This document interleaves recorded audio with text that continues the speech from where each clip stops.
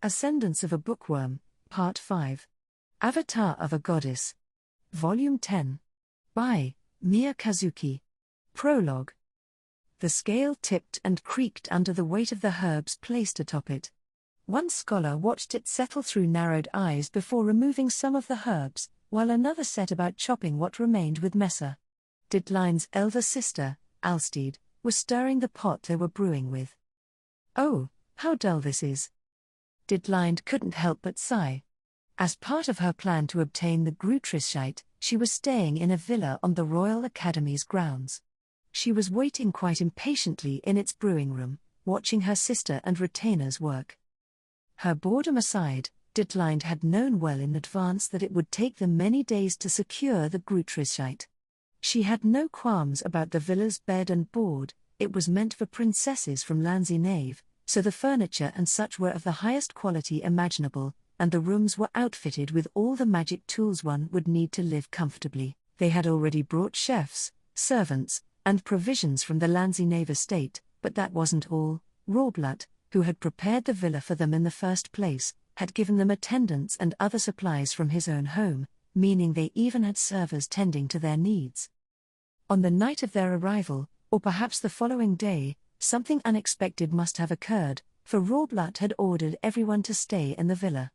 Some voiced their worries and concerns, but Ditline was unfazed. Being stuck in the villa meant she could spend each day as she pleased. "These really are tough times. Everyone expects so much from me." Ditline chuckled. The Lanzinavians had showered her with praise for teaching them to brew rejuvenation potions. They had watched longingly as she'd ridden her high beast and then listened intently while learning to create their own. It was thanks to her that they could now make themselves full sets of armor and produce their own mounts. Yes, her knights had technically taught them how to shape their armor, but the accomplishments of retainers belonged to their charge. The more she thought about it, the more favorable her circumstances seemed to be. Her jealous fiancé wasn't around to complain about her relationship with Leonzio, and there were no scholars demanding that she get back to work. It was paradise. "Not that I've been wasting my time here. Each day brings me one step closer to becoming the Zent. Nobody can accuse me of resting too much." It had taken Rorblut 3 days to lay the groundwork necessary for them to leave the villa without drawing attention to themselves. Leonzio and the Lanzinavians had gone to fetch their Stabstones, and just a day ago, Ditline had circled the Academy's shrines as part of the process to become the next Zent. Having to wait for Rorblutt's permission to leave the villa was inconvenient, but there was no helping it, since they did not have the entire Sovereign Knight's order on their side. But alas, not even Lord Rorblut was able to keep us hidden. Ditline had just finished cleaning the last shrine and was eager to take her next step toward the throne when Rorblut received a slew of ordonnances announcing that there were intruders at the Royal Academy. She and the others had needed to retreat into the forest and make their way back to the villa, where they were to wait until the Order relaxed its search. Could the timing have been any worse? It wasn't the first time Ditline had needed to wait in the villa, but that didn't make it any easier. Leonzio was stuck in his room waiting for his stab to be absorbed, meaning she had no one to keep her entertained. She had attempted to have a tea party with her elder sister to ease her growing boredom, but her sister had refused, since she had already agreed to brew with the scholars. "She's always like this." Alstede was an honor student and a responsible young woman who always did exactly as their mother instructed. As commendable as that sounded, it meant she would outright ignore Ditline until she was done carrying out whatever orders she had received. "Does she not realize that my demands take precedence? I will soon be the Zent, whereas our mother will only be Aup Ehrenfest." Nonetheless, Alstede had cast aside the proposal of a tea party with her younger sister to make rejuvenation potions and magic tools for Lords Rorblut and Gervasio. Ditline was far from impressed. "Mother isn't even here right now." Their mother had departed to obtain Ehrenfest's foundation. Ditline had no idea why the woman was so obsessed with such a backwater duchy. But if obtaining what she desired would make her less unpleasant, all the better. "Sister, that must be enough for now," Ditline said and rose from her seat. "We would not want to miss dinner." Though she had come to the brewing room, she had not taken part, She had simply watched while one of the attendants worked on her nails. "We have plenty of time," Alstead shot back. She made eye contact with the scholars, then returned her attention to the pot she was stirring. She really did value her brewing above a member of her own family. Ditline turned away and pouted. "Oh, but you cannot go to the dining hall in your brewing clothes, can you? You will need to return to your room to change. Let us not drag this out. If you insist on continuing to brew, then please make extra rejuvenation potions for me." "For you? We are making them for everyone." Alstead glanced at the scholars and said, "Is that not correct?" The scholars confirmed that they had made potions for Ditline as well. No, Ditline protested. "I want extra rejuvenation potions. Twice as many as anyone else should do. Those are my scholars brewing with you, remember, under normal circumstances, every single one of their potions would belong to me. The Lanzinavians are receiving some only as a result of my immense generosity. Preparing more for me should not be a problem at all."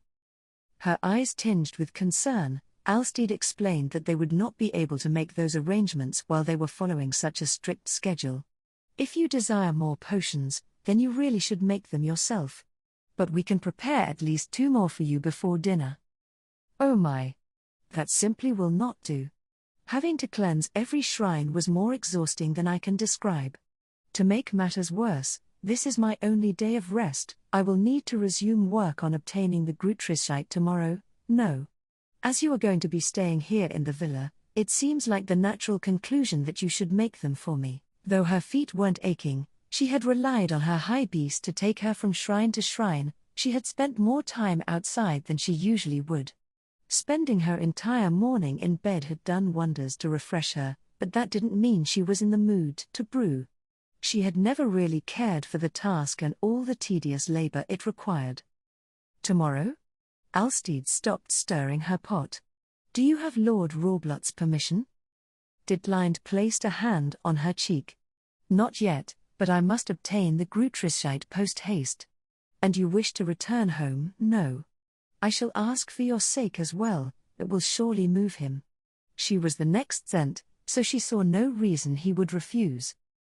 "Lord Rawblott has the entire Sovereign Knight's order to oversee. Let us wait here for him. You were spotted while circling the shrines, were you not? If you go outside without permission, I suspect you will get caught." "Caught?" Ditline cried, her eyebrows raised in outrage. "I am this country's next queen. To think anyone would mistake me for one of the intruders, even for you, sister, this is unacceptably rude." "I suppose so," Alstead muttered. Ditline sighed. How could anyone make such a basic mistake? There were times when she had to wonder whether the woman before her now really was her sister. "Do be more careful going forward," Ditline eventually said. "In any case, were you not desperate to return home?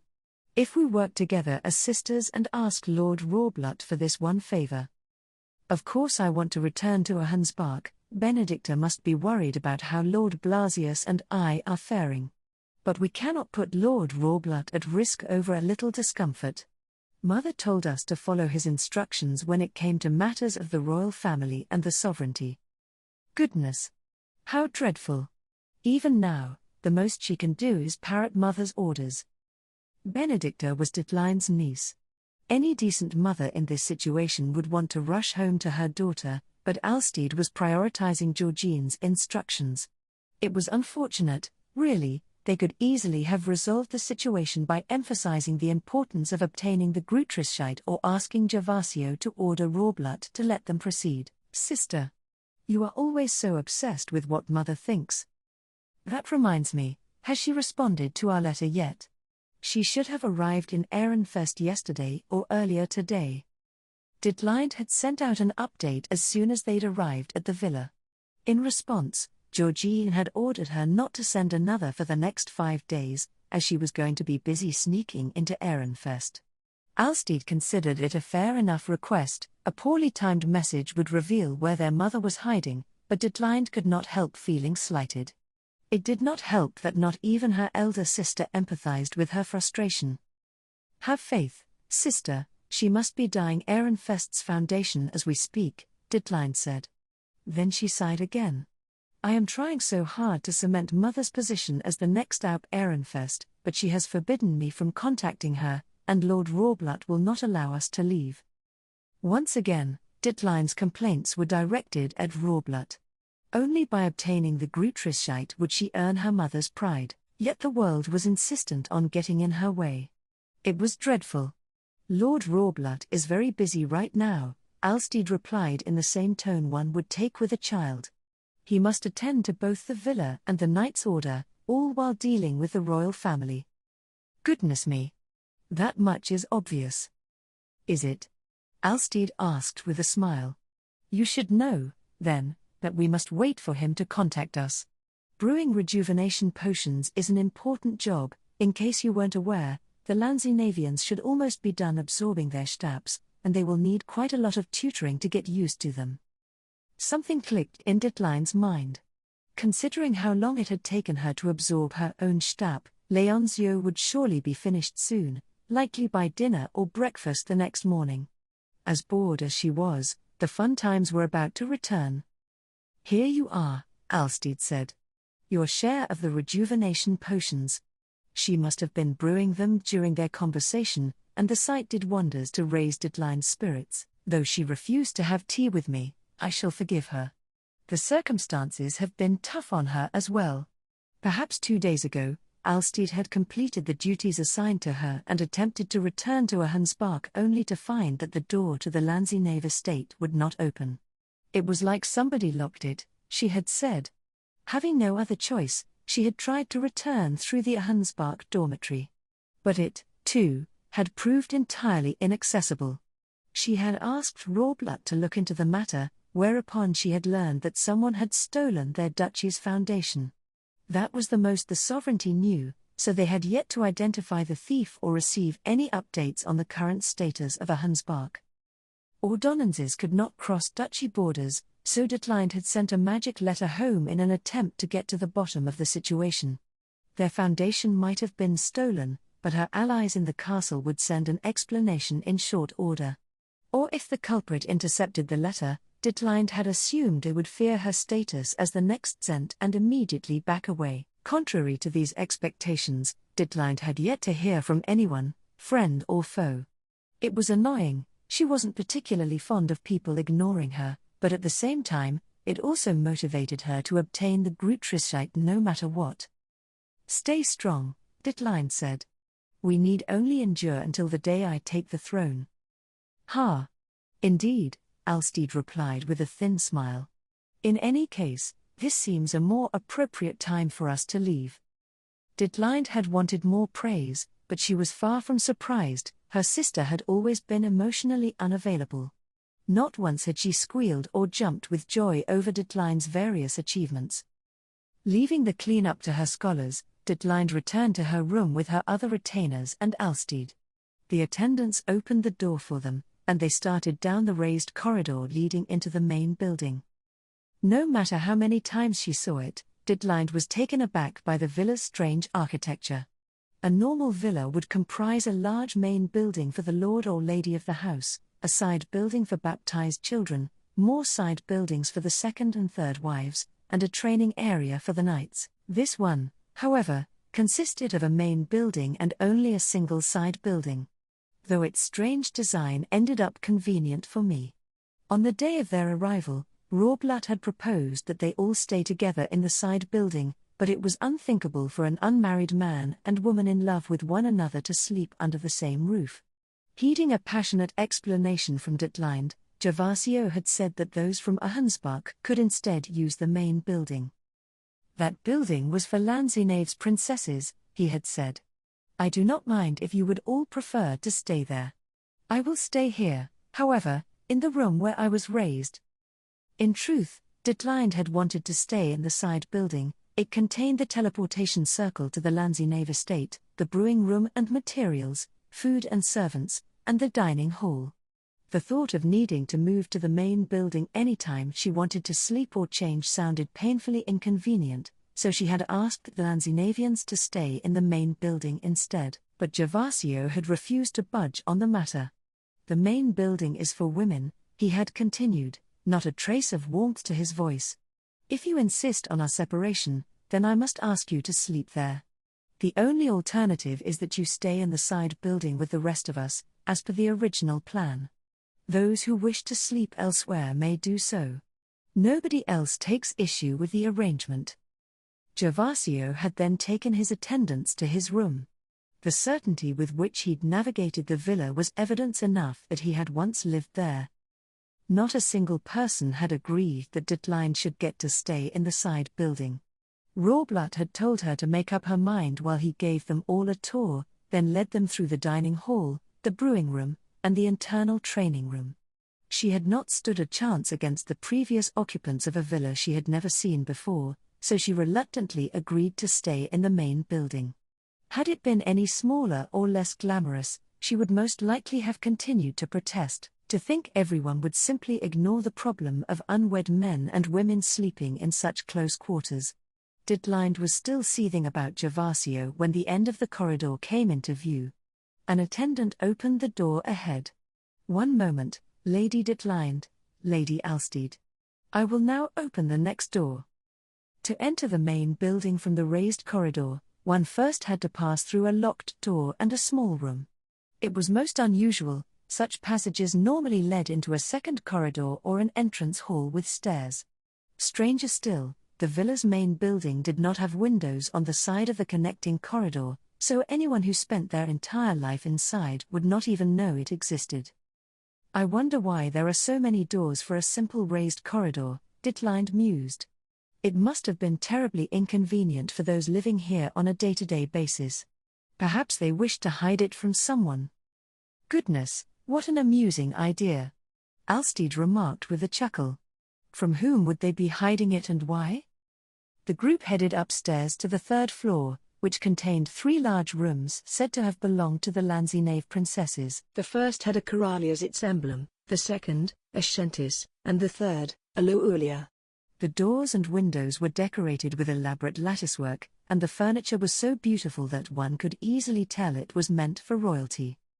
Detlein, Alsteed, and Blasius were currently staying in the 3 rooms. Blasius was displeased with the feminine decor, but not Detlein. She was actually quite satisfied. There were chambers for retainers connected to their rooms, but any men in their service were staying on the floor below. "Let us change and then go to dinner," Alsteed said. She went into the Coralli room, while Detlein entered its Loulia counterpart. Once they were changed, Detlein and Alsteed returned to the side building and made their way into the dining hall. The head count had increased since lunch, and even Leoncio had made his return. He appeared to be enjoying one of many lively conversations. "Oh, Lord Leoncio. I see you have absorbed your Stab." "Lady Detlein, only 2 days have passed, yet it feels like an eternity since I saw you last." "Goodness. Were you really that eager to see me?" Detlein's cheeks went bright red in response to the obvious compliment. Leoncio must have spent the entire 2 days thinking about her. "I would be positively delighted if you could arrange for me to start learning to use my Stab tomorrow. My mastery of such a powerful tool would surely be of great use to you." "Indeed. Rest assured, for you shall be tutored by none other than Jürgen Schmidt's next Zent." Lanzinavians tended to have exceptional mana capacities. They would make for lethal combatants once they knew how to wield their Stabs. There wasn't enough time for them to cover everything on the Royal Academy's curriculum, but the fundamentals of combat wouldn't take very long at all. Detlein was convinced that even she could teach absolute beginners, and the thought of being showered with as much praise as when she had taught the Lanzinavians to create high beasts made her feel giddy with delight. Incidentally, Giordano, a Lanzinavian envoy who normally stood behind and attended to Leoncio, looked around the dining hall. "I do not see King Gervasio here." Detlein was inspired to look around as well. As the man's bewilderment implied, it was rare for Gervasio to be absent, especially when he fancied himself the lord of the villa. "He is not here tonight," Rohrblatt's head attendant interjected. "He has asked that we eat without him." Rohrblatt's head attendant was staying in the villa rather than his usual estate. His most important duty was maintaining a line of communication with his lord. It was common for nobles working in the castle to tell their head attendant when they intended to return home and when to prepare meals. Rorblut was exploiting that to send orders and updates on the palace by ordonnance. The head attendant's duty was to convey his charges will to those in the villa and then return any information of considerable importance. King Gervasio circled the shrines with me just yesterday, Ditline said. He served as a decoy for me during my retreat. Perhaps he is still weary from that. Gervasio had gone to the library with Rorblut to draw the attention of the Sovereign Knight's order away from Ditline. She considered it only natural that her safety as the next Zent should come first, but she still appreciated the heavy burden he had chosen to bear. His absence was accepted with great magnanimity.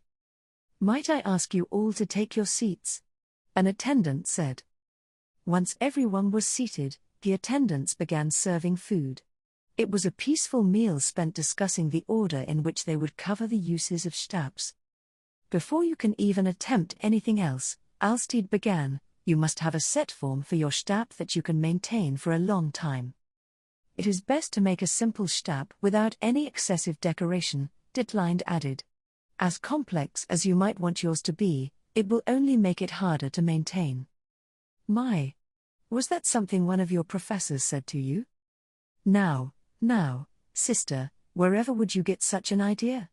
I am just speaking common sense." Even after dinner, the Lanzinavians were eager to learn how to use their Stabs. By the time 7th bell indicated it was time for bed, they had come up with set forms and even managed to shoot mana from them.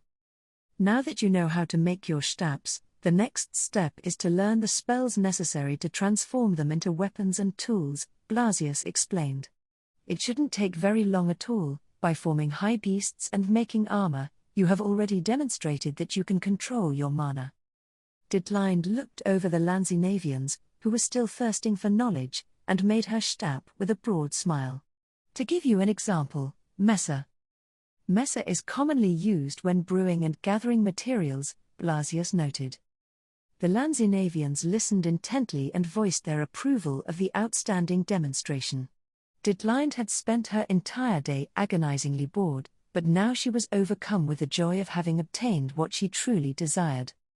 "And tomorrow is going to be even better." Unfortunately for Ditline, the dull yet peaceful tranquility of the villa was torn apart that very same night. Never again would she awake happy. The Royal Academy at night. Kischluessel. Erstad. Once the shimmering lights and the floating sensation were gone, I slowly opened my eyes. I'd cast the same spell that I always used to teleport between country gates, but my surroundings weren't at all what I'd expected. There were no movable roofs or stairs. We were in an empty room with fully white walls and a single door.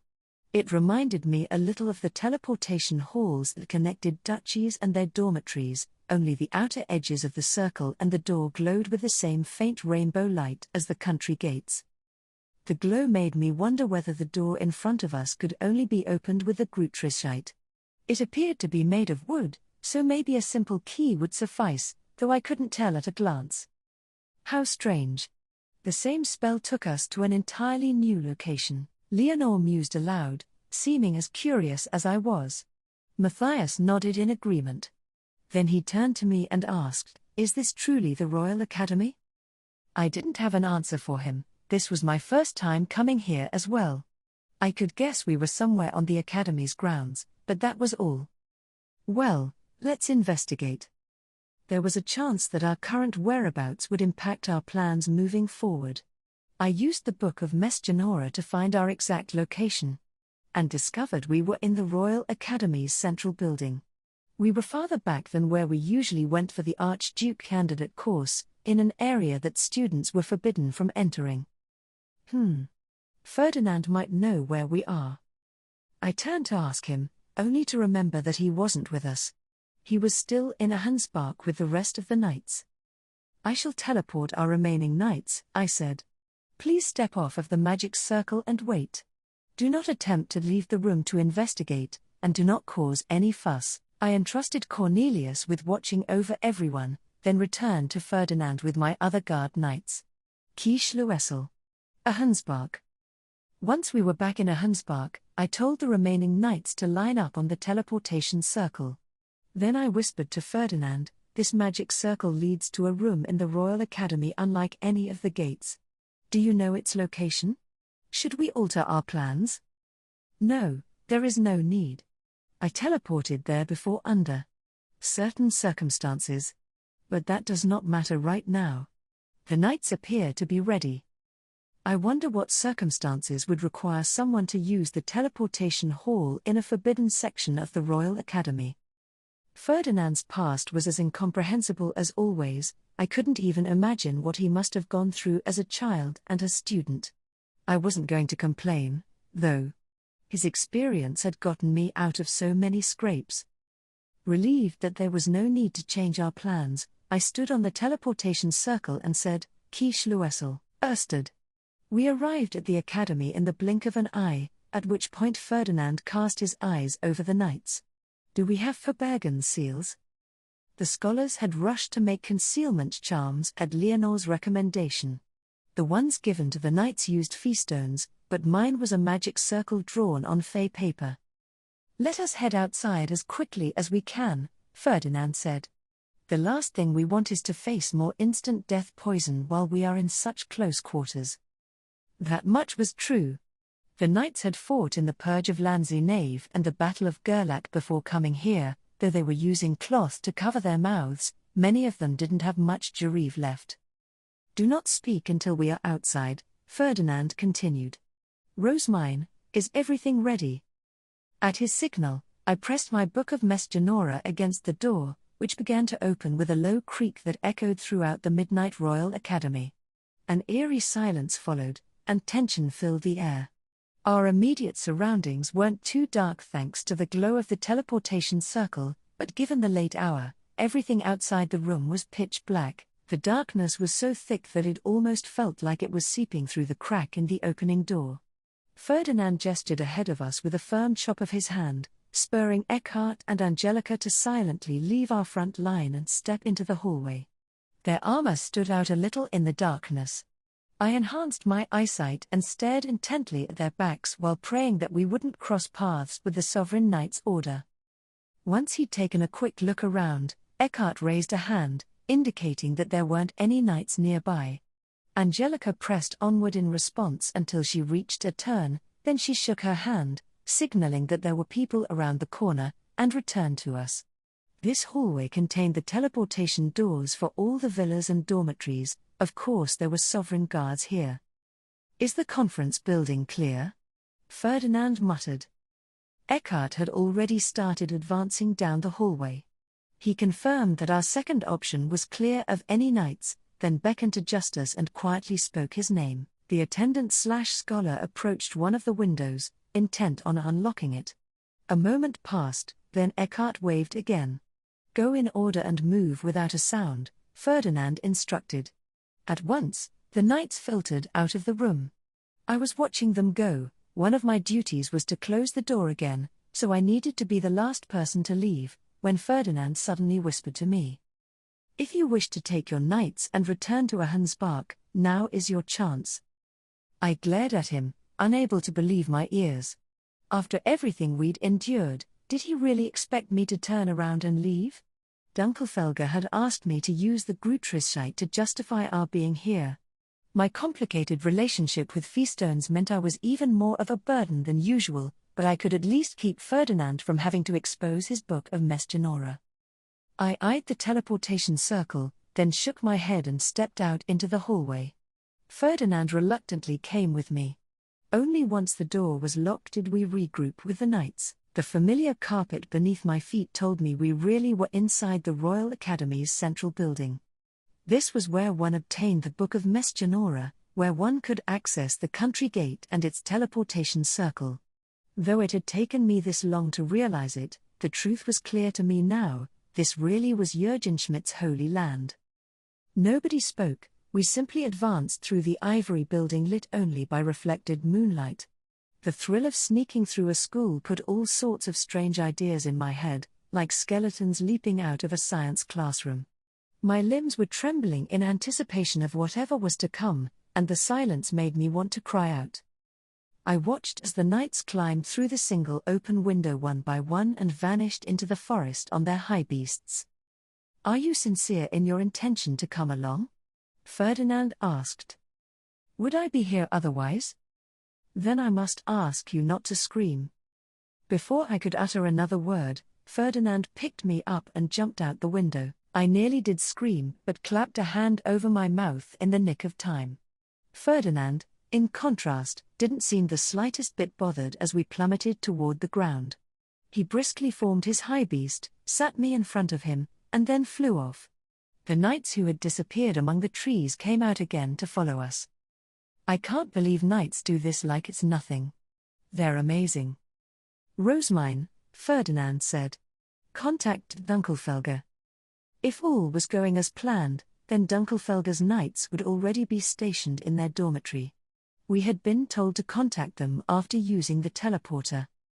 Right.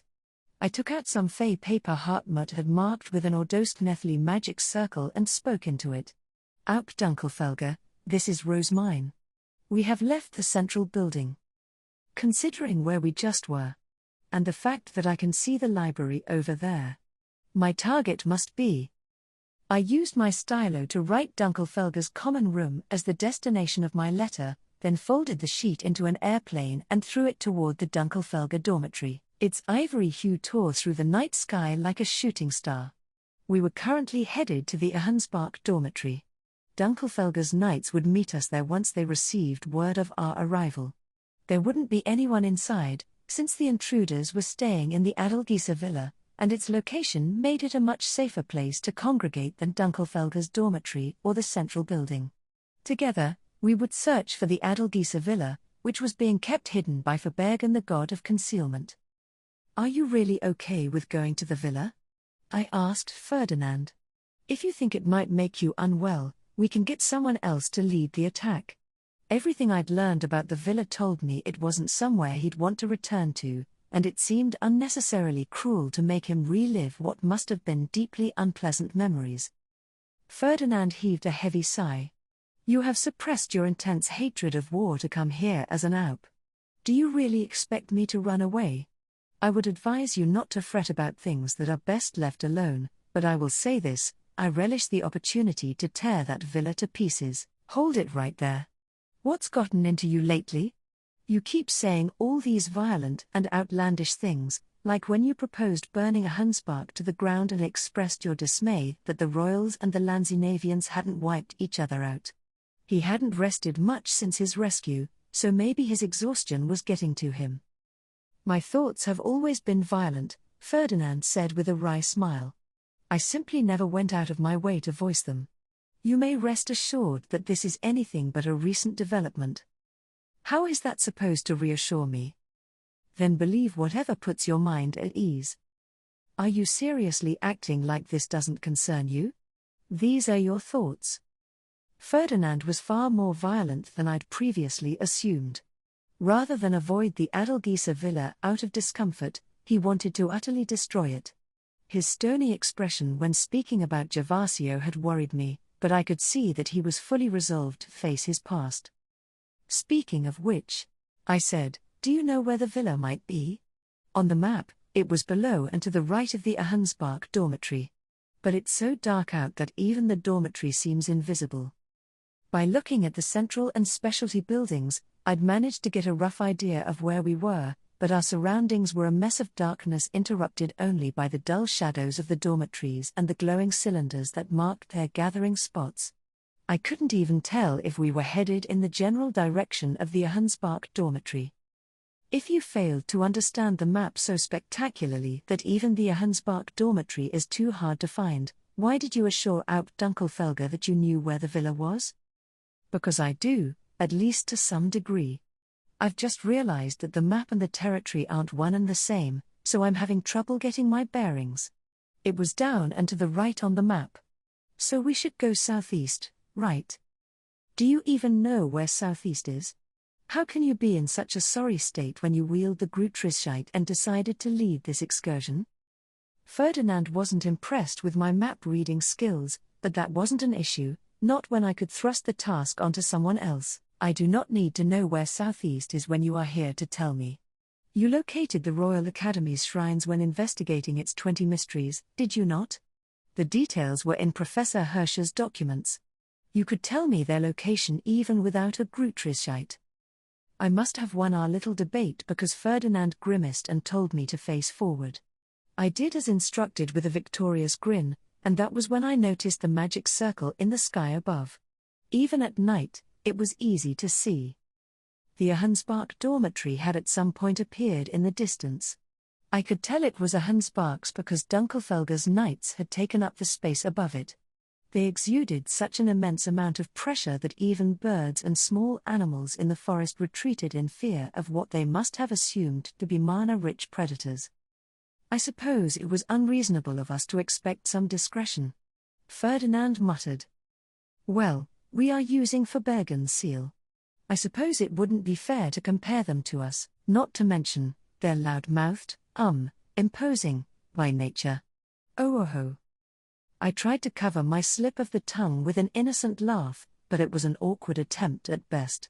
I was relieved, then, when an ordonnance arrived to spare me any further embarrassment. It landed on my arm and spoke. Lady Rosemine, this is Dunkelfelger. We have arrived above the Ahundspark dormitory. Where are your knights? The ordonnance was partway through its second repetition when Ferdinand grabbed it and told me to look away. He sent a response while I stared into the distance. This is Ferdinand. We are using Verbergen's seal, which has made us invisible to you, but we can see your forces. We shall rendezvous with you shortly. I watched the ivory bird soar through the night sky to deliver its message. Barely a moment later, our allies started to circle the dormitory. Were they searching for us? They're kinda like bees. Indeed, rather than simply waiting for us, they were swarming like bees desperate to inform their fellows of an especially lovely flower. I see. Heischitz is not the only one incapable of remaining still. Ferdinand remarked, clearly exasperated. Is this just part of their culture? Now that they are drawing so much attention to themselves, our attempts to be stealthy seem like a rather pointless endeavor. We had worn Verbergen's seal so that we wouldn't need to fight the sovereign knights in the central building. Now that we were outside, however, it made sense to remove them. We didn't want to risk Dunkelfelger hitting us by mistake. Ferdinand stopped using his seal and then took his high beast ahead of our front line. Troops, remove your Verbergen seals, he ordered. Everyone did as they were told, and our allies roared in excitement when they saw us appear out of thin air. They were right under our noses, one cried. I would never have noticed them. Lord Ferdinand, where is the villa? Another asked. Let us hurry there at once. Heischitz? Ferdinand replied. Why are you here? I see you came with more troops than we agreed upon. I was sure I'd recognized one of the voices, and now I knew why. Heischitz had decided to join the fray. So much for my assumption that he would sit this one out after fighting in Ahundspark and Gerlach. Maybe he hadn't taken no for an answer. Lady Rosemine, if you would guide us to the villa, said out Dunkelfelger. As it turned out, he was leading his duchy's troops. I went to greet him, but he raised a hand to stop me. Traditional greetings are not necessary on the battlefield. I must ask that we make haste. The Alp's voice was bright, and yeah, he wasn't even trying to hide his excitement. I turned to Ferdinand, convinced that one of us needed to say something to curb our allies' enthusiasm. Otherwise, they would descend upon the villa the moment it came into view. Ferdinand met my eye and took the matter into his own hands. We will now move to the villa's location and use magic circles of Anhaltung, the goddess of advice, to expose Verbergen's concealment. Only once we have checked whether the villa's barrier is active will we infiltrate it, attempt to capture as many of the traitors as possible. Ahundspark's mana burden moving forward would depend on the number of criminals who survived this encounter. In other words, we needed these traitors to be held responsible for their crimes and imprisoned so that we could wring them for all they were worth. To elaborate, Ferdinand continued, we know that Detleinde, Alsteed, and Leoncio are three orchestrators of this plot. Do not kill them unless it is absolutely necessary. Moreover, as they have antidotes and ways to counter instant death poison, we should expect them to use it without hesitation. Are you prepared to deal with this? Of course, Aup Dunkelfelger replied. We've used the intelligence from Hannelore Sortie to make sure we're ready. Now, allow me to share what we know of the enemy. Ditlein and her entourage comprise roughly 10 people, whereas Alsteed and her husband brought only their attendants. There were 12 Lanzinavian envoys who greeted me, 8 of whom wore feastone rings. These figures do not account for Gervasio, the king of Lanzinave. The king's presence meant we could expect any number of retainers, but much was true in both Lanzinave and Jurgenschmidt. Leonzio was a Lanzinavian royal as well, Ferdinand explained, and would therefore be acting with several servants of his own. We had no idea how many Lanzinavians had come to Jurgenschmidt on Gervasio's ship and relocated to the villa. Ferdinand had been poisoned at the time, and Letizia had been imprisoned.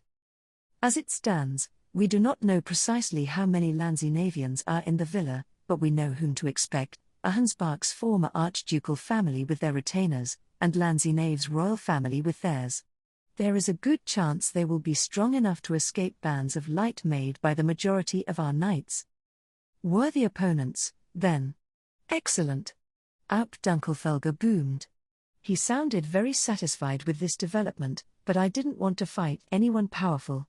In an ideal world, we would apprehend the intruders and then immediately tie them up. Rosemine, form your Grutrischeit and make a show of pointing it over there, Ferdinand whispered from behind me. I shouted, Grutrischeit, and pointed my shining book of Mesgenora in the indicated direction. I wasn't sure how, but Ferdinand must have decided that was southeast. The villa we seek is this way, I announced. Let us go. Hurrah! The knights roared, sounding especially eager as Ferdinand took the lead. The Adelgisa villa. Ferdinand glanced around atop his high beast, then slowed to a stop. We were above an expanse of trees as dark and empty as the rest.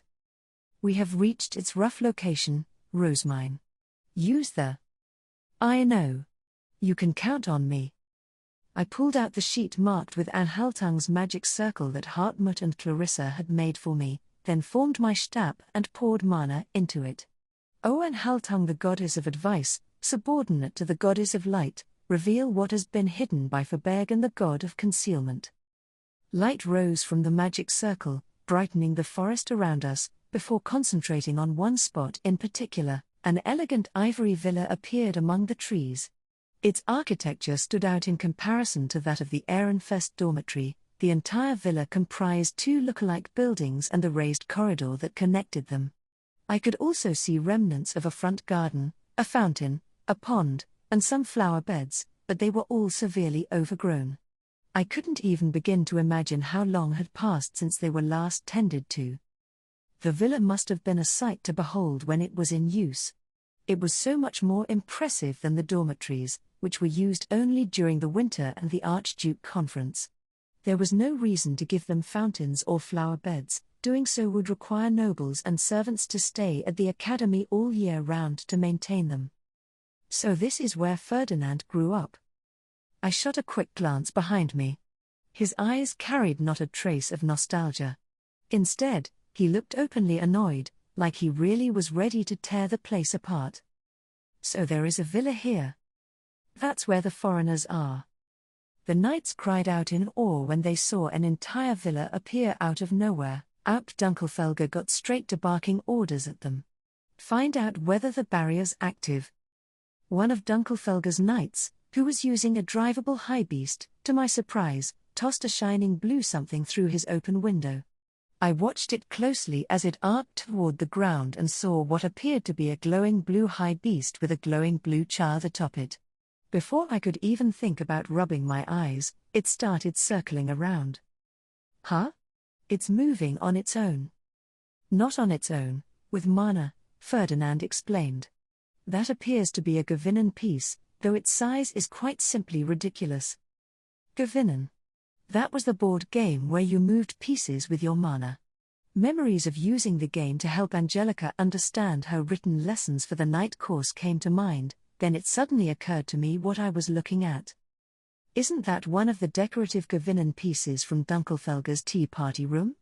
It brings to mind one of the 20 mysteries of the Royal Academy, the Gewinnen pieces that challenge people to ditter, I think. They are not just similar, they are one and the same. The event responsible for that legend happened not too long ago. I stared at him in surprise. Hannelore didn't know anything about it, though. How could she? It happened before she was a student, and everyone involved was sworn to silence. I have no further questions. The blue Gewinnen piece, which was about as large as a recently baptized child, flashed with white light before shooting toward the villa. It smashed through a window with a resounding crash. There's no barrier. Attack! Ab Dunkelfelger roared. I will strike from above. Heischitz, strike from below. Understood. The assault on the villa began with Ab Dunkelfelger's charge. He must have thought it best to start with the closest point of entry, for he landed on a third-floor balcony, completely destroyed its sliding door, and then rushed inside. His troops followed suit with equal enthusiasm, half smashed through windows on the same story as the Alp while the others crashed through balconies on the floor below. Commanders shouldn't be rushing headlong into danger, should they? I asked. My impression of orbs was that they stood regally in the background while their troops fought for them, but that wasn't at all what I'd just witnessed. Why did he not leave anyone outside to watch the villa? Did he just assume we would do it? Ferdinand muttered with a grimace, then turned. Strahl, take the first squad and investigate the Sovereign Knight's order. I wish to know why they have not reacted to any of the noise we have made. Yes, sir. We cannot allow Dunkelfelger to take all the glory, so let us strike the other building. 2nd through 7th squads, enter through the 2nd floor balconies. Focus your attack on the women's rooms on the 3rd floor. Gather your prisoners in the front garden. Yes, sir. 8th squad, watch over the prisoners. You are the only ones who will be able to recognize Leonzio of Lanzi-Nave. Yes, sir. If the 2nd through 7th squads were targeting the 3rd floor, why were they being ordered to breach the 2nd? I was about to ask, but then I realized that the 3rd floor didn't have any balconies. The windows had wonderful decorations of plants and animals, but each was covered with sturdy-looking bars. The two buildings are so similar, but this one doesn't have any balconies on its 3rd floor, I mused aloud. Why is that? Because of their intended residence, Ferdinand replied. Do you think new members of the royal branch family would live under the same roof as those destined never to be registered as Jürgenschmidt nobles? Ferdinand went on to explain that the side building had traditionally been overseen by the husband and wife of a branch family. The future king of Lanzi-Nave would be registered as their child, as would the girls to be raised as Jürgenschmidt princesses. The Lanzi-Nave princesses and their children, destined to become feastones, would spend their entire lives in the other building. The bars indicated that neither escape nor infiltration were permitted and represented the stark reality of how those who lived in the main building were treated. I suddenly understand your desire to reduce this villa to rubble. If only we could use your estate-destroying highbeast to accelerate the process. I suspect that creature of yours would complete the job in the blink of an eye. I spun around to look at Ferdinand, not best pleased about his teasing remark. Don't act like my lessee is a creature of untold destruction. The damage done to Gerlach's estate was the result of a series of very unfortunate coincidences. Nothing more. My tormentor chuckled, and at that moment, our first prisoner was thrown out of a window, bound with light. This reminds me of when Matthias was flung out of the estate. Ferdinand muttered as he brought his high beast to the ground. Our retainers landed as well. Stay here, Rosemine, Ferdinand said. I will give further orders from within. Ferdinand, You will only be a burden on foot. Stay here with the others and watch the prisoners. If any of them escape their restraints, bind them anew. You have more mana than any of the knights. I was basically dead weight now that I couldn't make my high beast, yet Ferdinand had still managed to find a purpose for me. He started giving instructions to my guard knights as well. Clarissa, instruct Dunkelfelger to bring their prisoners out here. At once. Knights, protect Rosamine. Do not let any harm come to her. Sir. Ferdinand then headed into the villa with Eckhart and Justus. The relevant squads followed after them. I stood in the garden and watched them go. Clarissa sent out an ordonnance. A short while later, some of Dunkelfelger's knights arrived with more prisoners, 3 in total, all tied up with light. They must not have expected an attack at this hour, as they were still wearing their night clothes. Even if the light of the magic circle and the Gavinan piece's loud entrance had alerted them to our presence, they wouldn't have had time to get changed. It would seem the building Dunkelfelger chose contains more people from Lanzinave than from Ahansbach, one of the latter duchy's knights observed while peering down at the newly arrived prisoners. All 3 of them were Lanzinavian envoys who had apparently been present when Leoncio had given his formal greeting. They looked up at us in complete silence, not even attempting to speak. "Here come more of them," someone said and pointed up at the sky. I gazed up at the prisoners being brought over just in time to see one of them tear apart the bands of light restraining him and attempt to flee from Dunkelfelger's knights. He must have had more mana than whoever had caught him. "That's Leoncio." One of the Ahansbach knights next to me shouted, spurring 5 of the 8th Squad's 10 knights to fly up into the air to help with his recapture. "Do not stand in my way," Leoncio roared. "I will become the next king of Lanzinave." He made a high beast and immediately started brandishing a stab. "Wait, what? Why does he have a stab?" "Leoncio is an envoy, not someone raised to be Lanzinave's next king. Right?" Lanzinavians weren't given stabs, only those registered as Jürgenschmidt nobles could obtain them. That was why Lanzinave sent princesses to the Adelgisa villa in the first place and why their next king came of age here in Jürgenschmidt. I also knew from Ferdinand that the last king to be raised in the villa was a man called Gervasio. He was old enough to have left for Lanzinave before Ferdinand was born, so I didn't have a clue what Leoncio was on about. Seriously, how on earth does he have a stab? We'd expected our foes to use instant death poison and silver equipment, not this. I couldn't help but frown at the unexpected development, at which point our 3 previously docile prisoners broke free from their own bonds and leapt to their feet. They had stabs as well, and they wasted no time shooting mana from them as they raced straight toward us. They were employing the same attack that Count Bindewald had used against me in the temple. "Rosamine!" Cornelius barked. At once, I turned my stab into a protective shield. These attacks were a lot stronger than anything Count Bindewald had thrown at me, but I wasn't the least bit concerned. Compared to all the other attempts made on my life, these mana blobs were straightforward and easy to defend against. Not to mention, I was surrounded by knights. Leonore and Lorenz formed their own shields in short order. Angelica, Matthias, and Cornelius all sprang forward and swung their swords down, cleaving the mana blobs and scattering their remains. Well, that was no surprise. Way back when, I hadn't known the first thing about combat, and Damuel's mana capacity had paled in comparison to that of Count Bindewald. But even then, we'd managed to defend ourselves against his attacks. Only the most arrogant combatants would use balls of raw mana in a battle such as this. The insinuation that one's opponents would succumb to such a basic attack was well and truly insulting.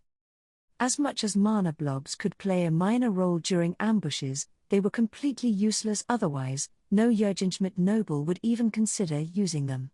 These Lanzinavians must not have known how to use their stabs properly. NGH.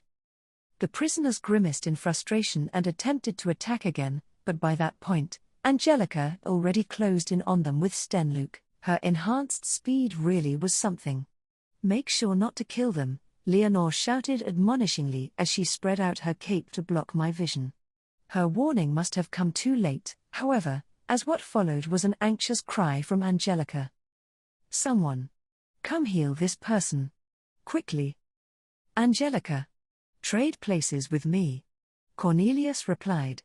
He had an aptitude for water, meaning he could cast healing spells to at least some degree. Leonore waited until our injured opponent had been tended to, then she put her cape down and allowed me to see again. Cornelius had used just enough healing to keep the prisoner alive before tying him up and pushing him in our direction. "Hartmut! We need Stab sealing bracelets on this one," he shouted. Hartmut rushed over and did as instructed. That was one foe dealt with. The remaining two were shooting out huge orbs of mana and seemed to be more capable fighters, but they had no other attacks, and they weren't anywhere near as well trained as the knights. They didn't even have silver equipment or instant death poison to rely on, maybe because we'd taken them by surprise or because Dunkelfelger had already disarmed them.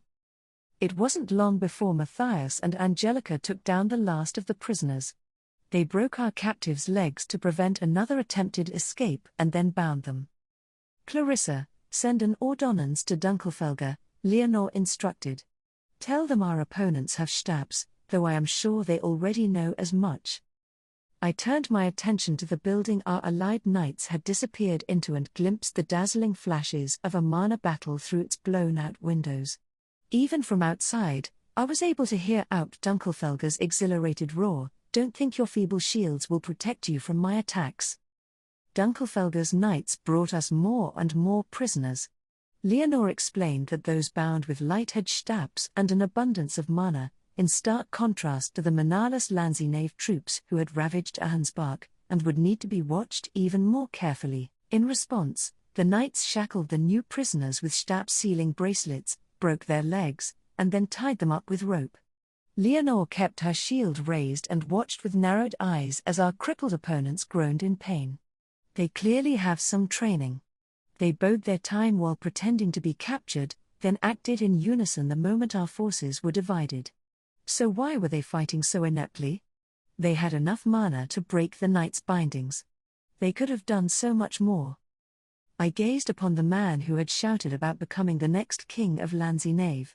Leonzio, was it? Like his peers, he was fighting us in his nightwear, his hair still a disheveled mess. Well, it was generous to call it fighting. He was continuously attempting to run away while our knights blocked his every means of escape. Leonzio's approach seemed no better than his allies. He was shooting raw mana from his Stab while attempting to flee on his high beast. He moved fast, likely a reflection of his immense mana capacity, but escaping an encirclement of 7 knights wouldn't be easy. Even from a distance, I could see that it was only a matter of time. He would surely be captured soon. "Perhaps they are simply inexperienced," I said. "It can't have been too many days ago that they obtained their Stabs. They had experience using high beasts and could shoot mana, but transforming their Stabs into weapons and using rot was still too much for them. In a sense, they were like me before I'd started attending the Royal Academy. Back then, I'd practiced using my high beast to gather materials and shot mana from my ring or granted prayers, but I'd not used a Stab before my classes." "So they obtained their Stabs just recently?" Leonore asked. "Indeed. Assuming they really are in cahoots with the Sovereign Knight's order, they should have requested aid the moment we launched our attack. There's no other explanation for why they haven't used rot, the first spell one learns at the Royal Academy." Leonore nodded, convinced. Lawrence kept his shield raised and a stern look on his face as he slipped into our conversation.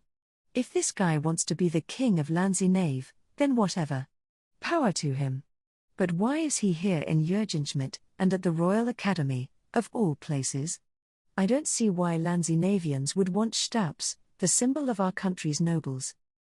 Maybe obtaining a Stab is necessary to become Lanzinave's king." Leonore mused aloud, likewise confused. "But plenty of our foes now have them. Could there really be so many claimants to the throne?" We didn't know enough about Lanzinave to draw any reliable conclusions. Foreign politics and the Adelgeisa Villa weren't part of the Royal Academy's curriculum, and our only reason for being here was to capture the Lanzinavians who had abetted Ahansbach's previous archducal family's treason. I certainly hadn't told my retainers what I already knew about the Adelgeisa Villa. "Rather than continue to speculate, we should just ask the prisoners," I said and pointed at Leonzio, who had now been caught through the combined efforts of Dunkelfelger's and Ahansbach's knights. Barely a moment later, a tremendous explosion resounded from the third floor of the building Ferdinand and the others had entered. I recoiled, and tension spread through us all as we turned to see the cause of the commotion. Every single window had shattered, showering the ivory footway below with chunks of glass that practically disintegrated on impact. Lord Ferdinand. What is the meaning of this? Came Ditline's shrill cry. She was so loud that not even all the noise could drown her out. I'd secretly hoped that someone else would capture Ditline. Ferdinand was stuck in such a violent mindset that I worried she might not survive an encounter with him. However, my concerns for her vanished when she continued to speak. You may be so desperate for my love that you escaped the jaws of death to find me, but nonetheless. Barging into a lady's room in the dead of night is unthinkably boorish and sour. Ditline's furious, hysteric cries were abruptly cut short. Someone had decided to silence her. That much was uncomfortably obvious. She took that tone with Ferdinand? Cornelius muttered. I hope Eckhart didn't just go berserk. He was worried that his brother might violate our command not to kill any of the orchestrators, and it was easy to see why. Ditline had made those insulting remarks to the very man she'd poisoned. Had it been me up there with them, not Eckhart, I would probably have gone berserk. Ferdinand would have intervened, I said. And even if not, he knows how to cast healing spells. Lady Ditline must be alive. I sincerely doubted that Ferdinand would allow anyone to contravene an order he had given. His excessively logical approach to everything did wonders to put me at ease. Ahensbach's knights soon arrived with a fresh batch of prisoners. Justice was dragging along an unconscious Ditline wrapped in bands of light. Her nightwear was covered in dirt, and mud clung to her gorgeous blonde tresses. It was scandalous for an adult woman to have her hair down in public. She would probably throw a fit when she woke up. Justice. She is alive, right? Eckhart's blow only knocked her unconscious, he replied. As much as it pains me to say it, our future plans require that we keep her alive. Her head did strike a few rocks while I was bringing her here, but I see no reason to fret about it. She has nothing between her ears to begin with. Justice wore a broad smile, but his brown eyes contained nothing but hatred as he glared down at Ditline. He wasn't even attempting to hide his disdain, and the same went for the knights who had arrived with him. That much was to be expected. Ditline's foolish actions were the reason countless Ahensbach nobles had died, and the entire duchy was now considered a land of traitors. Are the nobles here from Ahensbach? I asked as more and more prisoners arrived. It was a necessary question, as I couldn't distinguish the Lanzinavians from the people of Ahensbach. Yes, Lady Rosemine, one of the knights replied. These are Lady Ditline's retainers. As per the report we'd received, Ditline had at least 10 retainers with her. Perhaps there were more who had yet to be brought out, but the ones currently bound in front of me looked as though they had no idea how they had ended up in this predicament. Gags prevented them from speaking out in protest. The most they could do was stare hatefully at the Ahensbach knights who had captured them. The only one of the bound retainers I recognized was Martina. I must have grown too much for her to immediately recognize me and turn. She had to squint at me for a bit before her eyes widened in surprise. Anyway, looks like the two groups were staying in separate buildings. Every single one of the nobles taken from the building Ferdinand attacked was from Ahensbach. My attention strayed to a woman sprawled out next to Ditline. Her hair was the same indigo hue as Georgine's and Sylvester's, and she shared their dark green eyes. She must have been on edge because she was frantically looking all over the place. Soon enough, a red-haired man joined our gathering of prisoners. He seemed unusually arrogant for someone who was bound. His purple eyes were firmly locked on us. Lady Rosemine, these are Lady Alstede and Lord Blasius. Ooh, these two. Alstede was Georgine's first daughter and Ditline's elder sister. Blasius was her husband. As I recalled, he and his brother had been demoted to the rank of archnoble in the aftermath of the Civil War, and their mother, the second wife, was executed. The building has been subjugated, Ferdinand announced upon his return. How fare things on Dunkelfelger's side? Lawrence sent an ordonnance to confirm, and a response arrived almost at once. We have subjugated our building as well. Every hostile of note has been captured. We are currently checking for any hidden doors or passageways. Every hostile of note? Ferdinand repeated. His eyes betrayed surprise as he gazed upon our prisoners, seemingly looking for someone in particular. Is something the matter? I asked. I do not see Gervasio. The Lanzinavians here are all so young. I recognize most of them from the envoy's formal greeting. But Gervasio is not among them. Gervasio had set out for Lanzinave before Ferdinand was born, meaning he must have been in his 40s by now. I started to look around, and indeed, there was nobody that old among our prisoners. It was strange, especially considering that his retainers would probably be about the same age. Ferdinand removed Alstide's gag and said, "Where is Gervasio?" Alstide didn't answer the question. Instead, she stared at Ferdinand with all the grace of a startled deer and then screamed, "How are you still alive? And why are Hunsbark knights pointing their blades at me? To what end have Dunkelfelder's troops been, Gar?" Eckhart had thrust a foot into Alstide's back. She crumbled under the force of the blow, then coughed and spluttered, having been taken entirely by surprise. He glared at her with eyes full of malice and said, "You are in no position to ask questions. Answer him." Alstide recoiled in the face of such unexpected violence. As an archnoble through marriage, and one who had been raised as an archduke candidate, I suspected she had never been exposed to an attack like this before. Only when Eckhart grabbed a fistful of her hair and yanked her head up did she tearfully shout, "I do not know. We stayed in a separate building from the Lanzinavians. I do not know how Lord Gervasio spends his nights." The woman's shrieks rang out. She was shaking her head desperately enough that I was convinced she was telling the truth.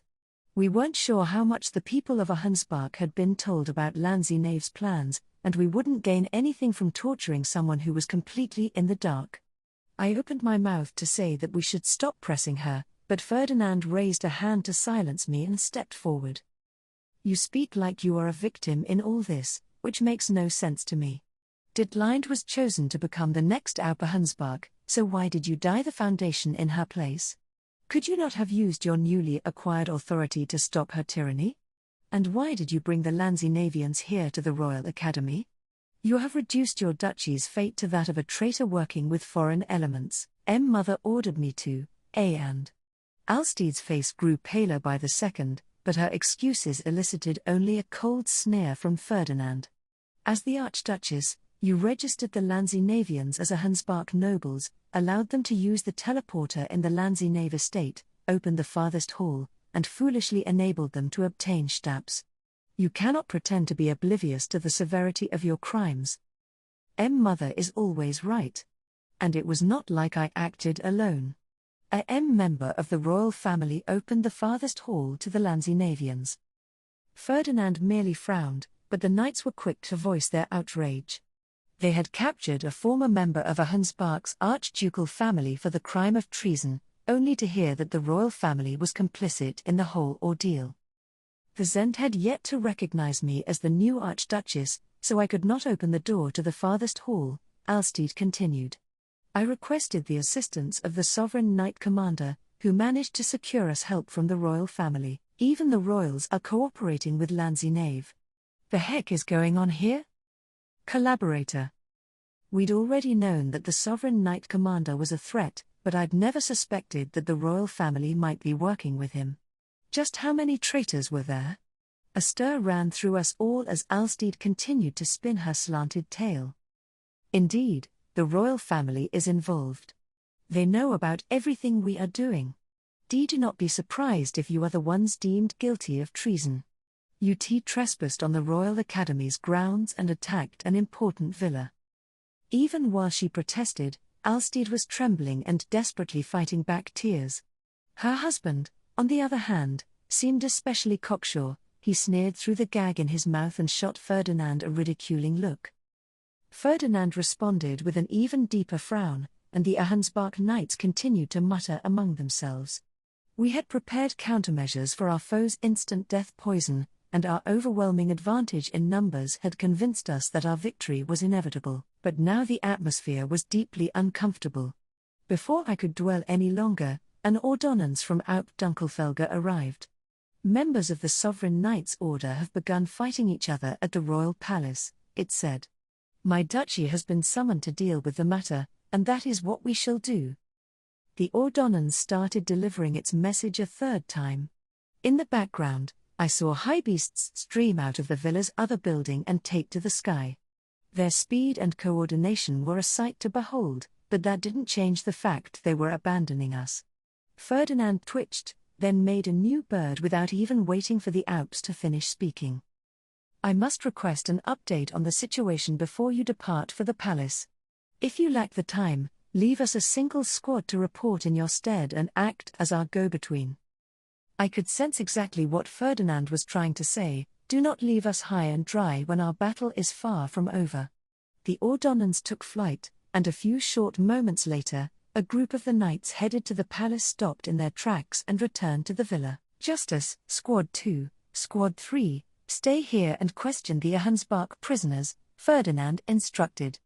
Hartmut, Squad 4, and Squad 5 are to question the Lanzinavians. I want to know exactly what they have done since they arrived and where Gervasio might be. Be quick, for time is of the essence. Yes, sir. Ferdinand waved a hand through the air, spurring the knights to begin moving the prisoners. Then he turned away to look at those who had yet to receive orders. Squad 6, take Alstede to that building over there and keep a close eye on her. Squads 7 and 8, resume Dunkelfelger's investigation. Squads 9 and 10, continue to search this building. Rosemine, assemble your guard knights and come with me. From there, Ferdinand gestured me onto his white lion and prepared to follow the squad transporting Alstede. Her screams rang out as one of the knights threw her over his high beast. I couldn't help but sympathize with her. She was about to have a thoroughly unpleasant journey. Ferdinand, why did you order for Alstede to be taken away? I asked as we took flight. She sounds so terrified that I actually feel sorry for her. She is used to obeying her superiors, making her our most likely source of valuable information. Isolating her from her allies should encourage her to speak. Furthermore, as she was the true Alp acting behind the scenes, she is bound to know at least as much as Ditlein. It made the most sense to prioritize her above her compatriots. Ditlein would not be able to converse with us in her current state, and anyone could see that Blasius had resolved not to cooperate. Well, okay then. It's kind of scary how logical that sounds. To be honest, Ferdinand continued, Alstede caused this mess. Had she not opened the border gate, Lanzinave's ships would never have made it into Jürgenschmidt proper. She welcomed chaos across our border, brought about the deaths of countless nobles, and traumatized the young Letizia. Having her dangle in the air for a short while does not even begin to make up for all the sins she has committed. Alstede obeyed orders from Ditlein and Georgine despite knowing how foolish and outright dangerous they were. I see no reason she would not cave to our demands. Good thing he's on our team. Yet another reminder that I should never get on his bad side. Alstede was soon thrown onto one of the villa's balconies. She stared up at Ferdinand with wide, terror-stricken eyes, unable to answer his questions. Her teeth were chattering too violently for any words to come out. Perhaps we should consult with Dunkelfelger. Ferdinand mused. Having entrusted Alstede to the 6th squad, he beckoned over the knights now standing with us on the balcony, Heischitz and 9 others. Was it really wise of your Alp to abandon our operation? Heischitz responded with absolute certainty, our greatest priority is safeguarding the royal family and the Royal Academy. How else were we to react to an appeal directly from the Zent? I could see where he was coming from, but still, it was problematic that his fellow knights had abandoned us halfway through the mission. As we made our way into the villa, Ferdinand inquired as to how far Heischitz's investigation had progressed. Then he instructed the 7th and 8th squads, both comprising Ahensbach knights, to start with the basement when they scoured the building. That reminds me, Heischitz said. We found all sorts of strange devices in the rooms we searched. Let me show you where we put them. We were taken to a room containing various tools I'd never seen before. There were silver tubes among them, but the rest were completely foreign to me. Ferdinand warned me not to touch anything as I curiously wandered around. He suspected that they all contained instant death poison. "We shall move this all to the Scholar Building at a later date," Ferdinand said. "I would receive all manner of criticisms if we took Lanzinave's belongings back to Ahenspark and monopolized them." I thought it strange that Ferdinand, of all people, would surrender an opportunity to research so many new technologies, but then I caught him muttering something about using the tools to bait other duchies to his side. I wanted to believe my ears were playing tricks on me, but then he stated his intentions more clearly. "I wish to use them for political bargaining." Am I actually wishing he'd act more like a mad scientist? I never thought the day would come. I clasped my hands and dedicated a moment of silence to those whom Ferdinand would drag into his political bargaining. Then I continued through the villa with him.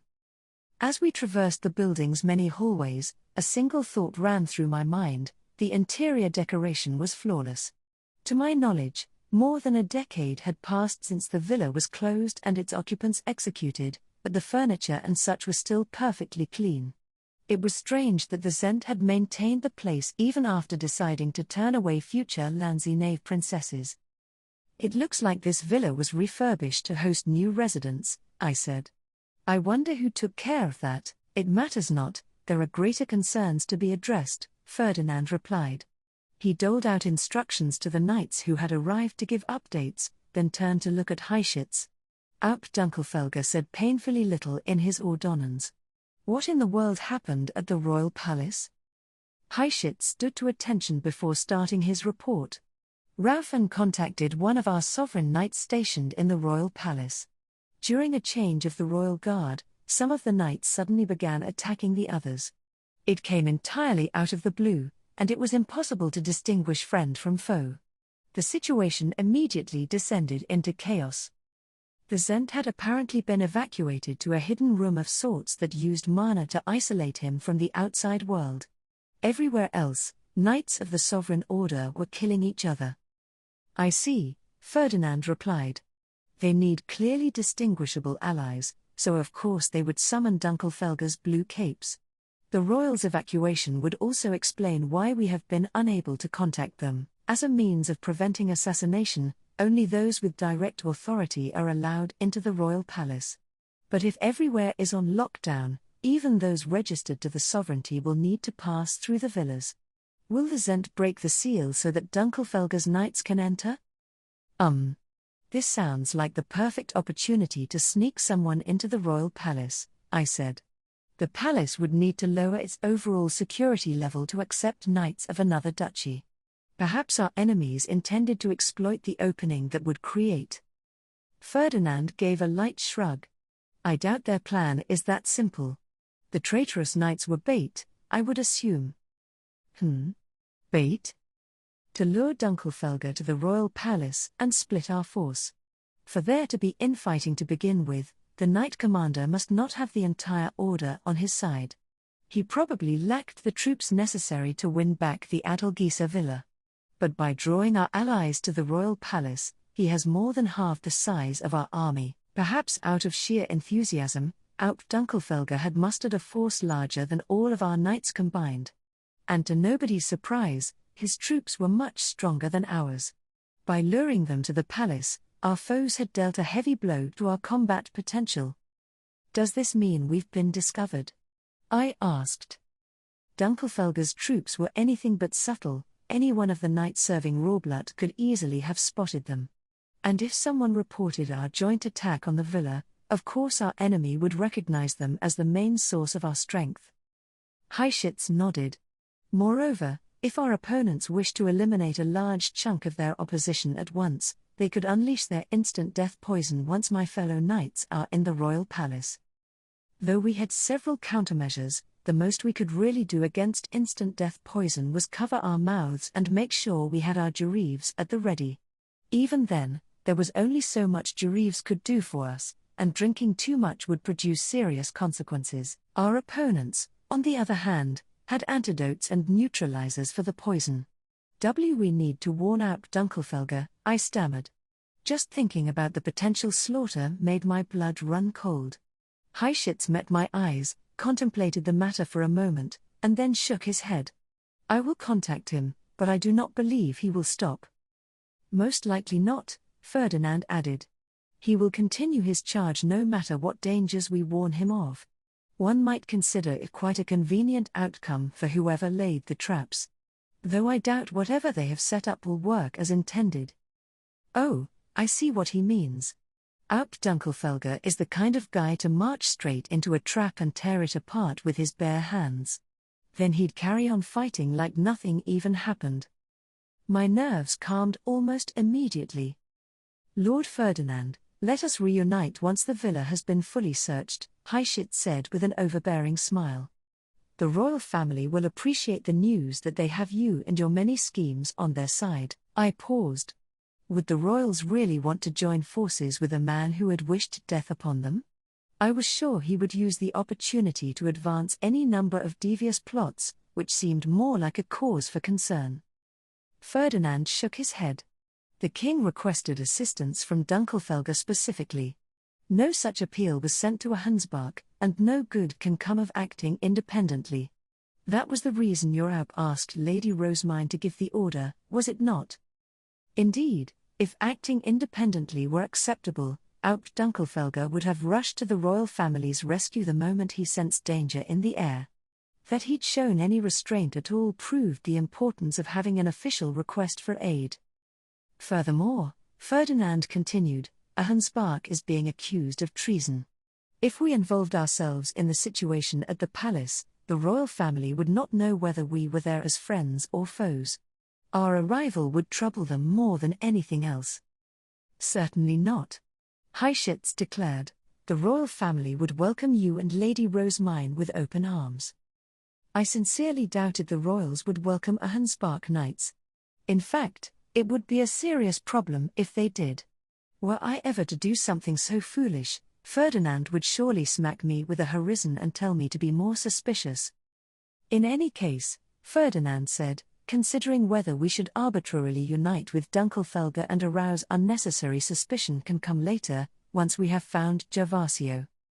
My duty as Hansbach was to capture Ditlein and the Lanzinavians, not get involved with the internal affairs of the Sovereign Knights Order. I wouldn't expect the royal family to help out if a similar issue plagued the Knights of Ehrenfest. The royals had once said it was up to us to solve our own problems, so I saw no reason to intervene.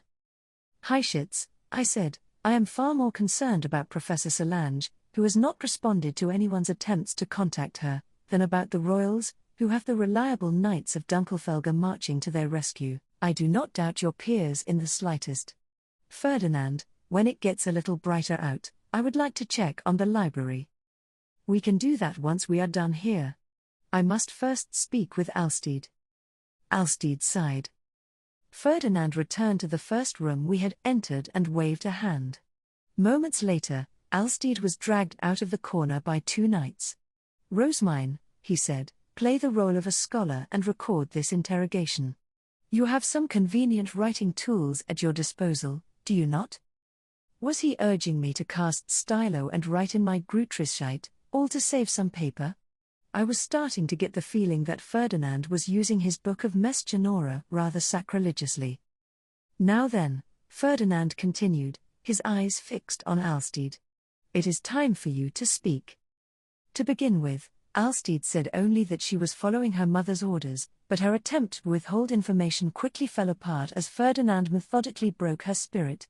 He revealed Georgine's death and the many crimes she had committed, went through Alstede's malefactions one by one, and then said that he would spare her pre-baptized daughter back in a Hansbach if she cooperated. That did the trick.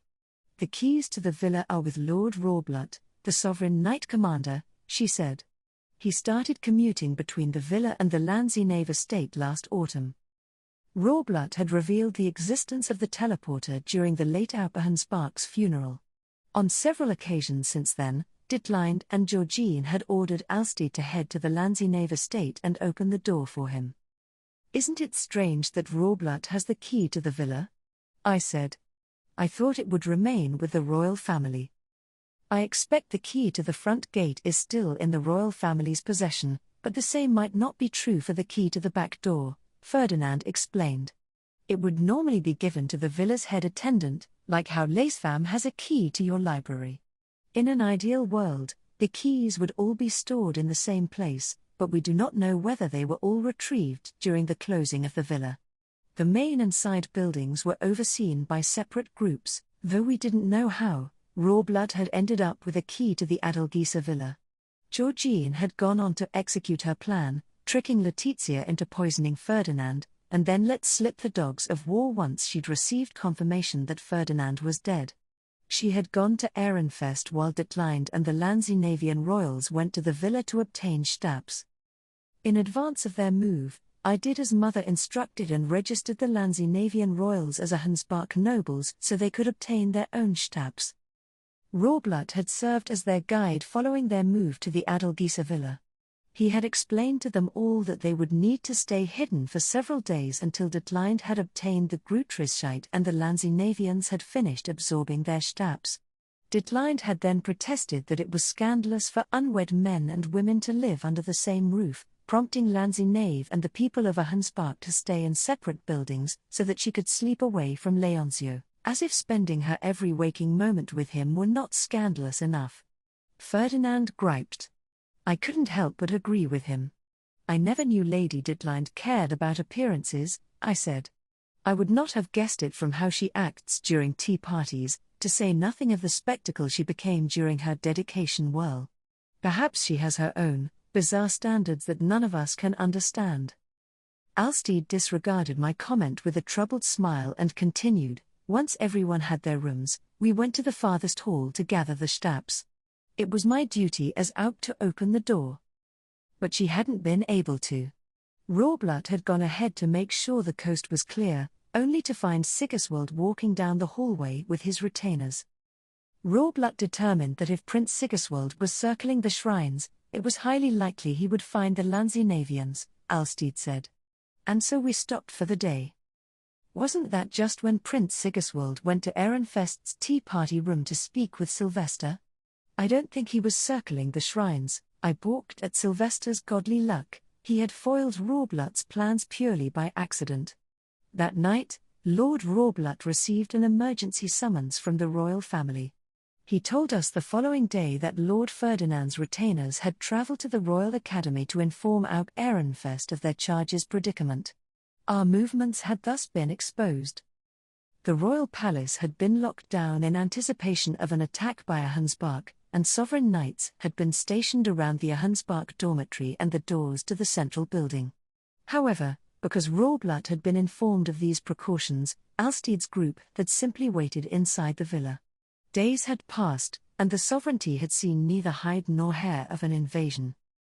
I spent my time brewing rejuvenation potions, waiting for the order to lower their guard, Alstede said. No matter what happened next, the potions were going to be useful.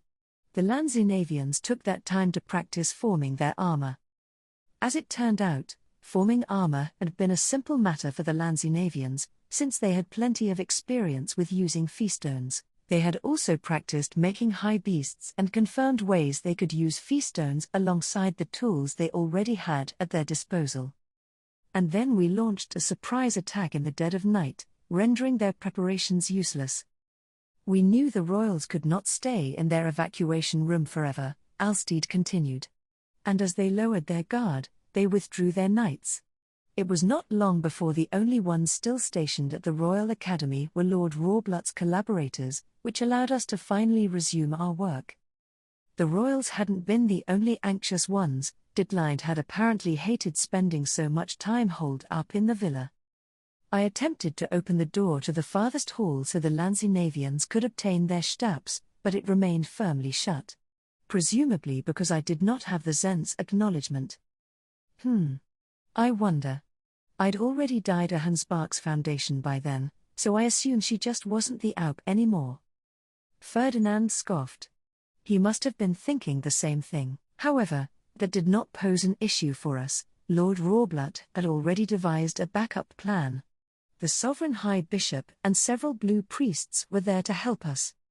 Each year, When spring prayer drew near, the sovereign temple submitted a request for the farthest hall to be opened.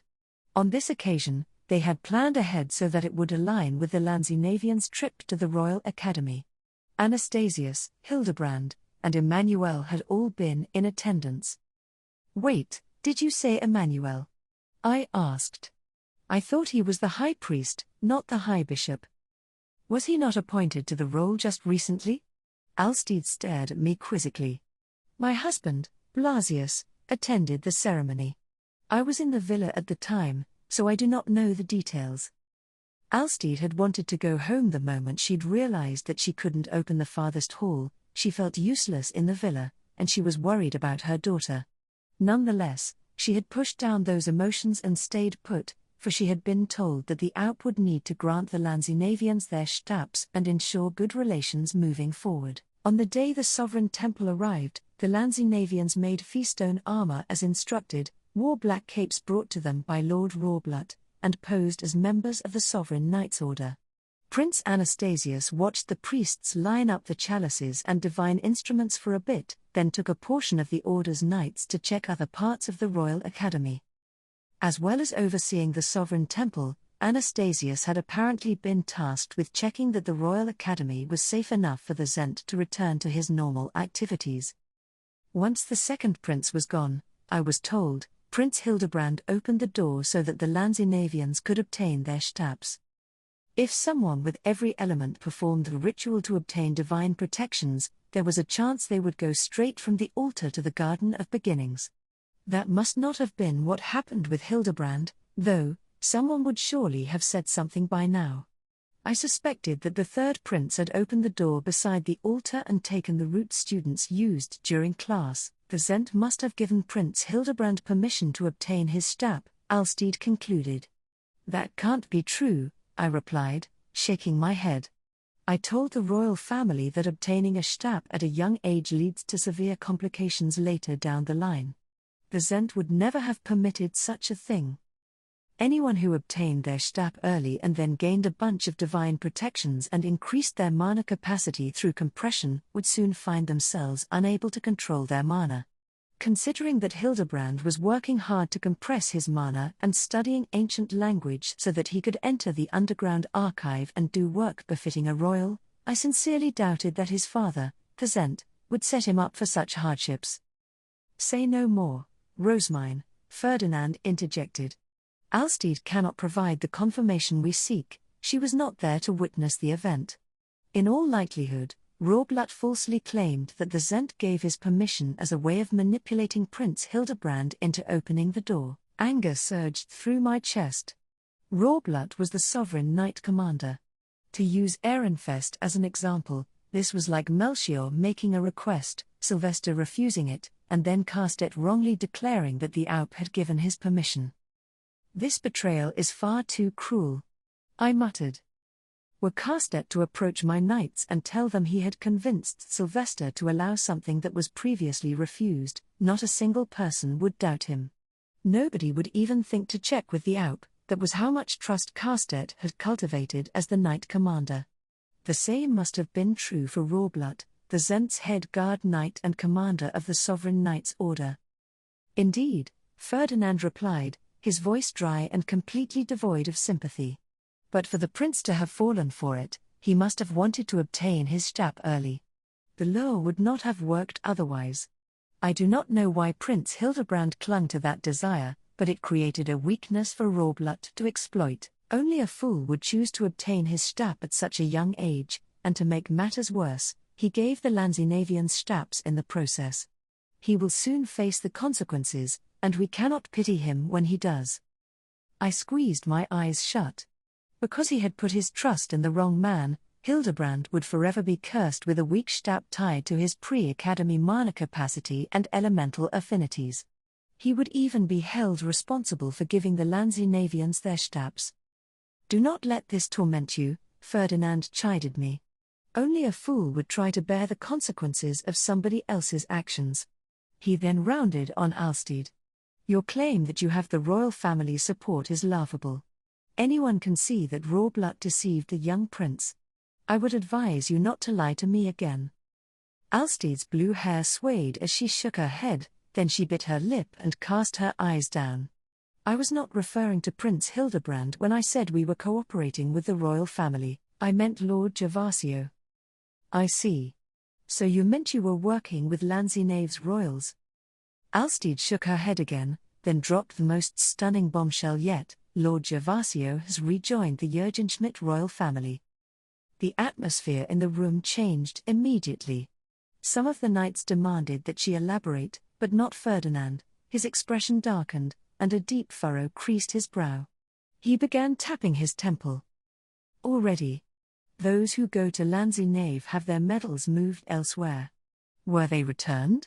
They should be in the possession of. I see. That was his true goal. For a moment, Ferdinand seemed relieved, like he'd just pieced together an especially tough puzzle. Then he let out a low, frustrated sigh. Come on, Ferdinand. I gave him a light smack on the arm. Don't leave us all in the dark. Tell us what you've figured out.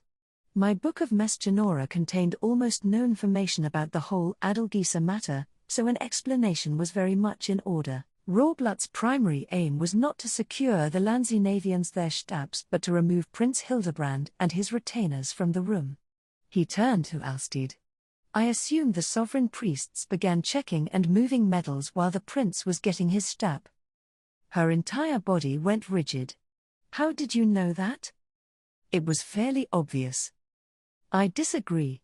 Please explain. Think of what happens when a person's medal is destroyed.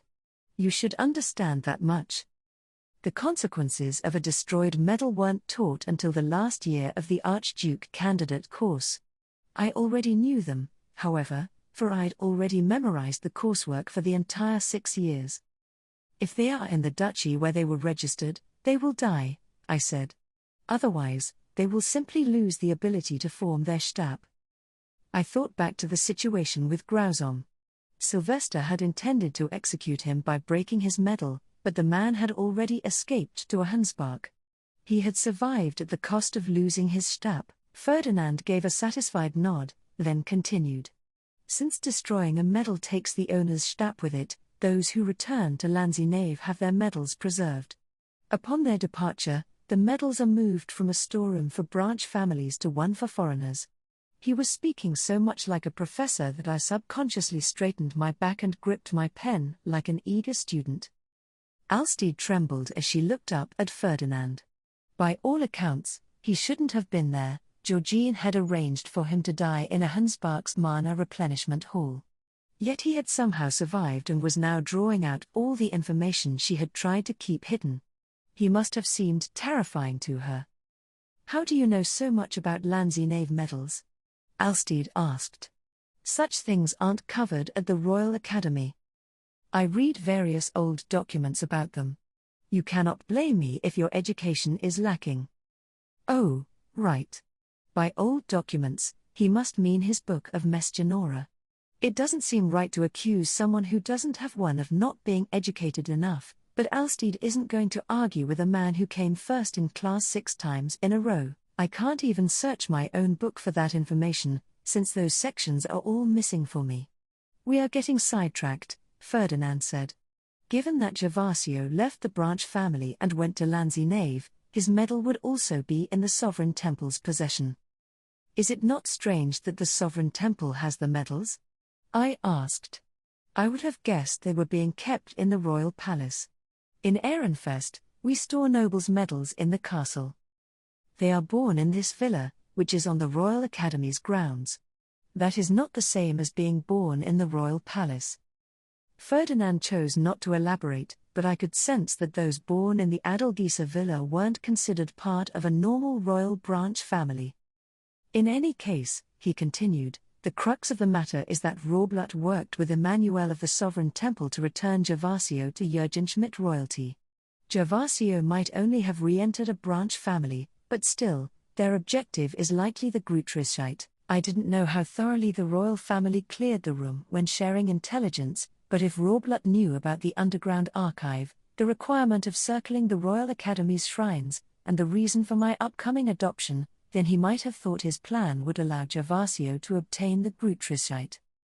The mana in the medal would confirm Gervasio's identity and make it clear to Emmanuel that he's omni-elemental, right? I asked. Yes. And if the Knight Commander identified the royal family as the source of his knowledge, a religious fundamentalist like Emmanuel would throw up his hands and welcome Gervasio with open arms. It must be known that the Sovereign Temple is made up of morons who would declare Detline the next Zent simply because she caused the selection circle to flash for the briefest of moments. By moving his medal, the Sovereign Temple had turned Gervasio from a foreign Landsenavian to the Jurgenschmidt royal closest to obtaining the Grutrischite. Thus concludes my conjecture, Ferdinand said. Though I suspect it was not far from the truth. Is that correct, Alstede? She nodded, still trembling. Could anyone be surprised that he was right on the money?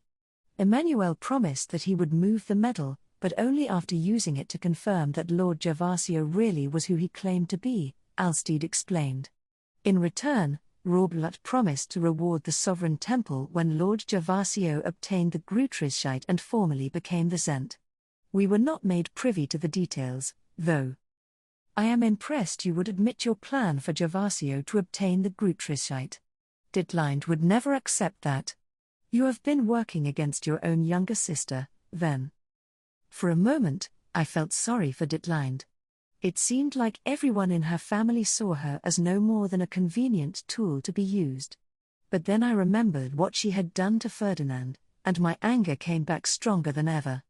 The only way I could avoid getting emotional was by focusing my thoughts on Roblut's plotting, his obtaining the key to the Adelgisa villa, contacting Ahensbach, and preparing countermeasures for anything that might go wrong all reminded me of Georgine's modus operandi. To think the Sovereign Temple was also under Roblut's control. I mused. This plan must have been set in motion long ago for its roots to run this deep. I never thought Emmanuel and Roblut would work together. They seemed so at odds with each other when my Bible was being searched. Something must have occurred since then that caused their goals to align, Ferdinand replied. He saw Emmanuel as the fool who had improperly identified a Zent candidate, but I would never forget the disturbing look that man had given me upon seeing my Stab transform into a divine instrument. The thought that he was working with Roblut shook me to my core. Rosemine, Ferdinand said, do you have any strong feelings about Emmanuel? He must have noticed the concern on my face. I met with him on several occasions while performing ceremonies at the Royal Academy. In that time, I came to discover his intense fixation with making divine instruments and reviving old rituals. The look in his eyes was so gross and scary that it disturbed me. I was used to fanaticism from my dealings with Hartmut, but that was nothing compared to what I'd seen from Emmanuel. There had been a particularly nasty light behind those grey orbs.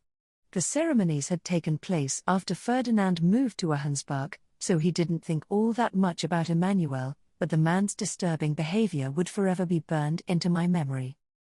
I see, Ferdinand said. To summarize, then, a troublesome and thoughtless fundamentalist with an obsession for the power of Eld cares only about returning the Grutrischite to Jurgenschmidt.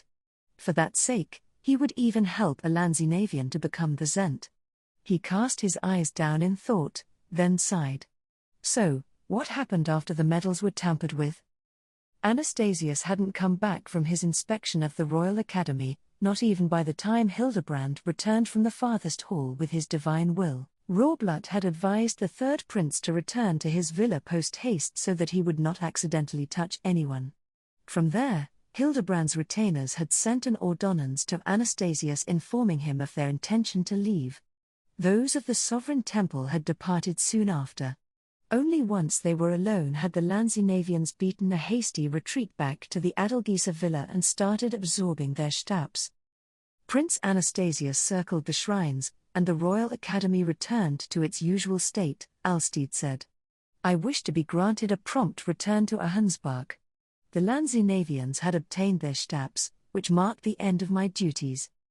However, when she had made to leave, the door within the Landsenave estate had refused to open for her. She had then tried to return home via the Ahensbach dormitory, but its door had also remained shut. She had reported these strange occurrences to Rorblut, who had returned the news that their duchy's foundation had been stolen. He had not known who was responsible or how Ahundspark was faring. In her anger, Ditline sent a letter to Ahundspark. We became even more devoted to obtaining the Grutrischite so that we could regain our foundation. In other words, I said, you casually circled the shrines. Each time someone said Ditline, I remembered seeing Ferdinand paralyzed and on the brink of death in Ahundspark's mana replenishment hall. My anger was getting harder to control, but I forced a smile and tried not to think about it. Sure, I might have sounded a little caustic, but I deserved to be praised for not taking things any further than that. Alstede looked troubled as she said, indeed. Lord Gervasio and Ditline circled the shrines with the help of the rejuvenation potions we made. That is the thing about my sister, though she may be a bit thoughtless at times and tends to think she is the center of the world, she is not a bad person at heart. She worked so very hard for our sakes. My blood started to boil. Alstede had given a pretty standard response for someone trying to defend her little sister, and it was true that I didn't know much about their relationship behind the scenes, but still. My head started to cool while the rest of me felt practically aflame. I couldn't remember the last time this sensation had overtaken me. I exuded mana through a smile and looked Alstede dead in the eye. Goodness, Lady Alstede.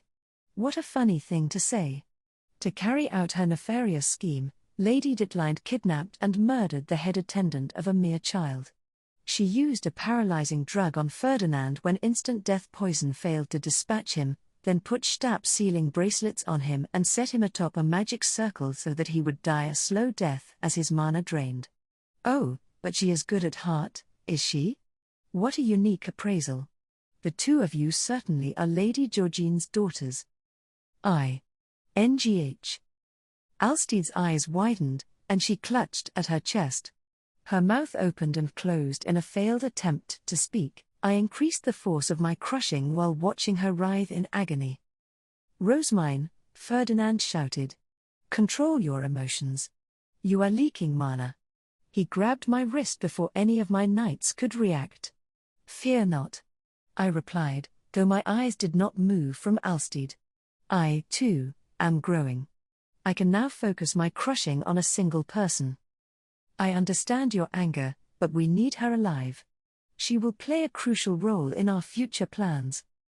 Ferdinand used his free hand to block my vision and interrupt the crushing. Alstede coughed and spluttered, while my retainers shouted my name.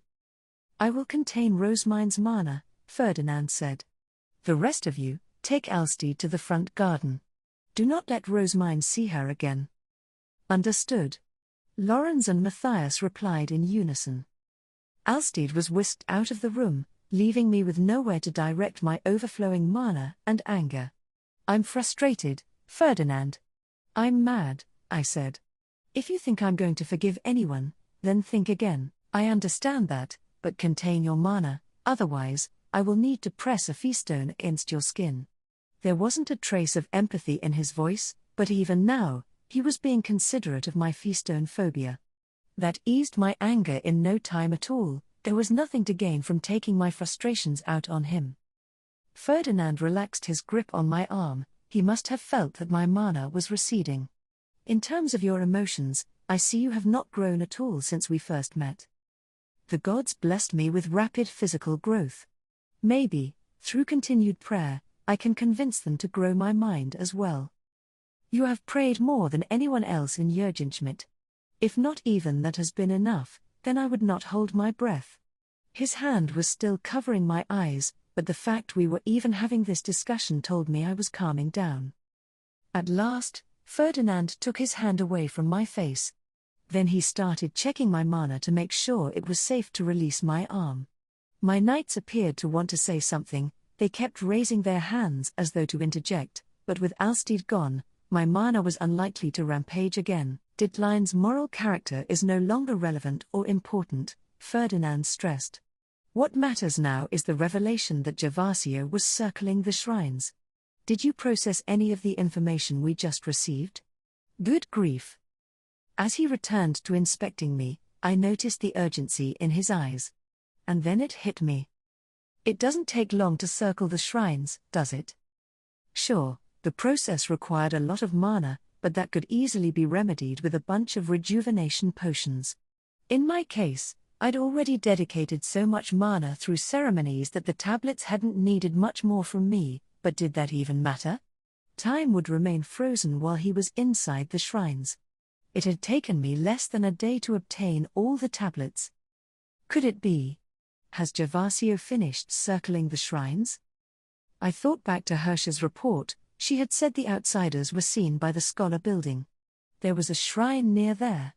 Assuming that Gervasio had already been circling them when he was spotted, it was likely he now had every single one of the tablets. Any anger still coursing through me dissipated in an instant. In an ideal world, Ferdinand said, Gervasio would be circling the shrines as we speak. Perhaps he thought it best to act under cover of darkness. But why would the Sovereign Knight's Order have revealed its treachery if not because he had already finished and was on the cusp of obtaining the Grutrischite? Rawblood and the others hail Gervasio as the next Zent. Where do you think he is now? The blood drained from my face. There was only one place someone in Gervasio's shoes would go. Professor Solange stopped responding to ordonances. Was that not what Hirscher told us? Ferdinand's cold, calm voice echoed in my mind over and over again. Rescuing Solange. My body trembled, and my breath caught in my throat. I couldn't shake the thought of Solange sprawled out and on the verge of death, like Ferdinand in a Hansbach's mana replenishment hall. We must hurry to the library, I said and turned to my knights. They nodded at once, having been listening to our entire conversation. It was heartening to see them all ready to go despite the suddenness of this revelation. I stepped toward Cornelius, only to feel a hand again grab my arm. Hold on, Ferdinand said. There are decisions to be made first. To begin with, who will stay here, who will go with you, and who will go ahead of you? I turned around and glared at him. There is no time for that.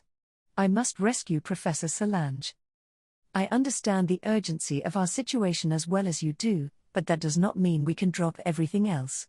We must share the intelligence we have gained and decide what to do with the prisoners. Moreover, who has the key to this villa? There is a chance that Gervasio's group will return while we are at the library. We had no idea where Gervasio was or what he was doing. He might have been at the library trying to get the Grutrischite, but maybe he was still circling the shrines or fighting at the royal palace in an attempt to kill the royal family. If we can squeeze their objectives and current whereabouts from the prisoners, we might be able to plan ahead, Ferdinand continued. Furthermore, if we leave too few guards here, Gervasio's group could manage to free their allies. We will be at an overwhelming disadvantage if they recover the tools we have confiscated and rearm themselves. Ferdinand regarded me with stern eyes as he went on to list all the potential dangers. We conquered the villa so easily not just because our opponents overestimated the strength of Verbergen's concealment but also because we attacked with overwhelming numbers in the deep of the night. We came up with a plan and successfully executed it. That does not mean our might is vastly superior to theirs. The outcome of a battle where they are armed and ready cannot be known to us.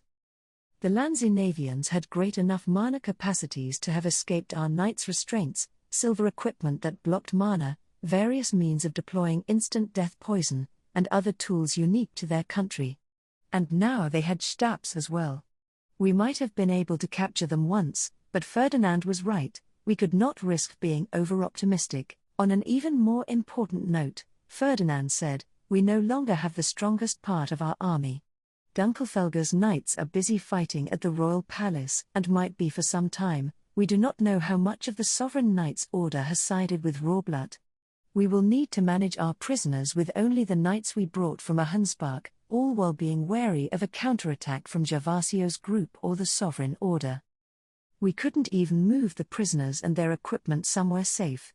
The fact that I'd yet to make brooches for entering the Hansbach dormitory limited our options. Ferdinand continued, both entering the Royal Academy's library and passing through the door to the underground archive will require Professor Solange's assistance.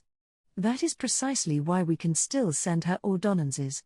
At no point did Professors Herscher or Raufen say their birds refuse to fly to her, so we can safely assume she is still alive. Wait just a brief moment until we have given out our instructions, but what if we end up being too late as a result? Even the slightest delay could have serious consequences. Can you blame me for wanting to get Professor Solange out of danger? Let me go on ahead, at the very least. I would never have the patience to wait for him to finish delegating. Still grabbing my arm, Ferdinand shot my knights a sympathetic look. I suppose you charged into a Hansbach with the same momentum? If you truly cannot wait, then order your guard knights who are not named sworn to you to scout ahead. Do not follow them to the library until they have confirmed it is safe. But why? I demanded. I wanted to go there more than anyone, so why was he denying me? Ferdinand gazed down at me without a word, then reached out and pinched my cheek. You are getting too worked up. Calm down. There is a reason you must not go there. The library's magic tools can sense their master's mana. I cannot be sure how they would respond to your name sworn, who are under the influence of your mana, but we should err on the side of caution. If our enemies really are there when those two Schimmels announce your arrival, who knows what they might do? Perhaps they will prepare an ambush or take Solange hostage. My eyes widened in response. The moment someone puts a weapon to Professor Solange's throat, we will need to remain passive, Ferdinand informed me. You wish to save her, but rushing to her rescue will put her in the most danger. Send your guard knights to investigate the area first. You will need to go there eventually. One must be at least an archnoble to reach the underground archive and an archduke candidate or member of royalty to enter. On top of that, there are things you will need to do as the master of those magic tools. Wait until then. In the face of such a logical argument, what was I to do? I couldn't charge ahead and risk putting Solange in even greater danger. Lady Rosemine, Cornelius said, as Lorenz and Matthias are names sworn to you, Angelica and I shall take some of the other knights to scout out the library, thank you. Cornelius waited for Lorenz and Matthias to return from moving Alstede, then he and Angelica set out for the library. He had probably chosen Angelica over Leonore because she was armed with Stenluke and boasted such tremendous speed. Ferdinand was darting here and there as he gave everyone their new orders. He told Heischitz's group to put Lanzineve's equipment into a hidden room with which he was registered. Many of these tools cannot be understood at a glance, he said, making them especially dangerous if we want to avoid a constant barrage of poison. Seal away all the silver weapons and armor. Looking at this equipment, attacking at night with such an overwhelmingly large force was the best move, Heischitz remarked as he and the others gradually moved their mountain of tools into the hidden room. Had we attacked when the Lanzinevians were awake and able to use all this, even Dunkelfelger would have lost knights. The abundance of silver weapons and armor before me was evidence enough. It went to show just how seriously our foes had taken their invasion. Ferdinand, is there anything I can do? I asked. Just sitting and waiting is painful. Would you look into what separates the royal family from its branches? I wish to know what Gervasio can do now that he has returned to the latter. There may be things I do not know in your book. He hadn't even hesitated to give me a task. I made my Grutrischite and started researching the royal branch families. Their members could apparently enter the library without being registered, but they couldn't go any farther into the underground archive than I, as they weren't part of the main family. In that case, it is unlikely that Gervasio has already obtained the Grutrischite, Ferdinand said, the tension draining from his shoulders. He sent ordonnances to Hartmut and Justus requesting updates on their interrogations, then started dividing the knights into those who would go to the library and those who would stay to guard the prisoners. I waited impatiently for him to finish. A white bird came in and perched on Ferdinand, then reported in Cornelius's voice, "Given the time, the library's doors are locked." We circled around in search of another entrance, and while we could not find one, we did glimpse a faint light through the office's windows. It was almost first bell. No matter how much of an early riser Solange might have been, she would never have left her room while her attendants were still asleep. Cornelius went on, "We could gain entry by breaking one of the windows, but we consider it too dangerous to act without reinforcements. I am bringing some now, Ferdinand said in response. If you see no traces of a break-in, then do not attempt to force entry. The library's magic tools will eliminate intruders without question. Stay among the trees on the south side until you reunite with Rosemine. Ferdinand had thoroughly investigated Schwartz's and Weiss's creation, so he knew exactly what the tools would do to anyone who entered the library through illicit means. I closed my ears to his description, not wanting to hear it. Then he extended a hand to me. Let us go. Right. 60-some knights tore through the night sky. Hartmut and Justus were staying behind to watch over the prisoners, but the rest of our retainers were with us. Hartmut was very disappointed, Clarissa told me. He said the library was something of a miracle hotspot for you. She started repeating all the miracles Hartmut had raved about while counting them on her fingers. I intervened when she was partway through an exaggerated and excessively flowery account of my first trip to the library and my excitement-born blessing that had revived the magic tools. It was best to keep a Hansbach's knights in the dark about my embarrassing history. My long-term goal was to turn their duchy into a massive library, and to that end, I needed to become a librarian respected by all. We rendezvoused with the knights hidden in the forest south of the library. Cornelius and the other scouts hadn't seen any sovereign knights on the premises, but they had noticed the occasional ordonnance fly out of the library and toward the central building. Upon their arrival, they had also spotted guards in the hallway that connected to all the dormitories. Taking the library's front entrance is out of the question. It sits in full view of the central building's connecting hallway. But if we enter through a window, the reading rooms will provide. No, we will not be doing that, Ferdinand interjected. We have the magic tools owner with us, we can simply enter through the back door. He pointed to the outdoor stairway that connected the garden outside the librarian's dormitory to the second closed stack archive. I could see the door Solange had allowed us to escape through during last year's Archduke conference, when Detleinde had almost spotted us. Won't it be locked? I asked. You can summon the library's magic tools and tell them to unlock it. It wouldn't be that simple, but I climbed onto his high beast nonetheless. We landed outside the library's back door. Schwartz, Weiss, I said. Could you let us in? There was a pause, and then a click as the two Schimmels unlocked the door for us. They welcomed me as they always did. Here, milady. Been a long time.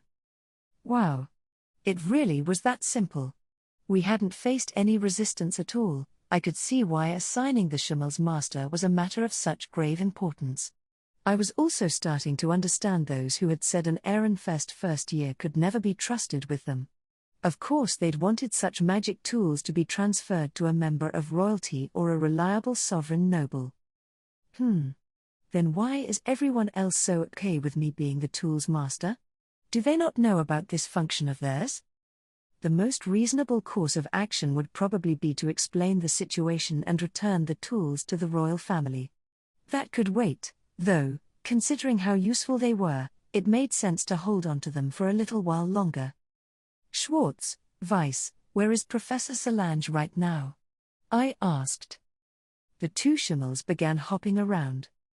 Solange, in her office. Solange. Not moving. I charged to her rescue without even thinking, or at least I tried to before Ferdinand grabbed me. Not yet, he said. Heischitz. Right. Heischitz went ahead of us and cautiously entered the office, bringing along several knights proficient with healing magic. One of them confirmed that Professor Solange was inside, motionless, and that the room was free of traps. At once, Ferdinand shot forward. He was moving so briskly and with such broad strides that I couldn't even hope to catch up with him. Was this really the same man who had advised us to hang back a moment ago? Apologies. In my scramble to follow Ferdinand, I'd managed to lose my balance. It was a good thing he'd turned just in time to catch me. I was still recovering from my shock when he set me back on my feet, told me to come with him, and then sped into Solange's office. His rushing on ahead was just cruel. Hold on, Ferdinand, I called. But as I tried to speed up to match his pace, Leonor raised a hand and urged me to stop. Might I advise you to slow down, Lady Rosemine? But Lord Ferdinand is acting for your sake. He wishes to confirm Professor Solange's status before you see her and provide some extra healing if she needs it. When a man shows you such immense consideration, it is best to gracefully accept it. There was kindness in Leonor's indigo eyes, and she took a graceful step forward as if to lead me by example. Before I could do the same, I heard Ferdinand cast Hailscometz's healing and saw a green flash come out of the office up ahead. Leonor was right. Professor Solange, are you okay? I asked.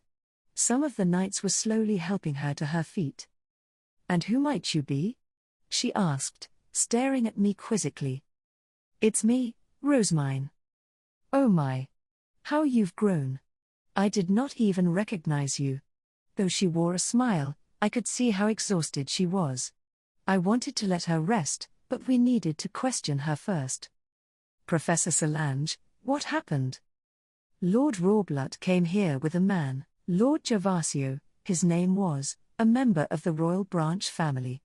I do not expect you to know him, but he wanted to obtain the Grutricite. He was exactly as I remembered. You know Gervasio? Ferdinand asked, his eyes narrowed. As I understand it, he was educated in the villa and did not attend the Royal Academy. The nostalgia faded from Solange's eyes, replaced with curiosity. I am surprised that you know him, Lord Ferdinand. He had to move far away a very long time ago. He used to come here all the time back when I was first assigned to the Academy's library. Between the end of spring and the end of autumn, it was, after the Archduke Conference concluded and the arch-librarians took their leave. Your reminiscing can wait, Ferdinand said. Where is he now? Solange looked around at the knights, well aware of the tension hanging over us all, and shook her head. I apologize, but I could not tell you. He came yesterday evening. Schwartz and Weiss said that Hortensia had arrived, so I went to welcome her, only it hadn't been Hortensia. Solange had come out to find Gervasio, Rawblutt, and a group of sovereign knights. Hortensia had succumbed to her illness and climbed the towering stairway, she continued. Lord Rawblutt told me he had come to retrieve her belongings from her room. Rawblutt had used Hortensia's feastone to enter the librarian's dormitory and go to his late wife's room. In the meantime, Solange and Gervasio had reminisced about old times. Lord Rawblutt returned in no time at all, Solange explained. Then he told me to give him the keys to the underground archive. Weapons were thrust at me, and with the life of my attendant on the line, I complied and gave him what he wanted. Gervasio had claimed that he didn't want to hurt an old friend, which was why he'd merely sealed Solange's stap and tied her up so that she couldn't seek help. The sovereign knights with them had then died the keys before their group had continued to the underground archive. Lord Gervasio said that he would release me once he obtained the Grutricite, but here I remained. I even heard them leave the library. Given their loud, impatient footsteps, I imagine he failed to obtain it. Solange gazed down at her bindings, clearly upset, and said, some way to treat an old friend. Then what is Gervasio doing now? I mused aloud. I didn't expect anyone to have an answer, I just couldn't fathom where he might have gone. Gervasio just like Milady. Gervasio went to Gramps.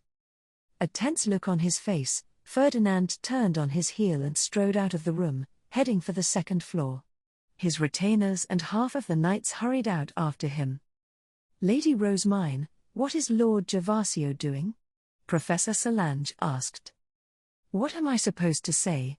Your old friend invaded Jürgenschmidt as part of a foreign power and is trying to obtain the Grutricite so he can become the next Zent. Rawblutt, the sovereign knight commander, has betrayed King Troquil, so you might be deemed a traitor for giving him those keys. I don't think so. You should rest for now, I said. You must be exhausted. I shall instruct Schwartz and Weiss to protect the library so that no one else can threaten your peace. I asked Leonor to take Solange to her room in the librarian's dormitory. She returned a short while later, her face twisted in a grimace. Did something happen? I asked. The door to Professor Solange's room was sealed with a magic tool so that her attendant could not leave. She had quite the terrifying night, knowing only that her lady had not returned. Curse you, Rawblut. I shall activate the Schimmel's combat mode, I said. I squeezed my eyes shut, then got Leonore to guide my hand to the feaststones on Schwartz's and Weiss's foreheads. I poured mana into them, then did the same thing with their buttons to activate the aforementioned combat mode. Rawblut's group would not make it into the library again. Schwartz, Weiss, when we leave, start guarding Professor Solange. If anyone who isn't registered comes to the library with its keys in their possession, confiscate the keys and then remove the intruder from the premises. Protect Solange. Confiscate the keys. It was then that Ferdinand came racing downstairs. Rosemine returned to the villa with the knights. His urgency and the anxious look on his face told me Gervasio was already in the Garden of Beginnings. No, I replied at once, shaking my head. Let me come with you. We cannot take that risk. Wait in the villa. Ferdinand continued past me and made to leave the reading room. For a moment, I was transported back to when I'd watched him leave for a Hansbach. I reached out to him, and though my throat felt unbearably hoarse, I endured the pain and cried out. Wait. If you leave me behind, I'll reveal your secrets to everyone. Ferdinand twitched, then turned around to glare at me. Is this really the time for that? I can't just sit around. I really can't. And the more mana we have, the better, right? Mana? What are you talking about? Haven't you done this before? The fastest method is to blast ourselves an opening and charge on through, right? It was rude enough that Erwaman would decry it as blasphemous, but speed was our top priority. We would attack the huge magic circle in the sky with mana, force it to activate, and then rush inside. I am surprised you would propose something so extreme. Seriously? Come on. I'm following your example. Ferdinand let out a resigned sigh. He strode over to me, pulled me up onto his shoulders, and then made to leave again. The sight stunned my knights silent, but they soon recovered and rushed to follow us. To be clear, Ferdinand said, I did not intend to charge anywhere. I wished only to activate the circle by any means. You, on the other hand, are acting deliberately. We are not the same. I suspect the person we are going to visit would disagree. Erwaman wouldn't care whether our forced entry was accidental or otherwise, he would thoroughly scold us in both cases. Ferdinand chuckled and said, True enough. He took me outside through the closed stack archive before making his high beast and setting me atop it. Be ready to travel as fast as we can go. Right. The road to the Garden of Beginnings. Lord Ferdinand, where are you going? Cornelius cried. This was neither the time nor place to explain the details, so Ferdinand took to the sky without so much as a response. Highshits and my knights were quick to follow, which didn't seem very wise. We were about to unleash a burst of powerful magic. Take cover under the ivory buildings, Ferdinand shouted. Or if you insist on coming with us, fly higher than we do. You will die if you linger between us and our target. He then accelerated, continuing his ascent. I wanted to turn around to see if anyone was still following us, but that wasn't an option right now. I squeezed the reins tight so that I wouldn't fall. First bell rang as we continued toward the sky, a single chime that reached the entire Royal Academy. The sun had yet to rise. Rosemine, use Leidenschaft's spear, Ferdinand instructed once we were high enough to look over the entire academy. He made his staff into a one-handed sword, then began filling it with mana. The spear? I repeated. Yes. Pour a tremendous amount of mana into it, then, at my signal, close your eyes and throw it downward. No matter how poor your throwing arm might be, there is no way for you to miss. The magic circle covers the entire Royal Academy. I wouldn't have the slightest bit of trouble pouring mana into Leidenschaft's spear. But when it came to actually throwing the thing... He's right. My aim leaves a lot to be desired. But was that little jab really necessary? Just because a statement is true doesn't make it any less hurtful. Lord Ferdinand, what are you doing? Please stop him, Lady Rosemine. Cries rang out while Ferdinand prepared to swing his mana-filled sword. Some of our tag-along must have caught up to us. They were mostly my knights, but I noticed a few blue capes as well. Ferdinand gazed down at them and muttered, if only they listened as well as Eckhart.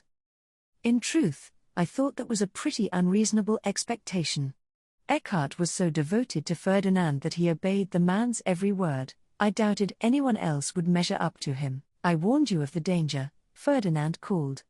Hurry up and get above us. Or were you hoping to die? The knights blanched and did as they were told. Ferdinand waited until they were a safe distance away from us, grumbling all the while that this was a waste of the precious little time we had. His repeated displays of anger revealed just how anxious he must have been feeling. Don't do anything until they're all above us, I said. I will stop you if you endanger my guard knights. I would never do something so cruel. Heischitz asked what we were doing as he passed us, but again, Ferdinand refused to answer. He shook his sword and said, I see no reason to humor your questions. Get as far away from us as you can. Now, Rosemine, begin. Right, I exclaimed. I closed my eyes, formed my stab, and cast Lanza. Though I couldn't see the spear, I felt its shaft appear in my hand. I channeled my mana into it, and it wasn't long before the weapon started to crackle. That will do, Ferdinand said, drop it. Lord Ferdinand? Lady Rosemine. Stop. Two panicked cries came from above, but our hands were tied.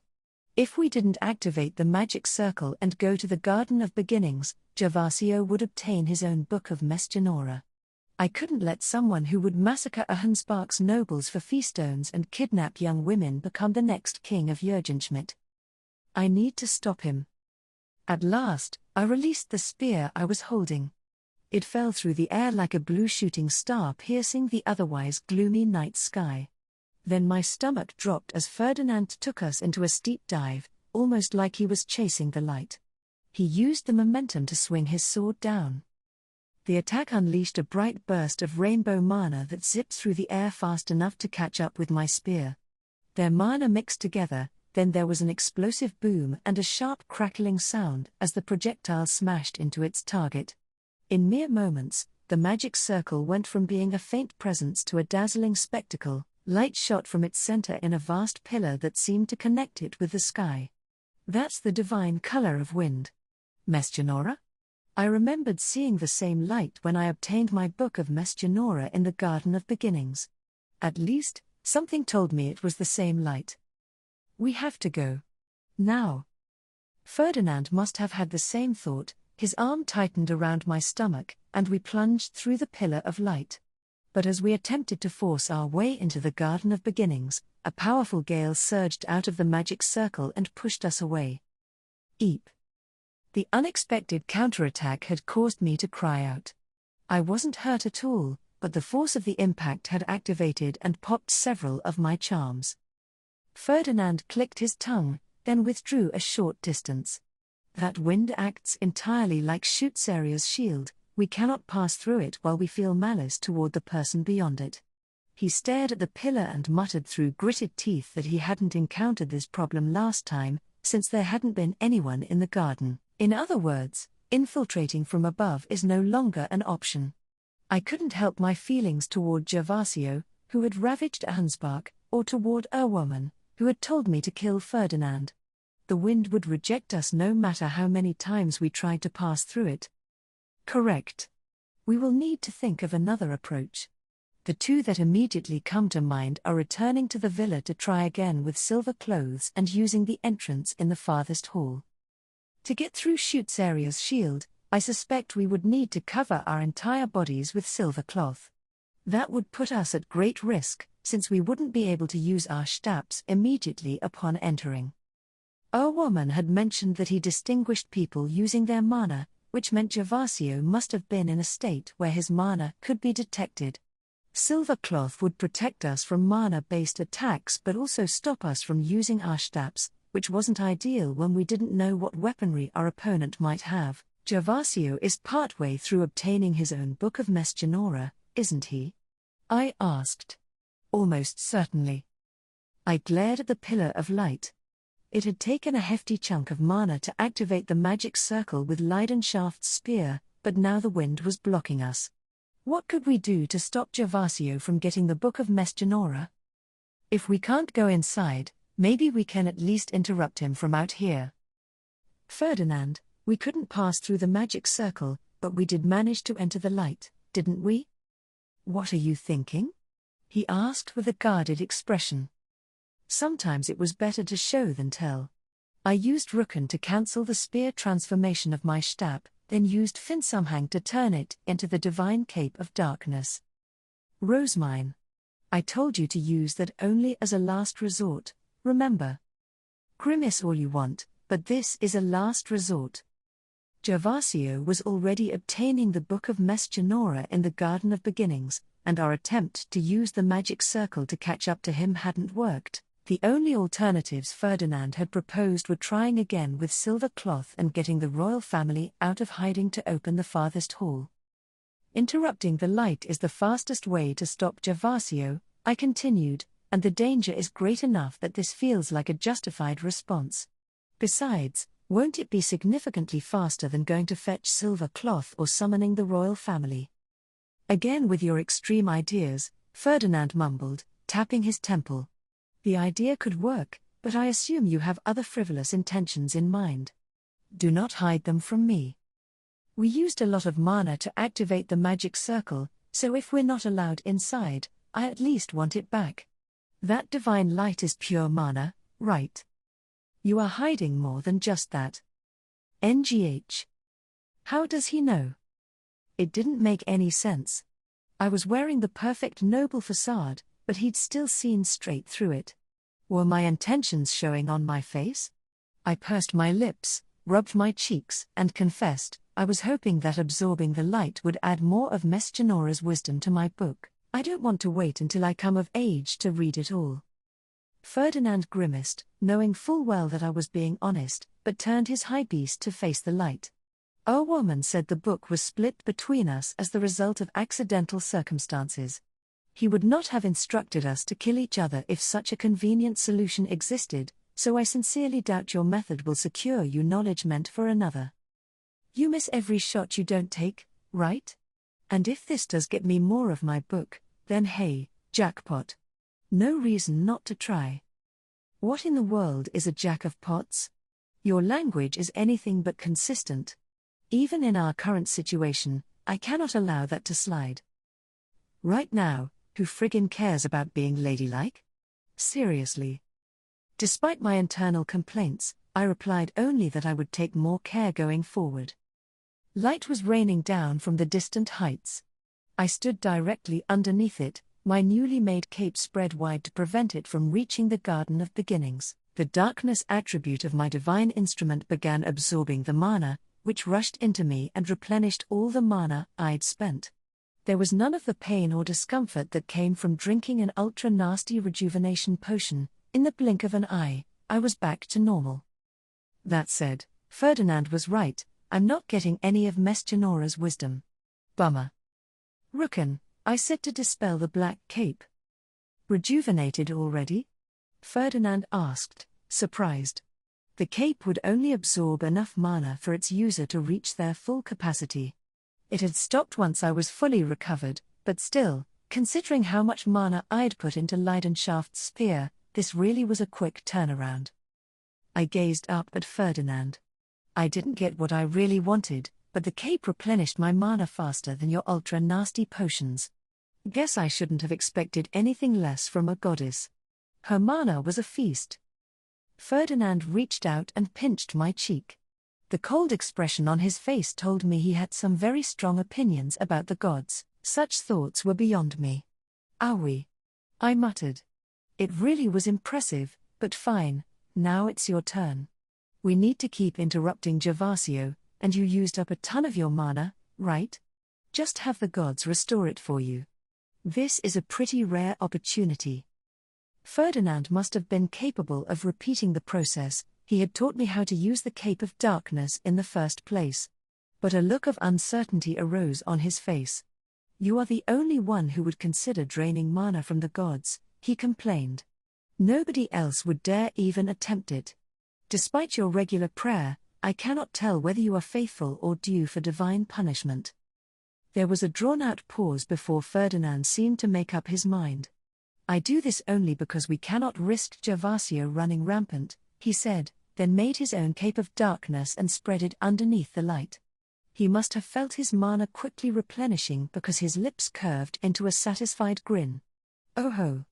This is quite something. Soon enough, the light vanished as suddenly as if someone had flicked a switch, and the magic circle disappeared with it. Ferdinand, whose cape was still spread wide, responded with a contemplative hum. I guess they finished, I ventured. My mana has yet to fully recover. Perhaps you absorbed too much. What? Are you trying to blame me? I retorted with a glare. They were probably almost done when we got here. I don't want to hear any complaints. In which case, we should carefully consider our next move. Ferdinand took us up into the air. If, as you suggest, they were already close to being finished, then Gervasio must be in possession of an almost complete Bible. Where is the exit? Or rather, where did you reappear when you accessed the Garden of Beginnings to obtain your book? I wasn't returned to the library. The exit took me to the farthest hall. Was that not the case for you? No, I went back the way I came. I did not wish to be sent somewhere inconvenient. In other words, when Ferdinand got his Book of Mesgenora, he not only entered through the ceiling in an especially rude manner, but also ignored the exit opened up for him. In truth, that had probably been the right decision. It would have deposited him in the farthest hall, requiring him to call upon a member of royalty. But that's why Womerman ended up resenting him. The knights watching nervously from above must have sensed that we were done. They came racing down on their high beasts. What were you trying to do? Highshits asked. What was that burst of light? I do not need to answer, nor do I see a reason to. I will not say that again. Now, we must make haste to the farthest hall. How are the royals faring? Tell your Alp that we wish for him to capture one of them and send them to us. His presence at the royal palace may be necessary for the containment of the sovereign knight's order, but what need is there for the royal family to hang about? Such an outrageous request made even Highshits recoil in shock. You want him to capture a member of royalty? That does not sound the least bit respectful. They failed to defend themselves even after receiving ample warning of the invasion to come. Then they allowed their own knight's order to betray them. Beyond serving as keys to the farthest hall, what value do they have now? Given the somewhat horrific state of the attack on the royal palace, there was little one could say to argue with Ferdinand. He was telling the cold, hard truth, but some things were best left unspoken. You may be right that the royals have been largely useless thus far, but they did grant permission for your rescue, I said. Try to be a little more polite. I could say the same to you, Lady Rosemine. Leonore interjected with a smile. Highshits was in agreement with her. I can hardly send an ordonnance of that nature. Is that so? Ferdinand asked. I will do it, then. Rosemine, close your eyes. I squeezed my eyes shut and sensed some movement from Ferdinand. He had presumably taken an ordonnance feastone and tapped it with his staff. Prince Anastasius, this is Ferdinand. Wait. Come again? Of all the royals here, why had he chosen to contact Anastasius? I cocked my head, but he continued to speak to his ordonnance. To prevent our Lanzinavian invaders from stealing Jürgen Schmidt's foundation, I need a royal to open the farthest hall. As you should know from the aftermath of the Civil War, in the event that our enemies succeed, the usurped royals, your family, will immediately be sought out and executed. I would ask that you come immediately and make great haste. He swung his staff, and the ordonnance took flight. That should do. Let us proceed to the central building. Lord Ferdinand, why did you contact Prince Anastasius? Highshits asked, speaking for all of us. The standard procedure would have been to contact King Torquil. Is it not obvious? Ferdinand replied with a smirk befitting the Lord of Evil. I chose him not only because he can move more freely than any of the other royals, but also because his weakness is the most obvious. Do you think he would choose inaction when Lady Eglantine is at risk of execution? Nope. I'd witnessed more than enough of his lovey-dovey attitude. He wouldn't sit still when he knew his sweetheart was in danger. Still, I said. Can't I just open the door? I may not have the Zent's approval yet, but I am still technically an Alp. But what if the Zent's approval is necessary? Ferdinand asked casually while directing his high beast to our destination. Think of all the time we would waste if we waited until after the door failed to open to summon him. This guy's treating royalty as a backup plan. The duty of a Zent. As we darted through the forest, Ferdinand instructed that more ordonnances be sent out. He intended to re-enter the central building through the window we had opened upon our arrival. There were sovereign knights in the hallway outside the dormitories, Ferdinand explained. Before we engage them, we should muster whatever forces are available. Heischitz, contact Dunkelfelger. Cornelius, contact Eckhart and instruct him to bring us more troops. Ferdinand then told me to close my eyes again before sending 2 ordonnances of his own. The first went to Strahl, a curt message telling him to stop investigating the Sovereign Knight's order so he could reunite with us. The second, which went to Zent Torquil, was laden with the long noble euphemisms expected of correspondence with royalty, but no matter how pretty the language seemed, its true meaning was anything but amicable. If you have any dignity as a Zent and do not wish to lose Jürgen Schmidt's foundation to a foreigner, clean up the mess at the royal palace, then make your way here with Dunkelfelger and any remaining members of the Sovereign Knight's Order. Ferdinand, I said. What should we do if neither the Zent nor Prince Anastasius comes? Though it will cost us some time and require a detour, we shall come up with an alternative. I admit, I am curious to see how the royals will respond. From his voice alone, I could sense that Ferdinand was displeased. He had good reason to be. Any time a duchy's foundation was at risk, its Alp had a duty to hole up in their foundation's hall to defend it. The same must have been true for the Zent when the country's foundation was being threatened. It was just something he had to do. You seem annoyed that the Zent is hiding in the palace instead of guarding the foundation, I observed. But would someone who does not have the Grutrisheid even know where to find the foundation? Ferdinand smirked at my slight attempt to defend the Zent. Would it matter? In that case, the best course of action would obviously be to rally the knights and defeat the invaders before they even had a chance to reach the foundation. He should at least be doing something. Even you, an underage young woman who despises bloodshed, have joined the battle. How dare someone who claims to be the Zent simply hide away? You're overestimating me. This entire time, I've been able to rely on you and my knights, and the unwavering faith I put in your support. If my closest allies suddenly betrayed me, as was the unfortunate case for King Torquil, I would never have made it this far. An abrupt act of treason from Hartmut or Cornelius might have stopped me in my tracks before I even reached Hansbach. This was not some unprecedented occurrence. Retainers betray their lords or ladies on a regular enough basis. One must be able to recognize the wolves in sheep's clothing, to pinpoint who in their retinue seems likely to turn coat. From there, one must work to earn their loyalty or remain on guard against them at all times. These are very reasonable expectations. But I don't do any of that, I said, swallowing hard. The cautious life he had described sounded nothing like my own. At no point since my adoption by the Archduke had such a cutthroat attitude seemed necessary for me. Of course not, Ferdinand replied. Carstedt, Elvira, Rayada, the archducal couple, and I have vetted every single person allowed to approach you. You are narrow-minded with a penchant for clumsiness, unideal traits for someone who must keep so many secrets, so we handled any potential threats before they could even reach you. I consider it fortunate that you do not have your own Veronica, an obvious and powerful opponent whom you cannot easily dispose of. Not the nicest way to put it, but fair enough. Being denied access to the lower city and only being able to meet with certain people had exhausted me, especially considering that I'd spent each and every day buried under a mountain of work. But now, looking back, I could see just how much my guardians had done to create a safe environment for me.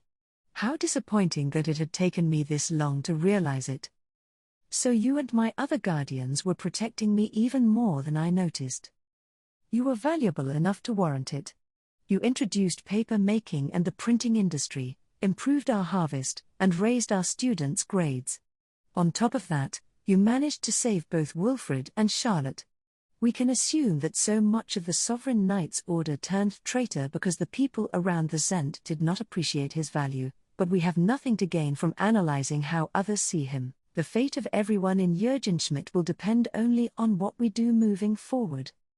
Ferdinand continued as we descended into the trees. I will not submit to the rule of a man who controls others through royal decrees and then shirks his own duties when his country is in danger. If this is his plan, to stay hidden and allow Lanzenave to take control, then he is a failure of a Zent whether he obtains the Grutrisheit or not. His tone was ice-cold, and the venom in his words flowed more freely than usual. His extreme distaste for those who wielded the authority of their station but neglected their duties had not changed since his push for Wilfred to be disinherited. At this rate, his tendrils would drag the Zent straight down into hell. Eep. Stay strong, Torquil. We were still waiting in the forest when Heischitz received an ordonnance from Aup Dunkelfelger. He relayed the message to us. Our knights are making decent progress with the Sovereign Order. As for defending the country's foundation, the Aup intends to leave that to Lady Rosemine, the wielder of the Grutrisheit. Ridiculous, Ferdinand retorted. Protecting the foundation is the duty not of a Hansbach but of the royal family. Make sure he knows that he cannot simply dump this task on another. Resolving the chaos within the Sovereign Knight's order was no easy feat, even for Aup Dunkelfelger. He was having a hard enough time figuring out which of the knights were his enemies, and since he couldn't just kill them, he had elected to imprison them all as they reared their heads. So they're just going around capturing everyone? That doesn't surprise me. I could only imagine the mess the royal palace must have been facing. The battle there wasn't even close to being over, and the knights on our side had no reinforcements to spare. Ferdinand couldn't help but grimace as he listened to the report. Lord Ferdinand. We apologize for the delay. Eckhart and Strahl soon reunited with us. The former had stood guard outside the library while the latter searched the central building. Eckhart explained that he had stationed 2 scouts in full view of the library so they could inform us if anyone approached. Then it came time for Strahl to give his report. The Sovereign Knights guarding the dormitories headed toward the auditorium after receiving an ordonnance from somewhere to the south. We counted 8 knights in total, but the door to the auditorium was opened from within, so there are bound to be more. The door to the farthest hall was in the auditorium. There were enemies waiting at our destination. Strahl continued, the Sovereign Guard's move to the auditorium coincided with our Dunkelfelger allies' arrival at the royal palace. We should conclude that our movements are being relayed to the enemy. He advised us not to take any knights away from the Adelgeise villa for fear that our prisoners would immediately be rescued. Ferdinand agreed. The Lanzenavians were simply not used to their Stabs. Most of them have more mana than the majority of the knights we brought with us. We must not allow them to be freed, lest they become an enormous threat to us all. Understood. Strahl got to work sending instructions to the villa. Amid the darkness, I saw an ordonnance fly to the central building. Eckhart, use this magic tool to search for the scouts watching us, Ferdinand said. They already seem to have some grasp of our movements, but we cannot allow them to learn when we intend to launch our surprise attack. Approach them using not your high beast but physical enhancements. Lord Ferdinand, do you have another tool we could give to Angelica? Eckhart asked. We could finish this sooner if we work together. Ferdinand nodded and gave a second tool to Angelica, who immediately set out with Eckhart. They looked as though they were soaring as they shot from branch to branch and eventually disappeared into the foliage. Wow, they're fast, I said. What were those magic tools? They mainly serve to decrease body weight and silence any noises their wearer would produce. Eckhart and Angelica should eliminate the scouts and return soon enough. Use that time to memorize your next course of action. Ferdinand was giving us all instructions and working to fortify our position when an ordonnance from the central building arrived. "This is Torquil," it said. The air grew thick with tension. The Zent only ever sent direct ordonnances to orbs or sovereign nobles during the Archduke Conference. That he was contacting us now meant the situation really must have been dire. The small white bird demanded our full attention. The message that followed was slightly euphemistic but easy to summarize: as I do not have the Grutrischeit, I cannot be considered the Zent. Jürgenschmidt will collapse without a true king or queen, so I pray that one will arise. In other words, he had no intention of opposing Gervasio or the Lanzinavians. Our plea for assistance had fallen on deaf ears. NGH. How is Ferdinand going to react to this? Scared though I was, I turned to look at him. His eyes were narrowed into slits, but I could still see their color changing as he took some manner of magic tool in a white-knuckle grip. "Oh," Ferdinand said. "So he refuses to defend the Foundation because he is a full Zent. He does not care who takes control as long as they have a Grutrischeit." Heischitz, was that how it sounded to you? Well, yes. If someone obtains the Grutrischeit, he will relinquish the throne to them, no matter who they may be. I see. Then I was not mistaken. I'm so scared. That look could seriously kill. And is that a haze of mana surrounding him? Ferdinand was so outraged that his mana had started to leak out. In the darkness, it looked as though his entire body was shining. The knights all swallowed at this unmistakable display of anger. He was unconsciously crushing everyone, though only slightly, and the tension in the air made it hard to breathe. "Ferdinand," I said, "why don't we calm down a little? You're leaking mana and crushing us all. You are right to be annoyed, but King Torquil was not wrong in saying that a true Zent must have the Grutrischeit. How can he perform his duties without one?" Ferdinand glared at me. His eyes had stopped changing color, but I could sense the uncontrollable rage still swirling within them. I continued, "King Torquil was prepared to surrender the throne even to Lady Declined if she obtained the Grutrischeit. He has the resolve to face whatever consequences await him, which deserves some respect." "Are you dense? Did you hit your head during the fighting?" Ferdinand snapped, his rage now directed at me. "Oh no. I shouldn't have opened my big mouth. Now I'm on the firing line." "It would be one thing if only the Zent and his family were sacrificed," Ferdinand continued. "But his decision to remain passive risks the entire country being taken over by Lanzinave. Respect does not factor into it. The man is a complete and utter failure of a Zent." Ferdinand then looked around at the knights.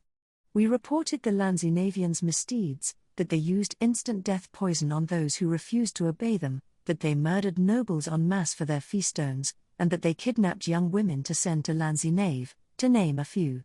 I imagine many of your families were impacted as well. We all saw the havoc Gervasio wrought upon Ahansbach. Imagine what he will do with the entire country under his control. The very fact that King Torquil would refuse to save Jürgenschmidt from wide-scale slaughter proves he is a failure of a Zent. Am I wrong?" His audience largely comprised Ahansbach knights who had seen the Lanzinavians murder innocent civilians, and those from Dunkelfelger who had arrived to stop the slaughter.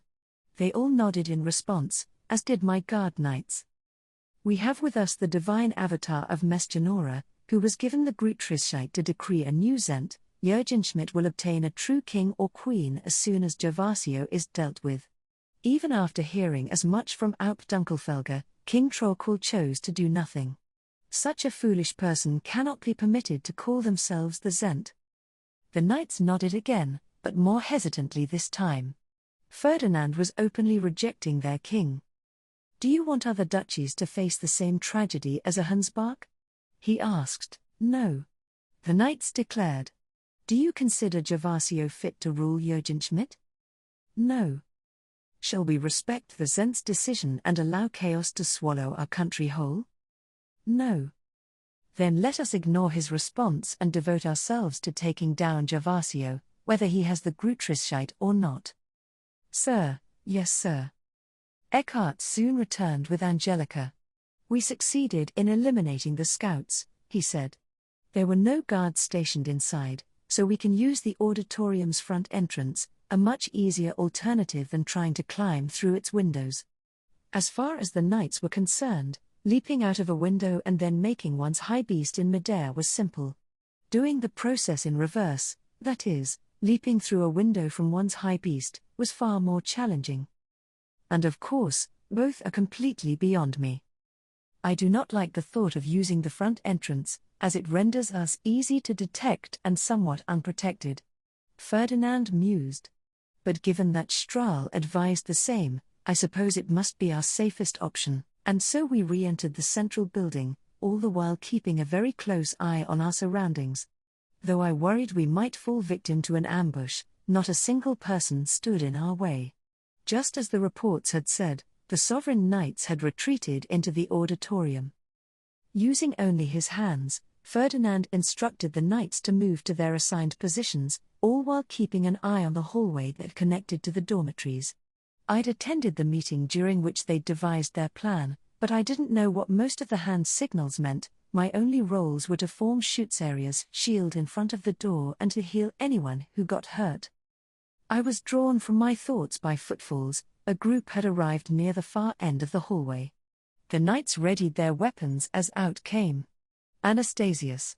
As one would expect of a prince, there were guards surrounding him. I was shocked to see how quickly he had come here. Ferdinand, in contrast, wasn't surprised in the slightest. He signaled the knights not to make a sound. Anastasius looked at us, then at the door to the auditorium. You asked me to come post-haste to the farthest hall, did you not? Why are you all waiting outside?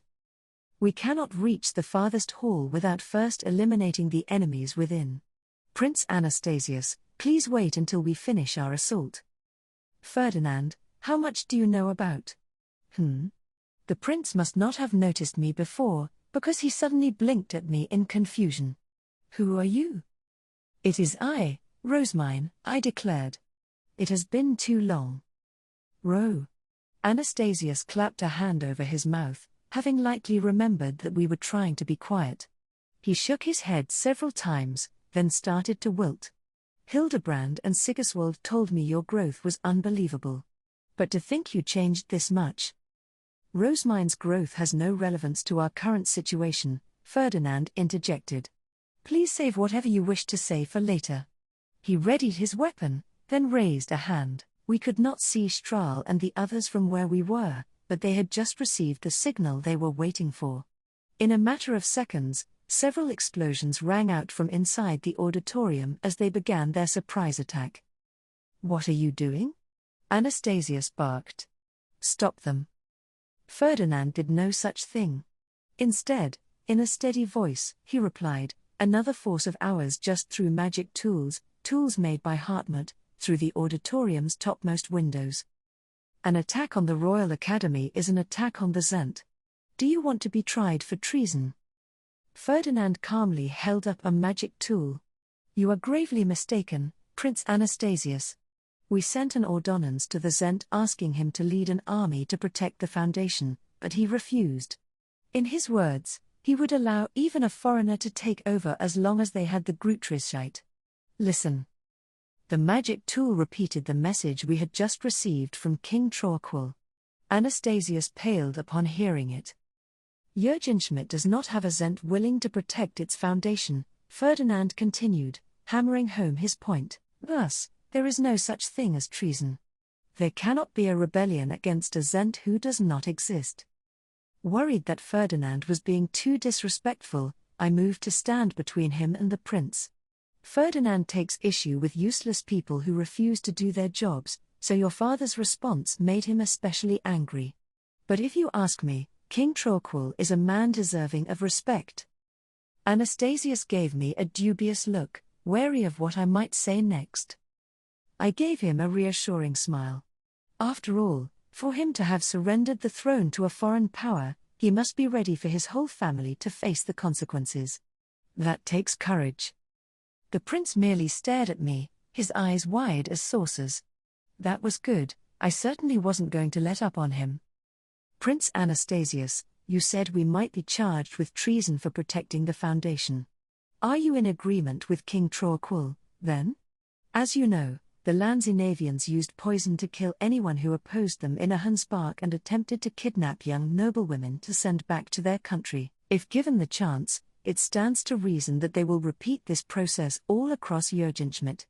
The king's decision will mean quite a bleak future for Lady Eglantine, so if you really have resolved to support him, I will applaud your courage as well. Anastasius's face twitched. Rosemine, you. Rosemine, cease this chatter and make the shield, Ferdinand interrupted, holding his weapon at the ready. He looked around one last time, then spurred us all into action with a vertical chop of the hand. Our knights threw open the door to the auditorium and rushed inside. I put whatever Anastasius had wanted to say out of my mind and created Schutzeria's shield, securing a safe place for our forces. Oh, and if you do stand with the Zent, I added with a smile, I would advise you to return to your villa. You would not want to get caught up in our treason. Or would you rather join our fight against Lanzinave to protect Lady Eglantine? You might be interested to know that Ferdinand recognizes me as the divine avatar of Mesgenora, someone capable of crowning new Zents. Come again? Anastasius yelped. His guards were exchanging looks of concern. If you have a Grutrischite to give, then we already have a true Zent, you. The prince's observation caused a stir. Wasn't it more than a little late to be drawing false conclusions? First and foremost, I considered it necessary to ask what the heck was wrong with the royal family's information network. No, that isn't quite right. I died Ahundspark's foundation and therefore stand as its AUP. For me to be a true Zent, I would need to have died the country's foundation. Was there no report about? I was going to ask whether he even knew what I got up to in Ahundspark, but he interrupted me with a sharp glare. In that case, go see my father immediately. Give him the Grutrischite and declare him the Zent. He would never have made such a weak, defeated statement with a legitimate claim to the throne. You don't know the lengths he goes to each day to carry out his duties. How he's always drinking rejuvenation potions and spending his every spare moment at the shrines. I mean, I did notice how heavily he reeked of rejuvenation potions. I remembered it from my dealings with Ferdinand. I also appreciated all the work he was doing to keep the country stable. But what good would giving him the Grutrischite do? His spirit is already broken, so won't it just drive him into even more of a corner? If the man was so overcome with despair that he was ready to let his entire family die, then it was best to keep the Grutrischite away from him. Letting him have it would mean forcing him to continue serving as the Zent. In his current state, he wouldn't be able to stomach that burden. Moreover, the magic tool Grutrischite made by Ferdinand would survive only a single generation. I couldn't promise to give it to Torquil, not when he was at the end of his rope and, at least according to Ferdinand, an absolute failure of a Zent. Indeed, I do not know how the king spends his days, I said. I only heard that message from him. You act cold, but do you really not care what might happen to Eglantine? Anastasius asked, his eyes narrowed in displeasure. Do you not consider her a friend? I stared at him quizzically.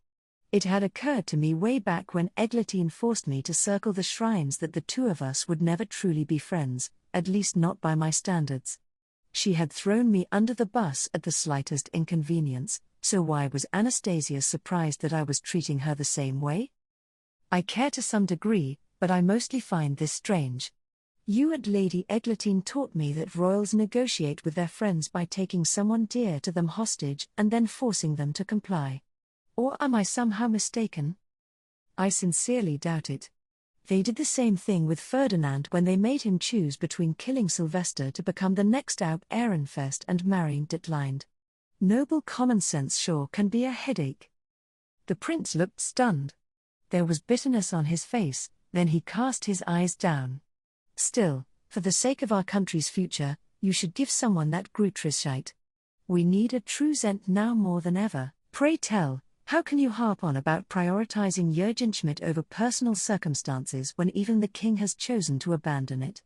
He actively refused to protect the Foundation with us. I refuse to make anyone who would do such a thing the next Zent. Their decisions to prioritize Ehrenbach over Ehrenfest and to adopt me into the royal family had apparently been for the sake of preserving Jürgenschmidt, so why couldn't they step up to defend it now that a real emergency was on our hands? Fine. Anastasius drew his weapon and glanced at his knights. If my father refuses, then I shall do battle in his stead. Having a royal on our side would naturally help our cause, and this was the right thing for a prince to be doing. But should it not have been Sigiswald giving us his support? Was it really okay for Anastasius to stand out like this? Well, I guess it doesn't matter. Any royal will do for our purposes.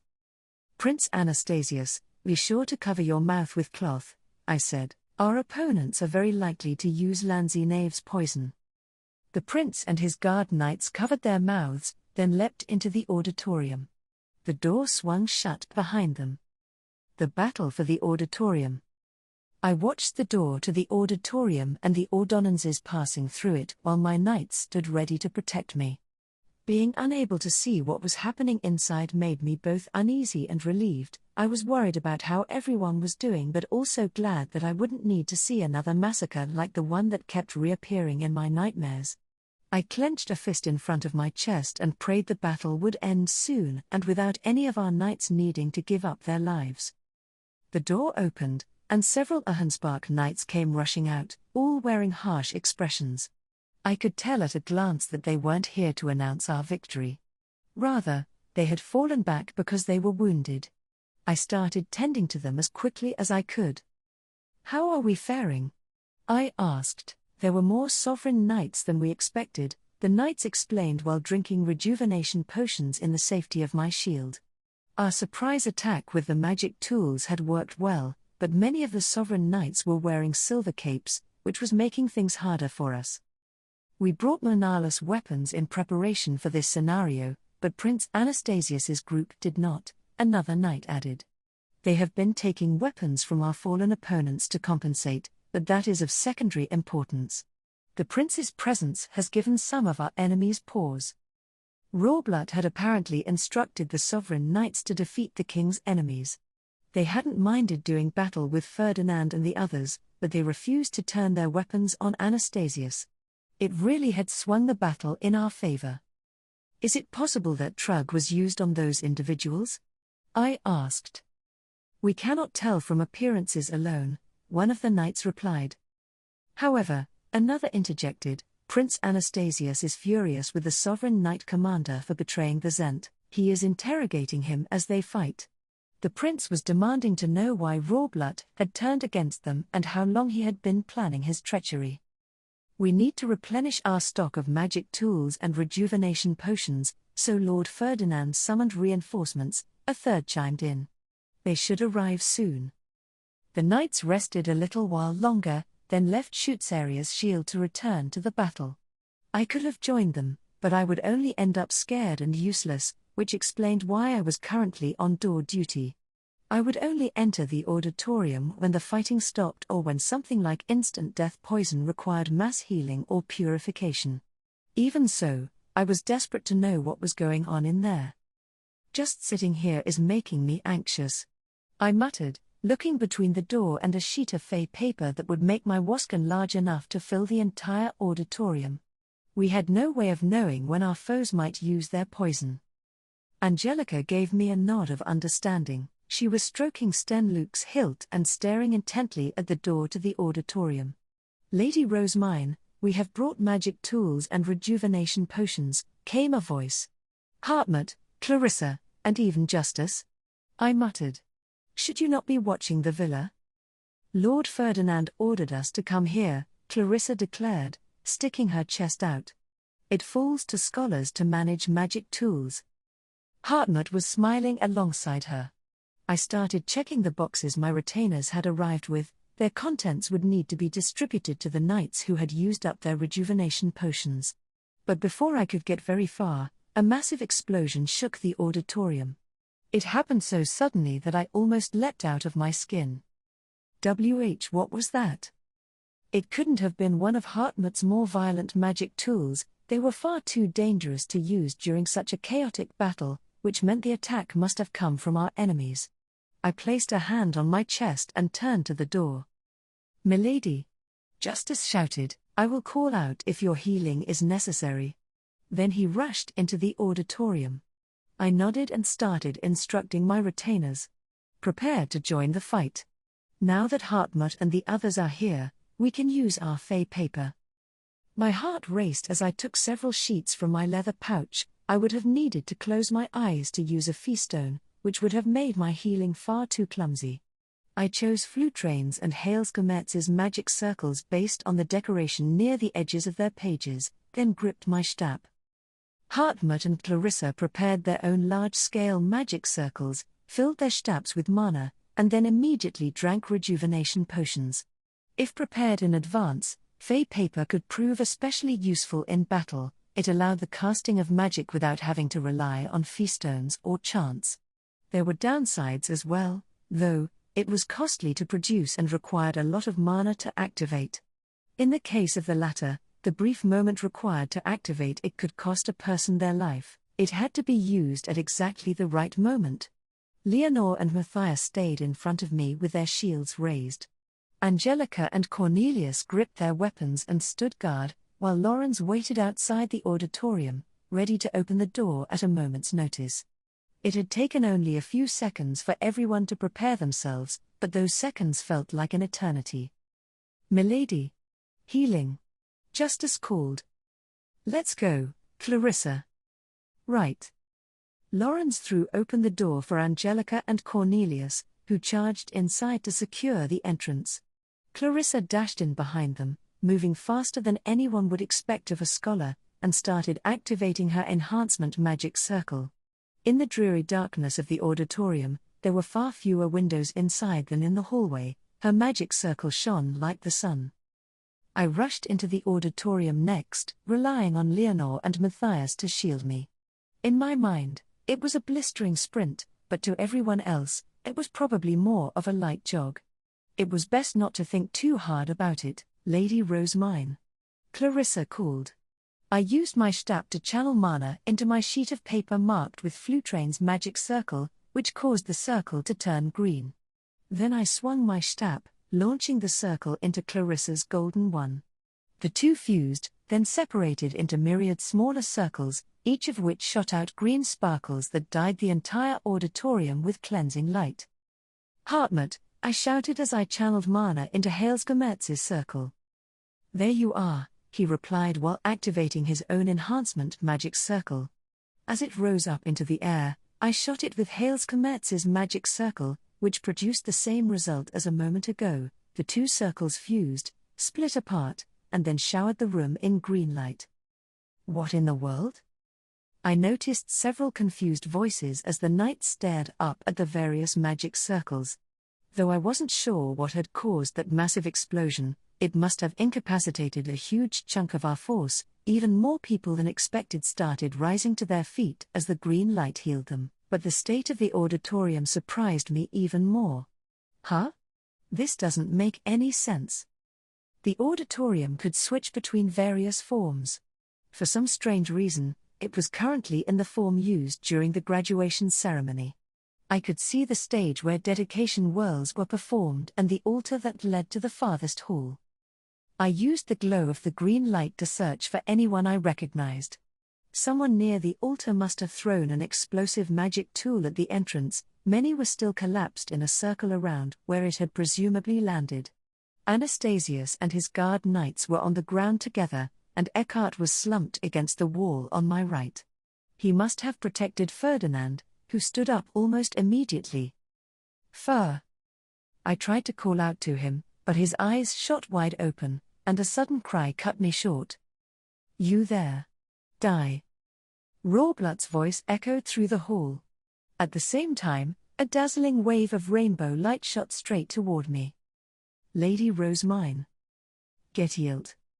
Angelica, Cornelius, and Ferdinand cried out, and in the blink of an eye, there were shields and knights all around me. I could only watch as the rainbow light slammed straight into our defenses, causing 2 of the shields from Ferdinand to disappear. Raw blood, I muttered. The large man by the altar was glowering in our direction. He gave his cape a flourish, it was silver, not the pitch black of the Sovereign Knight's order, and channeled mana into his blade once again. It shone with a rainbow light that lit up the auditorium. The murderous intent in his eyes sent a shiver down my spine. I was sure that Tool would dispose of my largest obstruction, Rawblut said, his tone completely flat. To think there exists such potent healing. You are in my way. Disappear. His quiet yet inescapable malice seized me. He wanted me dead. I was so terrified that I couldn't even move. King Gervasio will obtain the Grutrisite, the Sovereign Knight Commander continued. There is no place in this world for those who would challenge or oppose him. Rawblut prepared to attack again, but a burst of light stayed his hand. The statues of the gods and their divine instruments were now radiant, and a low rumble shook the auditorium as they started to move. They spun as though performing a dedication whirl as they slid to either side of the altar. What? They're moving? The knights looked puzzled, but I could guess what this meant. The statues had shifted during my divine protections ritual, and they had already moved aside by the time I'd emerged atop the altar after obtaining my book of Mesgenora from Erwaman. The mosaic wall would open at any moment. Gervasio's coming. I wasn't the only one who had realized what was about to happen. Ferdinand wore a grim expression as an opening appeared in the far wall. The knights gazed up at the altar in silence. Here he comes, Rawblut declared. King Gervasio, the Truzent chosen by the gods. His voice betrayed a maddening obsession, which elicited a few despairing looks from the knights. They had just seen the statues move and the altar open up like the gods themselves were welcoming our enemy. I wouldn't blame someone for thinking this meant he was chosen by the gods. That is the entrance to the Garden of Beginnings. Nothing more, I said, hoping to clear up any misunderstandings before they could take root. One goes there when obtaining their Stab or divine protections. I passed through the same opening after I was granted my book of Mesgenora. Lady Rosemine? Lady Eglantine also accessed the Garden of Beginnings when she obtained her Stab, and anyone who is omni-elemental would have seen the altar open the same way. It is nothing to get so excited about. The knights on the verge of celebrating suddenly looked uncertain. My attempt to calm everyone down had succeeded, but I had made Rawblut even more furious in the process. His arms trembled out of anger as he swung his sword at me and screamed, "I will cut you down before King Gervasio returns." Get healed. Shields surrounded me once again. Several were from Ferdinand, though he hadn't left Eckhart's side while the weary knight downed a rejuvenation potion. The others were from my retainers, even Hartmut and Clarissa, who had stepped in front of me. They had anticipated the attack this time. Rawblut wasn't going to back down. He poured more mana into his sword and roared again. Crush those who would oppose the Truzent. Capture the Saint of Ehrenfest. For the sake of Jürgenschmidt, we will make her serve the Sovereign Temple. The Sovereign Knights surrounding him broke into 3 rough groups. The one on the left went for Anastasius and his guards, who were outside the range of my healing and still on the ground. But first, they would need to defeat Heischitz's knights, who were defending the wounded and distributing rejuvenation potions.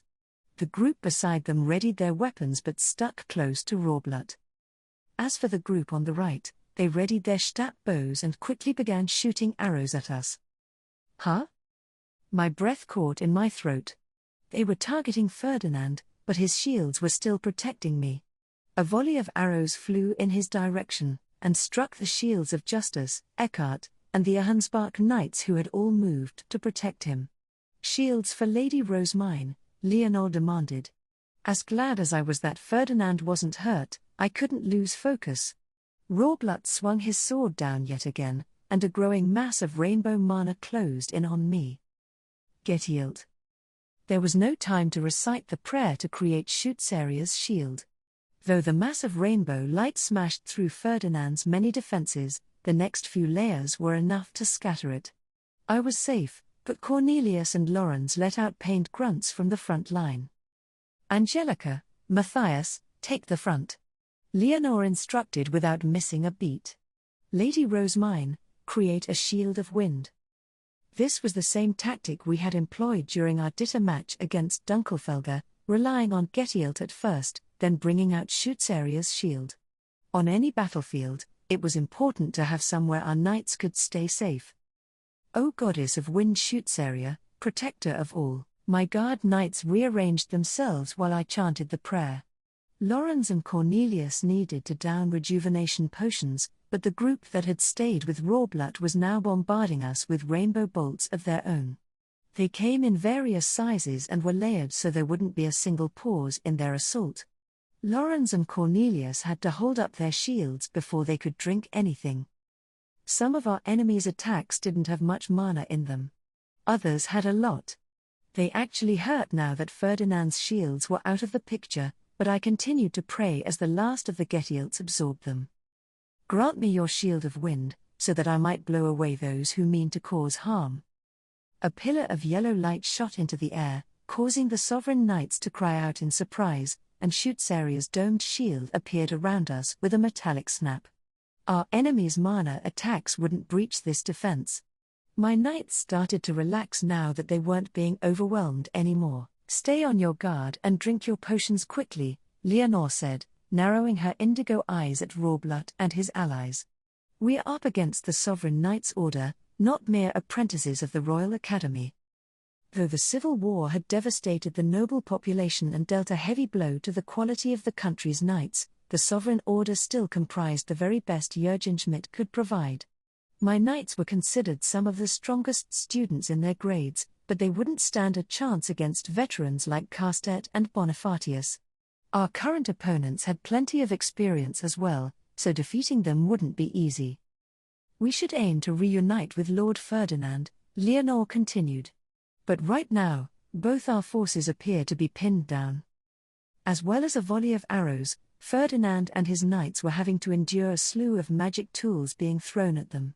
Explosions rang out above their heads, and mana-immune silver needles shot in every direction, making things especially tough for them. The tools had come from Lanzinave, I assumed. Lady Rosemine, Leonore said. Maintaining the shield is your top priority, I understand that, but would you be able to heal Prince Anastasius's group? If we can return them to the battle, the scales should tip in our favor. I couldn't deny Anastasius's value in this fight. Some of our opponents refused to attack a prince, and the guards in his service were sovereign knights. By healing him and his force, I would return them all to the battle and free up the Dunkelfelger knights stuck tending to their wounds.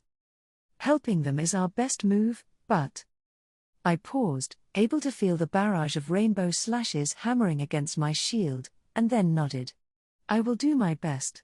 But at the same time, I would advise you all to raise your shields. Our opponents seem to be focusing their attacks on a single spot.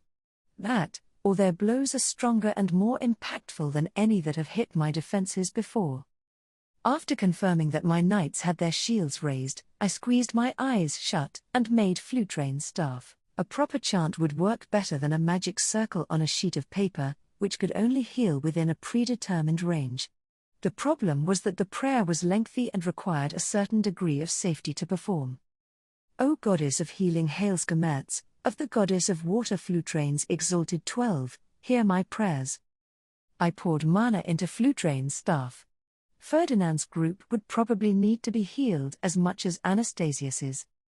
Lend me your divine power and grant me the power to heal those who have been hurt. Matthias, Angelica, Cornelius cried out, almost interrupting me. My eyes were closed, so I couldn't see what was going on, but I must have recoiled a little. Leonore yelled a reminder that I needed to focus. My throat bobbed in fear of the unknown, and my voice started to crack. It was hard to keep praying when my heart was pounding and my entire body was trembling. Play the divine melody and cast the blissful ripples of your pure divine protection. No sooner had the last words passed my lips than I dispelled the staff and opened my eyes. An enemy knight standing in front of Schutzaria's shield struck Cornelius so hard that he was blown away. What is going on? I exclaimed. The Sovereign Knights closed the distance during their barrage and then attempted to breach our shield as soon as you started your prayer, Leonore replied. Matthias, Angelica, and Cornelius are fighting them. I hadn't felt anyone breach the shield, but I could see parts of our opponent's silver cloth and weapons slip through as the fight continued. If we allowed any of them to pass through the barrier, my knights would be powerless to stop them. Any acts of violence would see them blown out of the shield, like Judith when Lestillat managed to get inside. Out of my way, Clarissa roared. No one's disrespecting the avatar of Mestia Nora on my watch. She leapt around the battlefield and threw a magic tool at the enemies in front of our shield. It exploded right in their faces, releasing red powder that caused the knights to choke, clutch their faces, and start rolling around on the floor. It must have been Nigarosh. Matthias and Angelica took advantage of the chaos to attack with their non-stab weapons. Clarissa. Use these next. Hartmut called, tossing her various tools. Don't give them any openings. Leave it to me, Clarissa shouted in response, a proud grin across her face as she watched the suffering knights. Something told me the two of them would take care of anyone who tried to break through our shield. I turned to look at Rorblut, who was busy instructing his knights. He hadn't moved a single step away from the altar they were guarding. Judith could have hit him from here. I bit my lip as I eyed the distance between us. It hurt so much that Judith hadn't been able to come with us due to being underage. Hartmut's magic tools appear to work against silver equipment, Leonore observed. Matthias, Angelica, step back for now. Lorenz and I will take the front. Matthias and Angelica did as instructed and moved to the back of our group. Hartmut gave them rejuvenation potions, and they settled down beside me. To be honest, I thought your blessings would make this fight a whole lot easier than this, Matthias said despairingly. He glared at the Sovereign Knights and drank his potion. I never expected their experience to give them such an edge. It feels like we're up against an army of Lord Bonifaciuses. I shook my head at his assumption. Matthias, we aren't the only ones the gods are willing to support. Ehrenfest and Dunkelfelger showed the entire country how to obtain blessings. The Sovereign Knights' order might already have incorporated them. Ehrenfest's order had learned from Dunkelfelger's ritual and used it during the last Lord of Winter hunt. The royals and their retainers attended the Interduchy tournament, so it wouldn't be at all strange for the Sovereign Knights' order to have performed a ritual presented there as research. Should we use the ritual of the Goddess of Oceans? I muttered. Perhaps we could gain an advantage by returning everyone's blessings to the gods and then reapplying our own. It seemed worthwhile as long as we could prevent the Sovereign Knights from performing their own ritual. Lady Rose Mine. We are ready to provide our support. Heischitz called the moment I created my Stab. Anastasius's group had recovered and rejoined the fight, which would give us some very important leeway. But my relief lasted only for a moment. Crush them before they reunite, Rorblut shouted, instructing everyone to focus their attacks on us while stalling Heischitz with a burst of rainbow mana. They are most vulnerable when they are apart. I wish they were a little weaker, but this can still work. Praying that Heischitz's group would safely rejoin the rest of our forces, I made my Stab, drew the Goddess of Ocean's sigil, and then used Streitkolben to turn my Stab into a staff. O Goddess of Oceans for Foramir. I swung my staff, and the crashing of waves interrupted the din of battle. What is she doing? Stop her. Everything feels so heavy now. At least warn us. Troops on both sides of the battle had been using blessings to bolster themselves, and many stumbled when that power was suddenly taken from them. I pushed through the angry shouts and continued to pray. To the gods who granted us their blessings, with our gratitude and prayers, we offer our mana. I thrust Vaforamir's staff up into the air, and with an especially loud crash, a pillar of light shot toward the ceiling. That should do it. Now I just need to reapply blessings to our own troops. I returned my Stab to normal and opened my eyes. The auditorium was still, any enthusiasm for the battle had been sucked away with the gods' blessings. It was the perfect chance to start praying. But before I could even open my mouth, a strange force seemed to weigh down on me, like an imposing foe had suddenly appeared. I started scanning the room, which prompted Leonore to ask if something was wrong. "I feel something strange," I replied, then pointed to the top of the altar. "An overwhelming kind of pressure. Coming from up there." One man's return from the Garden of Beginnings. A man sauntered slowly between the statues of the supreme gods, then stopped. It had to be Gervasio, nobody else would have come from atop the altar. I couldn't see him very clearly from where we were, so I enhanced my vision. "Is that an older, silver-haired Ferdinand? Or does he look more like a woman?" Our new arrival appeared to be comfortably in his 40s and wore his long silver hair back. He really did remind me of an older Ferdinand. The two looked so alike that one wouldn't even need to ask to know they were related. If not for my knowledge of the Adelgisa villa, I might have assumed that Gervasio was Ferdinand's much older brother, uncle, or even father. Gervasio stared down at us from the altar, then turned to his main ally. "What in the world is happening here, Rawblood?" He must have been waiting for the clamor of our battle to die down. His deep voice, befitting a commander, carried through the entire auditorium, demanding everyone's attention. "Ah, King Gervasio."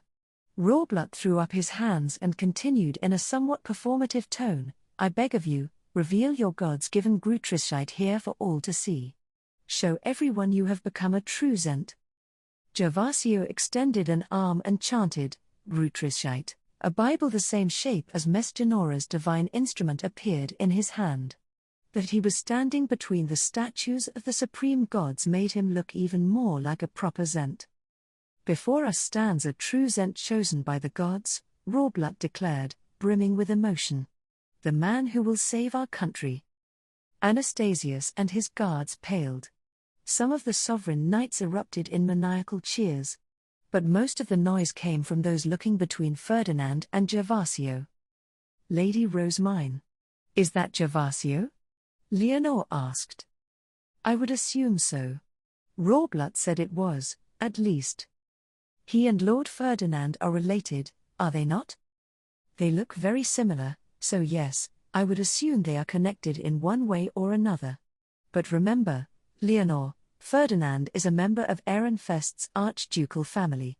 As far as the public was concerned, I didn't know anything about his background or the Adelgisa villa. I put on a smile and said, "In any case, his appearance is irrelevant. It does not change what we must do." My eyes didn't move from Gervasio, who was still standing atop the altar. If we let him become the Zent, who knew what he would do to me for stealing a Hansbach's foundation, to Ferdinand for getting in the way of his plans, and to Ehrenfest as a whole for killing their ally Georgine, we should assume that negotiating is out of the question. The Lanzinavians had already shown their readiness to eliminate anyone who tried to stop them. I doubted they would treat us any better.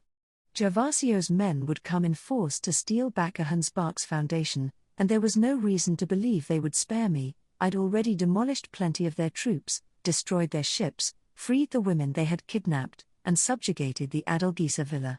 If someone had done all that to me and imprisoned everyone in my estate, I wouldn't have been able to forgive them no matter their reasons.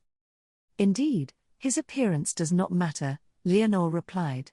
Her eyes darted all around the auditorium as she watched the sovereign knights. "That said, how will we capture him?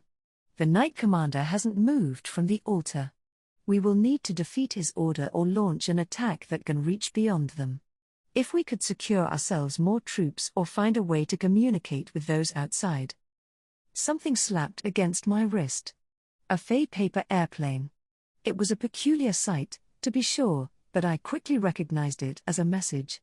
I made sure to keep a close eye on those around me as I unfolded it, revealing a hastily written note from Ferdinand. "Use your Grutrischheit and extravagant blessings to draw everyone's attention. Verdrenner will obstruct the enemy. My side is ready." In other words, he wanted me to create a distraction. I discreetly moved the note so that my knights could see it. Leonore glanced at Ferdinand, while Hartmut and Clarissa reached for the pouches containing their Fey paper. I shot my right hand up into the air and shouted, Grutrishite. My own book of Mesgenora appeared moments later. What?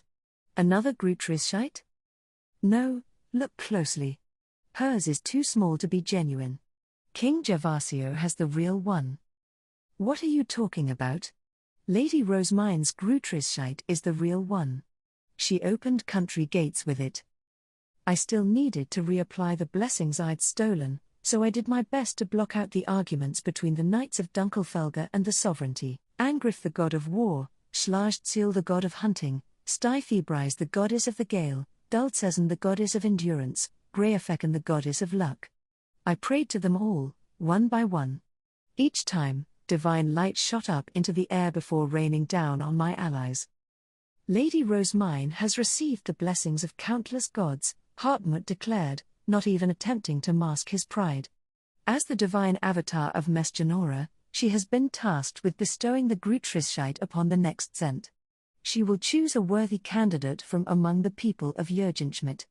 There is no need for an intruder from Lanzenave to take the throne. Hartmut? I wasn't done giving blessings, so I couldn't do anything to stop him, and my retainers were so used to his drawn-out speeches that he was little more than background noise to them. Their focus was entirely elsewhere. As for everyone else, they were watching Hartmut in a total daze. We had successfully created a distraction. As I thought, relegating her to the sovereign temple will not be enough, Rorblut spat, now wearing a murderous glare. I must kill her with my own hands. Rosemine's retainer is correct, we have no reason to let some foreign menace take the throne, Anastasius declared. He and his retainers had returned to their senses. Rorblut. You betrayed my father, Jürgenschmidt, and everyone who put their faith in you as the sovereign knight commander. I shall have your head.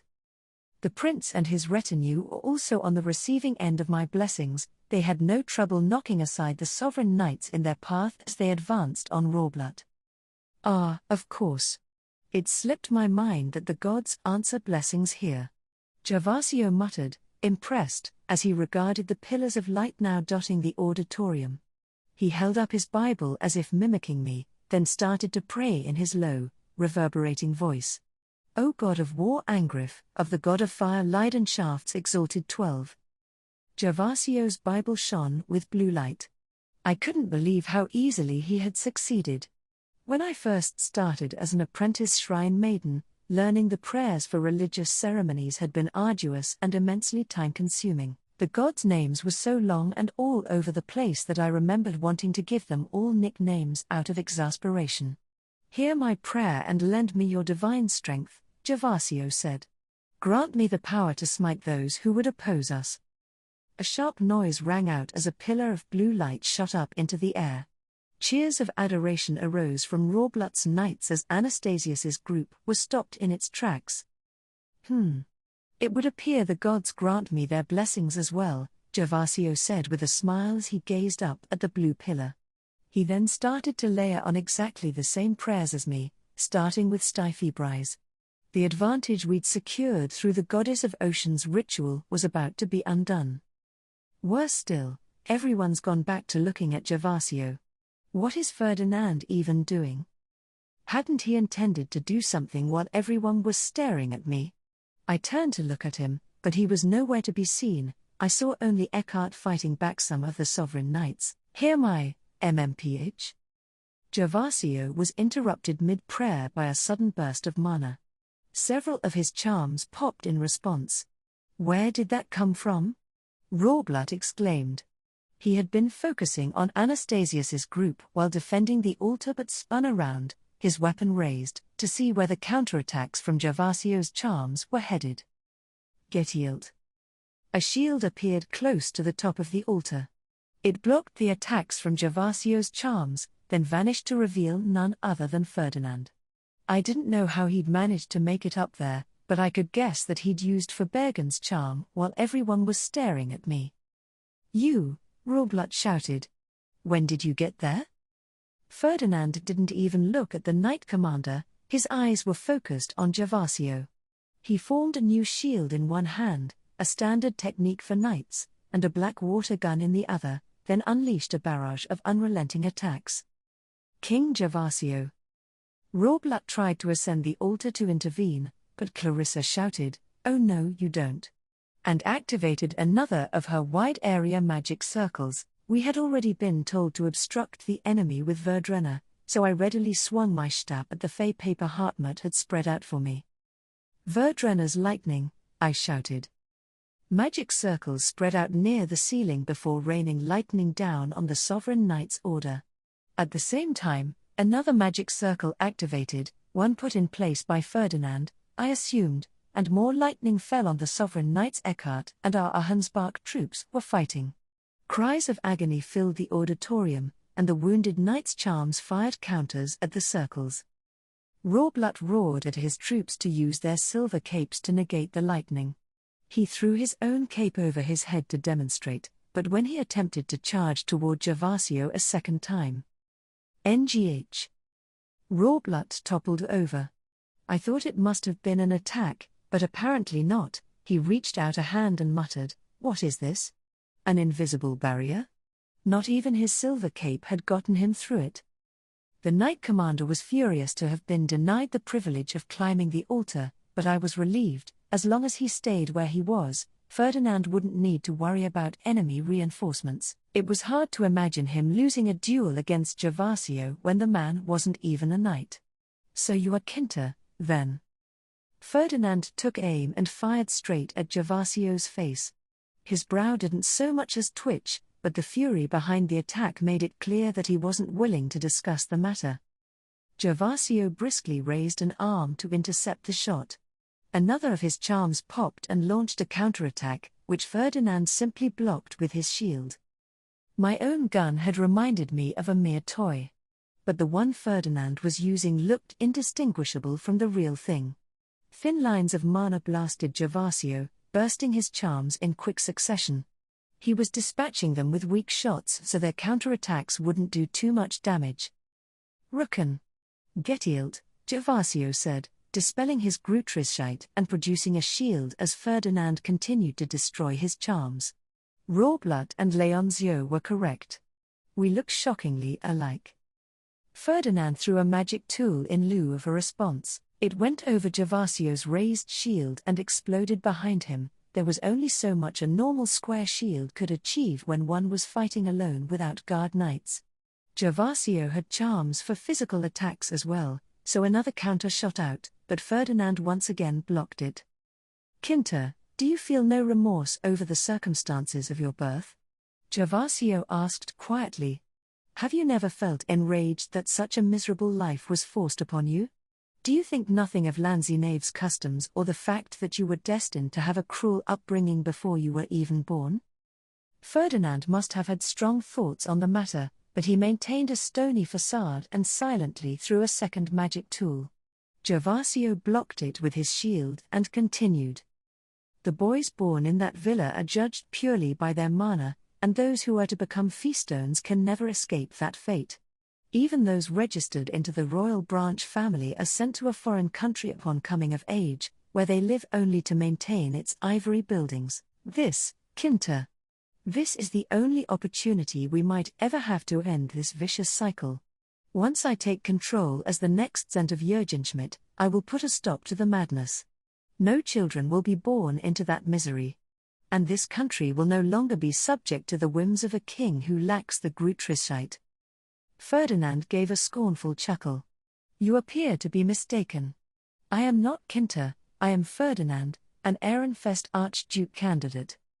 You may not remember the villa, which you left at such a young age, but you escaped only because your mother became a feastone in your place.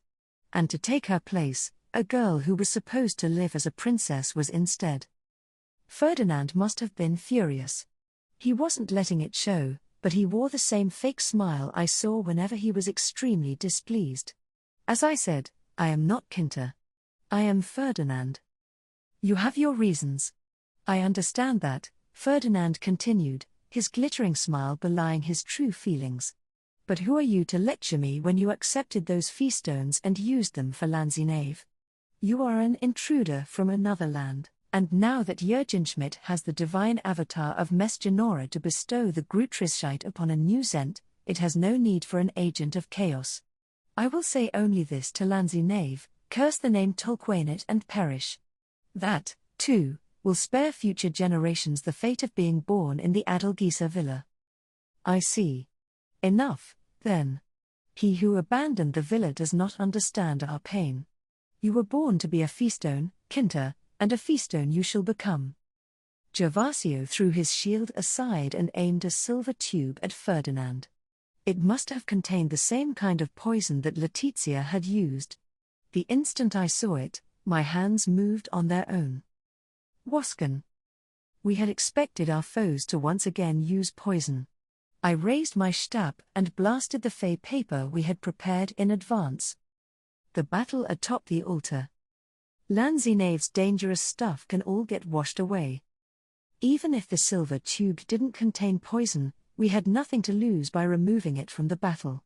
Combining my Wasken with an enhancement magic circle had without a doubt been the right move. A deluge of water poured down from the ceiling with all the force of a raging waterfall. "What is this?" shouted the sovereign knights. "The Wasken is swirling." My own knights cried. "This doesn't make sense." We had designed our magic circle with the intention of washing the entire auditorium, so water gradually filled the room. I would simply need to hold my nose and wait for it all to vanish, I thought. But I was sorely mistaken. Perhaps because I'd envisioned a washing machine when summoning the water, it soon turned into a violent whirlpool that swept up my friends as well as my enemies. "Rosemine. What is going?" Anastasius began to cry out, but his words devolved into a frantic gurgle as the water took him. I'd also been carried away by the Wasken and was now being thrown every which way. I messed up. Someone, save me.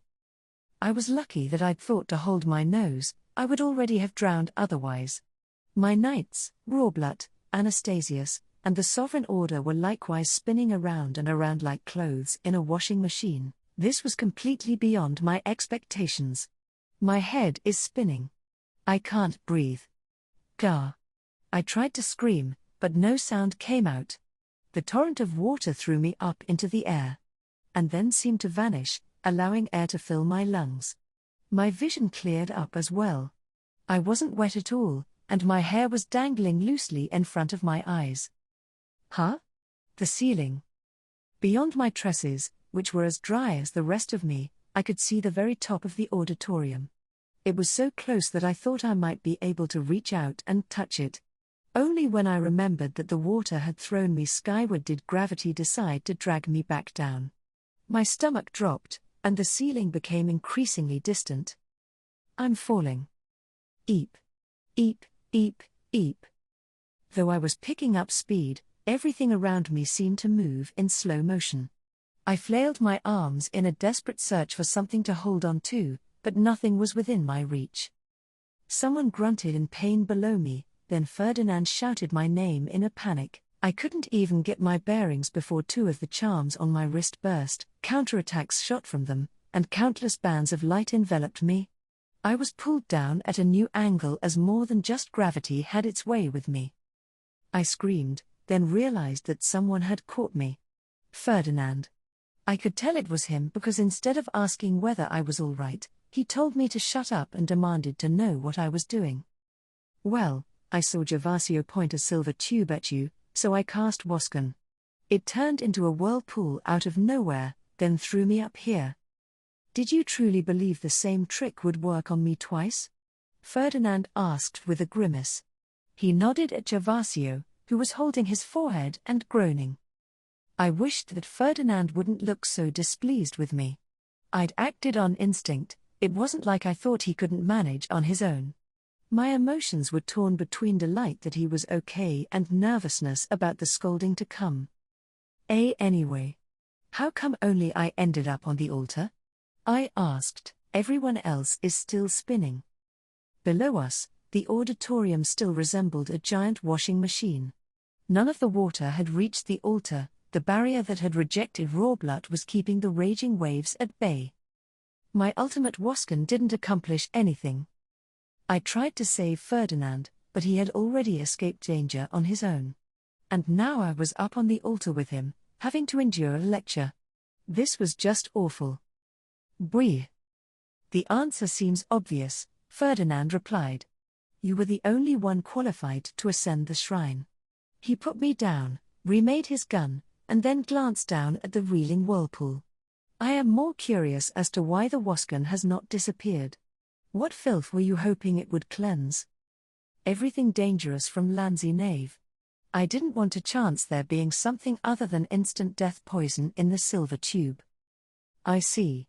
If Trug is considered a dangerous substance, then the Wasken would require a little more time. Ferdinand shot at Gervasio to stop him from drinking a rejuvenation potion. A moment later, the whirlpool vanished, and many of the knights dropped to the floor with a loud, metallic clatter. Oh no, I cried. The knights are well trained and wearing armor, they will not die from a mere fall. My scholars are among them too, you know. Stop leaning forward. The last thing we need is you falling down with them. I took a cautious step back, then frantically searched the room for Hartmut and Clarissa. Those who knew about my enhanced Wasken from our Ditter match seemed relatively calm as they regrouped. Leonore and Cornelius had been thrown up into the air, but they made and mounted their high beasts before they even came close to being in any danger. Angelica hopped between their wings on her way back to the floor. As the divine avatar of Mesgenora, Lady Rosemine looks at home atop the altar. How absolutely divine. Ah, the supreme gods. Oh, they seem fine. Hartmut and Clarissa hadn't been swept too high up into the air and were now pointing at me while clamoring about something or other. It seemed wise to mostly ignore them. I'm glad they're safe, but I'd rather they shut up a little. As I scanned the crowd for ochre capes, Anastasius barked, "At least warn us before you act." His voice hadn't come from the direction I'd expected, and when I turned to look, I saw a princely figure stuck in the audience seating. He had survived the Wasken, at least. But where's Rawblood? He had been guarding the altar, but now he was gone. I enhanced my vision and tried to spot him among the confusing mass of silver capes, at which point the doors to the auditorium slammed open. What now? An enormous group wearing blue capes surged into the room. The cavalry was here.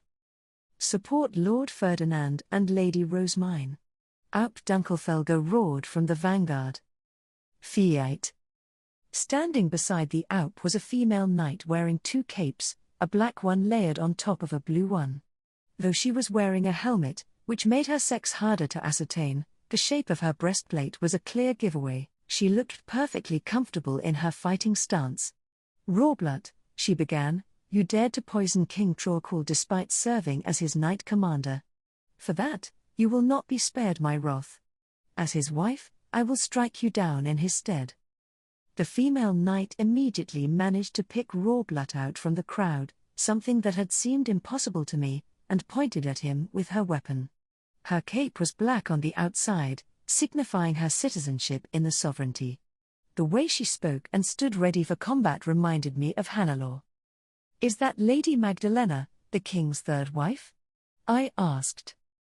Ferdinand shot me a look as though I'd asked the most obvious question in the world. Would any of his other wives have charged into battle alongside Alp Dunkelfelger? Marrying the Zent didn't change her at all. Dunkelfelger sure is, well, exactly as I'd expect by this point.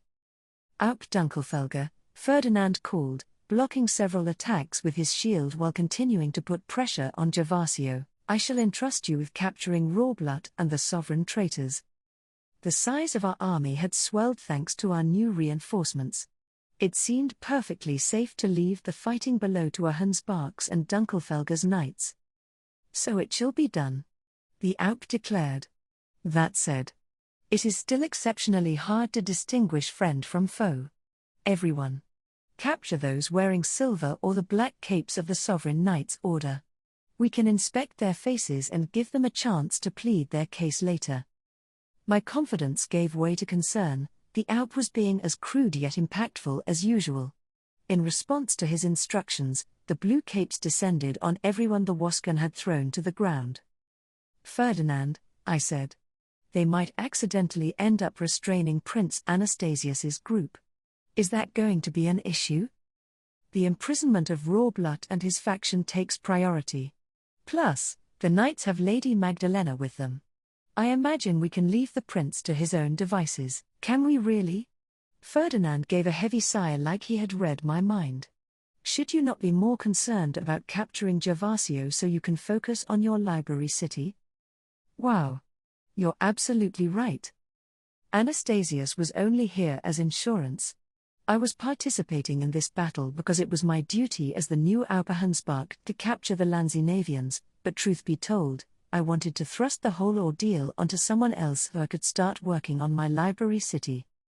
Back in ancient times, Alexandria put herb gardens in its great library. I want my city to be just as versatile, a massive library that encompasses the Gutenberg's bookmaking operations, Ferdinand's laboratories, and my enormous book collection. Aupahanspark was the perfect location, since it even had its own ocean. But before I could proceed with those plans, I would need to capture or otherwise defeat Gervasio, the Lanzinavians' leader, and end this conflict. Gervasio has more mana than we do, so we can assume our bindings will not work on him, Ferdinand said. Focus on defense while I charge my mana. Right. I squeezed my eyes shut and started to pray, O goddess of wind shoots area, protector of all. You, Gervasio said. Your name is mine, correct? My eyes shot open in surprise. Ferdinand shouted at me to focus on the prayer and continued to assail Gervasio with bullets. O 12 goddesses who serve by her side. Mine, why are you cooperating with Kinta instead of trying to eliminate him? Gervasio asked quizzically while using his Getilt to block Ferdinand's attacks. A woman must have said something to him, that was the only explanation I could think of. I thought I made it clear to Erwoman that I wasn't going to play along. Maybe he ignored me. Or maybe he just wasn't able to hear me. In my desperation to avoid the fact that Gervasio knew my real name, I allowed my mind to wander. I didn't know how long Erwoman had been in the Garden of Beginnings, but if he had been there since the country was established, it seemed reasonable to assume that he had grown hard of hearing. Former god or not, no one was immune to the march of time. There was also a chance that Jürgen Schmidt's current mana shortage was to blame. Grant me your shield of wind, so that I might blow away those who mean to cause harm. Schutzeria's shield appeared with a loud shing. Ferdinand immediately stopped providing covering fire with his gun and switched to a sword, which he began charging with mana. We were fighting as one like it was the most natural thing in the world, which instilled in me a profound sense of security. Kinta is not someone you should protect, Gervasio continued. In fact, as I understand it, you are duty-bound to kill him and complete your book. Was that not the order you received, mine? Cease your useless prattle and die, Ferdinand said calmly and swung his sword. A ball of rainbow mana shot out and slammed into Gervasio's shield, blowing him and the statue behind him off the altar. Eep. The airborne statue started to shine, or, to be more precise, its divine instrument did. Pillars of light formed and crossed together. It was so dazzling that I squeezed my eyes shut on instinct. In the Garden of Beginnings. As soon as I closed my eyes, my sense of balance went haywire. It felt like I was tipping forward, and a floating sensation soon overtook me. I thought I was going to collapse, but someone pulled me close and said, "Stay focused, fool." In a quiet, hasty voice. It was Ferdinand. His arm was right there, so I clung to it without a second thought. For a moment, I was convinced that everything was okay, and then we hit the ground. The impact was only as jarring as if we'd tumbled out of bed, so we couldn't have dropped very far, but I was still too disoriented to break my fall. I slammed straight into something hard. Gah! I opened my eyes and saw nothing but armor. I must have fallen on top of Ferdinand. Ooh! Quit your whining and get off me. Ferdinand barked. Before I could even try to move, he pushed me aside and onto my back. Then he stood, already holding his stab at the ready. Listen, buddy. Don't get mad at me. You pulled me to you in the first place. My head was spinning from being wrenched to one side, dropped, and then rolled over. I stumbled to my feet as well and suddenly realized we were in the Garden of Beginnings. A woman was standing in place of the massive white tree that normally sat in the center of the circular room. Judging by the furrow in his brow and the mana radiating from him, he wasn't in the best mood. Well, a woman looks ticked. I wonder what happened. As I cocked my head in confusion, Gervasio let out a murmur of surprise. He was here with us, apparently. I turned to see him get to his feet, having fallen as we had, and then promptly kneel before a woman, who continued to look thoroughly displeased with us all. Ferdinand was still gripping his stab, ready for combat, whereas I was doing my best to stop the world around me from spinning. "What in the world are you three candidates doing?" a woman demanded. Jürgenschmidt must be replenished with mana post-haste. The pieces were falling into place. He must have summoned us here so that he could complain.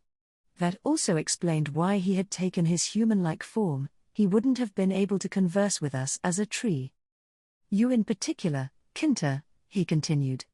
"I gave you Mesgenora's wisdom in spite of the bizarre, disrespectful entrance you made. Yet you never came back to finish the transfer, nor did you even attempt to dye the country's foundation. Then, when I thought you had returned at last, my visitor informed me they were someone else entirely. I instructed said person to kill you and complete the Book of Mesgenora, but they flatly refused. My next visitor actually did intend to dye the foundation, but my relief was short-lived, as both the light of wisdom and their way to the foundation were blocked. Why do you interfere, Kinta? Do you not see that Jürgenschmidt is on the verge of collapse?" In short, a woman was mostly frustrated with Ferdinand. He was actually directing his anger at us both, but I suspected that was because he still couldn't tell us apart due to our nearly identical mana. Ferdinand was unfazed. He casually made his Grutrischite and started to look through it. "A woman, though you claim that Jürgenschmidt is on the verge of collapse, Rosemine extended its lifespan by roughly 2 decades when she filled the country gates with mana. That may seem like nothing to someone who has watched over the country since its inception, but from our perspectives, that is long enough for a child to be born and come of age." "Really?" I asked. "We have plenty of time, then. I wish my book contained information like that." I wandered over and asked to see his, but he slammed it shut as soon as I got close. "Oh, come on. Let me read it for a little while. Don't be selfish. Rosemine, do you understand where you are and what is happening around you?" I took a second to inspect a woman, who wasn't any less outraged, and then Gervasio, who was still on his knees. Even I could tell this wasn't the best time to nag him, but "I do, but I don't want to miss one of my few chances to read your book." "Then I understand completely, you are in the way. Step back."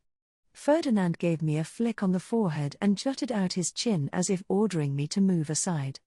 "We have already lost dozens of mana-producing citizens as a result of Gervasio's actions. An invader from Lanzinave is not fit to become the Zent when he will destroy the country from the inside." "The rules of your human society mean nothing to me," a woman replied. "Jürgenschmidt is the place of my atonement and a shelter for those in Uajalib's sights. Its collapse must be avoided at all costs. I have waited long enough. I will not allow the birth of a new Zent to be obstructed. You who refuses to dye the foundation, disappear." A woman leisurely raised a hand and pointed in our direction. Ferdinand took in a sharp breath, then stepped in front of me and shouted, "Getilt." An orb of mana as strong as anything he could produce slammed into him without a shred of mercy. Eep. There was a loud screech as Ferdinand's shield exploded and one of the 3 charms on his arm burst. The blood drained from my face. This was unlike anything we had ever faced before. "Go forth, Terza," a woman instructed. "Replenish this country's foundation." Gervasio stood up in silence. Terza must have been his name as a child if all those mentions of Kinta were anything to go by. "Rukan. Water gun," Ferdinand said. Then he shot Gervasio as soon as the man's back was turned. The Lanzinavian king had run out of charms during his battle atop the altar, so the bullet went straight through his leg. He dropped to the ground with a subdued grunt. "I told you not to interfere," Kinta. If you claim not to care for the world of men, then I do not care about your orders. I shall crown a new Zent, revive prayers, abolish the royal family, and ensure that future kings and queens are chosen from among those who can obtain the Bible on their own merits. I must ask you not to interfere. Woman had been looking in Gervasio's direction, but he once again pointed at Ferdinand. I rushed to intercept the attack, poured all of my mana into forming the God of Darkness's cape, and then spread it in front of us. It absorbed Woman's strike, replenishing my mana. The entire amount I'd spent on that massive Waskan was restored in the blink of an eye. This is bad. There's way too much. I scrambled to compress my mana, but there was too much for me to keep up with. My body started to feel warmer and warmer until, at last, I yelped in pain, feeling like someone had just dumped me in a pot of boiling water. Nostalgic though the feeling was, it wasn't something I'd ever wanted to experience again. So hot. It hurts. Someone, help. Don't absorb it all, Rosemine. Release it. Help me, gods. I raised my arms high and shot out mana, which caused a bright pillar to appear in the Garden of Beginnings. I didn't know if my desperate plea counted as a prayer, but light began shining down from the open ceiling as if responding to my mana. The light dominated my vision like it was the only thing in the world, and a new woman stepped out who looked just like me. She had hair the color of the night sky, eyes like golden moons, and a neatly symmetrical face. It was like when I first caught sight of my reflection after my sudden growth spurt. We weren't completely the same, though. The woman's hairstyle and clothes didn't match my own. Anwax seemed pleased with his work, but I must admit, we look very much alike, the woman said. As one with the devouring, your mana should be pliable, do allow me to borrow your body for a moment. Her voice was clear but gentle. I couldn't make out what she was actually saying to me, since she seemed to be speaking in another language, but the meaning automatically appeared in my head. Her words were being translated in real time. Come again? You want to borrow my body? You requested assistance, did you not? I shall stop woman for you. She rested a hand on her cheek and appeared contemplative. He is putting even his own life in danger. How troubling. I didn't know who this woman was or where she had come from, but someone who could stop woman was exactly what I wanted. His mana capacity was as obscenely enormous as one would expect of a former god. It seemed impossible for any human to beat him. But what would borrowing my body entail? I asked. Would she give it back? And what would I be doing in the meantime? There were too many uncertainties for me to agree right away. I would not be able to stay down here forever. In the meantime, I would grant you a stay in quite a comfortable location. The woman moved an arm, and our surroundings changed. We had moved to a library with floor-to-ceiling bookshelves on every wall, all stocked with such a wide variety of books. There were even more than in the Royal Academy, or in any library I'd ever seen on Earth, for that matter. I was so overwhelmed that I could only stare around in shock. There were comfy-looking chairs, and writing desks perfect for reading at. I could spend an eternity here without any problems at all. Perfection. I muttered. It was just like the library where I'd met that golden Shumil on my way to the Book of Mesgenora. But as I thought back to that wondrous occasion, I remembered the library had actually been an illusion to check the intentions of anyone who entered it. The shelves here aren't just painted on, are they? I asked. No, they are not, the woman replied. Choose whichever book you please, they are replete with my wisdom. Spend your time here at your leisure while I utilize your body. The woman motioned with a hand, prompting a golden Shumil to approach us with a book. It stood next to a nearby chair as if advising me to read there, and at that moment, I deduced whom I was speaking to. She was the goddess I'd prayed to more than any other. Wahoo! Take my body. Or keep it, if you want. Ah, what bliss! A paradise on earth made by the gods. Praise be to Mesgenora, the goddess of wisdom. I struck a sharp prayer pose, then rushed over to the golden Shumil. The chair beside it was like a one-person sofa, even softer and more comfortable than the mattress benches I'd designed. The upholstery was pleasant to the touch and actually seemed to be radiating warmth. The golden Schimmel waited for me to sit down before handing me the book it had arrived with. Maybe it was a tradition here in Jürgenschmidt for libraries to have Schimmel attendants. I opened the book to find stories about the gods written in an exceptionally ancient language. I remember seeing stories like these in the Bible and the book we borrowed from Dunkelfelger. My eyes raced across the page as I eagerly absorbed the first story. It was about Vaforeimir, the goddess of oceans, who had received marriage proposals from two male gods. She had rejected them both, but the two men were subordinates to the god of fire. The flames of their passion refused to die. The incident had escalated to the point that several other gods needed to intervene. Vaforeimir ultimately decided that if she failed to find a partner on her own, she would marry whichever of the two men won in combat. They had elected to decide the victor at once, and their massive battle had again drawn other gods into the mix. Vaforeimir had proposed the duel as a way of placating her two suitors until she found someone else to wed. She hadn't expected them to march straight into battle. Thus, when the other goddesses had informed her of the war that had suddenly broken out, she raced to the battleground and used her divine power to cool everyone down. Ever since then, a custom of summoning Vaforeimir whenever the subordinates of fire started warring among themselves had taken root. Isn't this where Dunkelfelger's ritual comes from? Vaforeimir must have been painfully busy if she was being summoned not only by Dunkelfelger but also by the other gods as well. I expressed my sympathy and moved on to the next story, a tragic tale of romance centered around Jagiris. Done, I announced. Next one, please. To my delight, I'd just finished my third book, an account of the goddess Liebeskulf. She had stolen threads of fate from Dregarnur and pulled countless pranks, spurring the goddess of time to finally retaliate by weaving threads into Liebeskulf's hair. The goddess of binding had been none the wiser. Until she suddenly discovered she was bound to a human man. I wonder what the next story will cover. I mused aloud. Tra-la-la, la-la-la. Rosemine. As I eagerly awaited the return of my Schimmel attendant, an unexpected shout echoed through my mind. It was Ferdinand, sounding entirely like he'd crawled out of the depths of hell to smite me. My excitement vanished in an instant. Eep. What's going on? I covered my ears and looked around, but Ferdinand wasn't there. I was still in the library of my dreams, with packed shelves all around me. So you finally heard me. The furious voice continued. Get back here. Now. If you linger, all that you care about will disappear. Eep.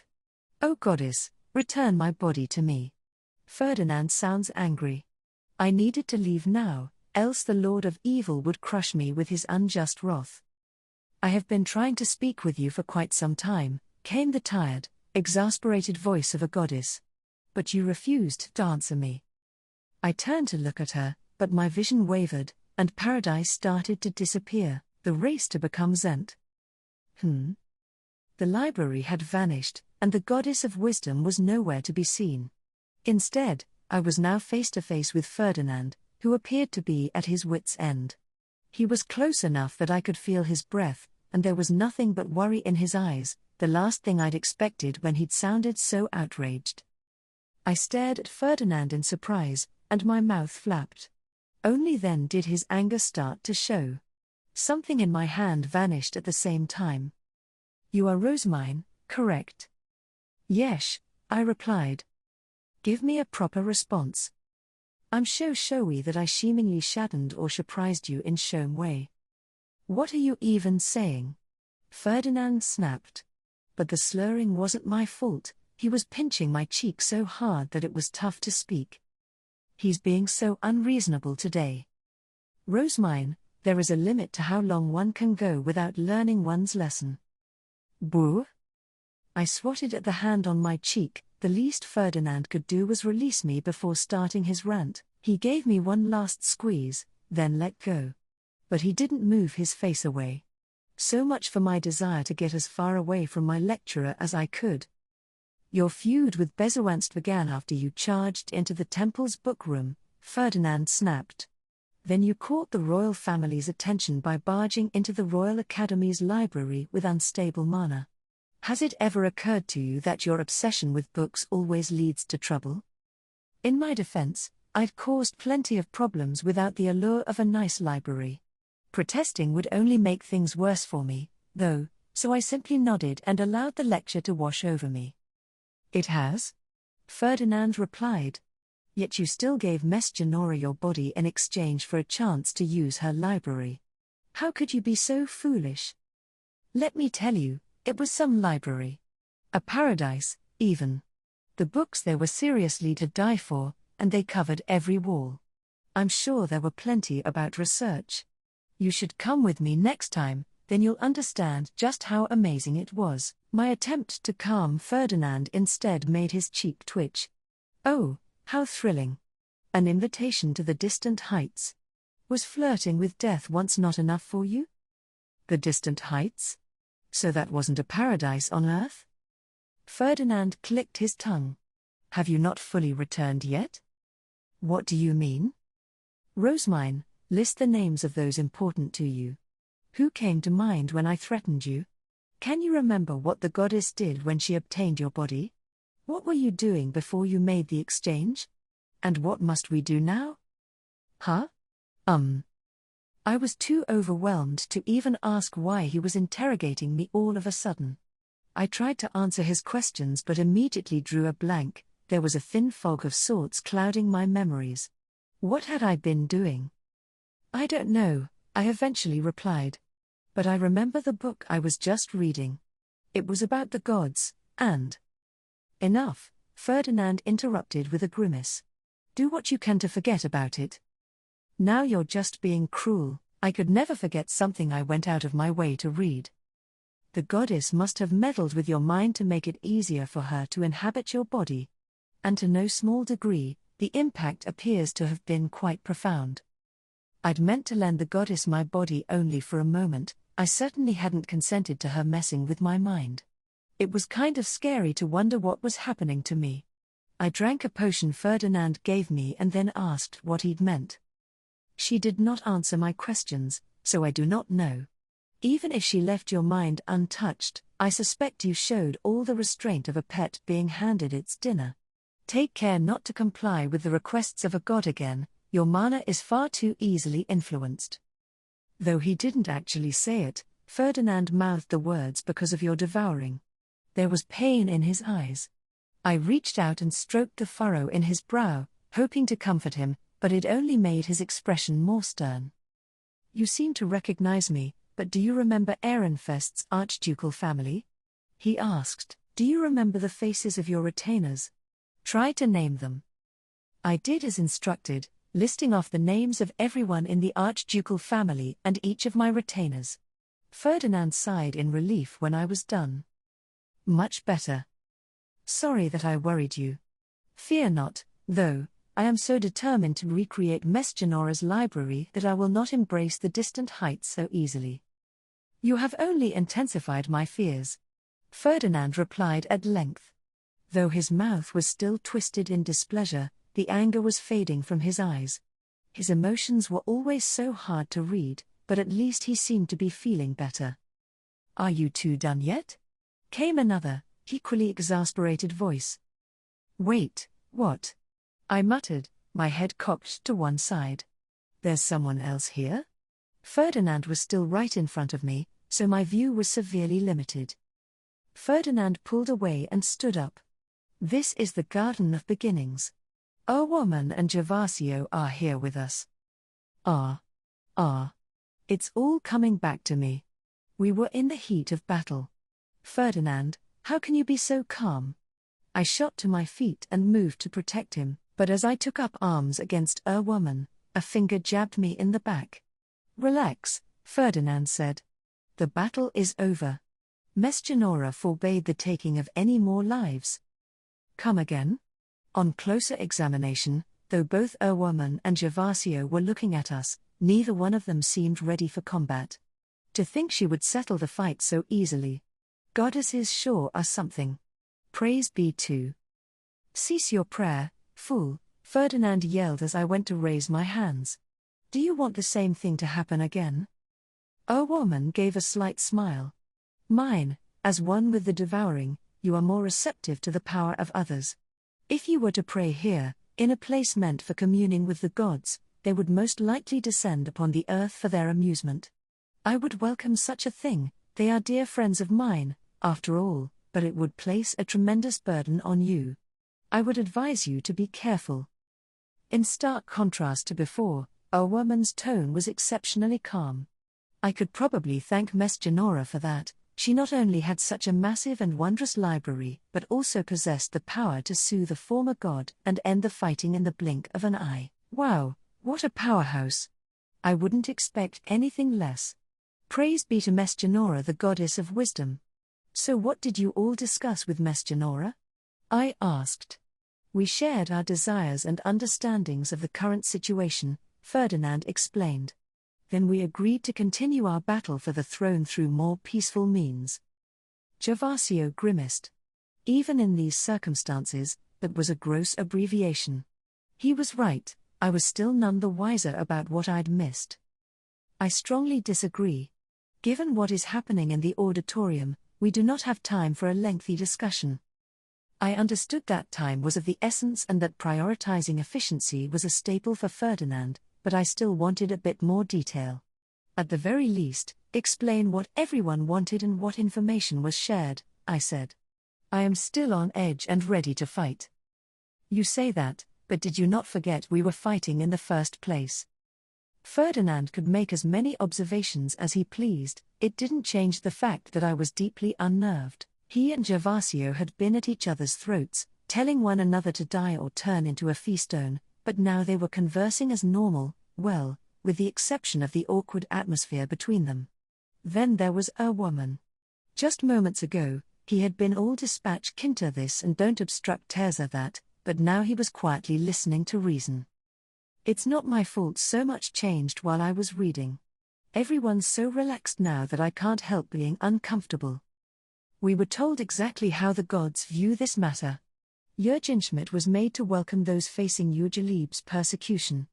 Thus, the gods consider it only natural to welcome the Lanzinavians seeking asylum. According to Ferdinand, Jürgenschmidt existed specifically to shelter the mana wielders of the various outside worlds. If there were Lanzinavians with mana who wished to live here, the gods would accept them without a second thought. Did the gods think nothing of the Lanzinavians slaughtering dozens of Ahansbach nobles?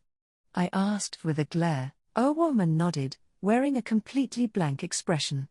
My words mean nothing to your human society. I have said not to kill, but men have killed each other by the thousands since time immemorial. Hundreds of nobles died recently, a few dozen more is a drop in the pond. And what does it matter when those from the outside will replace them? From his perspective, the civil war had just taken place, and the deaths of a few more from Ahansbach were barely even a blip on his radar. But it's not a problem of numbers for us, I said. Humans grow old and cut each other down. That is their nature. It is pointless to dwell on societal matters when circumstances change so drastically. Even just in Ehrenfest, there were vast gaps between us in the form of status and perspectives. Of course humans and gods wouldn't see eye to eye. In any case, woman continued, so long has passed since anyone came to speak with me about human society. In the distant past, Zent candidates had regularly visited the Garden of Beginnings to obtain their books of Mess Genora. The abundance of mana had meant woman could take human form and interact with his guests whenever he pleased, but then the shortage had struck. Woman had no longer been able to transform, and people had stopped obtaining the Book of Mess Genora, likely because religious ceremonies had started dying out and the sovereign temple had moved out of the Holy Land. To make matters even worse, the decision to pass a magic tool Grutrischite from generation to generation had made praying largely redundant, so fewer people had visited the Garden of Beginnings at all. The history I'd absorbed made that clear to me. Conversation partners are irrelevant, woman said. In the absence of a Zent who can supply the foundation, the country gates have dried out, and Jürgenschmidt is on the verge of collapse. If nothing happens to remedy this, we can expect death on a scale that would make your mere dozen seem laughable. My wish is for a new Zent to be born post-haste. I desire nothing else in particular. Woman wanted someone, anyone, to hurry up and die Jürgenschmidt's foundation. He didn't consider King Torquil Zent in the slightest because of the man's inability to carry out that most important duty. Thus, he continued, to forestall the looming devastation, we decided you Zent candidates should compete to see who should receive permission to die the foundation. Wait, what? I asked. Zent candidates? To whom are you referring? Are there Zent candidates beyond the three of you? If so, bring them here at once. The anticipation in his voice made one thing clear: we were all such great troublemakers that he was ready to welcome just about anyone who could take our place. Well, Lady Ditlind is a self-proclaimed candidate, and some of the royals were able to make it here. Ferdinand shook his head. As far as woman is concerned, one must have the Book of Mesgenora to be a Zent candidate.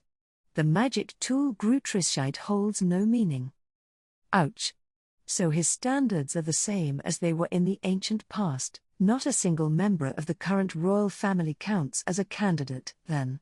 Woman wants Jürgenschmidt to be fully supplied with mana, Ferdinand continued. To that end, we three candidates will engage in a competition of speed. We shall race to fill the 3 drained country gates before returning here, to the Garden of Beginnings.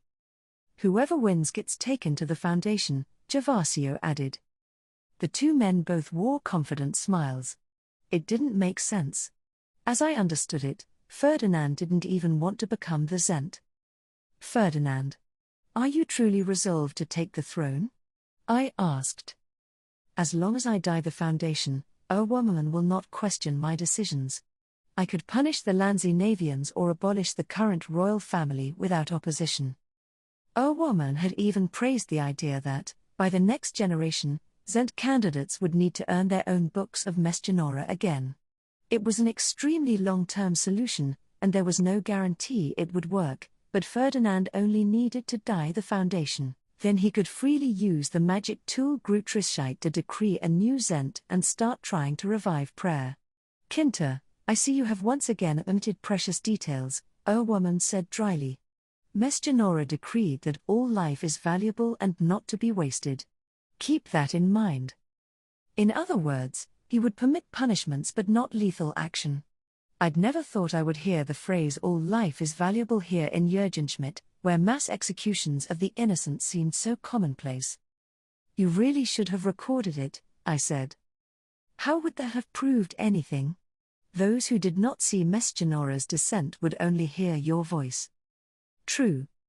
I'd already earned a bit of a reputation for my compassion, so anyone who heard a recording of that nature would assume I was singing the same old song. Woman was right, it wouldn't have accomplished anything. How unfortunate. And why do you want to be the Zent? I asked, turning to Gervasio. It will grant me the power to destroy that villa. Girls will no longer be sent here to birth children doomed to live as I did, and those with mana will receive respect, not live in scorn. He mentioned that he would also be able to rescue the Sovereign Order from Dunkelfelger's reinforcements and assign new orbs to the presently empty duchies so that Lanzinavians could move to them. But why do you want to live here in Jürgenschmidt? The people of Lanzinave need your feastones and stabs, don't they? That is not accurate. As it turned out, Lanzinave was making such great technological advancements in so many fields that mana wielders were gradually being driven into a corner. The royals there were quickly losing their power and were being treated as no more than sources of mana. Lanzinave's royal family is divided into 2 factions, one that wants us to return with a mass of stabs and exercise our power over the populace once again, and another that wants to escape Lanzinave and stay here as Jürgenschmidt nobles. Leonzio was leading those who wished to return to Lanzinave with stabs, whereas Gervasio had come here in search of somewhere peaceful they could spend the rest of their lives. They had separate aims, but they both agreed that Jürgenschmidt was ripe for the picking while it lacked a proper Zent. Leonzio's faction was behind the deaths of those Ahenspark nobles, Gervasio explained. That said, as I understand it, Lady Ditlind gave him permission to do as he pleased with anyone in the duchy who would oppose her. It came as startling news to me, I did not think Jürgenschmidt gave power to those so willing to commit atrocities. But then I met her, and it occurred to me just how foolish and self-centered she really was. There was a short pause before Gervasio continued. I need a position of power to ensure that Jürgenschmidt remains safe, to ensure we Landsknevians are not punished, and to reward those of the Sovereign Knights Order who supported me. I must become the Zent. Well, now I understand everyone's motivations. But why am I getting drawn into this? I asked. I'm an Aup, right? Doesn't that prevent me from dying the country's foundation? If you are an Aup, then you need only take part as one, a woman replied. Orbs are meant to replenish the country gates in the first place. My apologies, but that was only the case when the country was first founded and the orbs of each duchy had their own books of Mesgenora. Though, well, I don't mind participating if replenishing the gates is that important. Woman was basing his perspective on the days of old, so I was obligated to participate as well. It would not be impossible for you to become the Zent, he noted, now looking straight at me. Someone else could dye your foundation. They would not even find it challenging, as you have the devouring, your mana can easily be overwritten. Woman, how are you suddenly able to tell me apart from Ferdinand? I asked. I thought our mana looked the same to you. Yes, but you are currently filled with Mesgenora's power. So the goddess dyed me. I gazed down at my arm and saw absolutely nothing of note. I couldn't see mana, so it looked the same as usual. I sense the divinity of the goddess within you, but your words and actions detract from it, Gervasio said. I would rather you remain silent. Though he looked at me with respect, I sensed that he was seeing someone else entirely. We have no more time to waste, woman interjected. The race will now begin. The gods shall decide your destinations for you. He raised a finger and outshot 3 thin bands of mana, 1 red, 1 green, and 1 gold. We 3 Zent candidates received 1 each, at which point the former god said, dye the gate of your divine color. I'd received red, Ferdinand green, and Gervasio gold. That meant I would need to head to Klassenberg's gate with the goddess of Earth's sigil, Ferdinand to Hochletz's with the goddess of waters, and Gervasio to Gilisen Mayer's with the goddess of lights. Now go, woman said. Forge your own teleportation circles and replenish the country gates. Grutrisheit. At once, we 3 Zent candidates formed our books of Mesgenora. Ferdinand and Gervasio immediately began drawing in the air, but I still needed to search for what I wanted. I put Klassenberg Country Gate teleportation circle into my tablet while silently bemoaning its design. Though I appeared to have fallen behind, that couldn't have been further from the truth. I took out a sheet of fey paper, smirked, and then activated my spell. Copy and place. I finished my teleportation circle in the blink of an eye. Ferdinand noted that I was wasting my fey paper, not even pausing his work, while woman and Gervasio voiced their surprise. Inspecting the room with a triumphant smile, I raised my book of Mesgenora and said, Kischlewessel. Klassenberg. I was comfortably in first place. The Lord of Evil's machinations. Thanks to my copied teleportation circle, I'd arrived at my destination. Each country gate was basically the same on the inside, so I could tell them apart only by the sigils of the primary gods drawn on their circles. A quick glance was all it took for me to spot Jegels. I must have been in Klassenberg. I just need to fill the gate with mana, right? I approached the wall and pressed my book of Mesgenora against it, because I'd already supplied the country gates in Ehrenfest, Dunkelfelge, and Ahansbach. I was well accustomed to the process. An easy win. Like taking candy from a baby. As my mana streamed into the country gate through my book of Mesgenora, I suddenly noticed the magic circle behind me shine. I turned around while taking care not to disrupt the flow. Huh? What? Only those with a book of Mesgenora or the Grutrisheit kept in the underground archive could use these teleportation circles. And as only members of royalty could access the latter, Ferdinand or Gervasio had to be behind this surprise appearance. Don't tell me someone's coming here to sabotage me. There's only one person who would even consider such a thing. Is that you, Ferdinand? Well deduced, he replied as he appeared atop the teleportation circle. I would ask if you came here by mistake, but let's be honest, that would never happen.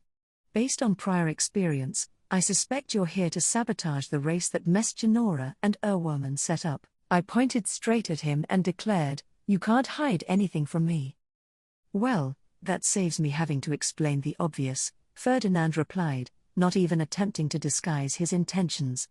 I wouldn't have believed whatever excuses he might have thrown at me, but still, would it really have hurt him to try? Go on, then, what are you plotting? How are you going to sabotage me? I take it back, I do need to explain the obvious. Pray tell, how would trying to sabotage you benefit me? I am here to sabotage Gervasio. Our race was, in short, a simple, easy-to-understand test to see which of us sent candidates had the most mana. It would also measure our ability to draw teleportation circles, the completeness of our books of Mesgenora, and our experience in magecraft. I was first because of my secret technique, but you drew your teleportation circle much faster than Gervasio, I said. I don't know how much of the mana you expended during battle you've managed to recover, but with your vastly more potent rejuvenation potions, you are at a considerable advantage. Why not play fair this time, Ferdinand gave a sardonic smile. Humph. Fair, you say? Even though you contributed most to sabotaging Gervasio? I did. That doesn't ring a bell, I'm afraid. Has your memory not returned, or are you still completely lacking in self-awareness? Probably the latter. I remember what we were doing before Mesgenora descended. Ferdinand gave his temple a few irritated taps. I expected you to have learned something by now. It was your idea that we interrupt Gervasio while he was in the Garden of Beginnings. Because of our actions, his Book of Mesgenora is severely damaged and mostly incomplete. The Goddess of Wisdom said that even if he returns to the Garden of Beginnings, she will not be able to give him the knowledge he lacks. I clapped my hands together, recalling how I'd spread out the God of Darkness's cape to recover my mana. Oh, right. That's one point for lacking self-awareness. As expected, Gervasio's Bible contains only fragments of the root to the foundation. As far as Bookworm is concerned, all three of us are deeply unappealing Zent candidates with incomplete books of Mesgenora. Gervasio's book was doomed to forever remain incomplete. And while Ferdinand or I could obtain a complete one, neither one of us wanted to. If we're Jürgenschmidt's last hope, then the future really does seem bleak. No wonder Bookworm was so eager for me to bring more Zent candidates. Just a moment, I said. I gave you all the information necessary to complete that magic tool Grutrischite, remember? Did you not mention that fact to Bookworm? Had the former god known that Ferdinand was carrying a largely complete book of Mesgenora, this contest wouldn't even have been necessary. I did not. He thinks my book is still incomplete, which is not untrue, as there are still gaps in the more irrelevant sections. Oh, fantastic. You're a great schemer who lies by omission. So impressive. I want to know why you chose to deceive him. I considered it my best move, you need not know any more than that. His reasoning aside, it was his shameless declaration that had made Bookworm announce his intention to take the winner of our race to the Foundation. And you didn't think to warn me? I asked. You have a tendency to disclose sensitive information. Thus, I tell you only what is necessary. That's so mean, I shouted, fixing him with a sharp glare. Sure, I was used to Ferdinand not telling me things and acting alone, but that didn't make it any more acceptable. Can you at least say what you expect me to do? Though I'll warn you now, I refuse to attack Gervasio or anything of the sort. I would never ask that of you, he replied, exasperated. You would never succeed in such a task. He had me there. It was actually a little upsetting. Ferdinand continued, once you have finished supplying mana, return to the central building. Contact your guards before you leave the teleportation hall. I shall ask Ehrenfest to prepare somewhere you can rest, somewhere I can Rest? You will need some time to recover, will you not? You might not be able to use a Hanspark's dormitory, but Ehrenfest's should still be available to you. My eyes dropped to the brooch attached to my cape.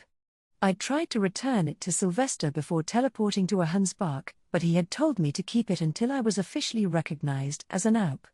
As long as I had it, I could continue to call myself an Ehrenfest noble. Ferdinand. I took my attendants to a Hanspark, remember? Lieslita, Grisha, and the others weren't in Ehrenfest anymore, so we were going to be short-handed. Are you forgetting about Ryada, Brunhilde, and Ottilie? Ryada has gone back to serving Sylvester, and is Brunhilde not busy preparing for her wedding? I can't treat them like they're still my attendants, it would only trouble them. Trouble them? We are doing Ehrenfest a favor. How is putting me up in the Ehrenfest dormitory anything but an inconvenience? It will prove Ehrenfest's involvement in this battle for the sovereignty. As we know, channeling mana into the country gates causes them to shine brilliantly. This will not be quite as obvious now that the sun has risen, but it will not go unnoticed, not unless the duchies overseeing them were as foolish as a Hanspark and elected not to station knights at their border gates. They will alert their orbs, who will contact the royal family or other sovereign nobles before rushing to the sovereignty. In the long term, it will prove fatal for Ehrenfest if Sylvester is not at the Royal Academy. In the aftermath of the Civil War, there had been a clear distinction between how the winners and losers were treated. Our decision to participate would greatly impact our influence and authority in Jürgenschmidt going forward. Ehrenfest must provide support in a way that other duchies can see, Ferdinand explained. The intelligence we shared prior to the invasion will mean nothing to anyone but Dunkelfelger, so if we attempt to rely on it, we will struggle to protect Ehrenfest moving forward. The battle against Georgine means that sending reinforcements is out of the question, but they should still have the capacity for rear support. Indeed, dawn had already broken. Ehrenfest would surely have people who were awake and ready to help. Ehrenfest must make its contribution to the battle painfully clear, Ferdinand concluded. There is no shame in taking this opportunity to relax. You will need as much rest as you can get for the tribulations to come. Wait. The tribulations to come? Excuse me? I cried, my eyes wide open. Just what do you intend to make me do? He tapped a finger against his temple, then gave me the same suspicious smile he wore whenever he was hiding something. Once you have supplied this gate with mana, I would ask you to supply Hochletz's as well. Only if you feel able, mind you, this is by no means a requirement. Now, I must be going. Take care to seal the teleportation circle behind me. As you do not have your guard knights with you, we cannot be too cautious. Ferdinand was on guard against Gervasio even now that the Zent race was underway. He warned me of the potential danger, a reminder that I wasn't being wary enough. I nodded as I did my best to absorb his every word. Remember, Ferdinand said, once you have finished supplying mana, return to the Royal Academy and summon your retainers. Listen to them well, then ensure you rest in the Ehrenfest dormitory. Is that understood? Is there anything for me to do other than mana replenishment? I asked, now feeling the danger as well. Ferdinand placed a contemplative hand on his chin, then reached out his other arm and gave my shoulder a light shove. I stumbled back a little, but he caught me before I could topple over. Eesh. That came out of nowhere. Were you checking something? I asked. If even that was enough to disrupt your balance, then you will need more practice. Practice? For what, exactly? I wonder if we have enough time, Ferdinand mumbled instead of answering my question, then he started reactivating the teleportation circle. Ferdinand. Wait. You owe me an explanation. Kieschluessel. Erstad. Seemingly unable to hear me, Ferdinand walked not to his assigned gate in Hochletz but to the Royal Academy's central building. Why was he so insistent about me resting in the Ehrenfest dormitory? What is he trying to make me do? He had something absurd in mind, my history with him told me that much. Any time he wanted something done, he completely ignored my circumstances and refused to elaborate to ensure I would end up doing as he pleased. I wish he'd just be frank with me. It's not like I'd refuse to help. Humph.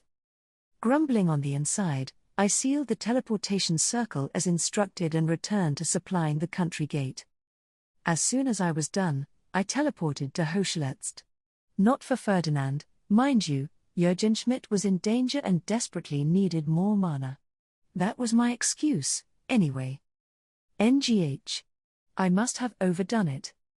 Using too much mana and drinking too many rejuvenation potions had given me a splitting headache. The pain went from my neck to my skull, like a sharp blade had suddenly impaled me. Gah! To think Ferdinand predicted when I'd need to rest. That's annoying. And, wait. That means he knew I'd go to Hochschletzt as he asked. That's even more frustrating. I continued to gripe under my breath, pausing only to reactivate the teleportation circle I'd sealed. Kieschlewessel. Ersted.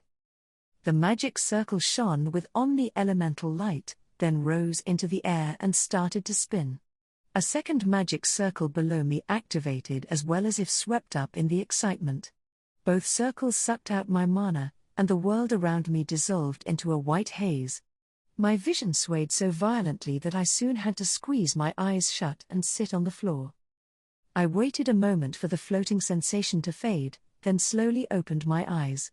I'd arrived safe and sound in the Royal Academy's teleportation hall, but my teleportation sickness combined with my complete lack of mana meant I was feeling rougher than ever. This sucks. Nonetheless, it wasn't like I could go to sleep in the teleportation hall. I used what strength I could muster to send a letter to Cornelius announcing my return. He immediately replied that he was outside and that I should cover my mouth before leaving. They intended to take me back to the dormitory by High Beast. Cover my mouth. I slowly rose to my feet, my head cocked, then pressed a hand over my mouth and opened the door. Angelica and Cornelius were waiting right outside, and there was a group wearing a Hansbach capes farther down the hall. I didn't even have time to blink before Angelica threw a large sheet of cloth over me and swept me up. What the heck? I didn't have a clue what was going on, but I made sure to keep my hand firmly over my mouth, even as what must have been Angelica's high beast started to move. Right now, my main duty was to stay quiet. My apologies, Lady Rosemine, Angelica whispered. This was the only way to get you to the dormitory without those from other duchies sensing the goddess's power within you. The cloth was removed only once I was inside the Ehrenfest dormitory. I took a moment to inspect my surroundings, then looked at my knights in a daze. We had entered not through the usual door but through the door one used when returning from the gathering spot. Ferdinand instructed you to do this, didn't he? I asked. What is he doing now? Cornelius? Leonore? Matthias? Lawrence? I deliberately omitted Angelica's name, as I doubted Ferdinand had explained the situation to her. Well, how do I put this? Cornelius muttered. Hartmut wept and prayed to the gods, but even then, I didn't think it would be this extreme. You didn't think what would be this extreme? The divine power. No wonder Lord Ferdinand gave us strict orders to cover you with silver cloth and move you into the dormitory in secret. As it turned out, I was radiating such intense divine power that it was hard to look straight at me. I would never have guessed it from my conversation with Ferdinand. He had seemed as stoic as always. Lady Rosemine, Leonore interjected, Lord Ferdinand also ordered that you be put to bed. Her eyes wandered, and she apologetically continued, could you, go back under the cloth so that Angelica can take you to your room? We do not want to cause a stir. My current predicament must have been even more unusual than I'd realized. I didn't want to trouble anyone, or wait a moment longer before crawling into bed, so I said, certainly, and allowed Angelica to carry me to my room. The silver cloth was soon removed again, allowing me to see the female attendants busily moving around my room. The moment Clarissa met my eye, she crossed her arms over her chest and knelt. "O Lady Rosemine, what divinity!" She wept. "You truly are the avatar of a goddess. I was able to feel your mana being dyed, but I never thought you would return overflowing with divine power. Your darkness-blessed tresses are glossier than ever before, your lightness-blessed eyes exude such strength, and even your posture radiates. Clarissa, Ryada snapped, save your pointless rambling for later and prepare some medicine so milady can rest. A good retainer would never neglect her duties. She gestured at Bertild and Ottilie, urging them to make my bed, then looked at me and sighed. You are deathly pale, milady. If you are too weary for a hot bath, might I suggest you cleanse your body with a wascon once you've eaten? Even eating sounds like too much for me. Clarissa had gotten straight to work preparing my medicine, and she looked at me with the expression of a honed scholar. Lord Ferdinand said you must eat before you drink your medicine. The medicine in question was an especially intense rejuvenation potion meant to replenish mana in no time at all. I'd wormed my way out of taking a bath, but I was doomed to eat. I gave up and sat down as Brunhilde brought some food in for me. Lord Sylvester ordered us here as soon as the knights in the dormitory relayed Lord Ferdinand's request for aid, Ryada said while serving me. Our priority is securing a place for you to rest, so we gathered some chefs and came at once. The others are on the way. It had been such a long time since she'd waited on me like this. I turned to Leonore, who was standing watch behind me. From your perspective, what happened while I was up on the altar? 7 radiant beams shot from the divine instruments of the auditorium's statues, and the 3 of you disappeared at once. We stared in shocked silence, but not the Dunkelfelgerians. They continued their methodical capture of the sovereign knights. Aup Dunkelfelger had instructed his knights to capture the traitors whether we were there or not, then worked with Magdalena to take down Rorblut. The knight commander had fought tirelessly but ultimately lost. Together with Dunkelfelger, we restrained the last of the sovereign knights, Leonore continued. It was then that Hartmut burst into tears and started declaring that a goddess had dyed your mana. Seriously? There's no way he came out of that not looking like a total weirdo. Your other name sworn confirmed that your mana had changed, but they could not tell whether it belonged to a goddess. Hartmut was furious. He criticized their uncertainty before launching into a rant about how your power was throbbing with divinity. It was so repulsive and out of place for such a grave battle that we left him bound with the sovereign knights. Wowie. Leonore Shaw is merciless. Lord Ferdinand was the only one to return, Leonore continued. We asked about your status, and that was when he told us Mess Janora had manifested in you to crown a new Zent. Hartmut had actually been telling the truth, to all of our surprise. Lord Ferdinand is now laying the groundwork for the goddess's will to be done. Hartmut and Ferdinand had made the same ridiculous claims, but only the latter had actually been believed. It was kind of sad, in a way. Leonore, can you tell me what exactly Ferdinand might be doing? I asked somewhat hesitantly. By not participating in the Zent race and dyeing the foundation, he had gone against the goddess's will. I couldn't think of anything else he would need to prepare for. Upon his return to the auditorium, he ordered that food and a place to rest be prepared in the Ehrenfest dormitory. We were given instructions for when you returned. He also relayed the goddess's wish that no more lives be taken and told the Knights of Dunkelfelger to capture, not kill, Gervasio in the event that they found him. In true Ferdinand fashion, he had peppered his commands with any number of threats. We had apparently been told to eat and rest in shifts. Ahenspark's knights would manage with their provisions, but our allies from Dunkelfelger had to return to their dormitory in groups. Delivering food to the knights engaged in battle was an important duty for rear supporters. Ehrenfest is covering our and your provisions, Leonore continued. Food prepared in the villa at Lord Ferdinand's order has been brought to the Ehrenfest dormitory. After dinner, more will be prepared for Ahenspark's knights. Ferdinand had said that the food in the Adelgisa villa belonged to Ahenspark, since it had all come through the Lanzinave estate. That was fair enough, if you asked me. Ehrenfest had provided the chefs. Furthermore, let's see. According to Cornelius, Lord Ferdinand also instructed Prince Hildebrand to use his role as a member of the library committee to return the key Rorblut took. The third prince's mother, Magdalena, had been reluctant to agree. Returning the key had seemed anything but urgent, especially when there might have been more traitors lurking around the academy. There was also the fact that the order had come from Ferdinand, of all people. Any mother in her shoes would worry for her child. Ferdinand had subsequently informed Magdalena that, through Roblot's manipulation, her son had acquired a Stab. He had also mentioned that the Lanzinavians had acquired their Stabs by following him. Magdalena had paled in response, at which point he had smiled and said, "As a new Zent is soon to take the throne, would you not like someone to put in a good word for him and reduce his punishment to some degree?" Look, I get it. Prince Hildebrand was the only available member of the library committee. It wasn't like we could summon Hannelore all the way from Dunkelfelger. Even so, I can't believe he'd take advantage of a mother's love. That really is devious. I ate my food, less than enthused about what Leonore was telling me, then drank the potion that Clarissa had prepared. Brunhilde put away the plates while Bertild undid my hair, Ryarda cast Wasken on me, and utterly changed my clothes and put me to bed. "Leonore, is Ferdinand resting as well at the moment?" I asked. "No, my lady. He went to the Sovereign Temple with Prince Anastasius. Hartmut accompanied them to search for Emmanuel, the Sovereign High Bishop." "The Sovereign Temple? Wait.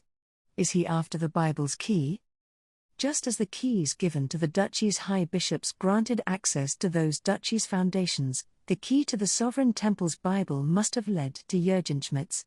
Ferdinand was systematically crushing every chance Gervasio might have of taking the throne.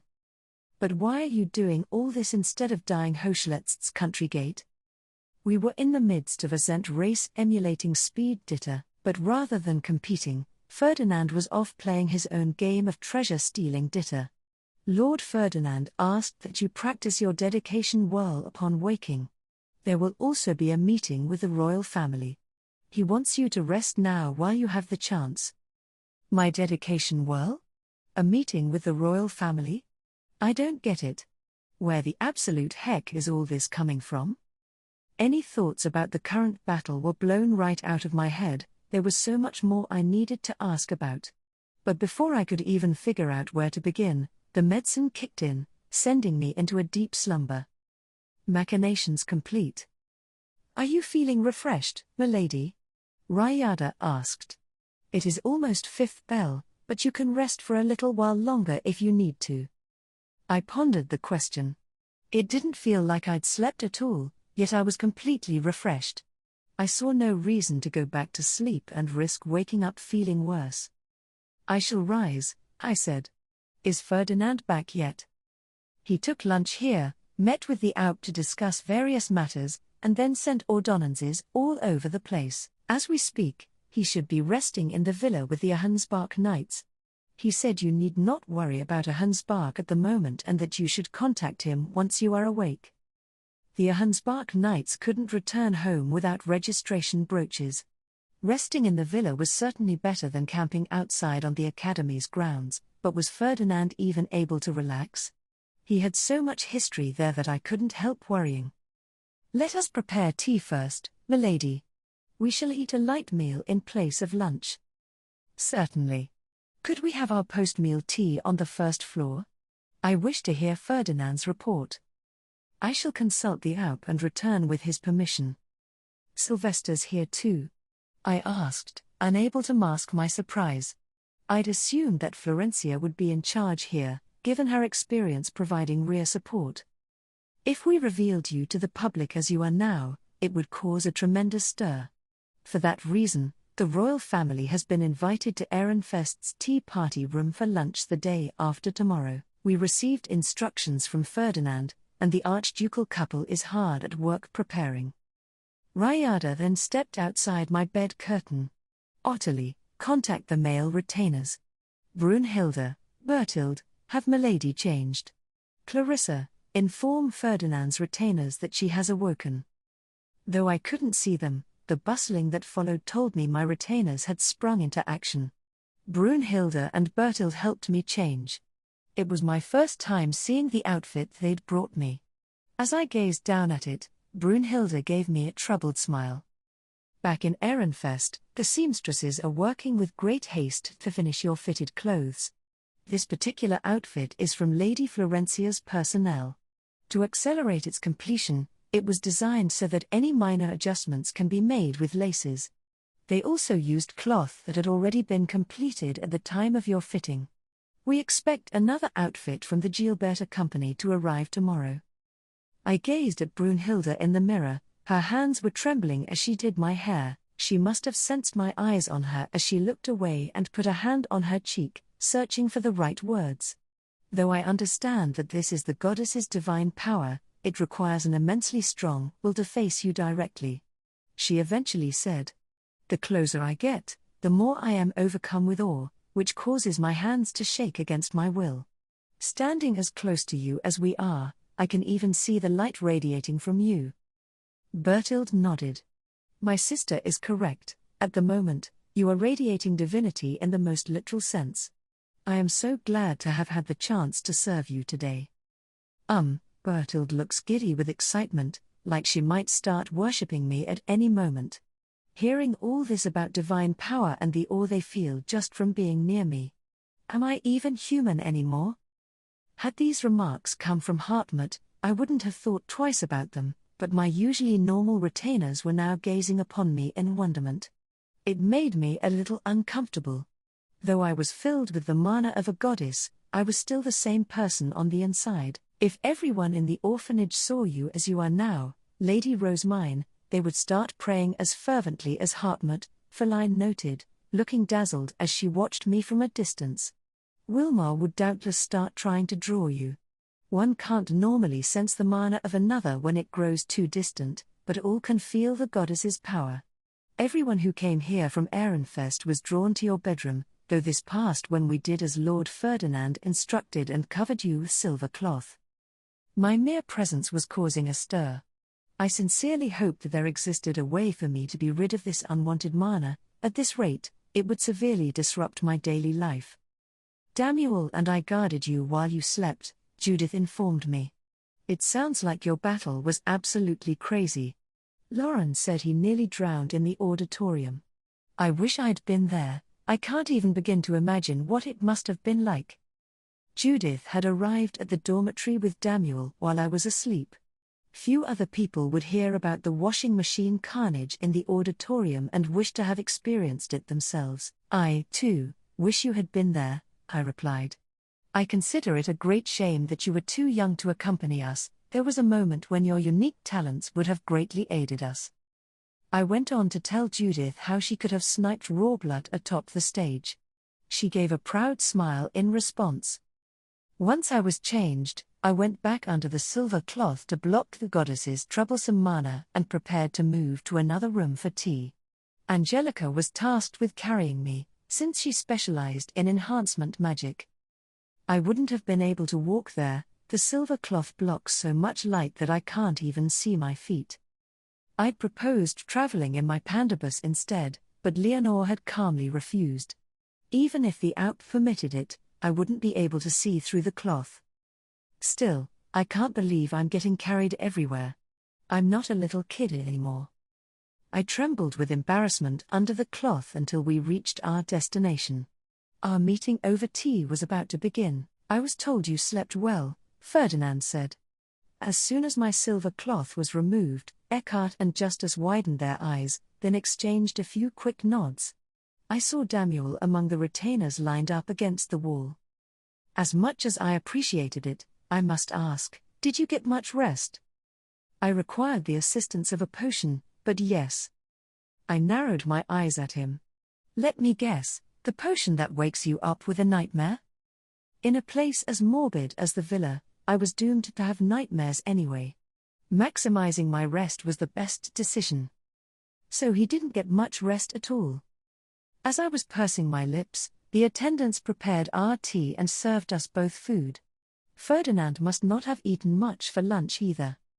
"I was told the knights in the villa slept in shifts," I said. "Do you have any updates on the prisoners?"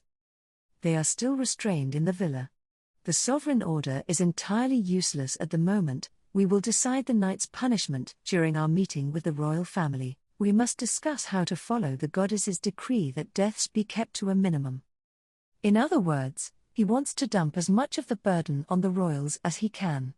As the archducal couple is preparing to host our royal guests, Ferdinand continued, Charlotte has taken a position of authority in supporting the Ahensbach Knights. We will need to thank her later. During the defense of Ehrenfest, Charlotte had done an excellent job of providing rear support in Florencia's stead. She had picked up so many skills, and now she was putting them to use. It was very heartening. She excels at supporting others, Ferdinand remarked. I must admit, she is well suited to being a first wife. Oh my! Do my ears deceive me, or were those words of praise? I shall convey them to her alongside a show of my appreciation. Do as you please, but make it big. A greater gesture will aid Ehrenfest's reputation. From there, we activated an area affecting sound blocker. I waited for our retainers to leave, then took a sip of Brunhilde's tea and said, Ferdinand, was it really okay for me to rest? I thought we had to return to the Garden of Beginnings after supplying the gates with mana. I foresee no problems. Our woman perceives time in such a way that we could wait another 10 years and it would not faze him. I assume he would prefer we return with a new Zent, or at the very least, with news that one has been selected. He had a point. Our woman barely distinguished the civil war of 2 decades ago from the present. It wouldn't do him any harm to wait an extra day or two. Still, what happened with Gervasio? I asked. Was he captured upon his return? No, but I intend to retrieve him eventually. Retrieve him? That didn't sound good. What have you done to him, Ferdinand? First, to buy us some time, I shot him in the hand the moment he finished drawing his magic circle, distracting him long enough for me to destroy it. Right in front of Erwoman? I couldn't believe what I was hearing. He'd attacked Gervasio right after being told that life needed to be treasured. And if what he was saying was true, then he'd already begun his sabotage by the time he'd rendezvoused with me in Klassenberg. My intention was to delay him, not take his life, Ferdinand said. And in any case, I gave him a potion to heal the wound. Is he proud of that fact? Right. You said that was your first move, so what happened next? I was told you went to the Sovereign Temple. My retainers had given me a decent summary of his antics, but what he'd done in the temple was still a mystery to us all. I retrieved the Sovereign High Bishop's Bible, its key, and the medals of those who went to Lanzinave as kings. Emmanuel was quite the bother while I was there. He lives, but I made sure to silence him. Wait. That sounded extremely violent. I reflexively touched one of my charms through my clothes. Ferdinand might have used one of the magic circles that allowed one to inflict damage on another person without killing them. The Bible and key have been entrusted to Hartmut, for he is both name sworn to you and a fellow high priest. An ideal outcome? No. I glanced at Hartmut, who returned a nod of absolute assurance. He looked so mature and, well, serious that the tales of his rant in the auditorium seemed unreal. And as for the medals? I asked. They are the domain of Archduke candidates. I saw to it that Gervasio's was destroyed, but the other one is now with me. We shall discuss it during our meeting with the royal family. Huh? Wait, hold on. You destroyed it. But you told me he was alive. You speak as though I deceived you. The medal was destroyed while he was at Gillisenmayer's country gate, so he merely lost his staff. That was why I went out of my way to stall him and kept such a close eye on his teleportation circle. Ah. And of course, losing his staff meant Gervasio had also lost his book of Mesgenora. He wouldn't be able to supply his country gate or use its teleporter to leave, which explained why Ferdinand would need to retrieve him. Yeah, I don't want Ferdinand as an enemy. That's terrifying. Ferdinand sipped his tea and continued. It would have been ideal to capture the man behind Lanzinave's invasion before our meeting with the royals, but for safety's sake, we should starve him first so that he cannot fight back. Terrifying. Was it really necessary to play such dirty tricks on Gervasio? I asked.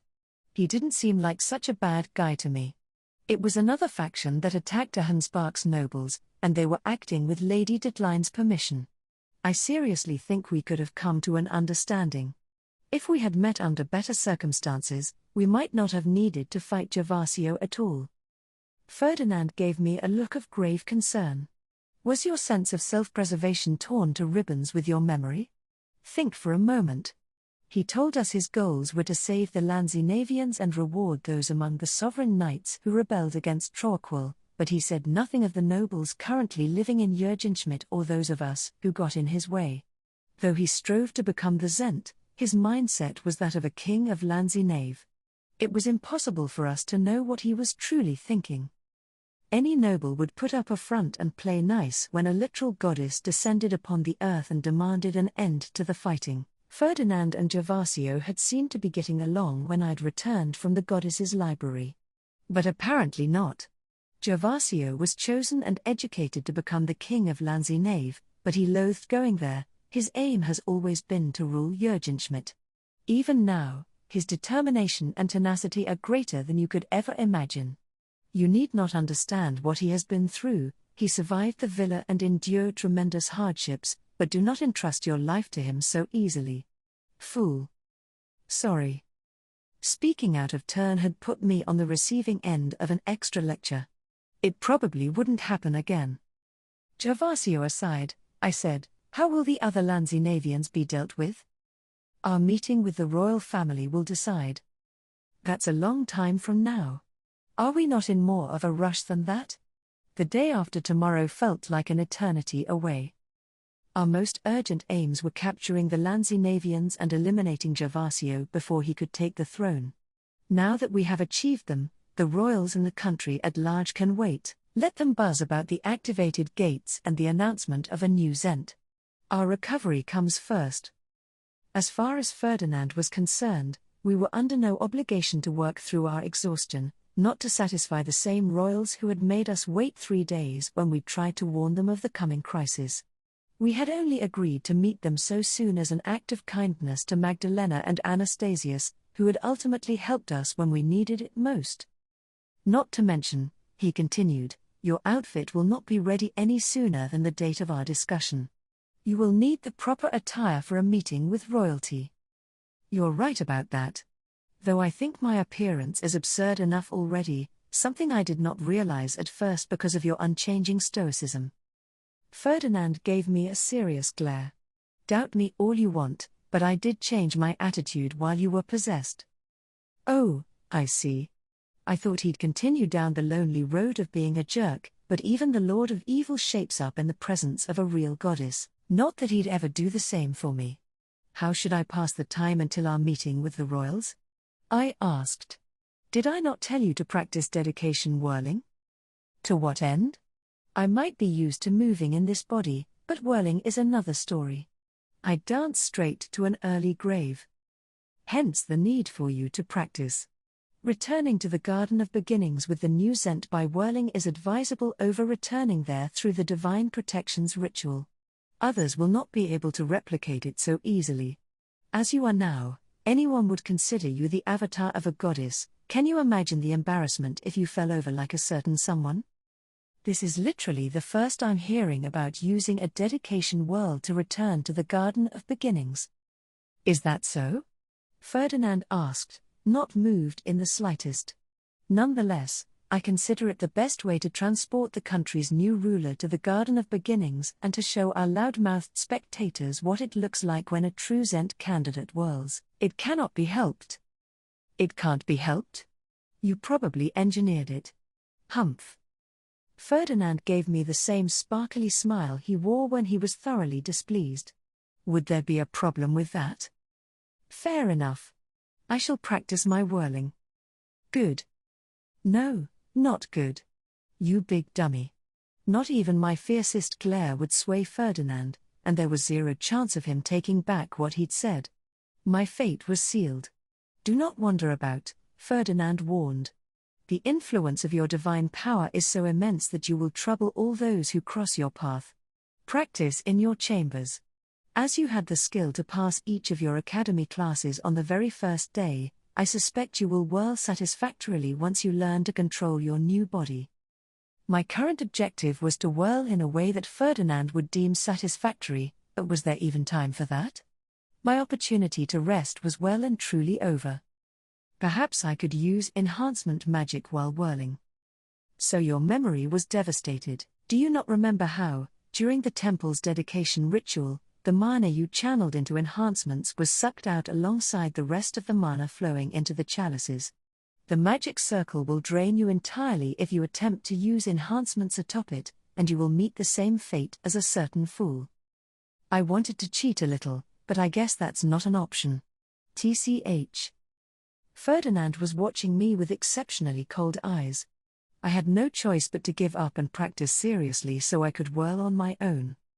Moreover, he continued, when the Ahansbach Knights come to the Ehrenfest dormitory to eat, I would ask you to show your face, commend them for their work, and encourage them.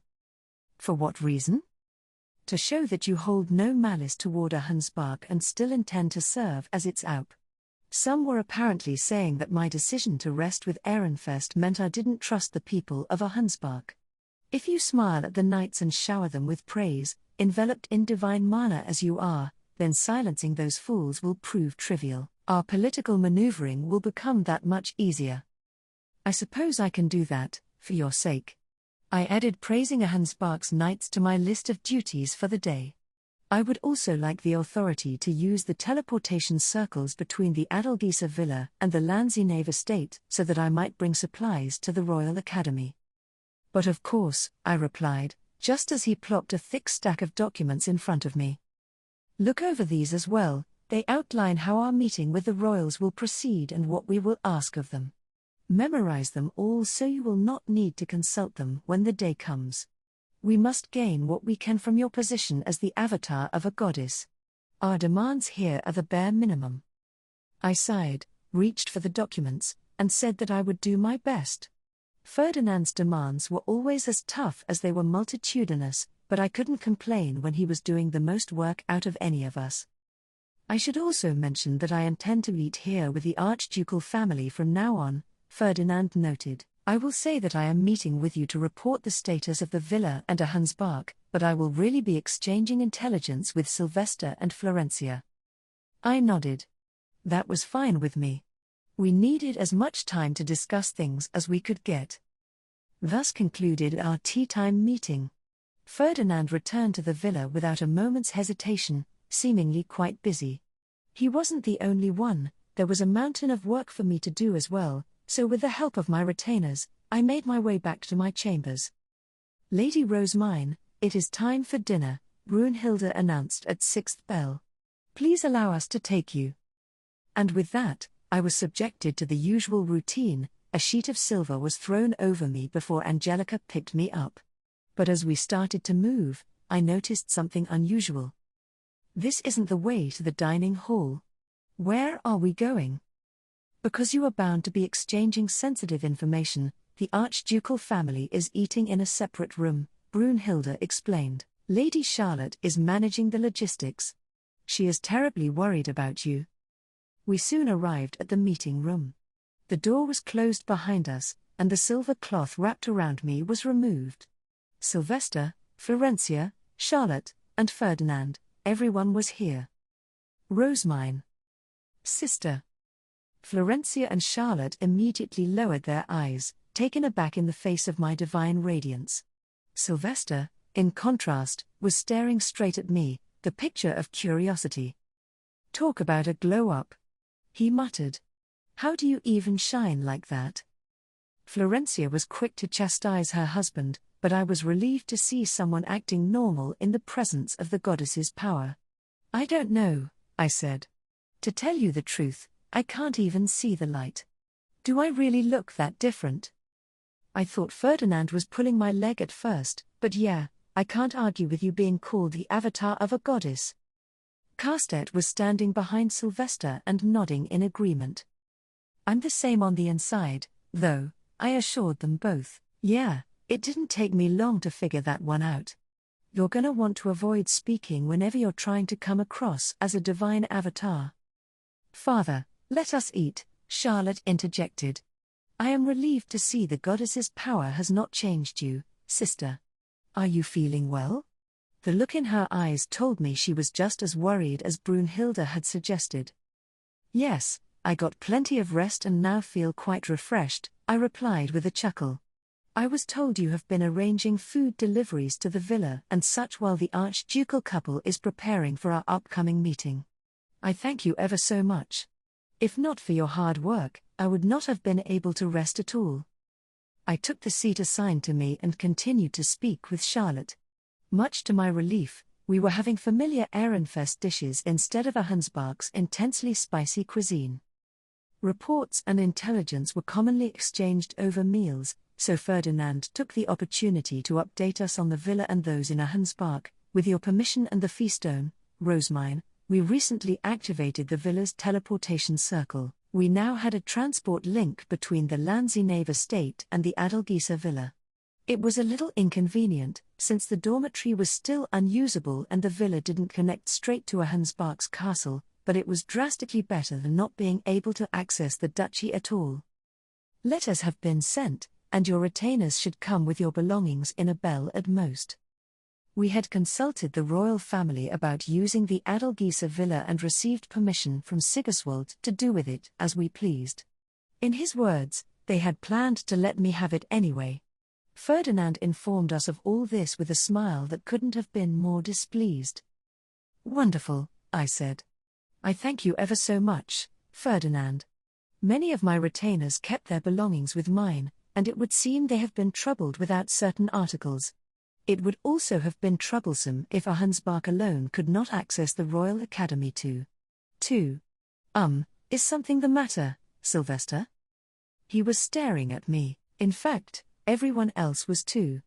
Sylvester and Florencia exchanged bewildered looks with Carstedt, seemingly on the verge of a mental breakdown, while Charlotte seemed completely lost for words. In the end, Carstedt gave Sylvester a grim look of resolve. It must have been a signal of some sort, because the uncomfortable Archduke then cleared his throat. Rosemine. Ferdinand told us he activated the villa's teleportation circle, right? That he did. He's registered to Ahensbach's mana replenishment hall.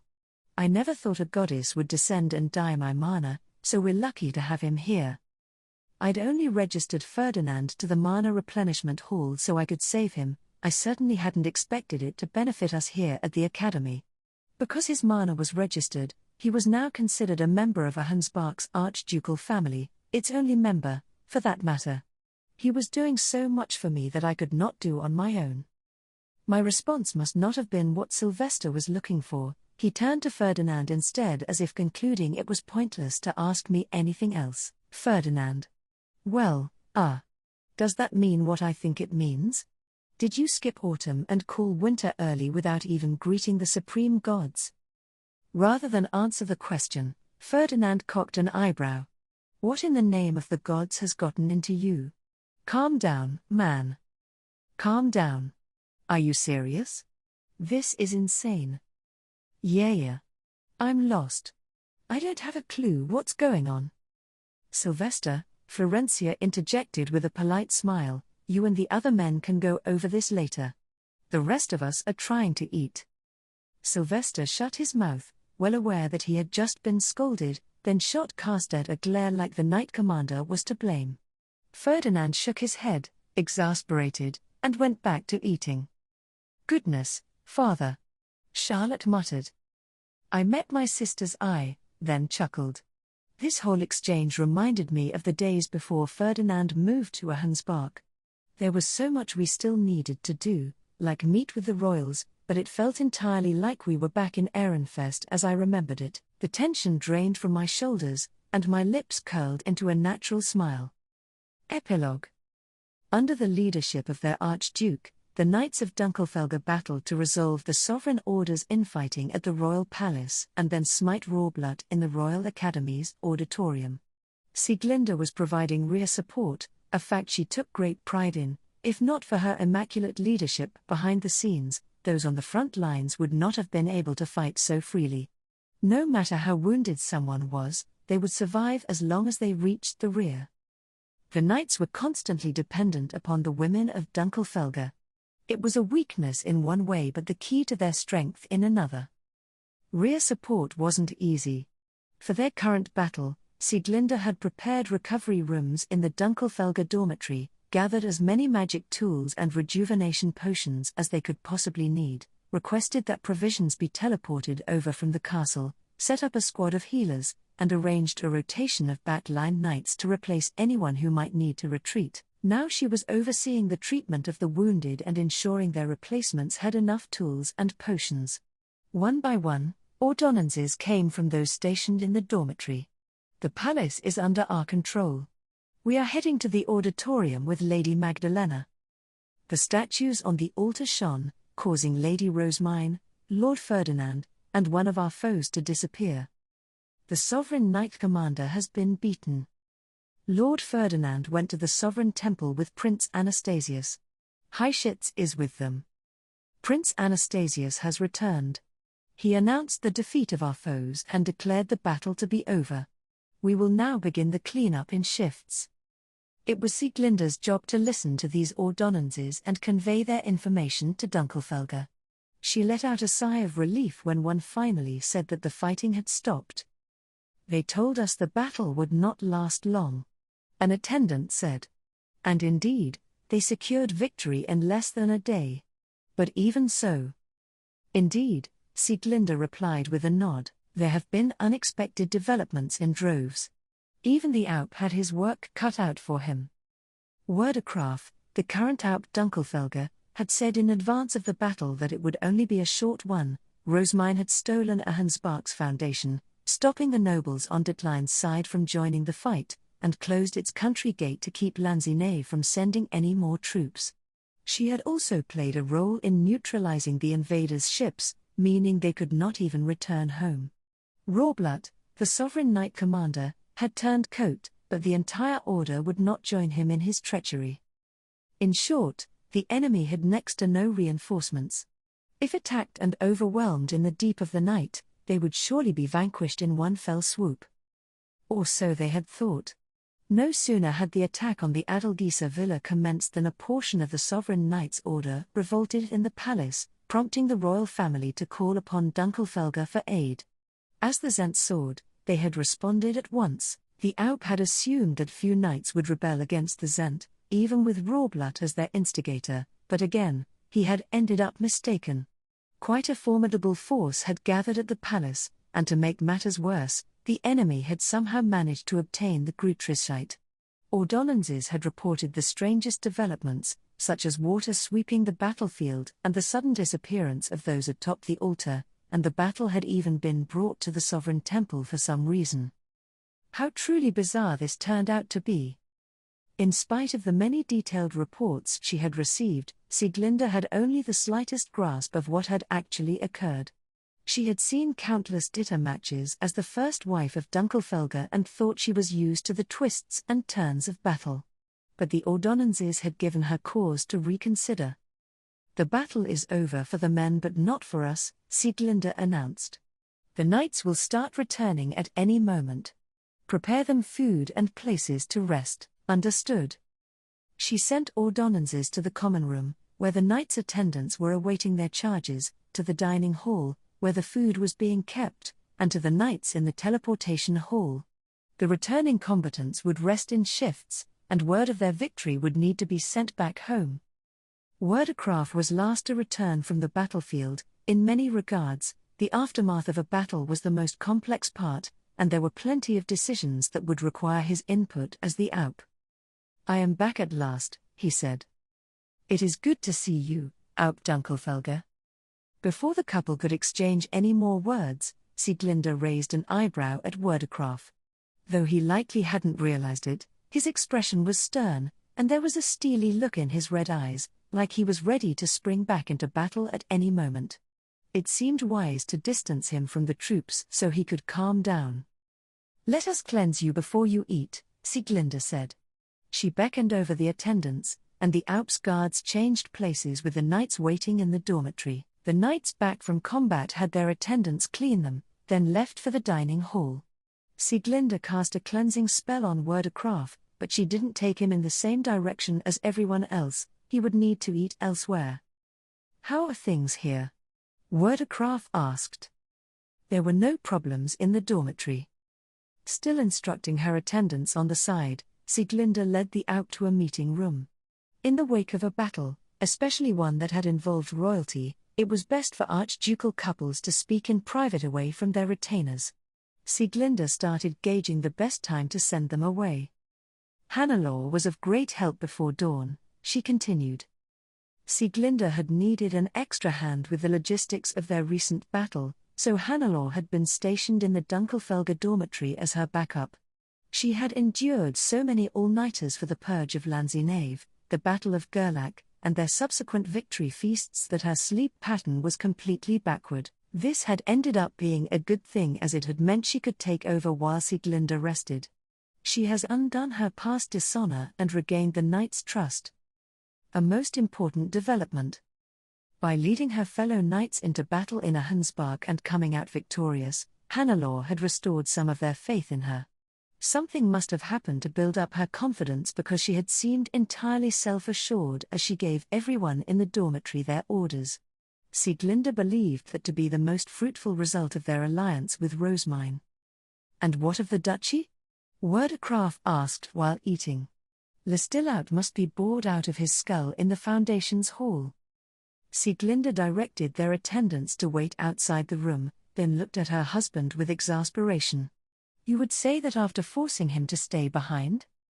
Though the risk of anyone invading Dunkelfelger had seemed non-existent, Le Stillaut had needed to spend the entire night in the Foundation's hall due to having inherited the foundational magic as the next Archduke. The Aup hadn't given him much of a choice in the matter.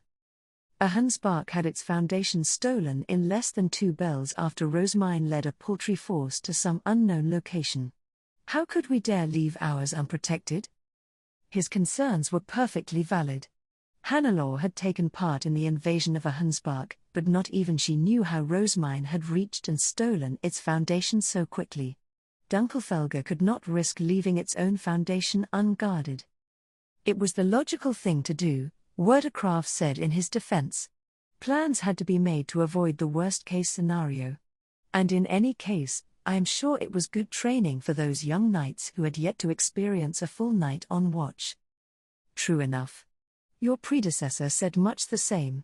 Starting with the previous Aup, the archducal family had agreed to guard Werdekraft's office while Le Stillaut was holed up in the Foundation's hall. Klassenberg tried to contact us at 2.5 bell, their country gate activated, and the sovereignty was too busy to properly respond to any questions. Of course, you were not there to use the water mirror, so they resorted to a magic letter instead. Here. It came straight from the castle, and their concern is all too apparent. The letter had arrived not long after sunrise. Klassenberg assumed their gate's activation had something to do with Werdekraft's earlier call to action and wanted to know whether the situation in the sovereignty had caused it. Werdekraft took the letter, read it, and then tossed it aside.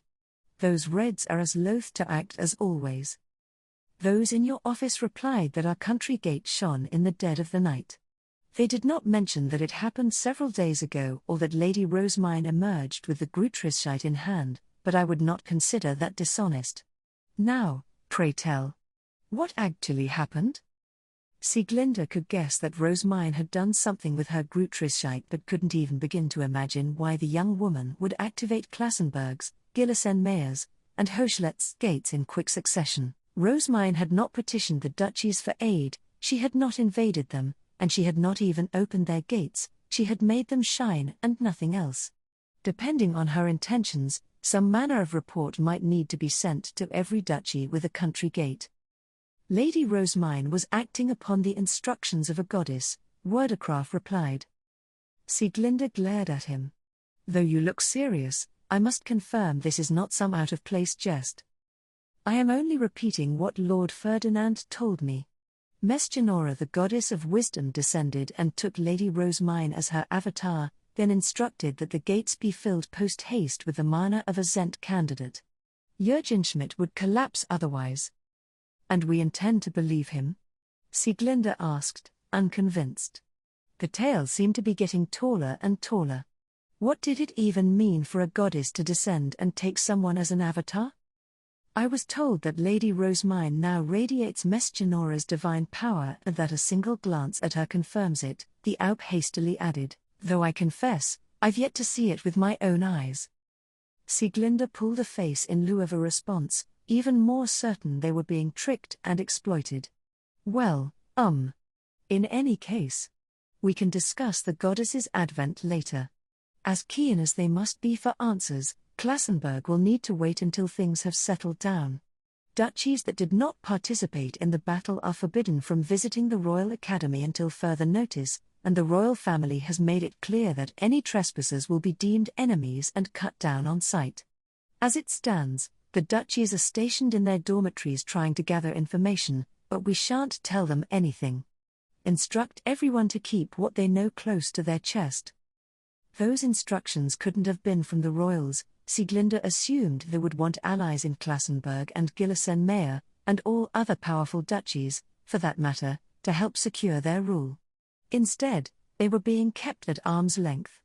She immediately deduced the truth of the matter. Is that to say Lord Ferdinand now controls the entire country?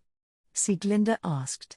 He must intend to eliminate anyone who tries to get in his way. Indeed. But we subjugated the sovereign knight's order in the palace, rescued the Zent, and smote Rorblut. It feels like Lord Ferdinand stole our glory. Though I admire his resolve to do whatever it takes to win, his methods are violent and exceptionally underhanded. I would not mind training with him, but in a battle to the death, I would not want him as an enemy. Sieglinde's eyes widened at this out-of-character remark. How rare. You normally boast that a strong foe merely fires you up and practically leap at the first chance to fight them. This man used the battle to gain a political advantage, carefully tweaking his plan as it happened, and then exploited the situation for all it was worth, all while striking his opponents where it hurt most. I would challenge him to a test of strength without a second thought, but a battle of wits? I would not dare put my life and the lives of those I care about on the line when I would end up losing before it even started, or under any other circumstances, of course. Werdecraft sighed and set aside his cutlery. The battle must have been intense to have had such a profound impact on his usual way of thinking. Perhaps it was a worthwhile learning experience for him as well as the young knights. I intended to make this game of true ditto a spectacle for the ages, he said, but Lord Ferdinand stopped me at every turn. I just want to rest at this point. Can that be arranged? We keep having more and more jobs unloaded on us. Sieglinde smiled at her husband's pleading look. I tried to stop you. Yet rather than listen to me, you declared you would participate no matter the cost and then went on your little rampage. Maybe we should thank Lord Ferdinand for this valuable lesson. It might serve you well to experience the consequences of war. But I fought all night.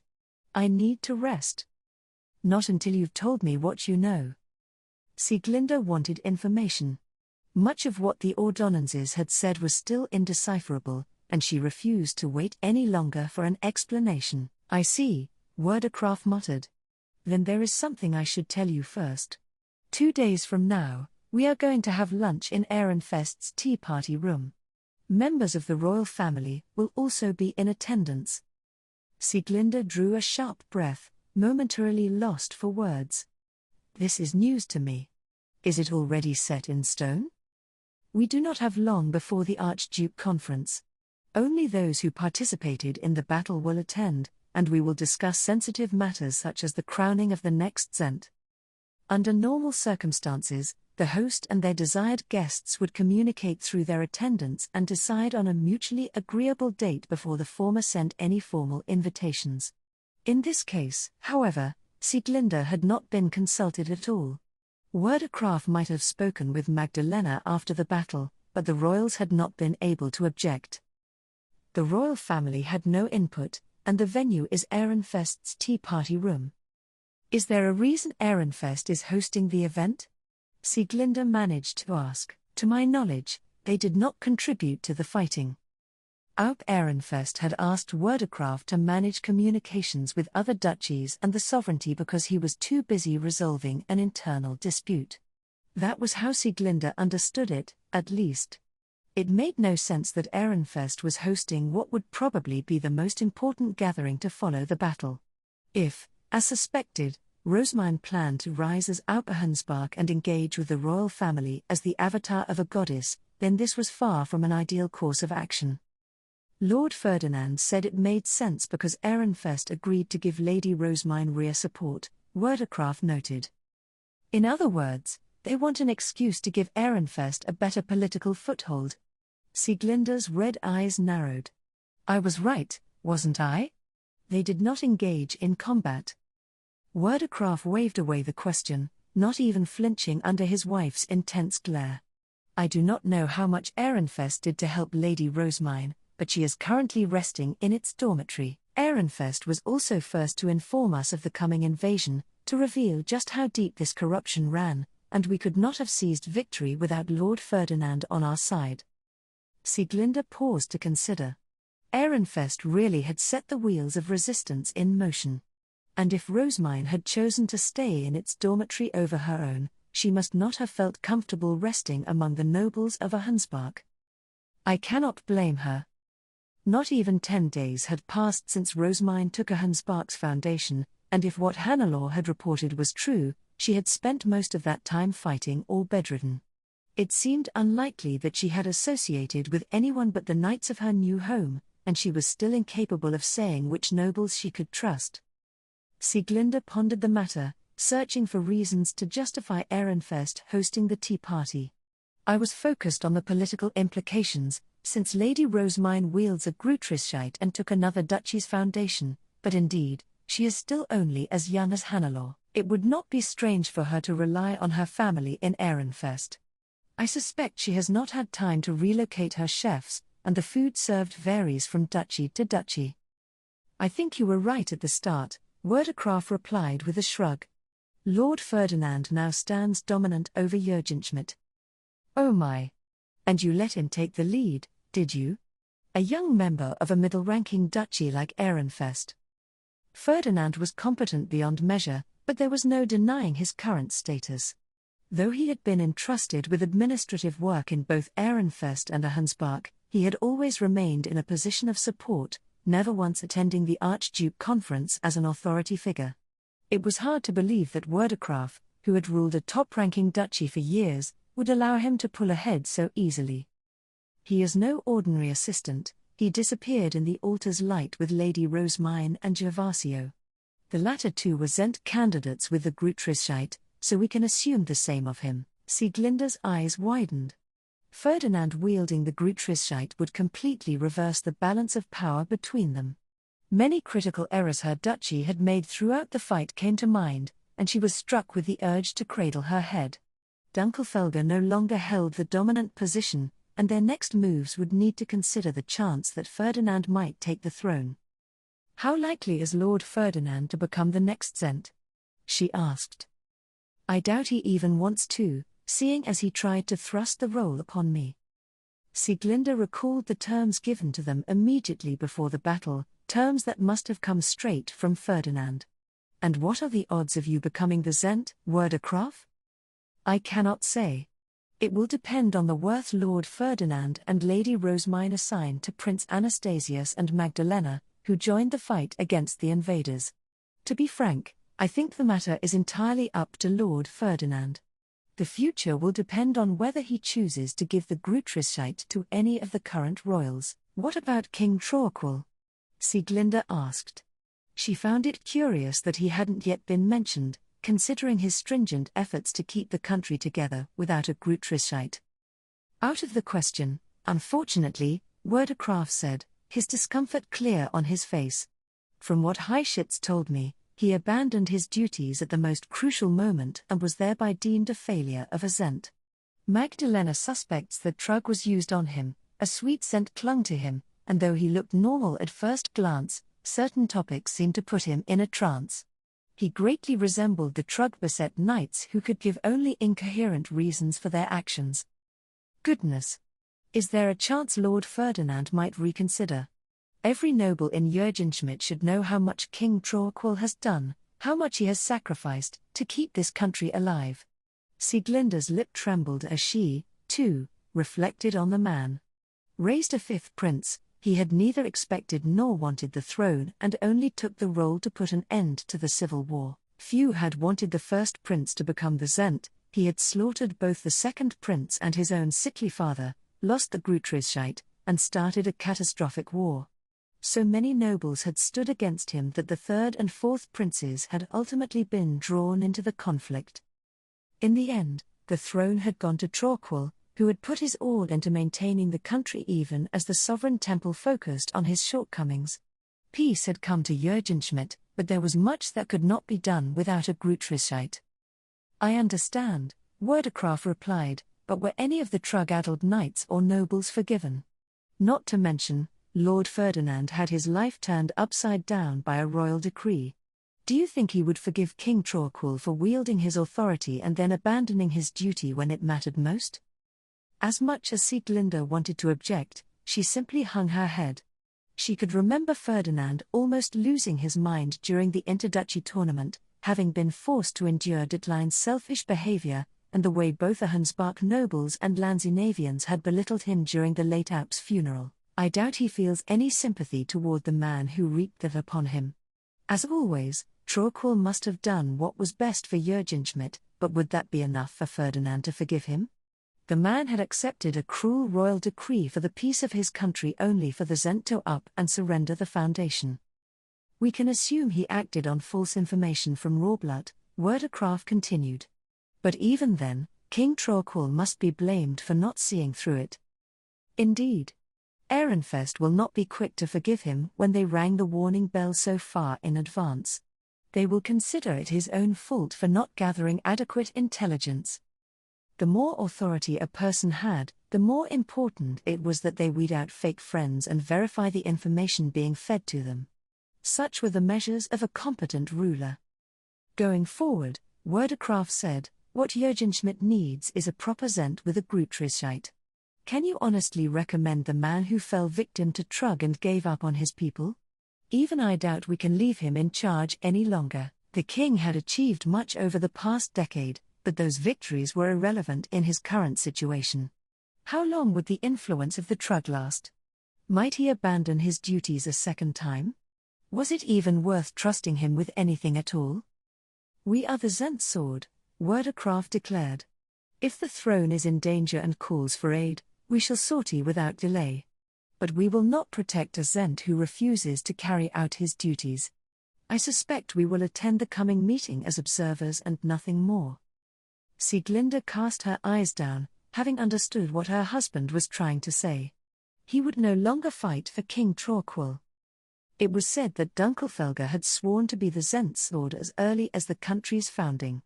As the Zent would need to dedicate all of their mana to Jürgenschmidt and Erwarman, they wouldn't necessarily be able to protect themselves and defeat their foe in the event of an attack.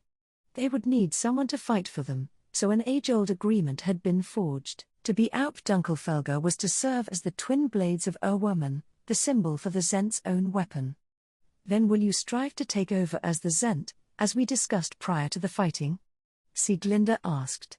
If all goes to plan, we can still save Jürgenschmidt from calamity. Werdekraf would adopt Hildebrand and then serve as an interim Zent until the boy came of age.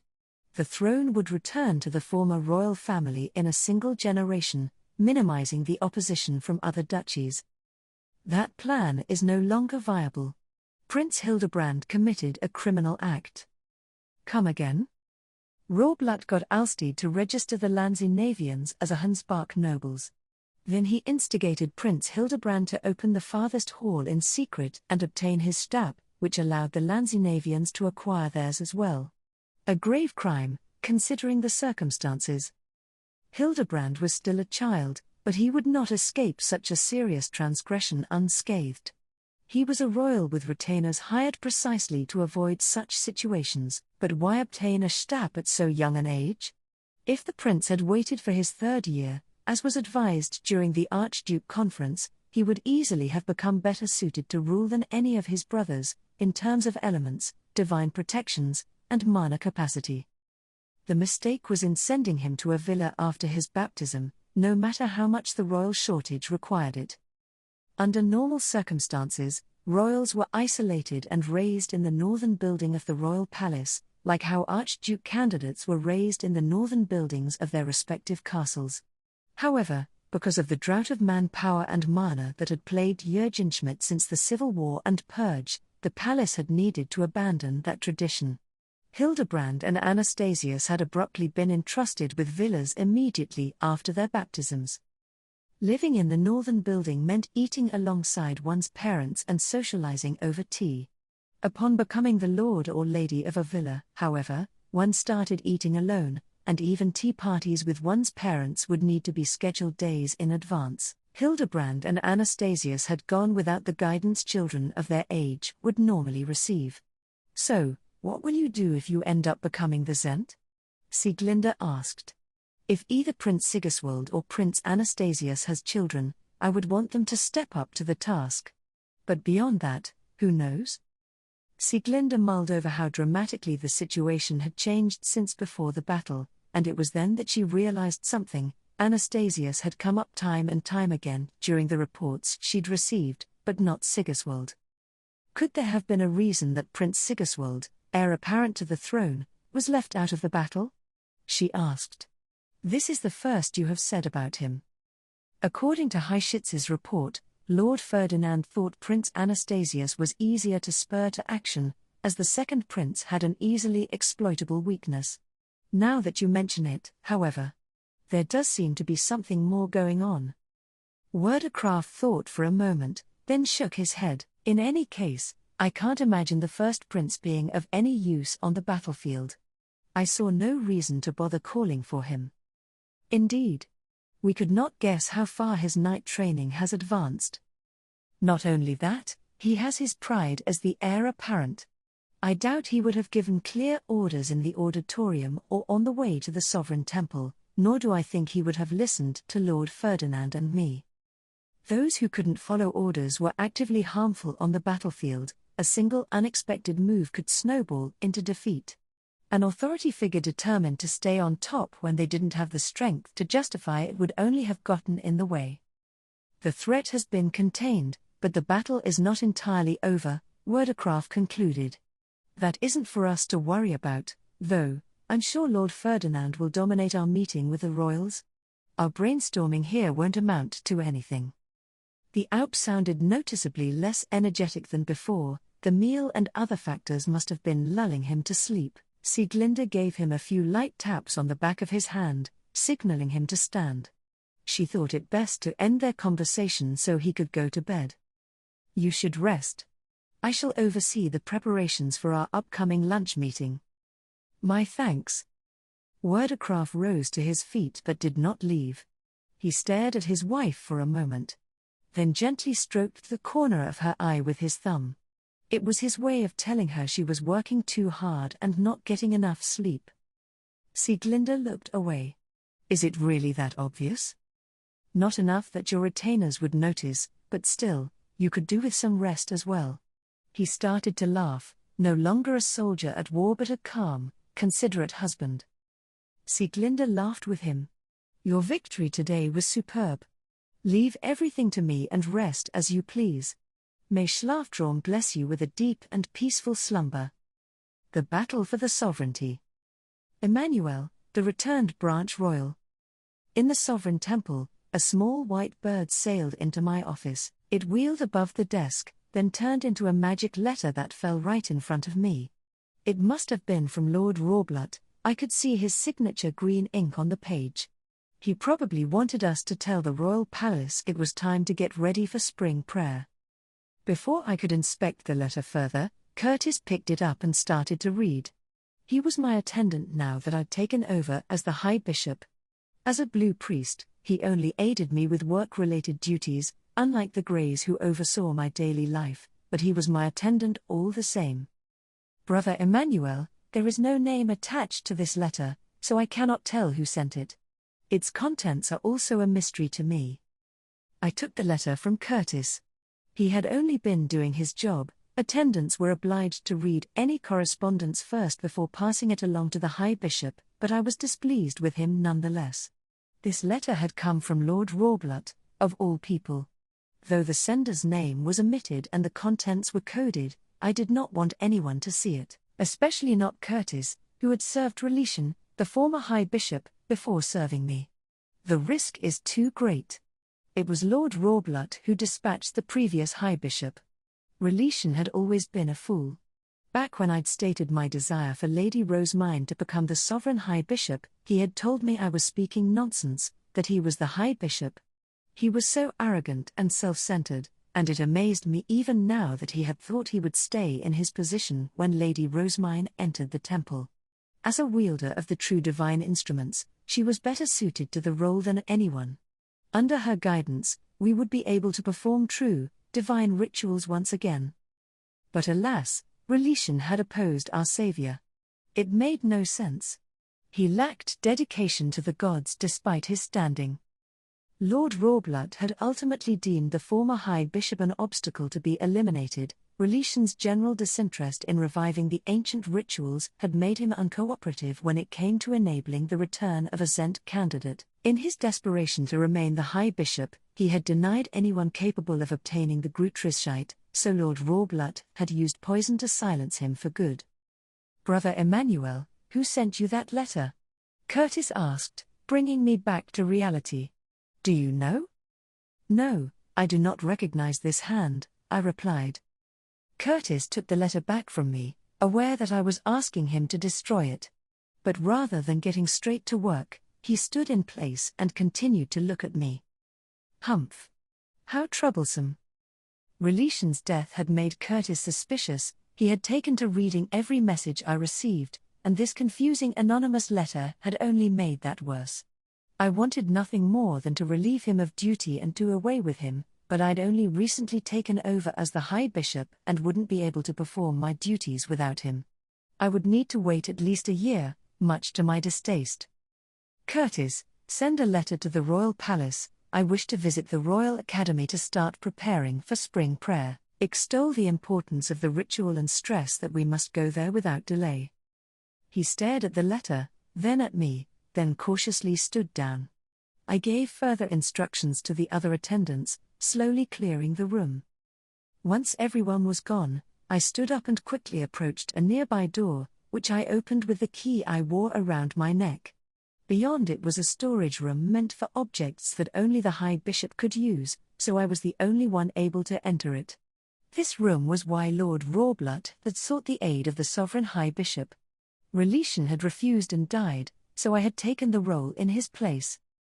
I looked around, then headed to where the medals of those who had gone to Lanzinave were kept. 2 white medals sat inside flat boxes. The newest of these 2 would be this one. I picked up one of the medals, stuck it inside a storage box, and then returned to the office. I would now be able to retrieve it right away when the Royal Palace permitted our entry to the Royal Academy. Curtis would not find the mere existence of a box suspicious. I stashed it inside my desk and pondered the person registered to the medal within. I suppose the new Zent candidate has returned, as per Lord Rawblutt's plan. Indeed, the medal apparently belonged to a new Zent candidate, a member of a royal branch family who left Jurgenschmidt upon coming of age to become the king of Lanzinave, but would return to obtain the Grutrischite and rule as a true Zent. This meant there were now 3 candidates, the other 2 being Lady Detleinde of Ahensbach, who had caused the Zent selecting circle to flash, and Lady Rosemine of Ehrenfest, who performed rituals with the true divine instruments. Lord Rawblutt normally attended when King Troaquil was given reports or participating in discussions, so he knew how to obtain the Grutrischite and the requirements one had to meet.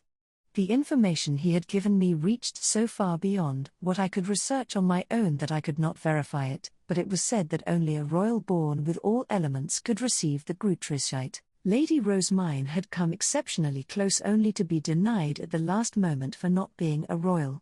King Troaquil planned to remedy that by adopting her during the next Archduke conference. How ridiculous! Lady Rosemine was the perfect candidate to become the sovereign High Bishop and revive the old rituals. I could not bear the thought of the royal family stealing her away from me, which was why I'd agreed to cooperate with Lord Rawblutt. If this branch royal obtains the Grutrischite, Nothing will stand in the way of Lady Rosemine entering the sovereign temple. I recalled the gleam of the true divine instruments she had wielded and sighed, overcome with bliss. In her hands, Flutrain's staff sparkled with green light, something I'd never seen from our temple's replica.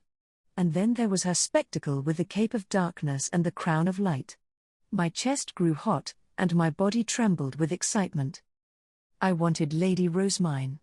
The temple deserved her.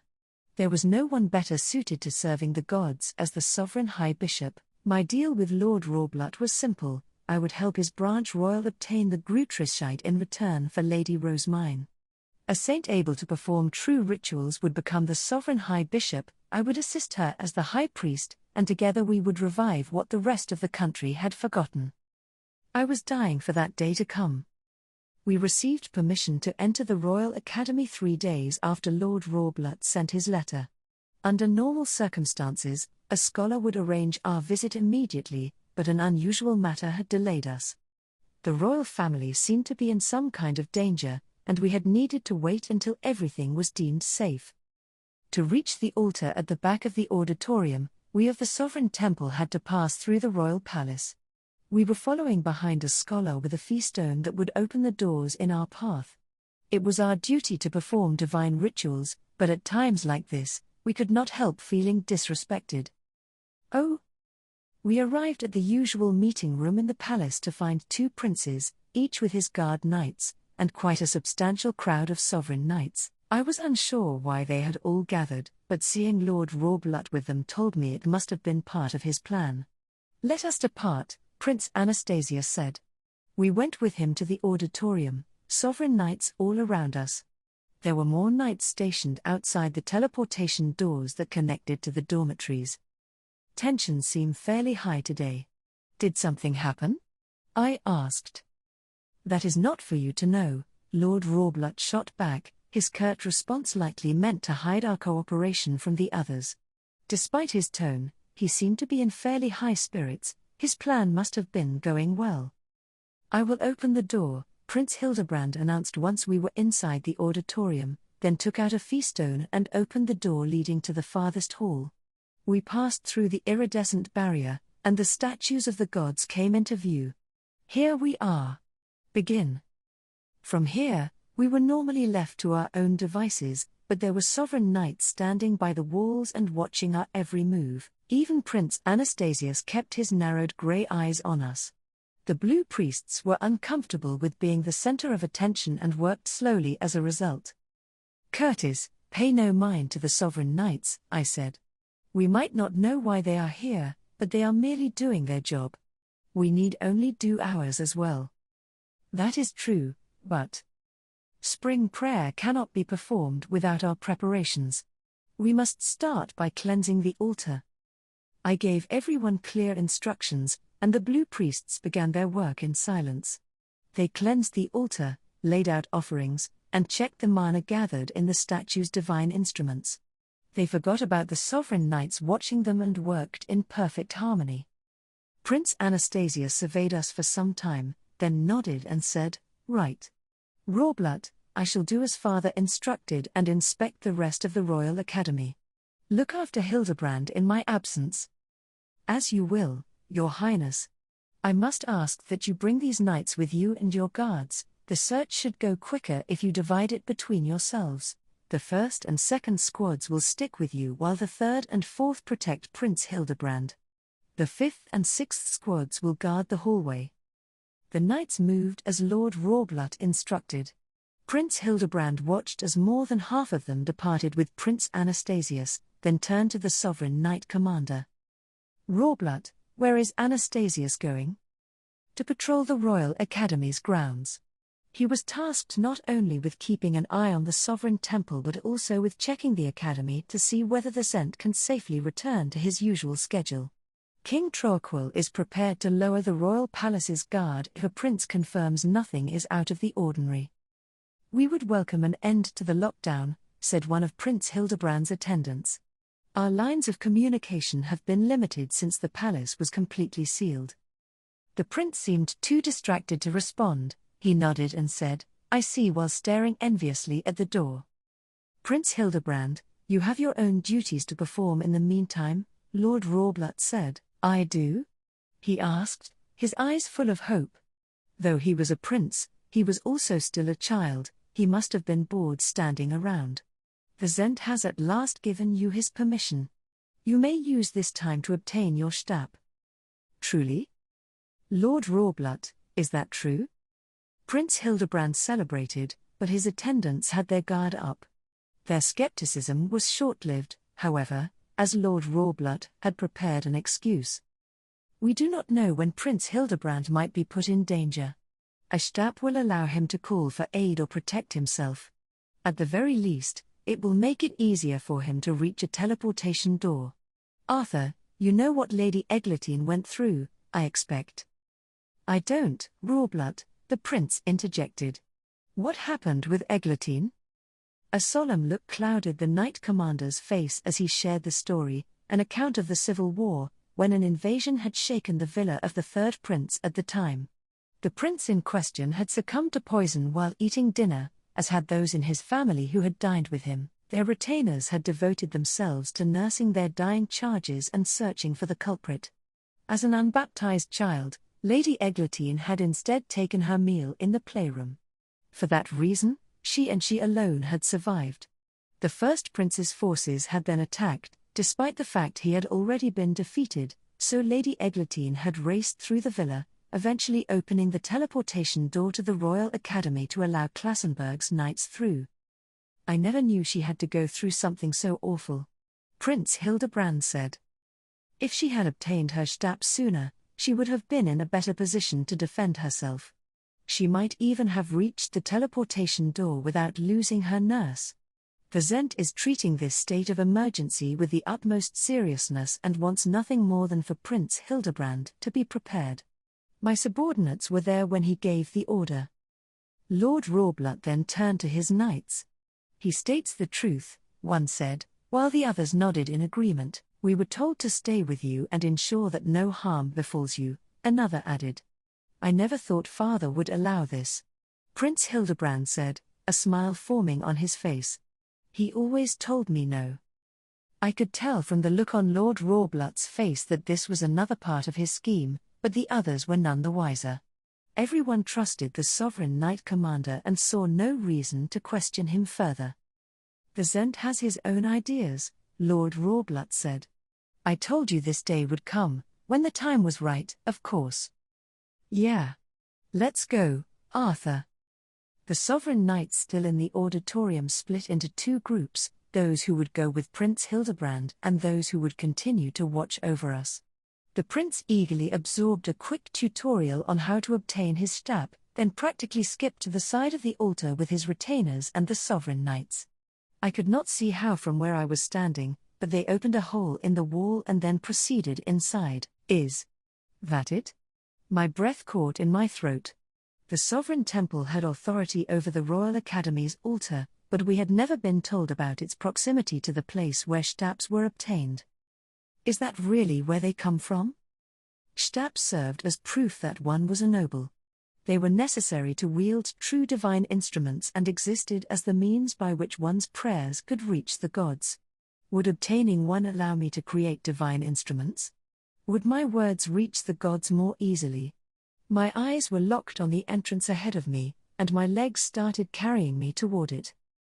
That place is for nobles, not you, Lord Rawblut said. Hearing his voice was like being doused in ice water. The flames of my enthusiasm faded as I thought about everything that would always be out of my reach no matter how much I prayed to the gods. Resentment and envy toward nobles swelled in my heart, but I couldn't let my anger show. Even the slightest outburst would spoil everything. I refrained from looking Lord Rawblut in the eye and simply flashed the small box I was keeping hidden.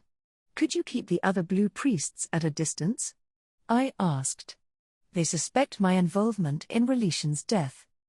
Lord Rawblut shocked the air, and the knights moved into a formation that would stop the sovereign priests from approaching us. Anyone on the outside would probably assume the sovereign order was interrogating me.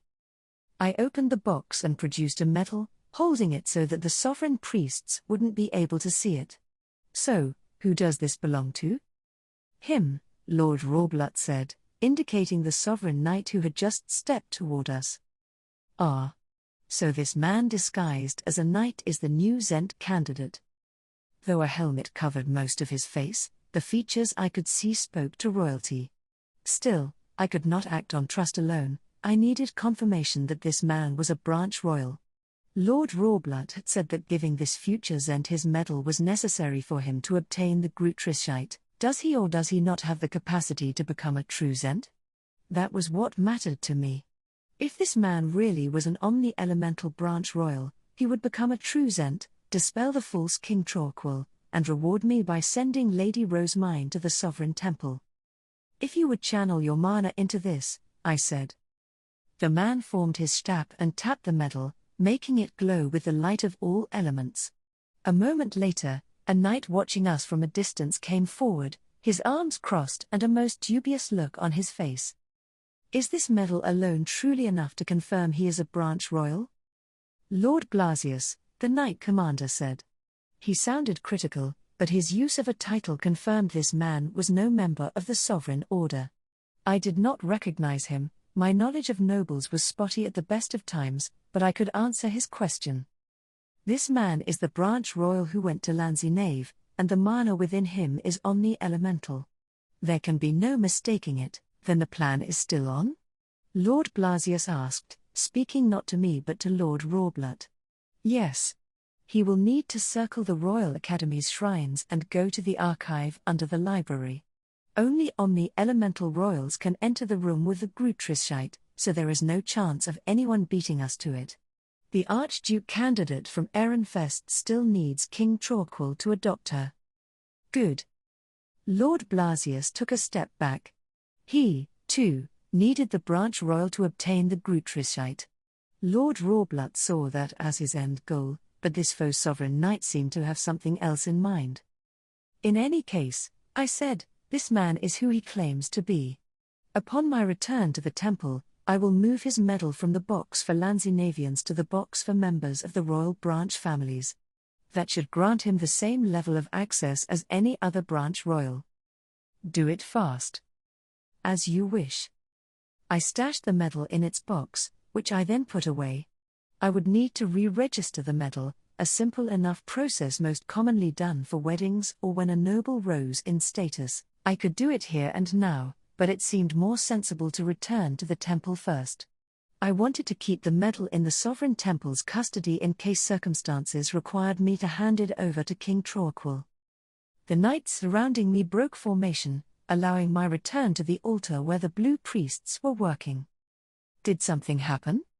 Curtis asked. I was questioned about Lord Relation's death. The Sovereign Order thought it might be relevant to their current plight. I see. He replied at length. Brother Emmanuel, we have finished our work, one of the blue priests announced. Curtis joined me as I started inspecting the altar. He did not probe any further. A short while after we of the Sovereign Temple completed our business, I heard the quiet footsteps of a child.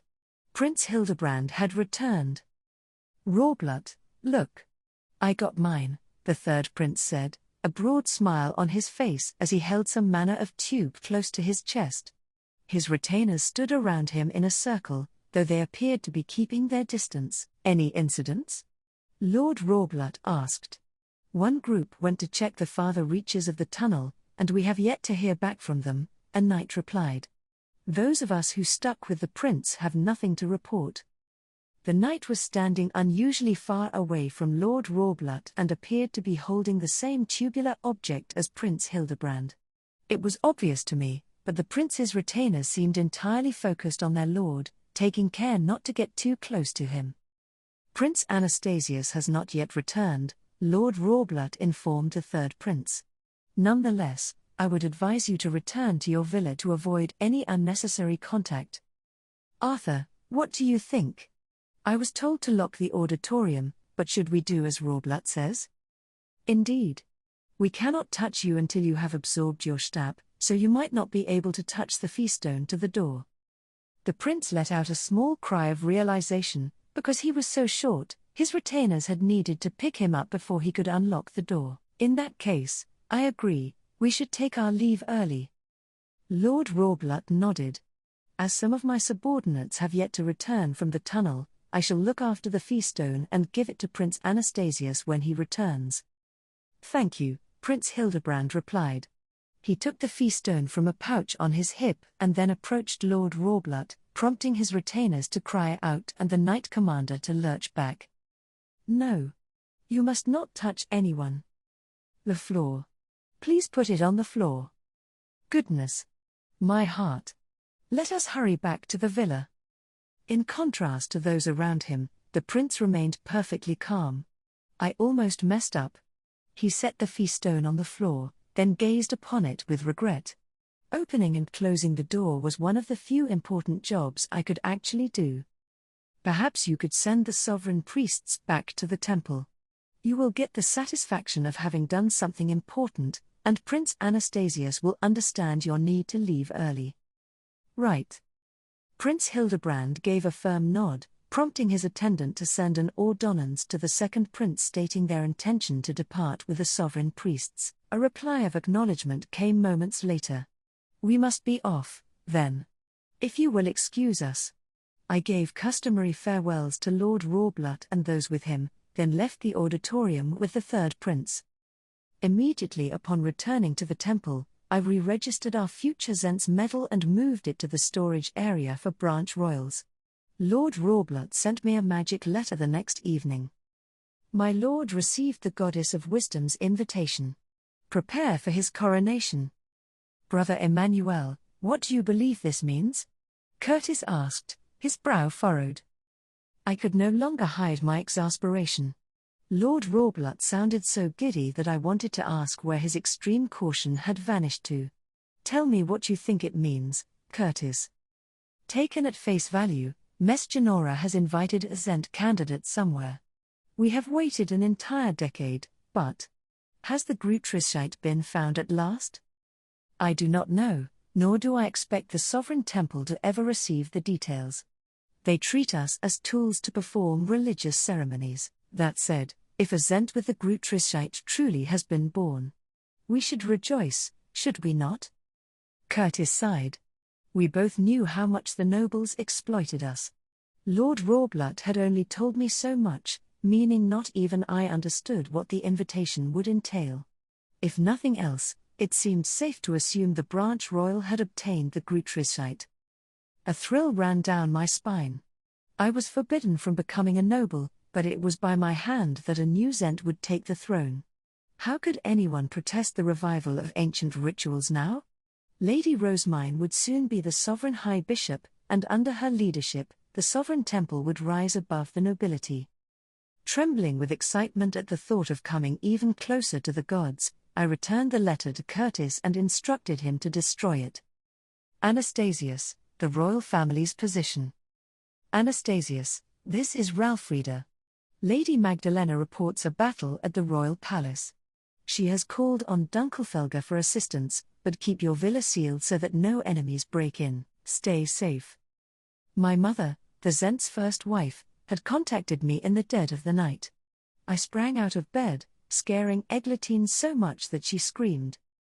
We had recently been warned that Lanzinavians and Ahansbach nobles were coming to the sovereignty to obtain the Grutrischite, and my dear wife had been a mess ever since.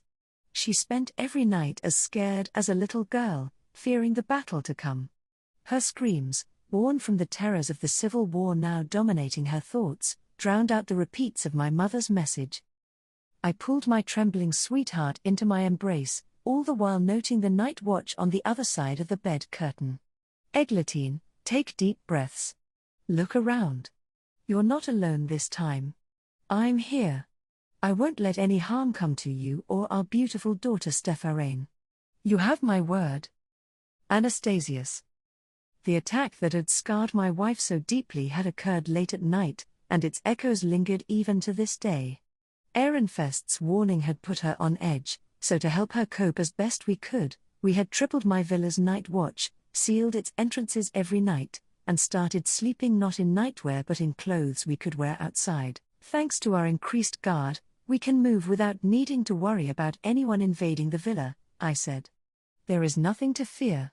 You need only watch over Stepharain. As her father, I will protect the villa without fail. Stepharain. Yes, you are right. Our villa has not yet been attacked. Eglantine stood tall and repeated that she had nothing to fear, that she was no longer alone, that she had a daughter to protect, and that she could use her Stab to defend herself. At the same time, she touched her light feastone armor, formed and dispelled her Stab, and put on shoes. She would not let her traumas and anxiety win. She seems calmer now. I gave my brave wife a kiss, hoping to comfort her further, and then turned to one of my attendants on night watch. I'm going out to take a look. I leave Eglantine and Stepharain in your care. I exited the room, bringing only my night mergitor. The guards on watch had told him about Mother's ordonnance while I was calming Eglantine. There were knights rushing up and down the corridor, sending messages this way and that. My head guard knight, Halland, was among them. Halland, I said, are the teleportation door and the gate secure? Yes, Your Highness. The teleportation door is sealed, and no intruders have been seen approaching the gates. There is no movement in the duchies either. The villas under royal management were positioned at the border between the sovereignty and its surrounding duchies. Thus far, we had primarily needed to be wary of our neighbors, but an attack from within the palace meant we would need to keep an eye on that direction as well.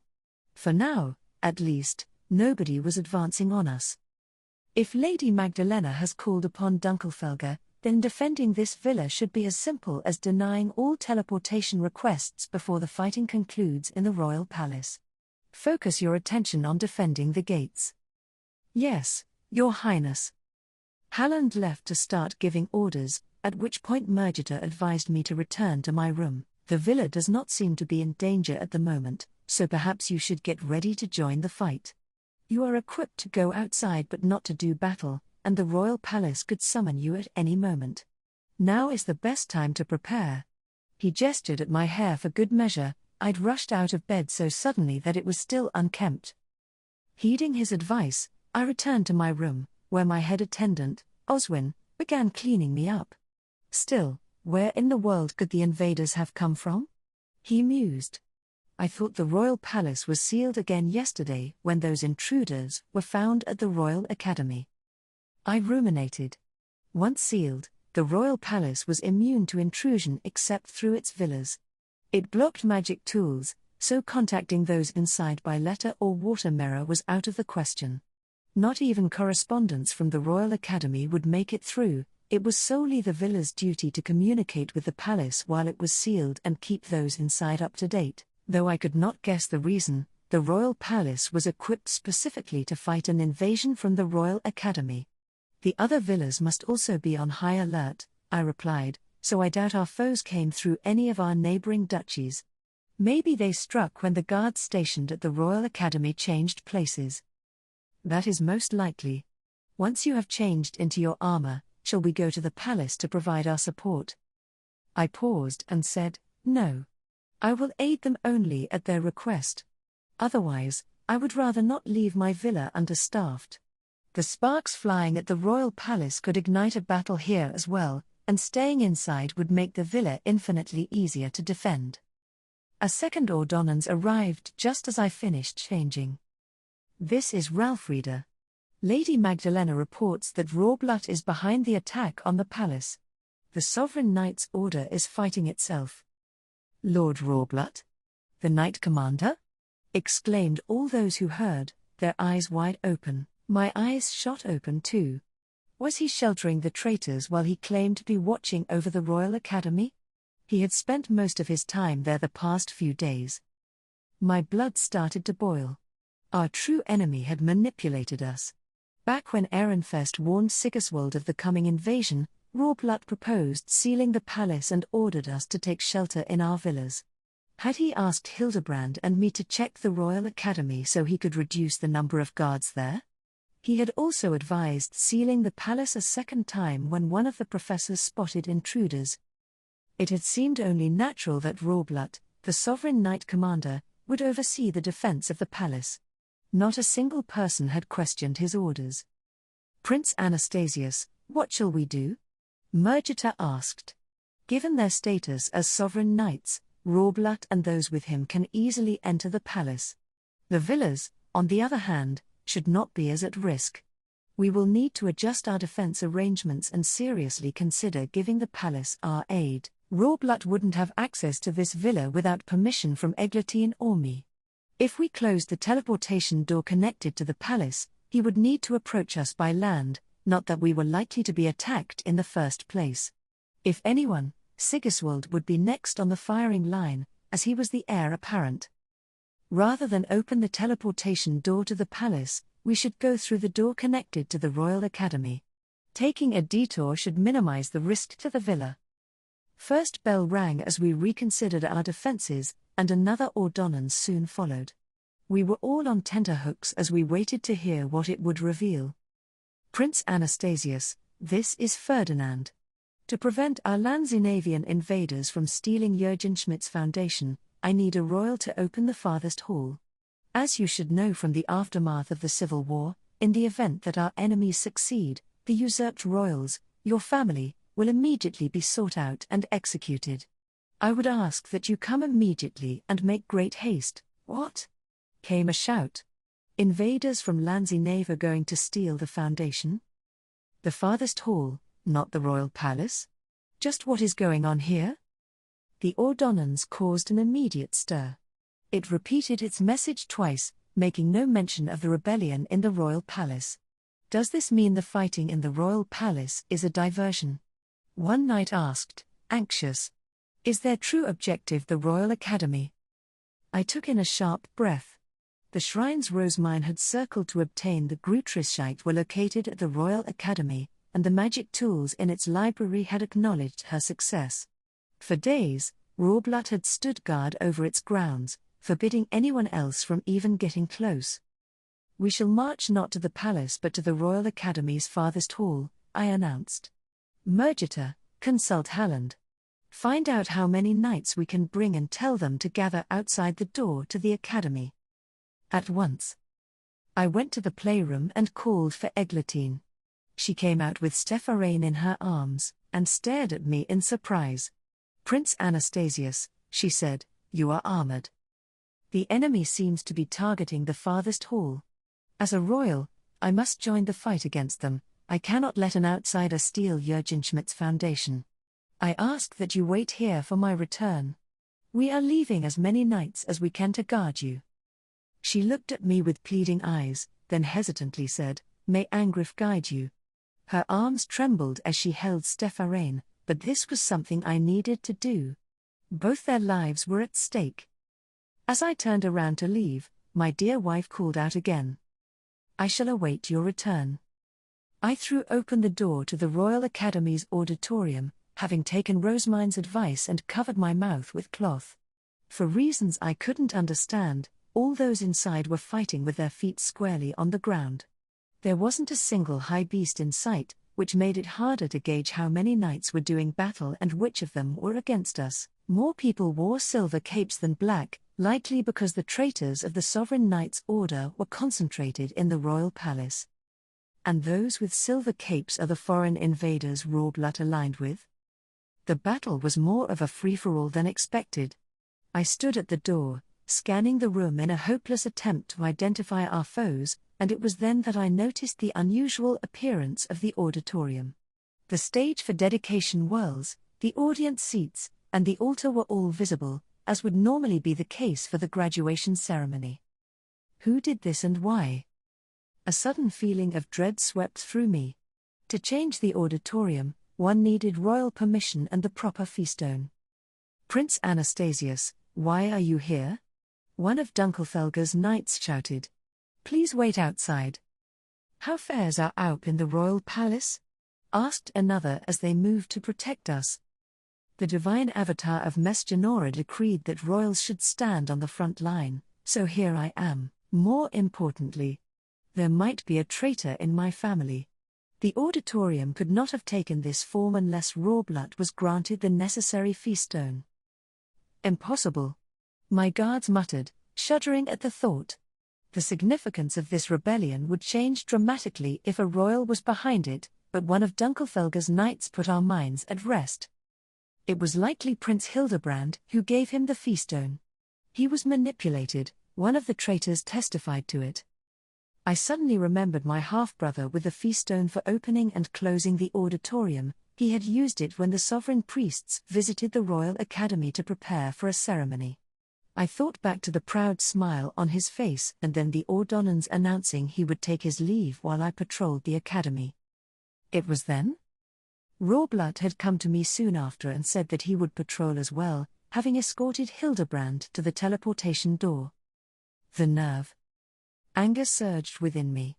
What would have happened to Hildebrand if the attempts to manipulate him hadn't worked and Rawblood had elected to take the feastone by force? Nobody would ever have expected the commander of the knights dedicated to protecting the royal family to use such methods against them, but that didn't matter. Even just being tricked would tarnish the young prince's reputation. Rawblood, I roared. You will pay for this. I raised my weapon and sprinted toward the whirling stage, where he was doing battle with Ferdinand's group. Prince Anastasius. Wait. Together with my guard knights, I tried to push through the foes ahead of us. Our mana attacks were almost always blocked, and our stab-made weapons merely bounced off of our opponents' bodies. Beware the silver capes and weapons. Our allies shouted. Mana can't penetrate or defend against them. And don't use your high beasts, our foes have weapons that can pierce straight through them. Again, I inspected my surroundings. Nobody was using stab weapons or even attempting to make their high beasts. Seriously, Rosemine? You could have warned me. We changed our approach, this time wresting the weapons from our enemies' hands. We wouldn't be able to fight without first procuring usable alternatives to our stabs. But even once we'd rearmed ourselves, our foes were too numerous for us to easily reach their leader. Have all these sovereign knights turned their back on father? To my frustration, not all of our opponents were foreigners. I recognized several faces from the sovereign knights' order. They wore silver capes instead of black and stood defiantly against me, a member of the royal family. Ridiculous. With the support of my knights and our Dunkelfelger allies, I finally reached the stage. I raced up its stairs, driven by my anger. Oh, Prince Anastasius, Rawblood said, taunting me. I thought you would either hole up in your villa with your beloved wife or charge the palace in a righteous fury. To think you came here instead. He threw something at Ferdinand's group and then barked orders to those nearby, defeat the king's enemies. Don't let them near this place. The black and silver capes with Rawblood moved at once, knocking away my allies but completely ignoring me. My knights tumbled down the stairs while Ferdinand's group was blown back by the explosive winds of a magic tool. Soon enough, only Rawblood and I remained on the stage. Schwert, I said, my eyes fixed on my opponent. Knowing he served my father had always brought me comfort, but not anymore. How could you betray your king? Your duties as his knight commander? Neither my words nor my sudden lunge broke Rawblood's composure. He battered me aside as easily as when he had used to train me in swordplay. I do not consider this a betrayal. My loyalties have always lain with King Gervasio. Those who thought otherwise have only themselves to blame. I was rattled. The sovereign knight commander had just named a man other than the Zent, my father, as his lord. He declared that the foreign invader was not merely his co-conspirator but the one to whom he had sworn his allegiance. It made no sense. I took a step back and pointed my sword at him again. It trembled in my hand, I was too shaken to stop it. As a sovereign knight, you are duty-bound to serve the king. How can you side with someone from another country? King Gervasio is a member of Jürgenschmidt's extended royal family. He was the first man I served. Rawblood had been the knight commander for as long as I could remember. I'd never stopped to consider his life before he took the role. As I understood it, my mother had put him forward because he was from her home duchy of Gilisen-Meyer, and she believed my father would be safest with a knight's order led primarily by those of a shared origin. She had spoken to his experience serving a branch royal, and the fact that said royal was no more. I thought your lord passed away, I said. I once served Lady Valamarline. The previous Zent spread word that she had died, then Troquil made it so during the purge that followed the Civil War. My true lord, King Gervasio, left the country to rule Lanzinave, but he returned just recently. Rorblatt's reddish-brown eyes lit up as he spoke. He didn't consider me a royal. Both his speech and this playful sparring match conveyed more than anything that he saw me as beneath him. I gritted my teeth and blocked his swing with my sword. You had a hand in that, I assume. Exchanging words with Lanzinave is no easy feat. How long have you been planning this? It was during a trip to Ahenspark that I finally succeeded. From there, Lady Georgine served as our go-between. After the Turnus-Befallen attack at the Interduchy tournament, an investigation team had noticed signs that Old Workstock's teleportation circle had been used. The Sovereign Knight's Order had followed up on the matter by visiting the two duchies responsible for its territory, Ahenspark and Dunkelfelger. The Knight Commander turned coat at the instigation of a first wife. It almost beggars belief. So were you the one who used Trug on the Sovereign Knights? I asked. The ones who interfered in a Royal Academy Ditter match and suddenly became violent during Ahenspark's funeral. Yes. To dispatch those in my way and reward Lady Georgine for her continued cooperation. From Lanzinave to Ahenspark to the Sovereign Knight's Order, the flow of Trug was all too clear to me now. Rorblatt, who had deemed the incidents unacceptable and demanded their immediate investigation, was actually to blame for them. Ehrenfest had been right all along. No matter how long this fight went on, I doubted I would ever win. I also doubted we would ever come to understand each other. But as a member of royalty, it was my duty to stand my ground and defend my country. You've spread Trug through the ranks of the Order, incited a rebellion in the royal palace, and transformed the auditorium. What are you plotting? My lord received an invitation from the Goddess of Wisdom.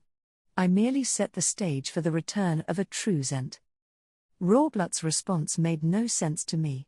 His reference to Mesgenora's invitation and a true Zent made it clear he was trying to obtain the Grutrischite, but the strongest theory claimed it was in the underground archive beneath the Royal Academy's library. He had no reason to be in the auditorium. Do you think I would believe that? I shouted. Only the royal family can enter the underground archive. State your true intentions. One need not be a royal to be recognized by the Goddess of Wisdom. I am here to welcome my lord when he returns. Was that why he stole the Feastone key from Hildebrand, or was that all part of some other scheme? There was no end to my questions, but my anger would do nothing to answer them. I could neither stop nor imprison Rorblatt on my own. I was so powerless that I almost wanted to cry. As always, you let your emotions get the better of you, Rorblatt said, sounding like both a sword instructor and someone mocking an opponent so far beneath him. He dodged my thrust, slammed one foot against the floor, and then used the momentum to launch a kick. It caught me while I was off balance and sent me flying. And as always, he continued, it leaves you wide open. Rorblatt sneered as I scrambled to my feet, but his expression changed when I raised my sword. He was looking right past me, his eyes locked on something else entirely. He had not flinched once when facing me in combat, but now he looked tense and quickly moved to grab something. Just how much will you endure? He murmured. As the Sovereign Knight Commander, I must protect the true Zent. There is no future for those who would oppose King Gervasio. He was speaking not to me but to Ferdinand's group, who were trying to pull a maneuver on the enemy knights surrounding us. I realized then that Rorblatt was holding a magic tool. I didn't know how long he had been channeling mana into it, the entire time we were fighting, maybe? But it seemed ready to explode. Brace yourselves, Ferdinand roared, an intense look on his face. Jump down. Hurry. His guard knights shouted alongside him. I sprinted away from Rorblatt and leapt down from the stage just as he threw his magic tool, which arced through the air toward Lord Ferdinand and me. It must have been especially dangerous because the knights around us formed their high beasts to escape, disregarding the risk that they might be shot down. Prince Anastasius, cried one of my knights. He caught me with a band of light, then yanked me out of my fall and away from where the magic tool was about to land. It almost seemed to be moving in slow motion. Anti-explosion defensive formation. Came a shout. I pulled my cape over my head, it was embroidered with defensive magic circles, then covered my ears, opened my mouth, and crouched as low as I could. An earth-shattering explosion shook the auditorium moments later. Despite our best attempts to retreat, we hadn't made it very far. We were flung back so violently that we could no longer move. As I groaned in agony, feeling on the verge of death, Rosemine's group rushed into the auditorium. I could no longer hear properly, but I saw the door open and the light from the corridor shine through. We barely had time to react before a bafflingly large magic circle appeared and showered the entire room with healing light. Rosemine's arrival turned the tide of battle in our favor. Wounds from a magic tool powerful enough to have killed us all were healed in an instant, and she flatly declared that anyone who was omni-elemental would see the statues atop the altar move. The religious solemnity in the air vanished at once. No wonder Rawblut moved to eliminate Rosemine first. Crush them before they reunite. They are most vulnerable when they are apart. Rosemine gave large-scale healing and granted us blessings even while under heavy fire. It brought to mind the ritual the adult Dunkelfelger Knights had performed during a past interduchy tournament. Her prayers caused extravagant pillars of light to appear, enrapturing us all to the point that we forgot to fight. That was, until a voice came from atop the altar. "What in the world is happening here, Rawblut?" "Ah, King Gervasio." A man had appeared seemingly out of nowhere, his countenance leaving not a shadow of a doubt that he was a member of extended royalty. Jürgenschmidt's archducal families sometimes bore children who looked regal, remnants of generations-old royal blood coursed through their veins, but it was uncanny to see those features on a foreign invader. I suppose it isn't that strange. He was born and raised in Jürgenschmidt before leaving for Lanzinave, but still, part of me wished Gervasio looked more foreign. Anything to make others deem him unworthy to rule. Yet his appearance was unquestionably that of a Zent, and now he stood between the supreme gods. "I beg of you," Rawblut said, his arms outstretched, "reveal your gods-given Grutrischheit here for all to see. Show everyone you have become a true Zent." Grutrischheit. Gervasio answered the Knight Commander's plea and made the Grutrischheit appear in his hands. It was my first time witnessing such a feat, but it lined up with my father's and others' discussions of what a proper Zent could do. The knights fervently crying out should have irritated me, but they seemed to be in a world of their own. I swallowed hard. Rosemine had said she could bestow the Grutrischheit upon others. That slim hope had spurred me to join the front line, to restore the royal family's honor and worthiness to receive the holy book, but now it was gone. Before me stood a man who had obtained the Grutrischheit through his own power, directly from a goddess. Have Ferdinand's worries come true? Is a foreigner about to become the Zent? Speaking honestly, I had never thought the Grutrischheit would end up in the hands of someone not only outside the royal family but outside Jürgenschmidt nobility in general. If a new Zent took the throne, what would happen to the current royals? The faces of Eglantine and our daughter flashed through my mind. Grutrischheit. Rosemine's voice tore through my despair. I turned to see her holding up a Grutrischheit of her own, though its shape wasn't quite the same as Gervasio's. "No, look closely. Hers is too small to be genuine. King Gervasio has the real one." "What are you talking about?" "Lady Rosemine's Grutrischheit is the real one. She opened country gates with it." Ignoring the clamor among the knights, Rosemine began layering on blessings. Their light rained down on me as well. The battle wasn't over. Gervasio had yet to steal the country's foundation. "Lady Rosemine has received the blessings of countless gods," one of her retainers announced. "As the divine avatar of Mesgenora, she has been tasked with bestowing the Grutrischheit upon the next Zent. She will choose a worthy candidate from among the people of Jürgenschmidt. There is no need for an intruder from Lanzinave to take the throne." His fanatic tone and expression sickened me, but his words were strangely inspiring. "Rosemine's retainer is correct," I declared. "We have no reason to let some foreign menace take the throne.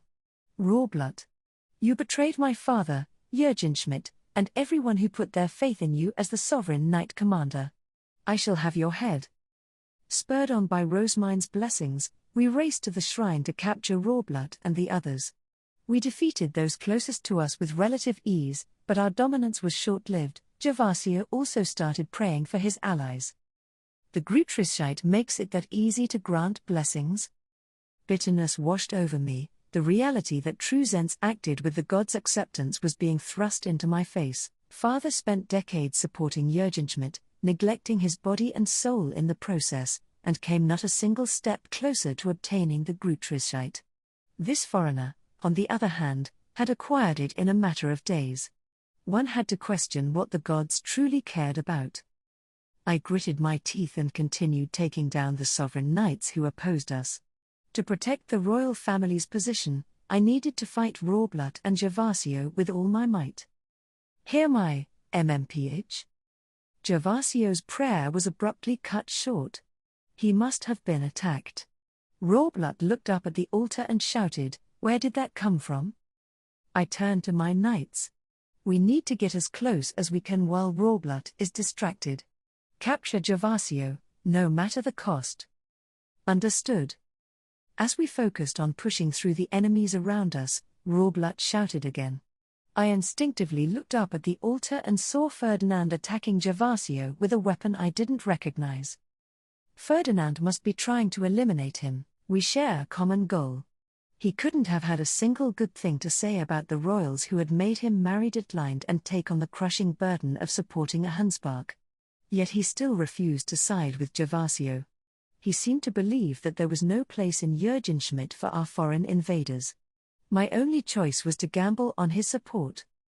Leaving Gervasio to Ferdinand, I elected to focus on Rawblood. Before I even made it up the first step of the stage, however, lightning began to strike across the auditorium.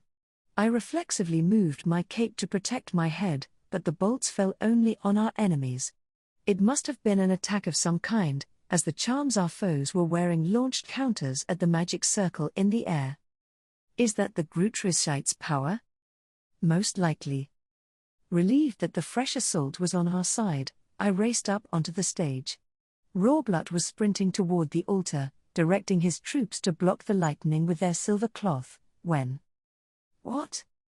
Out of nowhere, the knight commander was thrown back. I thought the gods had deemed him unworthy and refused to let him near the altar, but that couldn't have been true, could it? Surely I was overthinking. Should the same thing not have happened to Ferdinand, who was still fighting Gervasio?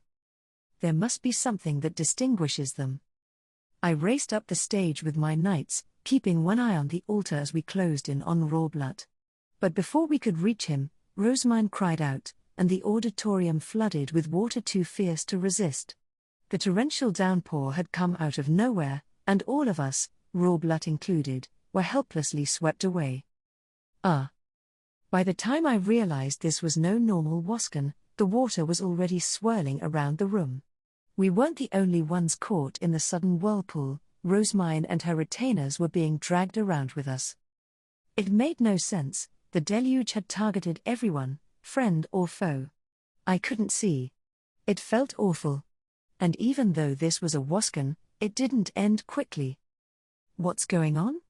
Rosamine, what in the world have you done? Amid the panic, I could only hold my nose and entrust my body to the current. Then the water vanished just as suddenly as it had appeared. I gazed around and realized that I was in the audience seats. I must have been thrown pretty far. I wasn't hurt, I was clad in armor, and the seating was high up enough to have broken my fall, but some others were dropped all the way from the ceiling. At least warn us before you act, I snapped, leaping to my feet and angrily searching for Rosamine. I'd yet to spot her when the door flew open once again, and the blue capes of Dunkelfelger flooded into the auditorium. Support Lord Ferdinand and Lady Rosamine. Rawblood, you dared to poison King Torquil despite serving as his knight commander. For that, you will not be spared my wrath. As his wife, I will strike you down in his stead. Aup Dunkelfelger and Lady Magdalena led the charge. They must have finished suppressing the rebellion at the royal palace. Their presence meant the palace was safe, which meant Eglantine and the others were safe too. Lady Magdalena intends to get Rawblood, so I'll capture the other rebels. Again, I turned my attention to the altar. Rosamine had at some point formed a shield of wind, and Ferdinand swung a rainbow-colored sword. Gervasio, meanwhile, was hiding behind a gettilt, his flank wide open. It was the perfect chance to strike. I readied my weapon, mounted my high beast, and shot toward the trio, but I was too late. Ferdinand unleashed an attack, the statues of the gods flashed, and then everyone atop the altar disappeared. What? I continued my ascent, trying to glean some more information, but collided with the same invisible barrier that had stopped Rorblut. The shock rendered me speechless. I simply stared up at the altar in disbelief. Rosamine and Ferdinand passed through so easily, but I. A cold sweat ran down my back. An impassable chasm separated the chosen from the excluded, and my status as a royal seemed to slip through my fingers. Magdalena, smiting the traitor. The discovery of several intruders at the Royal Academy had prompted Rorblut, the sovereign knight commander, to send a fresh set of orders by ordonnance. He advised that the palace be sealed and that nobody be allowed to approach the academy, and the Zent made it so. The palace had already been sealed once before, so everyone acted quickly and efficiently. Movement between it and the Royal Academy ceased, and duchies lost the privilege of contacting the palace directly. Henceforth, all communication would first be filtered through the villas. Ralfrida, send word to the scholars and attendants in the palace, King Torquil instructed. Clementia, direct the knights. Magdalena, contact the villas. Be sure to warn Sigiswald to strengthen his guard, his villa is nearest to Ahansbach. Understood. As the Zent's wives, we moved at once in response to his orders. Lady Ralfrida would contact the palace as the first wife, while Lady Clementia would oversee the knights as the second. My duty as the third wife was to send word to the various villas. I would tell them of the intruders discovered at the Royal Academy, that the palace had once again been sealed, that they should remain vigilant, and that Lady Clementia was going to direct the knights. King Torquil, Lady Clementia said, taking a somewhat feeble tone, once the knights have gathered, I shall take them with me to my villa.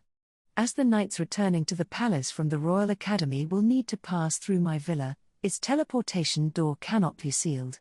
May I station more guards there? She gazed at King Torquil with aqua blue eyes. In the aftermath of the Civil War, when many had refused to accept him as the Zent, her villa had come under attack. Her daughter had died in the violence, and she had come to fear brutish men who spoke and acted roughly. It stood to reason that she was so concerned. Her villa had the fewest male knights of them all and rarely saw much traffic. The returning knights would not have access to her living area, but that was hardly a comfort. Lady Clementia's delicate light green hair was loosely tied, and she looked as frail as she sounded. I was told she had never once held a weapon outside her Royal Academy classes. As a woman of Dunkelfelger, I thought she should learn to protect herself, not that I could actually say such a thing. You may, King Torquil replied. I shall send 2 of my guard knights with you. Entrust the management of your villa to them. I thank you. I couldn't help but furrow my brow. It made sense to send experienced knights to Lady Clementia's villa, which would serve as an important supply line going forward, but 2 of the Zent's own guard knights? King Torquil would be far too vulnerable. Perhaps I could move knights from my villa to the palace. After watching Lady Clementia leave with 2 of the Zent's guards, I considered which of his knights remained and the security of my villa. Aside from requesting more knights, there was plenty one could do to bolster one's defenses. Laying traps and relocating one's bedroom were among the more obvious examples. Moreover, unlike Lady Clementia, I could depend on my own martial might. If our king was lacking knights, then perhaps I would guard him myself.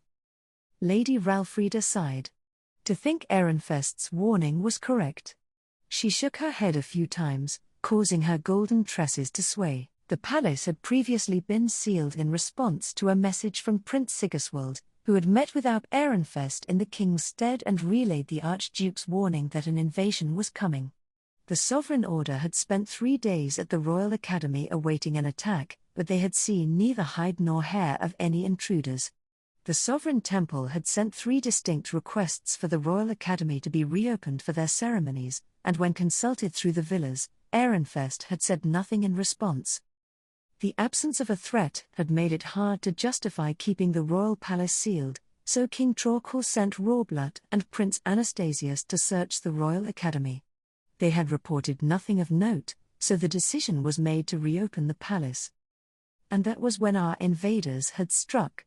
Their timing seemed more than a mere coincidence. I wonder, Lady Ralfrida continued, where were these intruders hiding that they were not discovered during the search? Her blue eyes turned to me. Do you have any ideas, Lady Magdalena? I thought back to the report Rorblut and Prince Anastasius had given and went through the buildings on the Academy's grounds. As I understand it, they searched everywhere with connections to a Hansbach, their dormitory, their tea party room, and even old Workstock's dormitory. The dorms and tea party rooms of the other abolished duchies were searched as well. There are other villas dotting the grounds, but they were sealed at the hands of past Zents and cannot be reopened without the Grutrischeit. Though nowhere else comes to mind, the facts speak for themselves. There are hostiles lurking somewhere in the Academy. What in the world are Rorblut and the others doing? Lady Ralfrida seethed. How have these intruders not been captured when we have guards stationed all over? She had put Rorblut forward for the position of Knight Commander, so incidents like this made her more frustrated than most. Still, as we had merely taken shelter in our villas, we could not criticize their lack of results. Our foes must be convinced we will not find them. They would not have had the arrogance to invade the Royal Academy otherwise. Perhaps it was because Rorblut and the others were on high alert that they were discovered at all. In any case, now that we know about them, we are in a state of war. We will need to ready ourselves and plan ahead. Goodness! But once the royal palace is sealed, the villas will serve as the only way inside. Should we not move our focus from the palace to those entrances?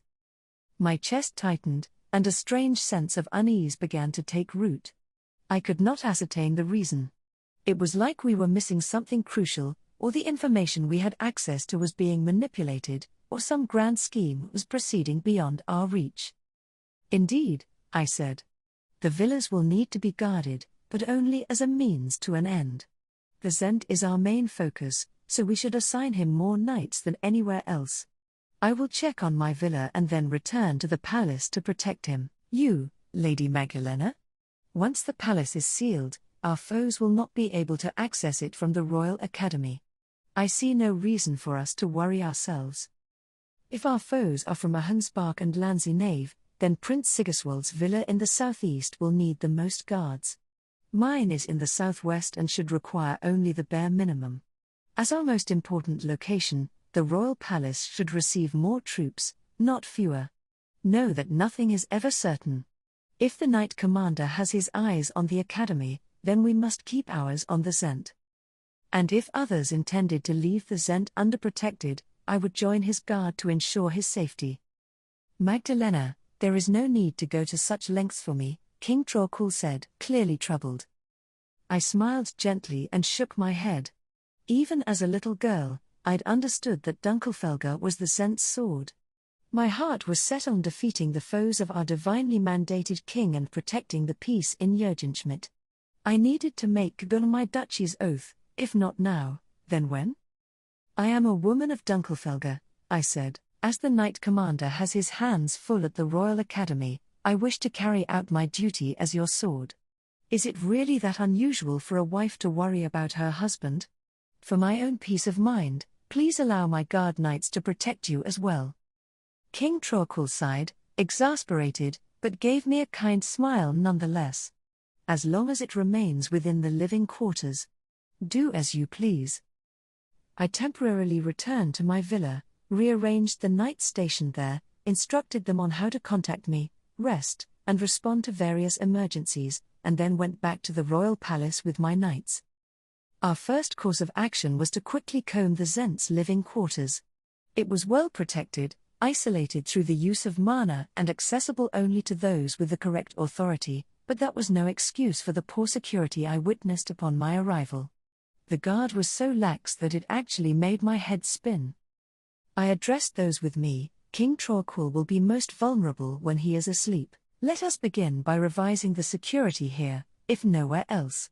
First, we shall add my knights to the night watch. Then we must lay detection traps. Nobody should enter or leave his quarters except those guarding it. I would also advise you to move the king's bed to that side room. Our aim is to deceive the enemy. Should you not sleep alongside the Zent to further secure his person? One of the guards asked me. Though I would not mind that, my being there would make King Trollquil too anxious to sleep. Indeed, it was hard to believe he would get much rest with a fully armored woman beside him, ready to fight at a moment's notice. Some smiled at me and said that I was being too cautious, but I disagreed. I took a brisk nap and prepared to act in the dead of night if necessary. I would contact my elder brother as well, but King Trollquil is not yet facing any immediate danger. My brother, Aup Dunkelfelger, also served as the Zent's sword. He would come without fail if the king was in danger. Ehrenfest had already spoken with him, and I had said that I would request his aid if anything happened, so he must have been ready to join us. I spent the night on guard, but we encountered not a single hostile. Rorblut sent no word of the invaders having been captured, so the scholars debated over whether to unseal the palace or keep waiting.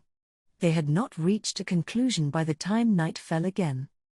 Nothing happened last night, King Trollquil reminded me. Must you continue to push yourself? My love, our enemies will act precisely when we lower our guard. We saw as much when we last unsealed the palace, did we not? Last night might have been uneventful, but that does not mean tonight will be the same.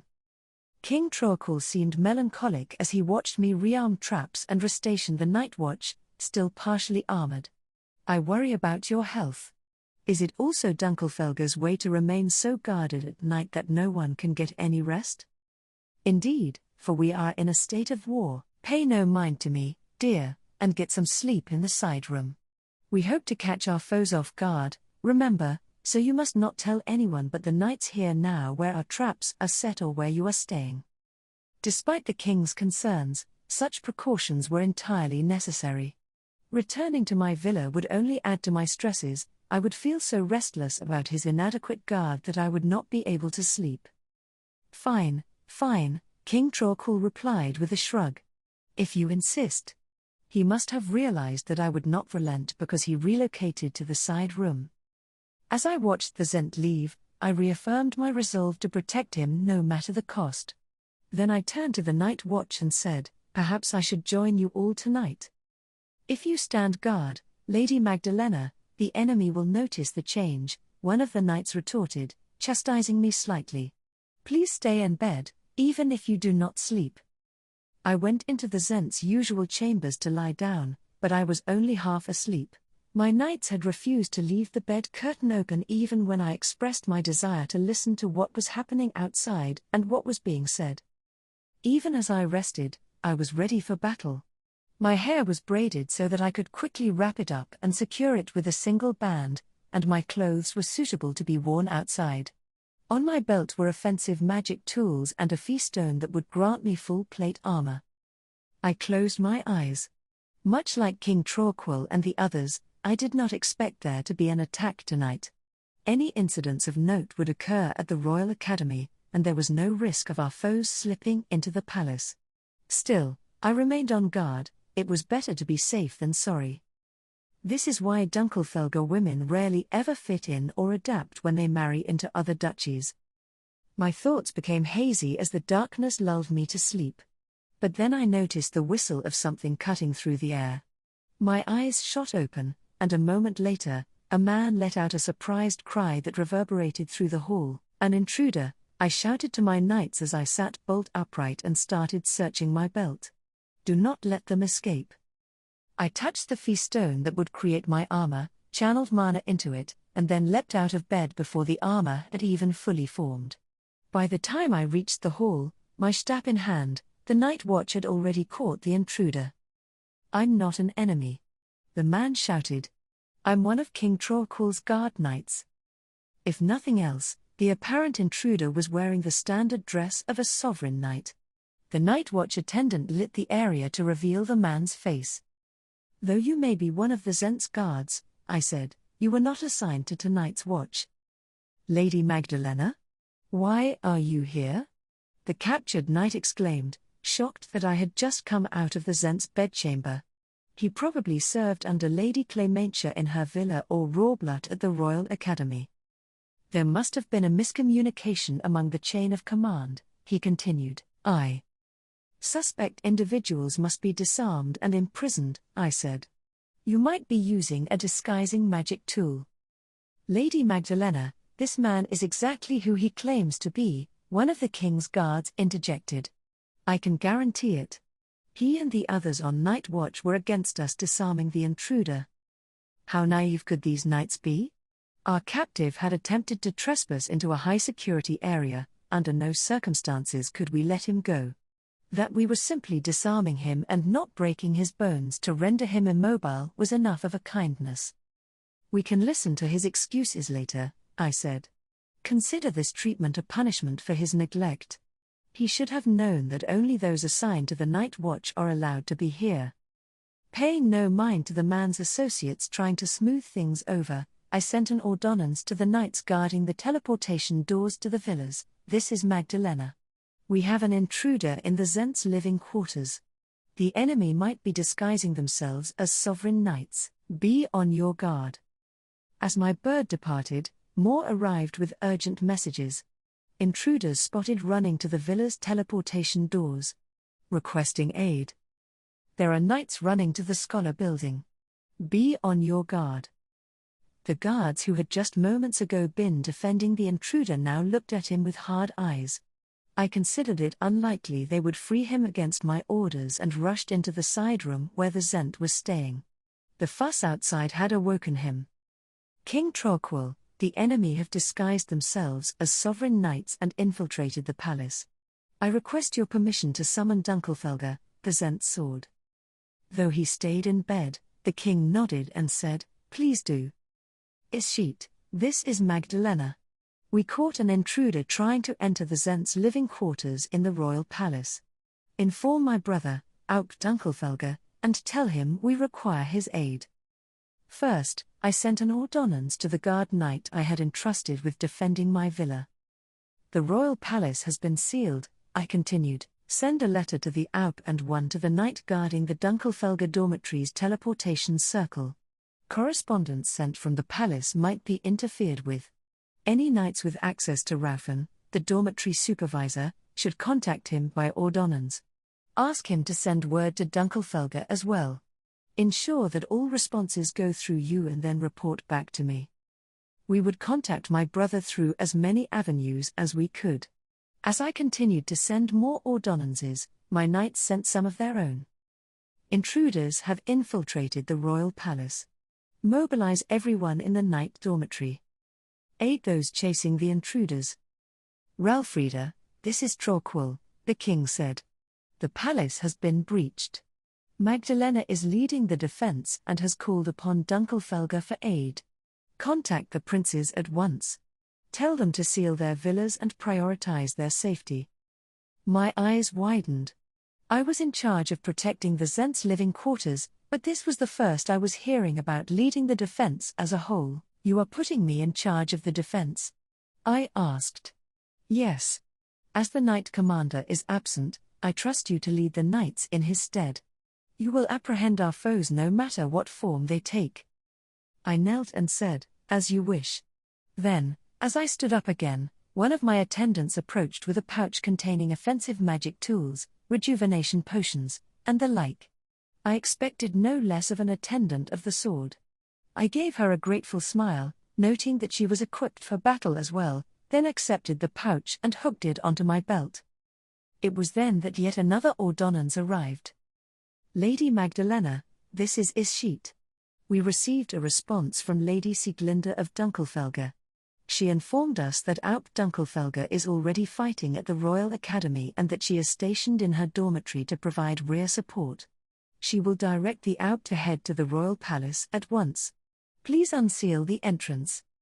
Shocked though I was by the speed of the response, I was more taken aback by its contents. Who was Dunkelfelger fighting at the Royal Academy, and why had we not been informed of their presence?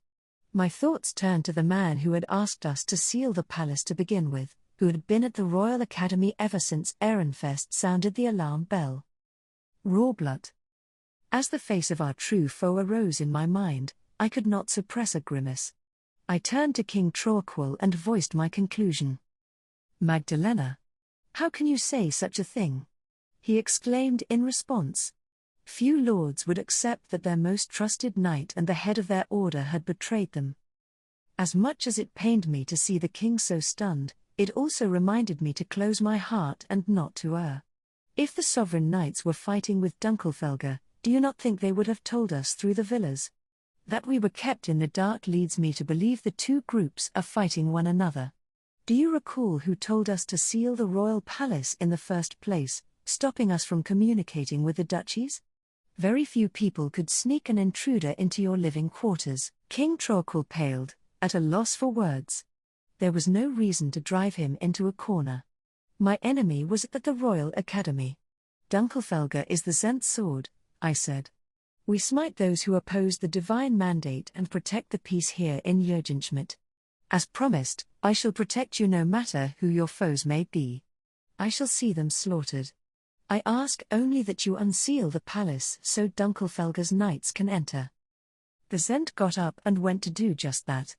I exited the room and sent out more ordonnances. This is Magdalena.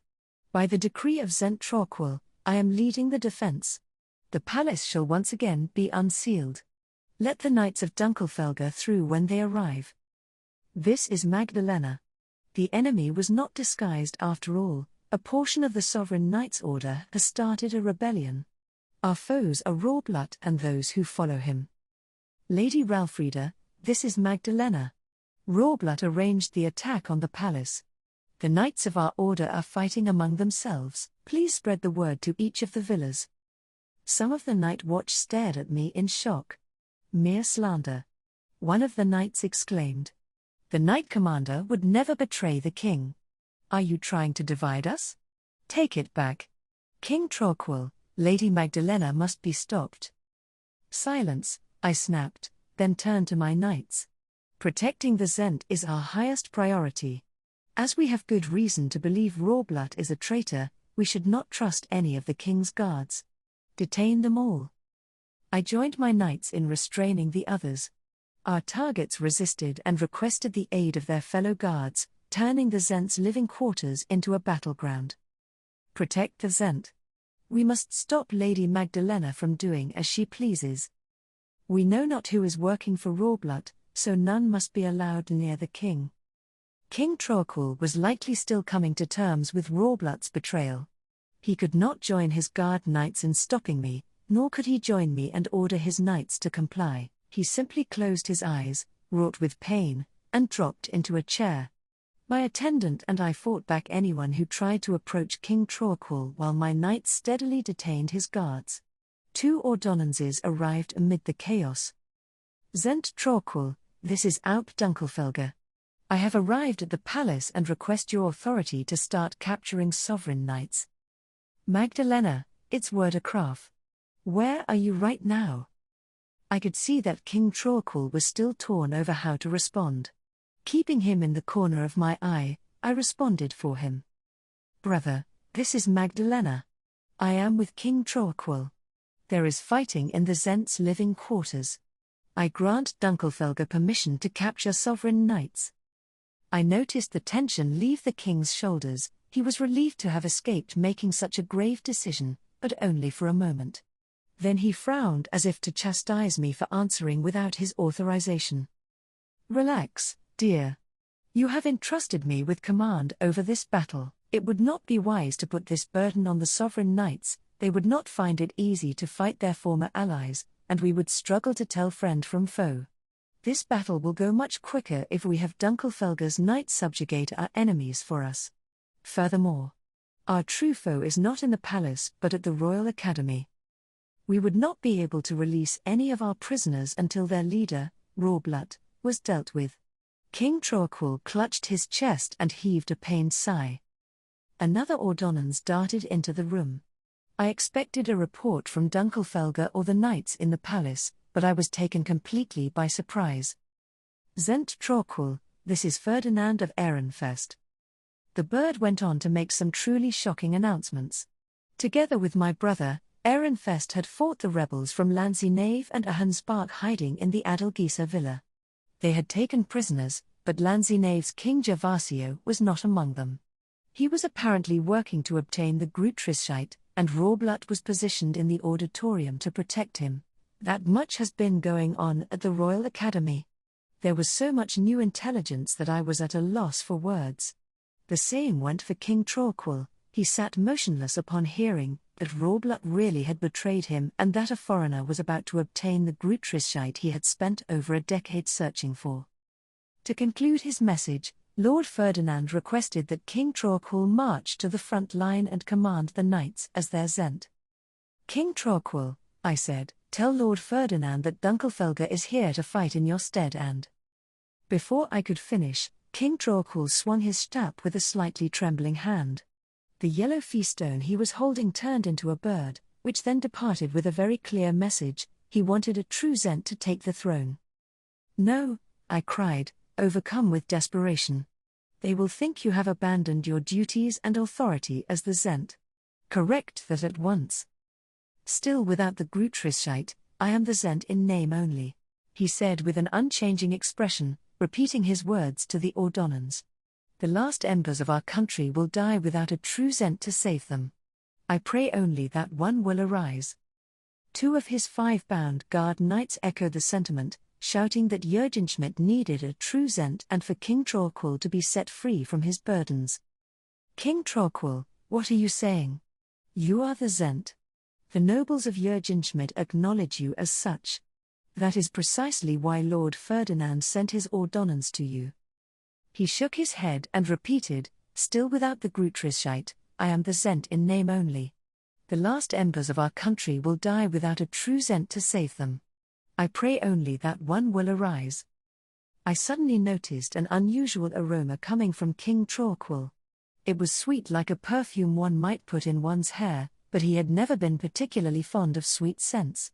I sensed danger, somehow. Are you wearing some manner of perfume? I asked. Or were you perhaps approached by someone with a preference for sweet smells? I recently started sleeping to a calming incense, perhaps the smell clings to me. He had responded normally that time, unlike his droning repetition mere moments ago. I drew my brows together in a frown. Something was amiss, but I could not put my finger on what. Lady Magdalena, is this not exactly how the knights under the influence of Trug behaved? One of the bound guards asked. They appeared normal on the surface but would not respond properly to certain subjects. And they exuded a sweet scent. I recalled that strange incident and the plant theorized to have caused it, then inhaled sharply. Was it perhaps Rorblut who brought Trug to the Sovereign Knight's order? Rorblut had investigated the Trug-driven knights, assuming he was the culprit. It must have been easy for him to give false reports. How much intelligence had he twisted or outright hidden from us? How would the country's nobles look upon King Trorquil, who had thus far been acting on false information? I will make Rorblut pay. First, I released the guards who had not echoed the king's strange remarks. It seems clear to me that you 3 are not under the influence of Trug. I return your freedom so you may defend King Trorquil and his living quarters. I will unite with my brother and smite Rorblut. Understood. I told one of my knights and an attendant of the sword to stay behind, then led the rest in a charge from the Zent's living quarters to the teleportation door to the Royal Academy. Brother, this is Magdalena. The Zent's living quarters have been secured. I am now heading to the Royal Academy. Leaving the safe-seeming knights to defend the royal palace, I rendezvoused with my brother. Together we sprinted toward the Royal Academy's auditorium. Magdalena, use this, my brother said, handing me a silver dagger. It was much heavier than any Stab-made weapon. Depending on how one wielded it, the weight could prove detrimental in combat. We retrieved it from one of the Lanzinavians, he explained. The silver cloth they wear blocks all mana attacks, and no Stab weaponry works against it. Conversely, this silver dagger can easily shred through feastone armor. Defeating foes of an entirely different culture is no easy feat. I gracefully accepted the dagger and attached it to my belt as we ran, allowing my body to adjust to the weight and find my new center of gravity. It was not long before we reached our destination. "This is the auditorium," I said. "Is everyone ready?" "Absolutely. Open the doors." "Charge!" my brother roared. His knights leapt upon the doors and threw them open, and we both rushed into the auditorium. Though a battle had clearly been fought, nobody was in formation. A major spell of some sort had scattered everyone, friend or foe, and stalled the fighting in the process. Our entry was met only with looks of shock, allowing me to immediately spot Rorblut. "Lanza," I declared, turning my staff into a spear and closing in on my target. "Rorblut, you dared to poison King Trawquil despite serving as his knight commander. For that, you will not be spared my wrath. As his wife, I will strike you down in his stead." My brother responded to Lord Ferdinand atop the altar and instructed his knights to capture the traitors among the sovereign order. Some of our foes were standing in a protective circle around Rorblut, but they dispersed somewhat when they saw our force, making it easier for me to forge a path. Before I could reach Rorblut, however, something strange happened. The statues of the gods gave rise to columns of light. Then there was a flash, and the three people atop the altar disappeared. "King Gervasio?" Rorblut cried, looking completely taken aback as he rushed to investigate. He was wearing not the black cape of a sovereign knight but a silver cape brought from Lanzinave, yet another sign that he did not see King Trawquil as his true lord. I thought back to the king shaken with disbelief at Rorblutt's betrayal. I could still see his trembling hands as, under the influence of Trug, he claimed not to be a truant. I must not act according to emotion. Rorblutt's strength far surpasses my own. Traitor or not, Rorblut was the commander of the Sovereign Knights Order. His combat prowess and experience were not to be underestimated. I sealed away the bitterness his superiority inspired, then looked around in search of my brother. "Where is he?" It took me only a brief moment to meet his gaze. He was directing his knights with a silver sword in hand, all while approaching Rorblut from another angle. I realized then that his red eyes had been watching me the entire time, and that I neglected to pay attention to my allies. Once this is all over, I expect to be scolded for my inexperience. Recalling my brother's attitude when we used to train together at home, I refocused and gripped my spear. Rorblut was climbing the stairs to the whirling stage. He would prove troublesome for us if he reached the top. But until then, his footing would be poor and his back exposed. I saw my brother give a curt nod, so I squeezed my spear and charged at Rorblut from behind. Humph! "Herm?" Rorblut turned and dodged my strike, creating the very opening my brother was waiting for. He leapt in from the side and swung his silver blade. Rorblut let out a grunt and managed to dodge again but lost his poise in the process. I tossed an offensive magic tool at him before he could ready his weapon. Gar! Rorblut spread out his silver cape just in time to block the tool entirely. My brother had spoken true when he told me Lanzinave's silver cloth was immune to mana.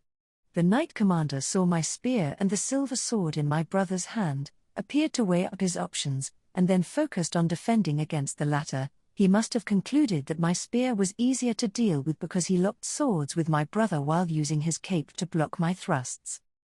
Not yet. Wait for an opening. I tried to attack the parts of the knight commander's flank not hidden by his silver cape, but even then, there was little I could do against his full plate armor. As I continued to strike, I noticed his focus shift more and more to my brother. "Up Dunkelfelger," Rorblut said, "you must understand that Jürgen Schmidt needs a true Zent with the Grutrischeit. And you, Lady Magdalena, you have supported Trawquil through his countless struggles. Is it not time to relieve him of his terrible burden?" I took no interest in the words of a traitor. He had betrayed his lord, and that was reason enough to smite him. I could indulge my curiosity about his background and motives once he was locked up. Humph! There was a sharp metallic wail as Rorblutt's and my brother's blades clashed again. It focused my senses as I squeezed the grip of my silver dagger.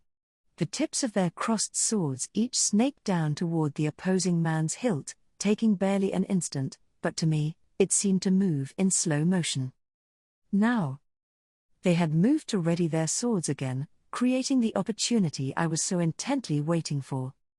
I stabbed my silver dagger into Rorblatt's side. Its glinting blade slid through his feastone armor without any resistance, almost as if he had not been wearing any. The sensation was the same as cutting straight into an opponent's body. "What?" Rorblatt exclaimed.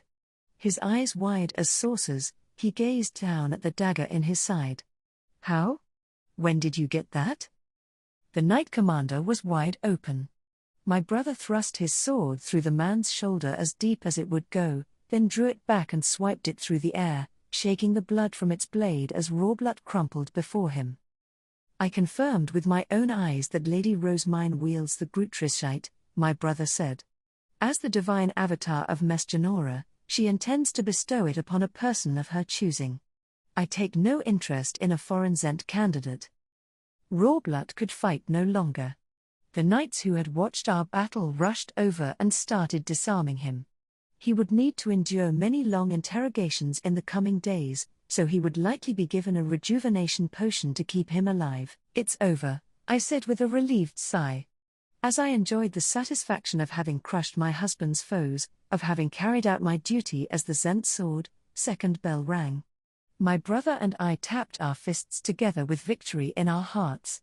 We could now redirect our focus from the battle to our surroundings. "Is that all the prisoners?" my brother asked. "Free and assist Prince Anastasius and his guard knights. Heischitz, report what happened while we were operating separately." I watched my brother go, then climbed the stairs past where Rorblatt had fallen and gazed upon the auditorium. Dunkelfelger's knights had detained every one of our sovereign adversaries. Prince Anastasius was watching from the audience stands. The group wearing Ehrenfest capes was causing some sort of commotion by the door. Such overwhelming divinity colored my lady's embrace. Came a cry from their ranks. "A goddess has descended into her." Curious, I enhanced my senses to observe them. They were all retainers serving Lady Rosemine. I recognized them from ceremonies and my time spent translating in the underground archive. "Her mana certainly has changed," another said. "I don't know about a goddess descending into her, though. Can you not feel the supernatural power that now envelops us?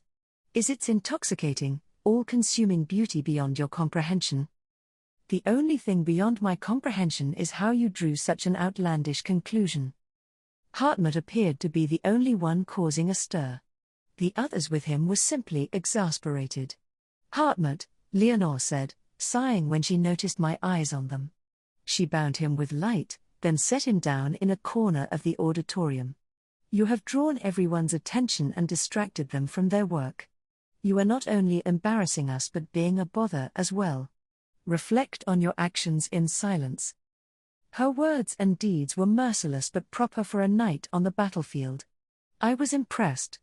Rarely did women of other duchies have it in them to make such cold, calculated decisions. Still, what was that about a goddess descending? Their discussion reminded me of that unusual sight not too long ago. My focus on Rorblatt had pushed it from my mind, but Lord Ferdinand, Lady Rosemine, and Gervasio had vanished in the statue's light. It seemed that nobody had heard from them since. Where in the world did those three go? I was suddenly reminded of one of the Royal Academy's 20 mysteries. According to Hildebrand, a student who played pranks on altars and shrines had abruptly vanished in a burst of light from the statues of the supreme gods and was never seen again. Thinking about it now, the story might have been founded in the process for obtaining the Grutrishite. Upon learning it from the underground archive, Lady Rosemine had circled the shrines before disappearing, much like the character in the story. By the time she had returned, she had grown so much that she was unrecognizable. Atop the shrine, she had appeared to be an adult. My brother had said that Lady Rosemine was the divine avatar of a goddess, one who would return the Grutrishite to Jürgenschmidt. In that case, It seemed reasonable to assume that Lord Ferdinand and Gervasio had also acquired the Holy Book. If they return, would any of them bestow the Grutrischeit upon King Troaquil? I thought about each of their relationships with the Zent, then the ordonnances he had exchanged with Lord Ferdinand. I could not help but grimace. There was no one better suited to the role of the Zent than King Troaquil, who had won the civil war and ruled the country for over a decade despite the great pains it had caused him and the strong opposition of the sovereign temple. O supreme gods, if others are being granted the Grutrischeit, I asked that King Troaquil receive one as well. May his years of suffering be justly rewarded. I prayed atop the whirling stage, but neither it nor the statues shone. Gervasio, descent of a goddess. Terza, do not resist, spoke Erwoman. Accept it all. Fill your vessel and allow not a single drop to spill. Become one with Mesgenora's wisdom. Despite my attempts to explain that my name was Gervasio, not Terza, Erwoman continued to address me as he pleased. It seemed the gods understood only the name under which one was initially registered. Hearing it was somewhat unpleasant and reminded me of my time in the villa, but I did not care. My only concern was receiving the Book of Mesgenora despite having moved to Land's Nave. Erwoman's voice filled me with bliss, as did the stream of knowledge raining down on me as light. I could not contain my satisfaction about having obtained the Grutrischeit. With it, I could finally become the Zent. I had been raised a branch royal in Jurgenschmidt only to be sent away to Land's Nave upon coming of age and made to support the entire country alone as the sole owner of a Stab. But now, I would overturn that cursed fate. My cheer was immeasurable, but it lasted only a moment. Such a vast wealth of knowledge was hard to absorb. Matters that piqued my interest came continuously to mind, and pausing to focus on them cost me the information that followed. Casting aside all resistance was easier said than done, and Erwoman chastised me with each mistake. Out of nowhere, the light of wisdom had vanished. I could not tell how much time had passed, but I could sense that its disappearance was premature. I opened my eyes, confused. Was that all? I asked. No, it was not. Erwoman stared quizzically up at the sky. I wonder, what is going on? As I suspected, the process was not complete. Erwoman muttered that the gods were still connected. I cautiously looked up as well, unsure what was happening, and the light returned. What? I cried. So it had yet to finish. Accept the knowledge. Do not resist. So he said, but the light soon vanished again. I could not even begin to fathom the reason.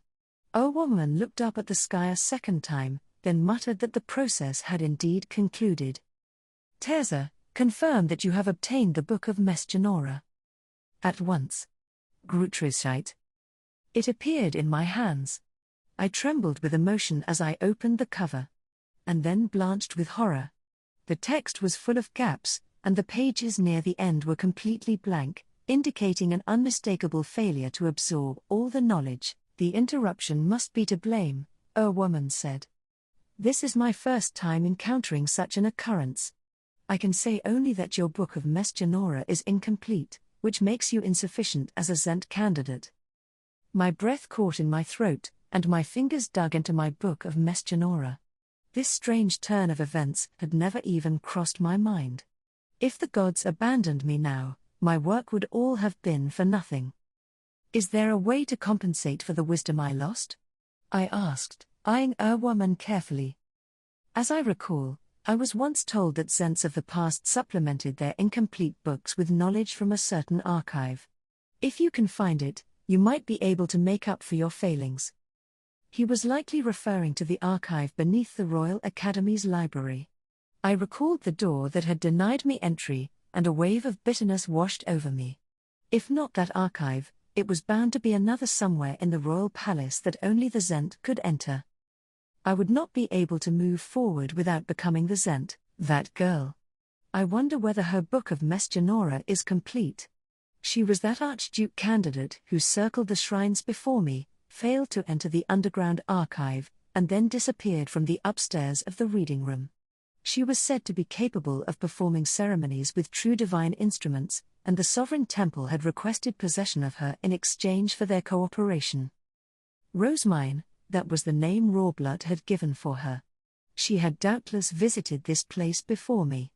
If word spread that she was the god's favorite to become the next Zent, no strings Rawblood could pull would change that outcome. How are there 3 Zent candidates, yet none of you have a complete book of Mesgenora? A woman complained. Good grief, this generation. Judging by his remark, Rosemine's book of Mesgenora was also flawed in some way. I should have been relieved, but my focus was drawn to the 3rd apparent Zent candidate. Rawblood had mentioned nothing of the sort. Ditlind proclaimed to be one, but she was lacking mana, elements, and intelligence. There existed no world in which she had made it here. A woman, might I ask about the other Zent candidates? They are mine and Kinta. To my shock, neither name belonged to the Archduke candidate Rawblood had told me about. Perhaps mine was Rosemine, the latter name did contain the former, and the fact she had 2 in the first place told me she was no ordinary noble. There were bound to be secrets surrounding the circumstances of her birth. Kinta, however, I immediately recognized. It was one of the names used to number young seeds destined to become feastones. Only upon leaving the Adelgisa villa would one receive a proper name. I was born Terza and then called Gervasio by my mother when I was baptized and relocated to the side building. This other Zent candidate could only have been Ferdinand, he who had also escaped the villa.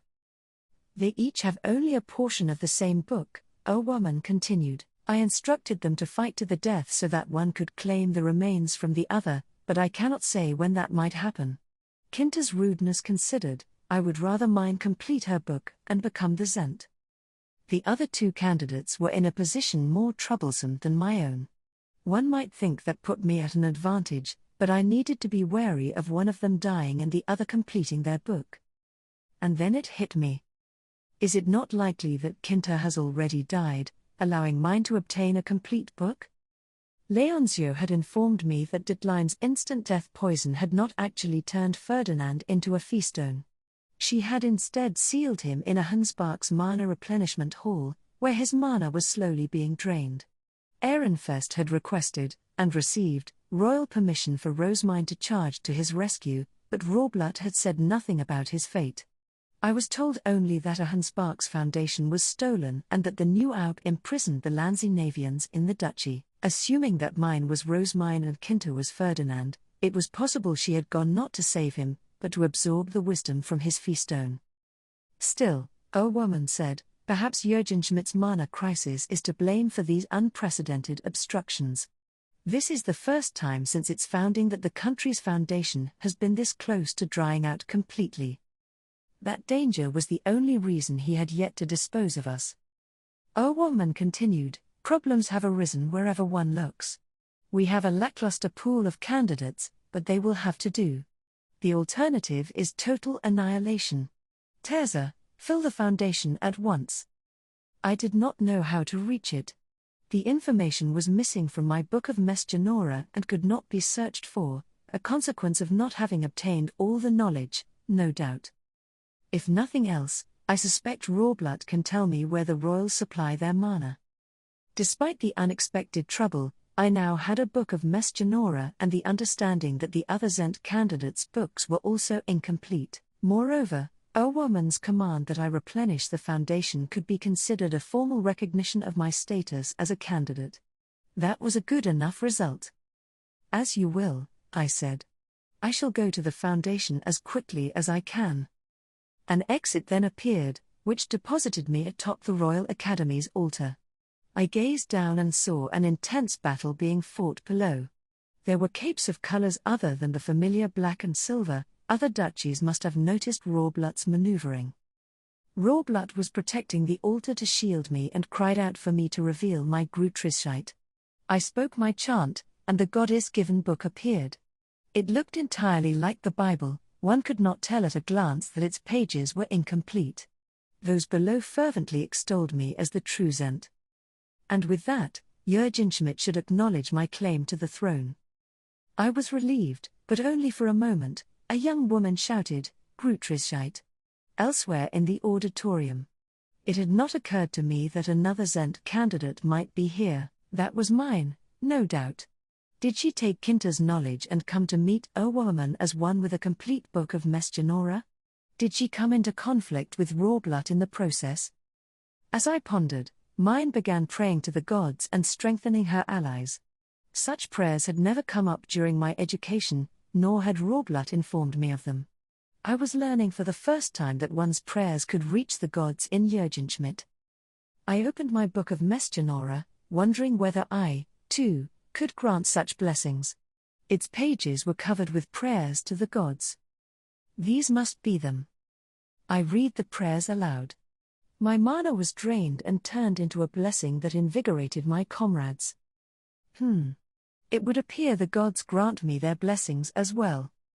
The convenience of my book and the might of the gods hit me all at once. I was moved, though I also understood what a grave threat mine posed. She was Woman's favorite to become the next Zent. She had obtained the book before I obtained mine and clearly understood it better than I did, and worst of all, once she was adopted, she would no doubt gain access to the archive beneath the library.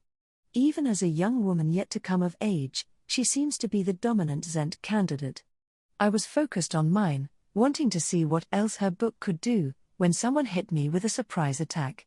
Kinta had appeared atop the altar, having somehow managed to reach me. His appearance alone made it clear that we were blood relatives. He bore the distinct features of my elder sister Saradina. So he lives. I was surprised to see him. Woman had instructed my fellow Zent candidates to slay each other. That they were both here, alive, told me their books were still incomplete. Now then, which of them do I stand to gain more from? I considered which of my opponents to keep alive while Kinta continued to target me. His strikes were rapid but unworthy of note, they bore little force or mana.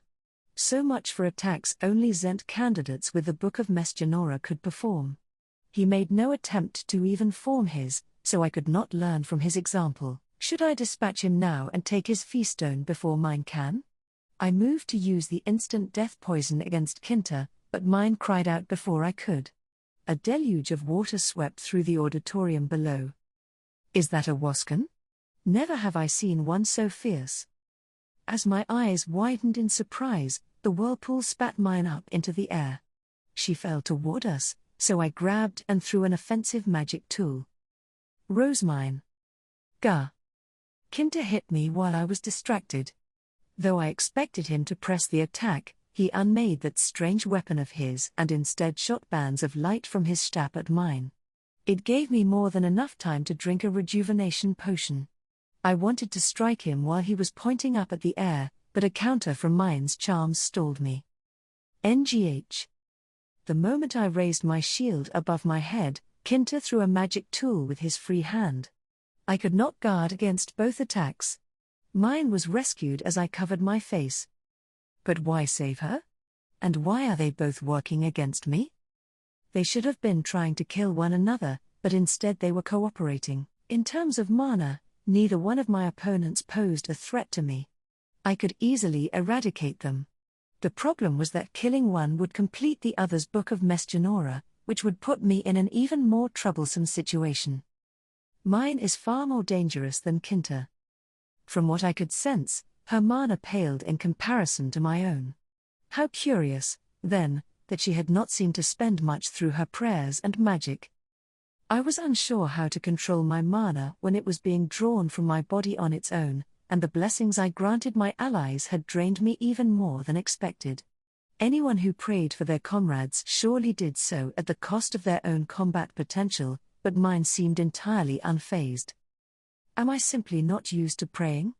Or does she have an abundance of top-quality rejuvenation potions? On top of that, I could not have cast a Wasken large enough to flood the auditorium.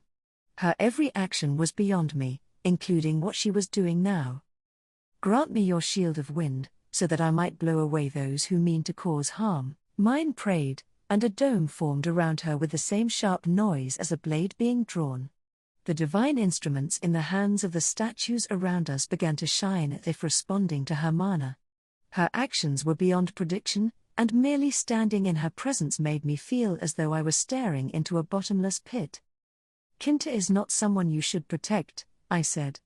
"In fact, as I understand it, you are duty-bound to kill him and complete your book. Was that not the order you received, mine?" "Cease your useless prattle and die," Kinta said calmly. He swung his sword and sent a ball of rainbow mana toward me. I recognized this attack.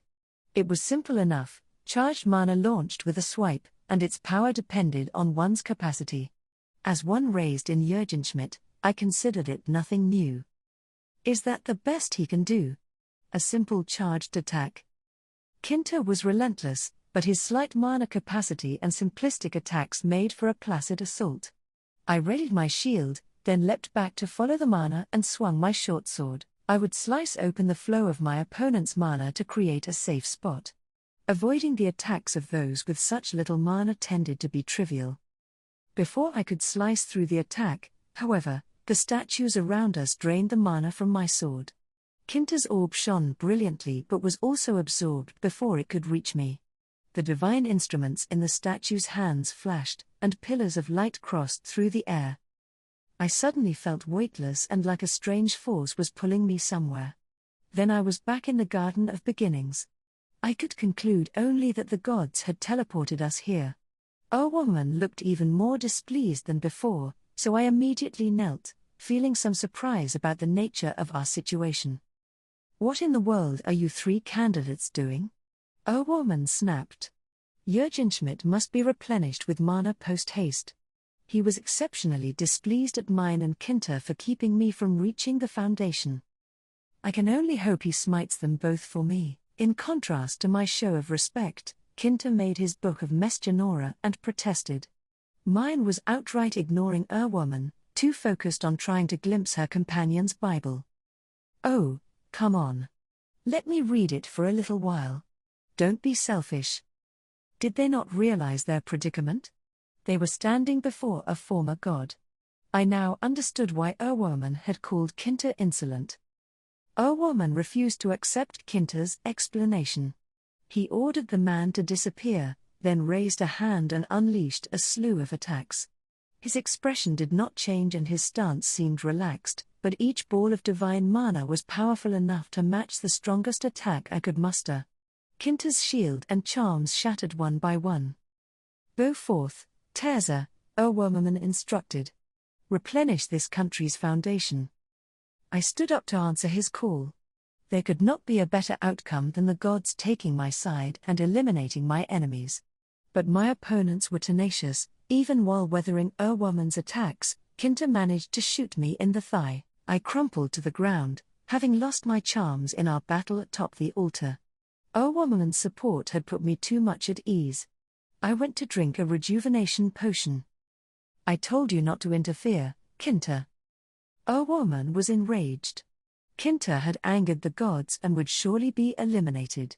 I, on the other hand, was being asked to replenish the foundation. I waited patiently for the healing to complete, assured of my safety. Mine jumped in front of Kinta to protect him from woman's attacks. They would die together, I thought, but mine cast another spell I did not recognize. Fin Samhang. She spread out a black cape that absorbed woman's divine mana. I could not believe my eyes. Though she grimaced in pain, she shot her hands up into the air, and a radiant beam formed above them. Light rained down from the sky in response, enveloping her in a cocoon that slowly ascended. Now what? I could not fathom what mine was doing, but woman seemed to understand. He stared at her in disbelief and muttered, "Mesgenora?" Kinta simply watched in surprise, no longer having to endure an onslaught of attacks. The cocoon slowly took human shape. Mine had returned. Her body flashed, and she stayed floating in midair. The light surrounding her remained as if radiating from within her. She slowly opened her eyes, which were more golden than before, and an overwhelming force compelled me to kneel.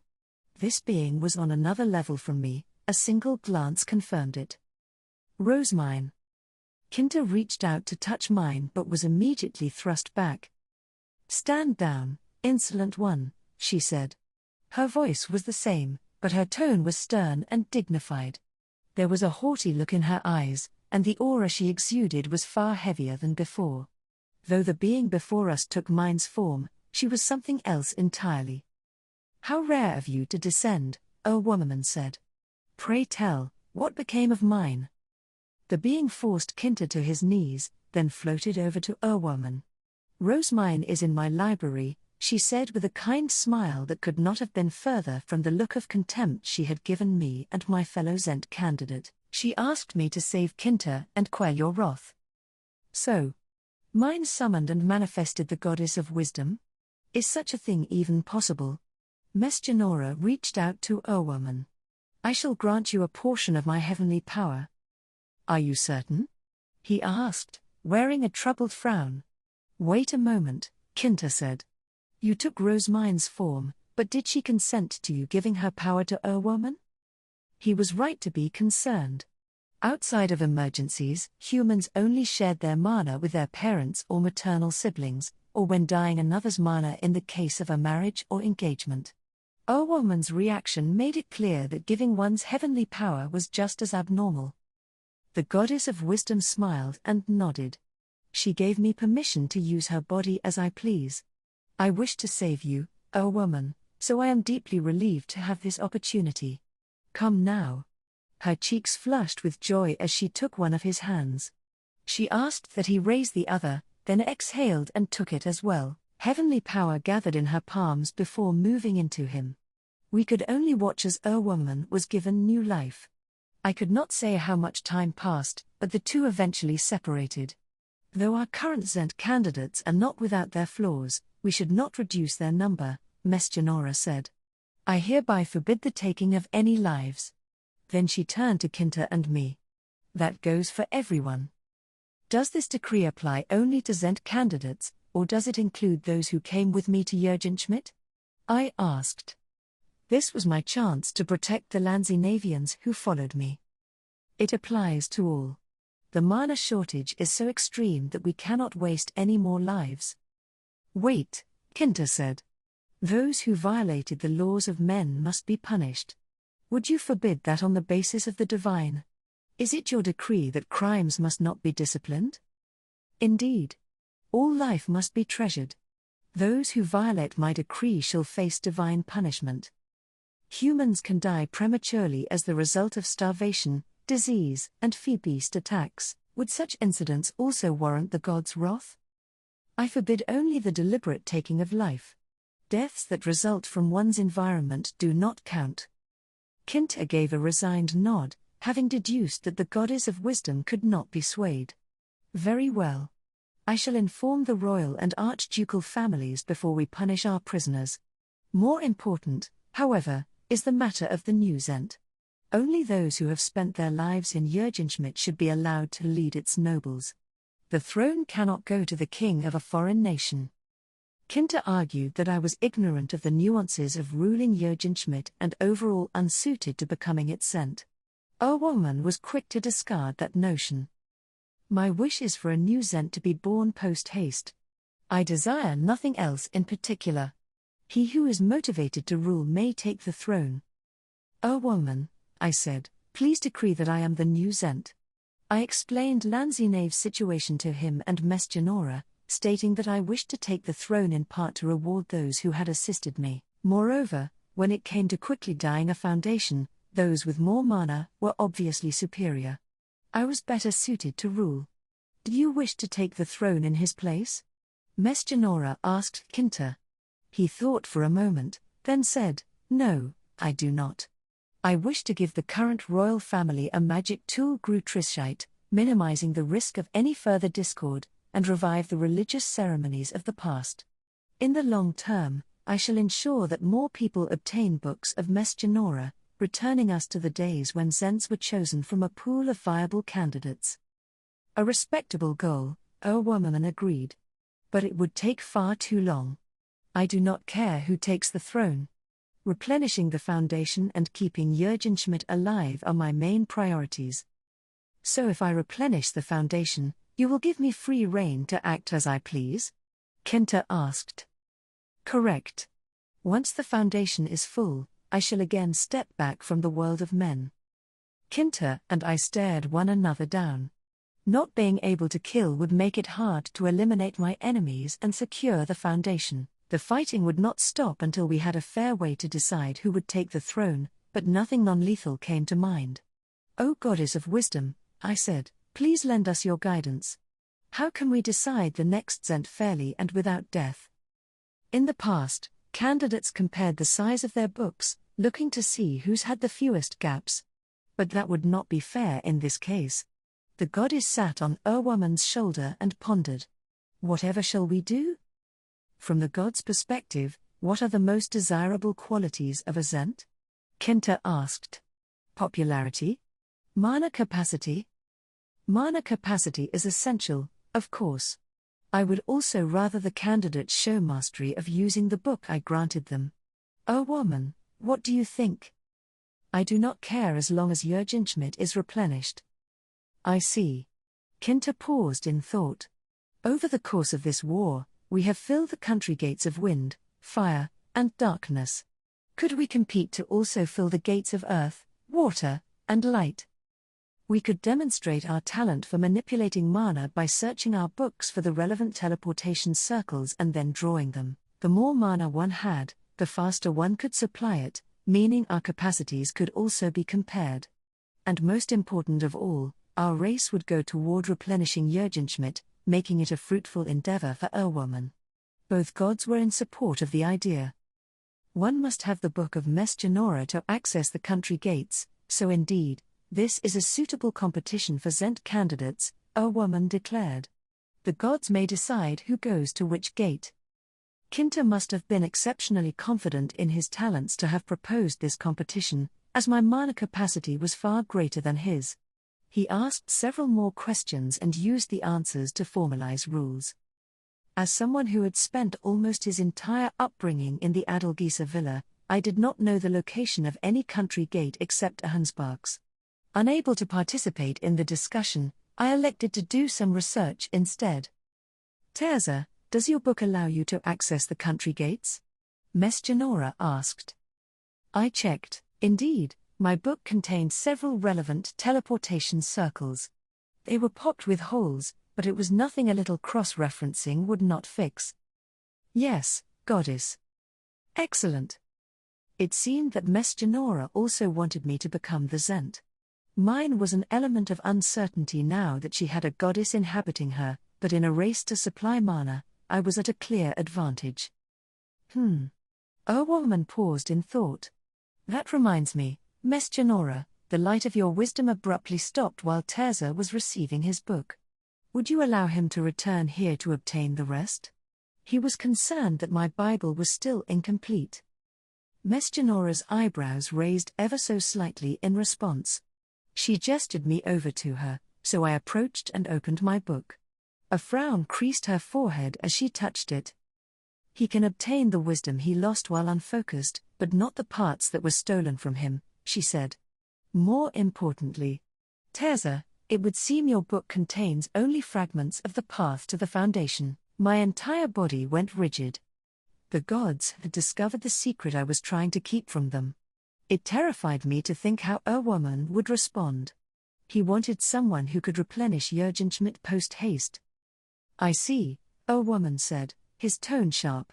Terza would not be able to reach the foundation even upon becoming the new Zent.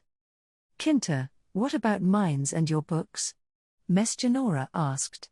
She had called the girl Rosemine before, though the significance of changing to mine was lost on me. He shook his head, not even bothering to make his book for the goddess. Mine is fragmented, so I expect hers is as well. In that case, I shall guide whoever wins to the foundation, Woman decided. I exhaled, relieved. There was hope for me yet. For this to remain a fair contest, the gods should refrain from helping or showing favoritism, Kinta said. It seems to me that you both prefer Gervasio. Mesgenora accepted, but only for the duration of our race. She said it was only natural for the gods to favor those they liked and who prayed to them regularly while refusing to grant their protection to those who annoyed them. I took that to mean the gods thought positively of me. or they simply dislike Kinta. Kinta had tried to attack Woman mere moments ago, so Mesgenora was anything but fond of him. She had been lightly crushing him ever since her arrival. My work here is done, so I shall take my leave. Call out to mine if you want her to return. I would advise that Terza do it. Kinta's voice might not reach her anymore. What have you done to her? Kinta exclaimed, his expression morphing into one of horror. Mesgenora cocked her head and stared down at him, still on Woman's shoulder. I played with her mind to make her body easier to control, severing her connection to memories more important to her than her love of books. She did ask a goddess for help. Something of this nature cannot come without sacrifice. Having a goddess descend and grant one's wish came at an even heavier cost than expected. Books were important, but I doubted they could ever outweigh a person's memories of their loved ones. Mine must have forgotten almost everything about her life. Mesgenora concluded, the voice of someone she has forgotten is unlikely to reach her in my library. Is there a way to repair memories that have been severed? Kinta asked at length. I cared painfully little about this mess, it had nothing to do with me, but Kinta was intent on learning more from the goddess. She replied that channeling mana into mine would restore her memories related to that one person, but also indicated that mine's body would resist the mana of someone who was now a stranger to her. How would she react to someone she cannot even remember forcing his mana into her? You believe in the importance of permission, do you not? But most of all, Kinta. Would you rather she remembers you or has forgotten you? The goddess gave Kinta a venomous smile and then vanished. The light radiating from mine's body began to fade, and she gently descended from Woman's shoulder. Rosemine. Kinta rushed over and caught her body. He cried out her name again and again, but she did not react. Her memories of him really had been severed, an indication that she had cared about him more than books. I was fine with the girl staying unconscious forever, but Kinta embraced her, took her hands in his, and started channeling his mana into her. Again and again, he called out to her. She must have been precious to him, for he was leaving himself wide open, unlike when we had fought atop the shrine. I would never expect such compassion from my nephew. His naked desperation almost made me laugh. He was showing weakness to an enemy, to a man he had tried to slaughter before Mesgenora's intervention. There were countless ways to eliminate one's foes without killing them, whether it be through imprisonment, blackmail, or luring them into a trap. One had to be a genuine fool to deliver themselves to their opponent moments before a contest for the throne. Woman, is she likely to return at all? I asked. If time is of the essence, we can leave her here and exclude her from the race. I expected to be met with agreement, but Woman's urgency had vanished since receiving Mesgenora's power. He gazed upon mine and Kinta and said, be patient for now. Mesgenora wanted all three of you to compete. The will of a goddess is best followed, so let us wait and see whether Kinta gets through to her. Disobeying the divine was out of the question, so I took out another of my rejuvenation potions and agreed to wait. For a reason unbeknownst to me, my mana had yet to fully recover.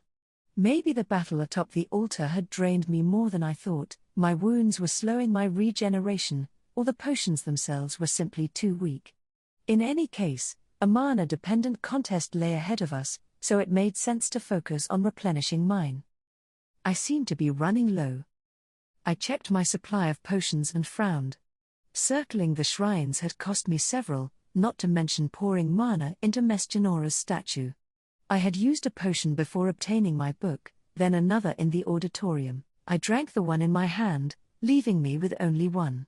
You are Rosemine, correct? Give me a proper response.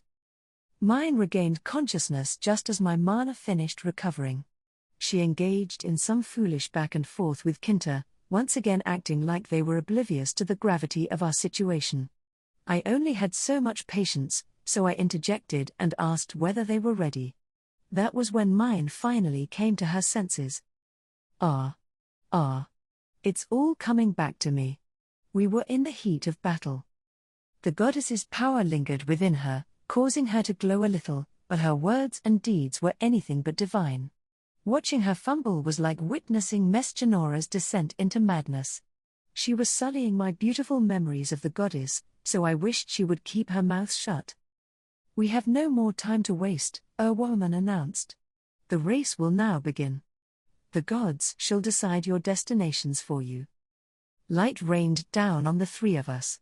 Mine was golden, belonging to the goddess of light, meaning the divines had given me Gillis and Maya. "Now go," a woman said. "Forge your own teleportation circles and replenish the country gates." We all shouted, "Grutrishite," and made our books of Mesjanora. My research had given me enough information to draw the teleportation circle I needed. It was complex, but with a steady hand. Copy and place. A sudden cry drew me from my thoughts. I instinctively looked at mine and saw she had drawn a teleportation circle in mere moments. "What was that?" a woman asked, sharing my confusion. Mine did not respond, she simply teleported to Klassenberg with a smug look on her face. I frantically searched my book of Mesjanora but saw no record of the spell she had used. "You will not find it," Kinta said. "She created it from scratch." I gazed up from my book and saw my opponent draw his own teleportation circle much faster than I expected. The speed with which his hand moved made his experience all too clear. No wonder he had proposed this race despite his inferior mana capacity. My time as Lanzinave's king had accustomed me to moving mana around, but the country had no materials containing any.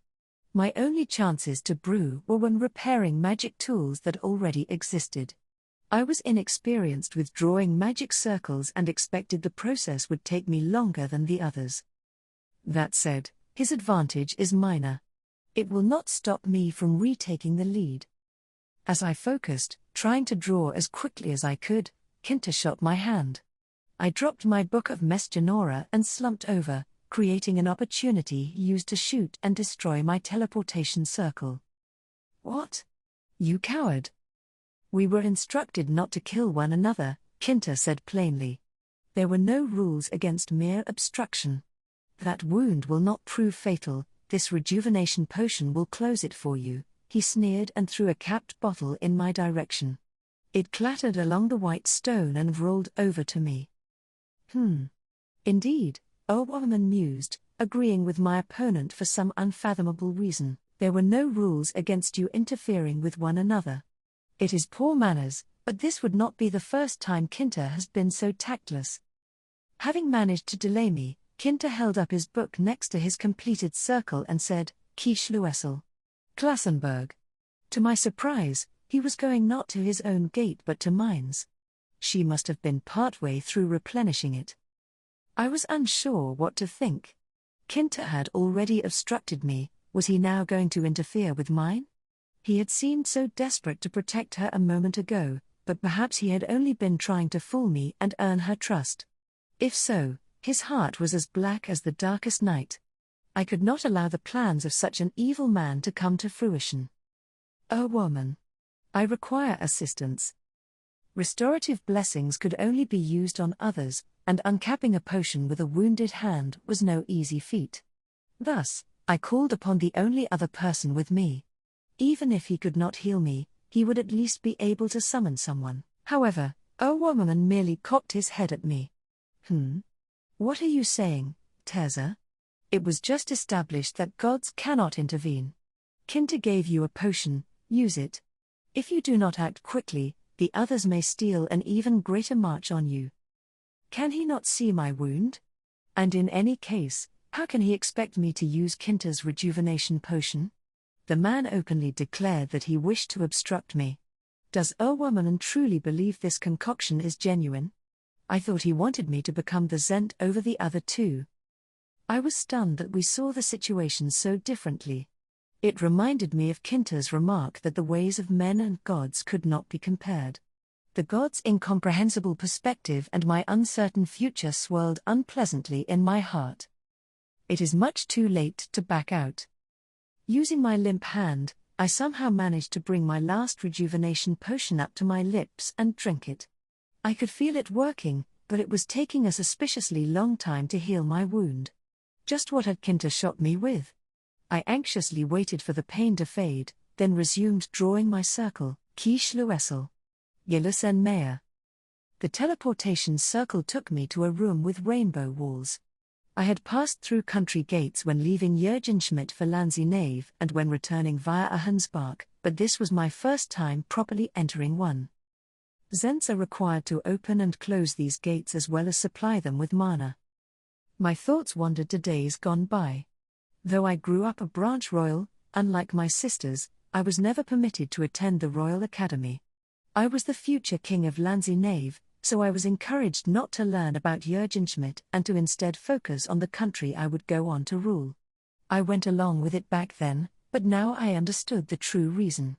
Listening to Kinter and Erwaman speak in the Garden of Beginnings had opened my eyes to the fact that more had been kept from me than I realized.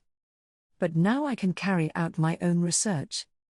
I checked my book to see what I should do next, then pressed it against the nearest wall. Mana passed through it and into the country gate. Kinter's obstruction had delayed my teleportation, but this race was far from over. Mine was probably facing her own problems, and Kinter was wasting his time trying to interrupt us. Impatience took over, and I pressed my book against the wall with greater force, hoping my mana would move faster. Huh? My hand suddenly twisted in the air, causing me to stumble forward. I could not comprehend the reason, but then I tried to channel more mana into the gate. My book of Mesgenora had vanished. Does this mean I finished supplying the gate? I decided to consult my Bible. If nothing else, it would tell me how to confirm that my work here was done. Grutrisheit. Grutrisheit. No matter how many times I repeated the spell, my book did not reappear. In fact, I could no longer even form my Stab. Such an important tool that had been with me since just before my coming of age was gone. What is going on? I exclaimed. What is happening? My voice quavered.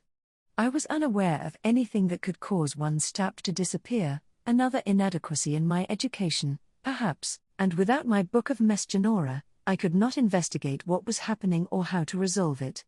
My mind went blank, and my throat burned as it became hard to breathe. I searched my belongings and the inside of the gate for anything that might help me, but there was nothing. Not a single means of escape.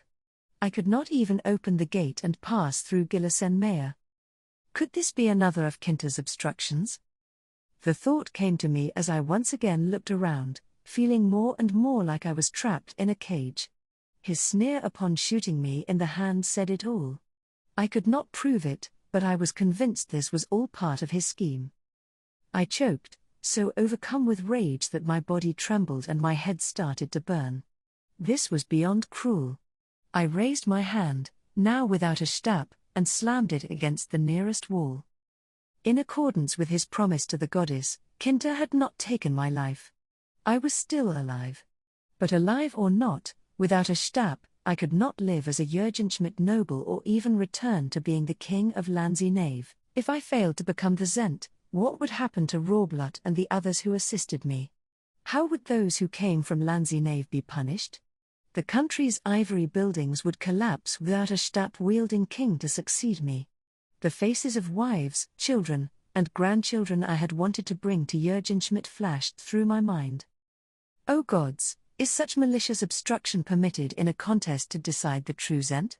I beseech you to punish Kinter. To save me.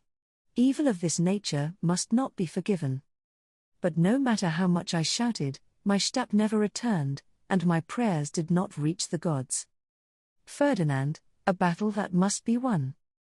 This is not someone I can fight and defeat head-on.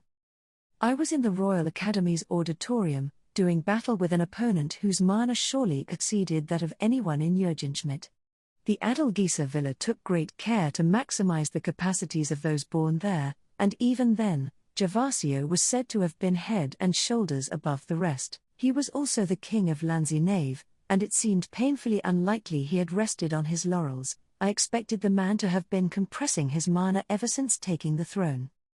As the only member of his country with a Stab, Gervasio was tasked with supplying Landsy alone. One needed only to consider how many archducal family members were required to sustain a single duchy to realize just how strong he must have been, carrying the weight of an entire nation on his shoulders with the support of perhaps his predecessor at most. He knew how to keep his mana expenditure to a minimum while still dealing truly devastating blows. As I am now, his mana capacity and technique are far greater than my own. I rained attacks on Gervasio simply to keep him from fighting back. Once he became accustomed to my various tools and retaliated, my defeat would come in a matter of moments. My opponent appeared to have no weapons of note besides his instant death poison, but even then, I was barely able to keep up with him. I was struck with bitterness as he deftly and easily blocked my attacks. However, this is a war, not a duel. We had come here to stop Gervasio from becoming the Zent. It did not matter how many of us fell in the process, as long as we kept him from the throne, victory was ours. In that regard, subjugating the Adelgisa villa with a surprise attack in the dead of night and seizing his resources had proved crucial. It was less of a blow than I would have liked, but it did raise our chances of success. Atop the altar, Gervasio continued to drink rejuvenation potions. I did not know how many he had with him, but I doubted there were many or that he was concealing any offensive magic tools. He had come to the Royal Academy not to fight but to visit the library and obtain the Book of Mesgenora. There was also a chance he would not be able to use all the potions at his disposal, depending on their strength. I shall gradually deplete his potions and mana. Does he have any other openings? Gervasio had just obtained his Book of Mesgenora, so he had yet to master using it. Furthermore, considering Lanzineve's focus on maintaining tools and structures that already existed, he would not have much experience using mana to create something new. That was the only area in which I could surpass him. If something happened to give him the upper hand there as well, he would turn the tables on me in mere moments. Or so I thought. In the events that followed, Mesgenora revealed that Gervasio's book was fragmented, a consequence of our earlier interference. It was complete enough that he could patch up most of the gaps in the underground archive, but for now, I was at a comfortable advantage. Rosemine's absurd actions had worked in my favor. If winning through a direct battle is out of the question, I must work in the shadows, set traps, and prey on my opponent's weaknesses. I pretended to heed the Goddess of Wisdom's advice, then proposed that we race to fill the country gates with mana. The entire time, I manipulated the conversation and ensured the rules would suit my intentions. Now go. Forge your own teleportation circles and replenish the country gates. Grutrischeit. At once, we three Zent candidates formed our books of Mesgenora to make teleportation circles. Rosemine used the replication spell she had created to finish her circle in an instant, then teleported away. Perhaps I should have learned it after all. There had not been time for me to practice the spell, but seeing Rosemine use it once again made its convenience all too apparent. Erwoman and Gervasio were stunned to have witnessed a brand new spell. The latter scoured his book of Mesgenora in an attempt to find it, but he never would. It was Rosemine's invention and would not appear in the book until she or I died. I observed Gervasio while drawing my magic circle. His speed was of no particular note. Maintenance was the priority in Lanzineve, and its kings had few opportunities to brew, create magic tools, or draw magic circles. Destroying my opponent's circle would force him to draw it anew, but how much time would that buy me? Was he completely focused on the matter at hand, or was he watching me in turn? I could not miss even the slightest detail. If my next move fails, my entire plan will crumble to dust. I continued to eye Gervasio as I came close to finishing my circle, then carefully retrieved one of my magic tools. Hopefully, he had not noticed the slight movement of my cape. Gervasio suddenly turned to look at me. He recoiled a little when our eyes met, but he was focused on my almost complete teleportation circle. His was not even halfway done. I could guess from the slight crease in his brow that he was bitter about not being able to match my speed. Maybe he was still shaken by Rosemine's new spell, or maybe he was stressed about being so far behind me, but Gervasio simply returned to completing his teleportation circle. He was not paying attention to me in the slightest. Now. Upon completing my teleportation circle, I shot Gervasio in the hand to further distract him, then shot his circle, causing it to dissipate. "What? You coward!" Gervasio barked. He had crumpled to the ground, but it was only a flesh wound. As per Mesgenora's wishes, my attack was meant to slow him down, not claim his life. As much as he thought it was spineless, it was his own fault for letting his guard down. I threw a potion in his direction. We were instructed not to kill one another. There were no rules against mere obstruction. Indeed, a woman agreed. There were no rules against you interfering with one another. Gervasio's eyes widened in unwarranted disbelief. The gods would not interfere as long as Mesgenora's decree was being followed. Their only concern was whether men upheld the agreements they made with the divine, which became blatantly obvious if one considered it exactly when the gods had intervened throughout Jürgenschmidt's long history. The gods do not think as men do. Gervasio needs to realize that. As long as I gave him a rejuvenation potion and made it clear I was not trying to dispatch him, not even the goddess of wisdom would complain. It was unlikely Gervasio would drink the potion for fear of poison, but I did not care. The gesture was meant only to reassure the gods. In the event that he did consume it, though, he would quickly discover its purpose, using the drinker's mana to completely heal their wounds and restore their stamina. For as long as he cannot use his hand, Gervasio will need to drink a potion of some kind. Drinking my rejuvenation potion would drain his mana. Drinking his own would deplete his stock even further. His next move was guaranteed to benefit me. Before my opponent could recover from his daze, I raised my Book of Mesgenora before my completed teleportation circle. Kieschluessel. Klassenberg. Upon my arrival at the Earth Gate, Rosemine welcomed me with dubious eyes. Based on prior experience, I suspect you're here to sabotage the race that Mesgenora and Erwoman set up. You can't hide anything from me. If she understood the situation as well as she claimed, we would not need to waste time with unnecessary explanations. But alas, her next words proved she had completely missed the mark. She sincerely asked me to play fair, which was so foolish it made my head ache. Had she forgotten that not just her life but the lives of everyone she knew depended on the outcome of this contest? I could not believe those words had come from a woman so emotionally fragile that a single battle had given her an incapacitating aversion to feastones. Could this have resulted from Mesgenora's interference? The goddess had claimed to have severed any memories that might interfere with Rosemine's love of reading. If that included negative memories, then perhaps Rosemine no longer remembered the more brutal aspects of this war. It worried me what she might have forgotten, but those she cared about most were generally from the lower city. Rosemine seemed fine for now, so I elected not to say anything until the fighting was over. I did not have time to find out which people she still remembered, how many of her memories had vanished, and whether commoners without mana would even be able to restore them. Once you have finished supplying mana, return to the Royal Academy and summon your retainers. Listen to them well, then ensure you rest in the Ehrenfest dormitory. Is that understood? My instructions were meant to limit Rosemine's movements. She was somewhat naive and rarely read between the lines, so Gervasio could easily manipulate her. The last thing we needed was for her to develop unnecessary sympathy for the Lanzinavians and start behaving in unexpected ways. Is there anything for me to do other than mana replenishment? Rosemine asked. That she was even inquiring meant she was likely to follow my instructions. By sending Rosemine to the Ehrenfest dormitory, I would separate her from the bloodshed. I could not risk her following me to where I was going next. Her bleeding heart would obstruct my plans and guarantee their failure. Even with her goddess-dyed mana, Rosemine is still, well, Rosemine.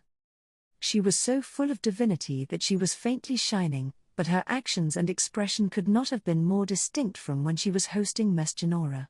I was relieved to see her acting as I remembered, but also irritated that the goddess's influence lingered. It was yet unclear how much damage the possession had done to Rosemine's memories, and it frustrated me that I could not investigate immediately. Still, I would exploit the situation as much as I could. I gave Rosemine a light push on the shoulder, causing her to stumble. If even that was enough to disrupt your balance, then you will need more practice. Rosemine was too unsteady on her feet to pass as the avatar of a goddess. Her retainers would need to reteach her how to dedication whirl and move with grace. I formed my book of Mesgenora, planning what I was going to say. The rest is a race against time. Am I going to make it? Kieschluessel. Erstad. Once back at the Royal Academy, I sprinted in the direction of the auditorium. I sent several ordonnances along the way. Aup Dunkelfelger, this is Ferdinand. At the order of the Goddess of Wisdom, do not kill any of the prisoners. I cannot predict what manner of punishment will befall those who violate her will. Inform all those in charge of prisoners in the palace and the Adelgisa villa. Prince Anastasius, this is Ferdinand. Please wait in the auditorium and prepare for more combat. Ehrenfest will provide any rejuvenation potions or such that you require. Eckhart, this is Ferdinand. Make sure Prince Anastasius gets what he needs, then have Rosemine's retainers gather in the auditorium. Dunkelfelger's knights now had control of the central building. There were no black capes anywhere, only blue. Rohrblatt had probably been defeated as well. I did not have any evidence, but the force with which Aup Dunkelfelger and Lady Magdalena had rushed into the auditorium gave me good reason to believe I was right. Lord Ferdinand, where in the world have you been? Justice exclaimed, briskly approaching me as I arrived outside the auditorium. Contact Professor Hirscher and the knights in Ehrenfest's teleportation hall. Get them to open the dormitory at once. Tell the Aup to prepare a room in which Rosemine can rest when she returns and the tea party room in preparation for a meeting with the royal family. Justice repeated my instructions back to me, completely unfazed, then raised an eyebrow. Ehrenfest is busy with its own cleanup. Are you sure they will accept? Frame it as an opportunity for them to provide rear support during a decisive battle for the sovereignty. They will not refuse us then. The sun rose some time ago, their attendants will already be at work, and an emergency message will easily reach the Archduke. Understood. Justice then took his leave, sending ordonnances as he made his way to the teleportation corridor. I opened the door to the auditorium, gave Rosemine's guard knights their instructions, and then entrusted the prisoners being held in the Adelgisa villa to Strahl. Aup Dunkelfelger would oversee the palace's captives and the safety of the Royal Academy. To keep Lady Magdalena from interfering, I tasked her with looking after King Troaquil and Prince Hildebrand. As I gave the last of my orders, Prince Anastasius and his retinue of guard knights approached me. I started toward the door to meet with them, accepting rejuvenation potions and offensive magic tools from Eckhart as I went. Rohrblatt has been captured, the prince said. What more is there to be done? The capture of a small fry like Rohrblatt does not mark the end of this war, I said. Gervasio must be imprisoned as well. Anastasius took in a sharp breath, having most likely remembered the man's book of Mesgenora. He's still alive? I thought you would have finished him. A goddess has ordered that no more lives be taken. We must eliminate Gervasio without killing him, and to that end, we must go to the Sovereign Temple. The Sovereign Temple? Anastasius repeated, bewildered. I saw no reason to elaborate and instead started down the hallway connected to the dormitories. Heischitz followed, acting on an order from his Aup. I did not mind as long as he did not get in my way. Prince Anastasius, I said, what is the status of the royal palace? Can we expect to pass through unmolested on our way to the Sovereign Temple? We are under serious time constraints and must get there without delay. The palace isn't sealed, and its doors are open wide enough that Dunkelfelger's knights have been passing through with their prisoners. You'll need royal authority to access the temple, but... He paused, and a look of realization crossed his face.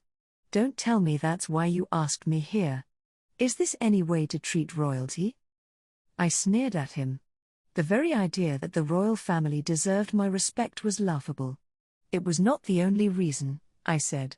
There is so much more I need you to do. You're acting out of line. You were before, and you definitely are now. Where do you think we are? This is a battlefield. If we do not stop Gervasio soon, you will not even be a royal anymore. By the goddess's decree, he will need to spare you, but the things he will do will make you wish you were dead. Rawblood's defeat had lulled Anastasius into a false sense of security. He had not even thought about Gervasio becoming the next Zent. If we are too late, we will not win, I said. Gervasio is stronger than I am. What? That can't be right. You had him pinned down atop the altar. I merely kept him from retaliating by showering him with as many kinds of attacks as I could manage. He blocked them all with ease. Anastasius and his guard knights looked at me with hard eyes. If nothing else, they finally seemed to grasp the danger we were facing. The prince grabbed a feastone and prepared to send an ordonnance. Mother, this is Anastasius. I am going to the sovereign temple. For lack of time, we must race through the palace on our high beasts. Please open the balcony nearest to the door. As he continued to send messages, the prince's brisk walk turned into a run.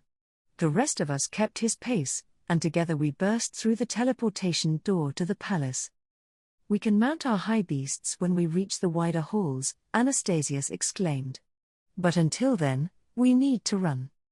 Up ahead, I saw several black capes working with Dunkelfelger's knights. Things here had calmed down somewhat since the rebellion was quelled. The scholars I glimpsed were likely at work rather than evacuating. Prince Anastasius, I said, Gillisenmeyer, Hochletzt, and Klassenberg are going to inquire about their country gates. Order the scholars to send you an ordonnance when they do. Their country gates? He replied, slightly winded. Why? You could tell them a goddess descended upon Jürgenschmidt, but I would consider it a waste of time. Neither the scholars nor the concerned duchies would understand. We need only know when they try to contact you. There was no reason to explain precisely what was happening at the gates. I simply wanted as much information as I could get about Rose Mines and Gervasio's progress. I would doubt you if not for your disappearing act atop the altar, Anastasius said. But yes, understood.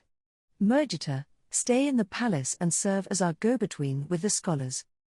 Though the prince looked dissatisfied, he did as I advised, and instructed one of his knights to stay behind. Mergitor took his leave from us and sprinted in another direction, sending ordonnances all the while. His contact with the scholars would keep me abreast of the gate situation, I hoped. From here, we use our high beasts. We followed the prince's guard knights as they led us down the palace's wider corridors. Ahead of us, attendants stood near a balcony with its doors wide open. We shot through, then landed on the balcony of another building and rushed inside. The royal palace had originally been built by a Zent who wished to keep their family on the throne forever. They had designed it specifically in anticipation of an attack from the Royal Academy, so there were plenty of confusing twists and turns between the Academy's teleportation door and the Sovereign Temple. First-time visitors would be lucky to make it through at all. If not for Anastasius, I would most likely have run out of time before even reaching the temple. This is Mergitor, said a newly arrived ordonnance. Klassenberg has just sent word. They want to know why their country gate is shining. I calculated roughly how long it would take for word to travel from Klassenberg to the royal palace. Gervasio had probably recovered from his wound and redrawn his teleportation circle. I wanted to reach the sovereign temple before Gillisenmeyer sent word, else I feared the Lanzinavian king would finish supplying his country gate. Prince Anastasius, I said, you must forbid the duchies not involved in this battle from entering the Royal Academy. Let it be known that anyone who arrives without permission will promptly be deemed an enemy and cut down. Ferdinand, that King Troquil is under the influence of Trug. A single nudge from a bad actor could drop the royal family into an even more precarious situation. I will contact Mother. Giving the prince a moment to send his ordonnance, I turned to those behind me. Heischitz, convey the same message to your Alp. Those who did not fight to save Jürgenschmidt have no business obstructing those of us who did. Understood. Anastasius's head guard led us downstairs, then indicated the teleportation door to the sovereign temple. The prince opened it while the rest of us dismounted our high beasts, and we passed through one by one, a veritable swarm of armored knights. A blue priest and 2 greys I assumed to be his attendants were guarding the door on the other side. They stared at us in shock before the blue priest cried, "What is the meaning of this?" "We have business with the sovereign high bishop," I said. "Where are his chambers?" "Business of what kind?" the blue priest asked, despite Anastasius being with us. "We were not told to expect anyone, and your arrival was far too militant for." I grabbed the man by his robes and yanked him toward me. I asked for the location of the high bishop's chambers. "Our business is urgent, so answer. Now." "Eep. How dare you lay hands on a priest serving the gods?" The man's lips were evidently sealed, so I struck him with a punch and callously let him drop. Then I rounded on the 2 grey priests. They were not used to violence and pointed the way without even the slightest pause. "The high bishop's chambers are at the far end of that hallway." We sped in the indicated direction, and within moments, alarm bells started to ring. Ehrenfest's temple had a similar warning system. The Greys must have activated their magic tools to announce our invasion. I had let them be, assuming there would not be much they could do, but this was problematic. We could not risk Emmanuel running away or hiding somewhere. I should have broken their arms and legs, I mused. "Those were priests," Anastasius cried. "Were you not once a man of the temple?" The prince was surprisingly quick to preach for a man who had once looked down on temple ceremonies and studying ancient language. Or had this faith come about from his interactions with Rosemine? No matter the case, I spared him only a glance. I did not want his troublesome ethics to get in the way. "It matters not," I said. "Nobles or priests, anyone who stands in our way must be eliminated." The same went for royals. I did not have the time to start being considerate of those who obstructed me or to scour the temple. As we continued toward the high bishop's chambers, more priests rushed out of doors up ahead to stop us. "Halt, intruders," they exclaimed. "You shall go no farther." In no time at all, the hallway was awash with blue and grey priests. Did they truly think they would be able to stop us? Their lack of exposure to violence had made them tragically naive. "Knock aside those who obstruct us and secure Emmanuel," I said. "Be quick, but do not kill anyone. I would rather we finish this before word arrives from Gilisen Mayor." "Yes, my lord," Eckhart replied. He sprang into action before anyone else, transforming his staff into a sword and cutting a path around the priests who stood in our way.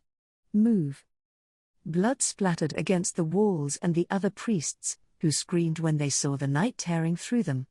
Many of them scattered without a second thought. "Ah! Protect the High Bishop! High Bishop! The intruders!" Several priests rushed to the High Bishop's chambers, crying to be let in. We closed in on them, kicking and swinging our weapons at anyone who tried to stop us. "High Bishop! High Bishop! Please open the door." "Out of the way." Eckhart started slicing through the door, showing no restraint for the Greys clinging to it. I stepped closer and kicked them aside. "Eckhart, do not damage the inside of the room." My knight twitched, then swung his sword several more times. The attack seemed considerably lighter than before but still made short work of the door, which clattered to the floor in pieces. We passed through the now empty doorway to find only blue and grey-robed priests. Emmanuel was nowhere to be seen. Most of them panicked when they saw us, but one blue priest stood calm and still. "Where is Emmanuel?" I asked. "There," the man answered, indicating a locked door within the chambers. He explained that the room beyond it contained many objects usable only by the sovereign high bishop. "If that is where the medals are stored, I may need to open it by force. The door is enchanted, and sovereign high bishops have used it for generations. I would rather you not destroy it. No one here has the know-how to repair it, and it would cause no end of problems if the valuables inside the room were destroyed. I can simply draw Brother Emmanuel out, so please, stay your hand a moment." Perhaps the priest was right and the room really was magical. In such a case, Destroying the door would make everything inside disappear. I could not say what that would mean for the metals we were seeking. How do you intend to draw him out? Anastasius asked. If you remove all the other priests from these chambers, I can inform Brother Emmanuel that the intruders have been detained. This priest intrigued me. He did not falter even when speaking to a prince and displayed a stronger will than I would expect from a temple attendant. Even more curiously than that, he did not seem loyal to Emmanuel. And what is your name? I asked. Curtis. I am an attendant assigned to the High Bishop's chambers. I previously served Brother Relation. Emmanuel must have eliminated Relation and taken over as the High Bishop. Curtis was here only during the handover period and did not recognize Emmanuel as his new charge.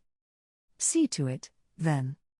Anastasius's guard captured the other priests in the High Bishop's chambers, silenced them, and then removed them from the room to prevent them from interfering. We moved out of sight of the locked door and waited as Curtis lured out our target. Brother Emmanuel, the intruders have been detained, he said. I would appreciate your input on how we should punish them. Humph. It is my duty to punish heretics. Came an arrogant-sounding voice. The door opened, and out strode Emmanuel. He made it barely a few steps before I bound him with bands of light and took the key to the storeroom from his hand. Hartmut, I said, retrieve everything in this man's possession, from his keys to his Bible. Do not be deceived by any fakes. I swear on my honor as the High Priest of Ehrenfest. That reminds me. After interrogating Blasius, Justice reported that the Sovereign High Bishop cooperated with Rawblut in exchange for Rosamine being sent to the Sovereign Temple. Find out what he intended to do with her. And remember to use a magic circle. We do not want him dying on us. But of course. Leaving the Sovereign High Bishop to Hartmut, I turned to Curtis. Can anyone who holds the key access the storeroom? Is that where the medals are being stored, do you know? Yes, the medals are in there. Blue priests are tasked with putting them in the storeroom after religious ceremonies, but those not registered to the temple cannot enter, and only the Sovereign High Bishop can use the key. I gazed down at the key. I needed only register my mana to it, so I overwrote its previous owner and did just that. Then I opened the storeroom. That is not a problem, I said. Guide me. Curtis led me to where the medals were stored, a few sizable shelves stacked with various articles. Sitting atop them were large metal storage boxes just like the ones in Ehrenfest's temple. Finding them on my own would not have been easy. These boxes are for commoners, and these are for people with unknown affiliations, Curtis said. Brother Relation once told me they were only to be moved at the royal family's request, but Brother Emmanuel took some out the other day.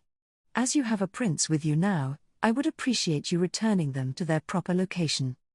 Curtis indicated 2 flat boxes separate from the boxes for commoners, each containing a white medal. I snatched up a nearby tool and checked to whom they belonged. One was unmistakably Gervasio's, while the other was Chiafredo's. I see. The priest mused aloud. Nobles can use that magic tool to view information about the medals. I was not aware. Please put the medals in this if you intend to take them with you. Curtis held out a small box, into which I placed both medals. I was about to hurry out of the storeroom when I spotted the High Bishop's Bible. So the Bible is kept here as well, I said. Curtis, where is the key? The priest went pale. That Bible is passed down from one Sovereign High Bishop to the next, and he did not want me to take the book outside the storeroom, as expected of a man in his role. I am aware. Once everything is over, I intend to return the Bible to the Sovereign High Bishop, not that you need to believe me. Now tell me where to find the key. I do not have time to waste, so speak quickly unless you wish to experience true pain. I shall choose to believe you, Curtis replied at length. The key is here. The priest claimed to have put his faith in me, but he could not have seemed more reluctant as he handed me the key. I registered my mana to it, opened the Bible, and confirmed it was genuine. Then I exited the storeroom. Back in the High Bishop's chambers, I saw Hartmut grinning as a bloodied Emmanuel screamed in agony. Anastasius and his guards were doing their best not to look. The prince rushed over the moment he spotted me. "Ferdinand, stop him. He's done far more than was necessary." I grimaced. This must have been the prince's first time witnessing an interrogation. We did not have leeway to start bothering Hartmut, but alas. "You will need a focused mind to perform your next task, so I suppose I must intervene. But in return for stopping Hartmut, I must ask that you keep assisting me." "Have I not done enough already?" I said that only as a courtesy. "You will not escape me in any case." "Hartmut, leave the rest for later," I said. "Discuss the coronation of the new Zent and the dedication whirling with Curtis." "Lady Rosemine's whirling?" Hartmut asked. "Indeed. The divine avatar of Mesgenora is going to bestow the Grutrishite upon a new Zent. You will need to communicate with the sovereign temple if you are to oversee such a crucial ceremony." "How splendid. Praise be to the gods." Hartmut stood up and prayed, kicking Emmanuel away in the process. Curtis recoiled, so I gave him an encouraging nudge toward the overeager fanatic. I also instructed Highshitz to give Emmanuel a rejuvenation potion. The High Bishop's groans were much too distracting, and told Eckhart to perform a wascan to clean away the blood. Content that our sensitive prince had nothing more to complain about, I removed Gervasio's medal from its box. "Now then, Prince Anastasius. If you would." "Oh, I almost forgot to mention, an ordonnance from Mergita arrived while you were in that room." Gilisenmeyer inquired about their country gate. In other words, Gervasio had already begun supplying his gate. He had plenty of mana, so who knew how quickly he would finish? I made a more deliberate attempt to give Anastasius the medal. "Prince Anastasius, you must destroy this medal at once." "What? You want me to do it?" "Of course. Medals belonging to the sovereignty can be destroyed only by members of the royal family. That is why I brought you. Just as only Ehrenfest's archducal family could use Ehrenfest medals, only royals could use medals belonging to the sovereignty. Had that requirement not existed, I would have broken Gervasio's immediately upon finding it. Still, the spell and magic circle for destroying medals." Anastasius muttered, searching for an excuse. He could easily have requested my assistance, but he fell silent, not even attempting to take the medal from me. Infuriated, I drew the spell and magic circle on some fey paper, which I then thrust into the prince's hands with the white medal. "Gods above! Just fill the circle with mana and say the words to the spell already. The goddess has ordered that no lives be taken, so we must act while Gervasio is in Gilisenmeyer. Do not hesitate to eliminate those who would steal the throne from the royal family." Anastasius recoiled, then accepted the paper and medal. He moved far enough away from his guards that they would not hear the spell, then took out his staff. "Prince Anastasius," I said, "please make sure I can see the medal. Hide your mouth and speak quietly when reciting the spell." He glared at me, then swung his staff. Wavering black flames appeared above the magic circle. Anastasius gazed into them, raised a hand to cover his mouth, and chanted the spell as instructed. Then he tossed the white medal onto the circle. I wonder, will it burn from the outside in? Or will it crack first and then burn? One curious fact omitted from the Royal Academy's curriculum was that medals burned differently when their owner was in the same duchy. I watched closely to see how Gervasio's would change. It cracked into several pieces, then turned to grey ash and disappeared. "I win, Gervasio." Without even thinking, I balled my hands into tight, victorious fists. I could feel the grin spreading across my face. No matter how vast his mana capacity was, Gervasio would not stand a chance against me now that he no longer had a stab and was trapped inside Gilisenmeyer's country gate. "Lord Ferdinand, can I assume we were quick enough?" Eckhart asked.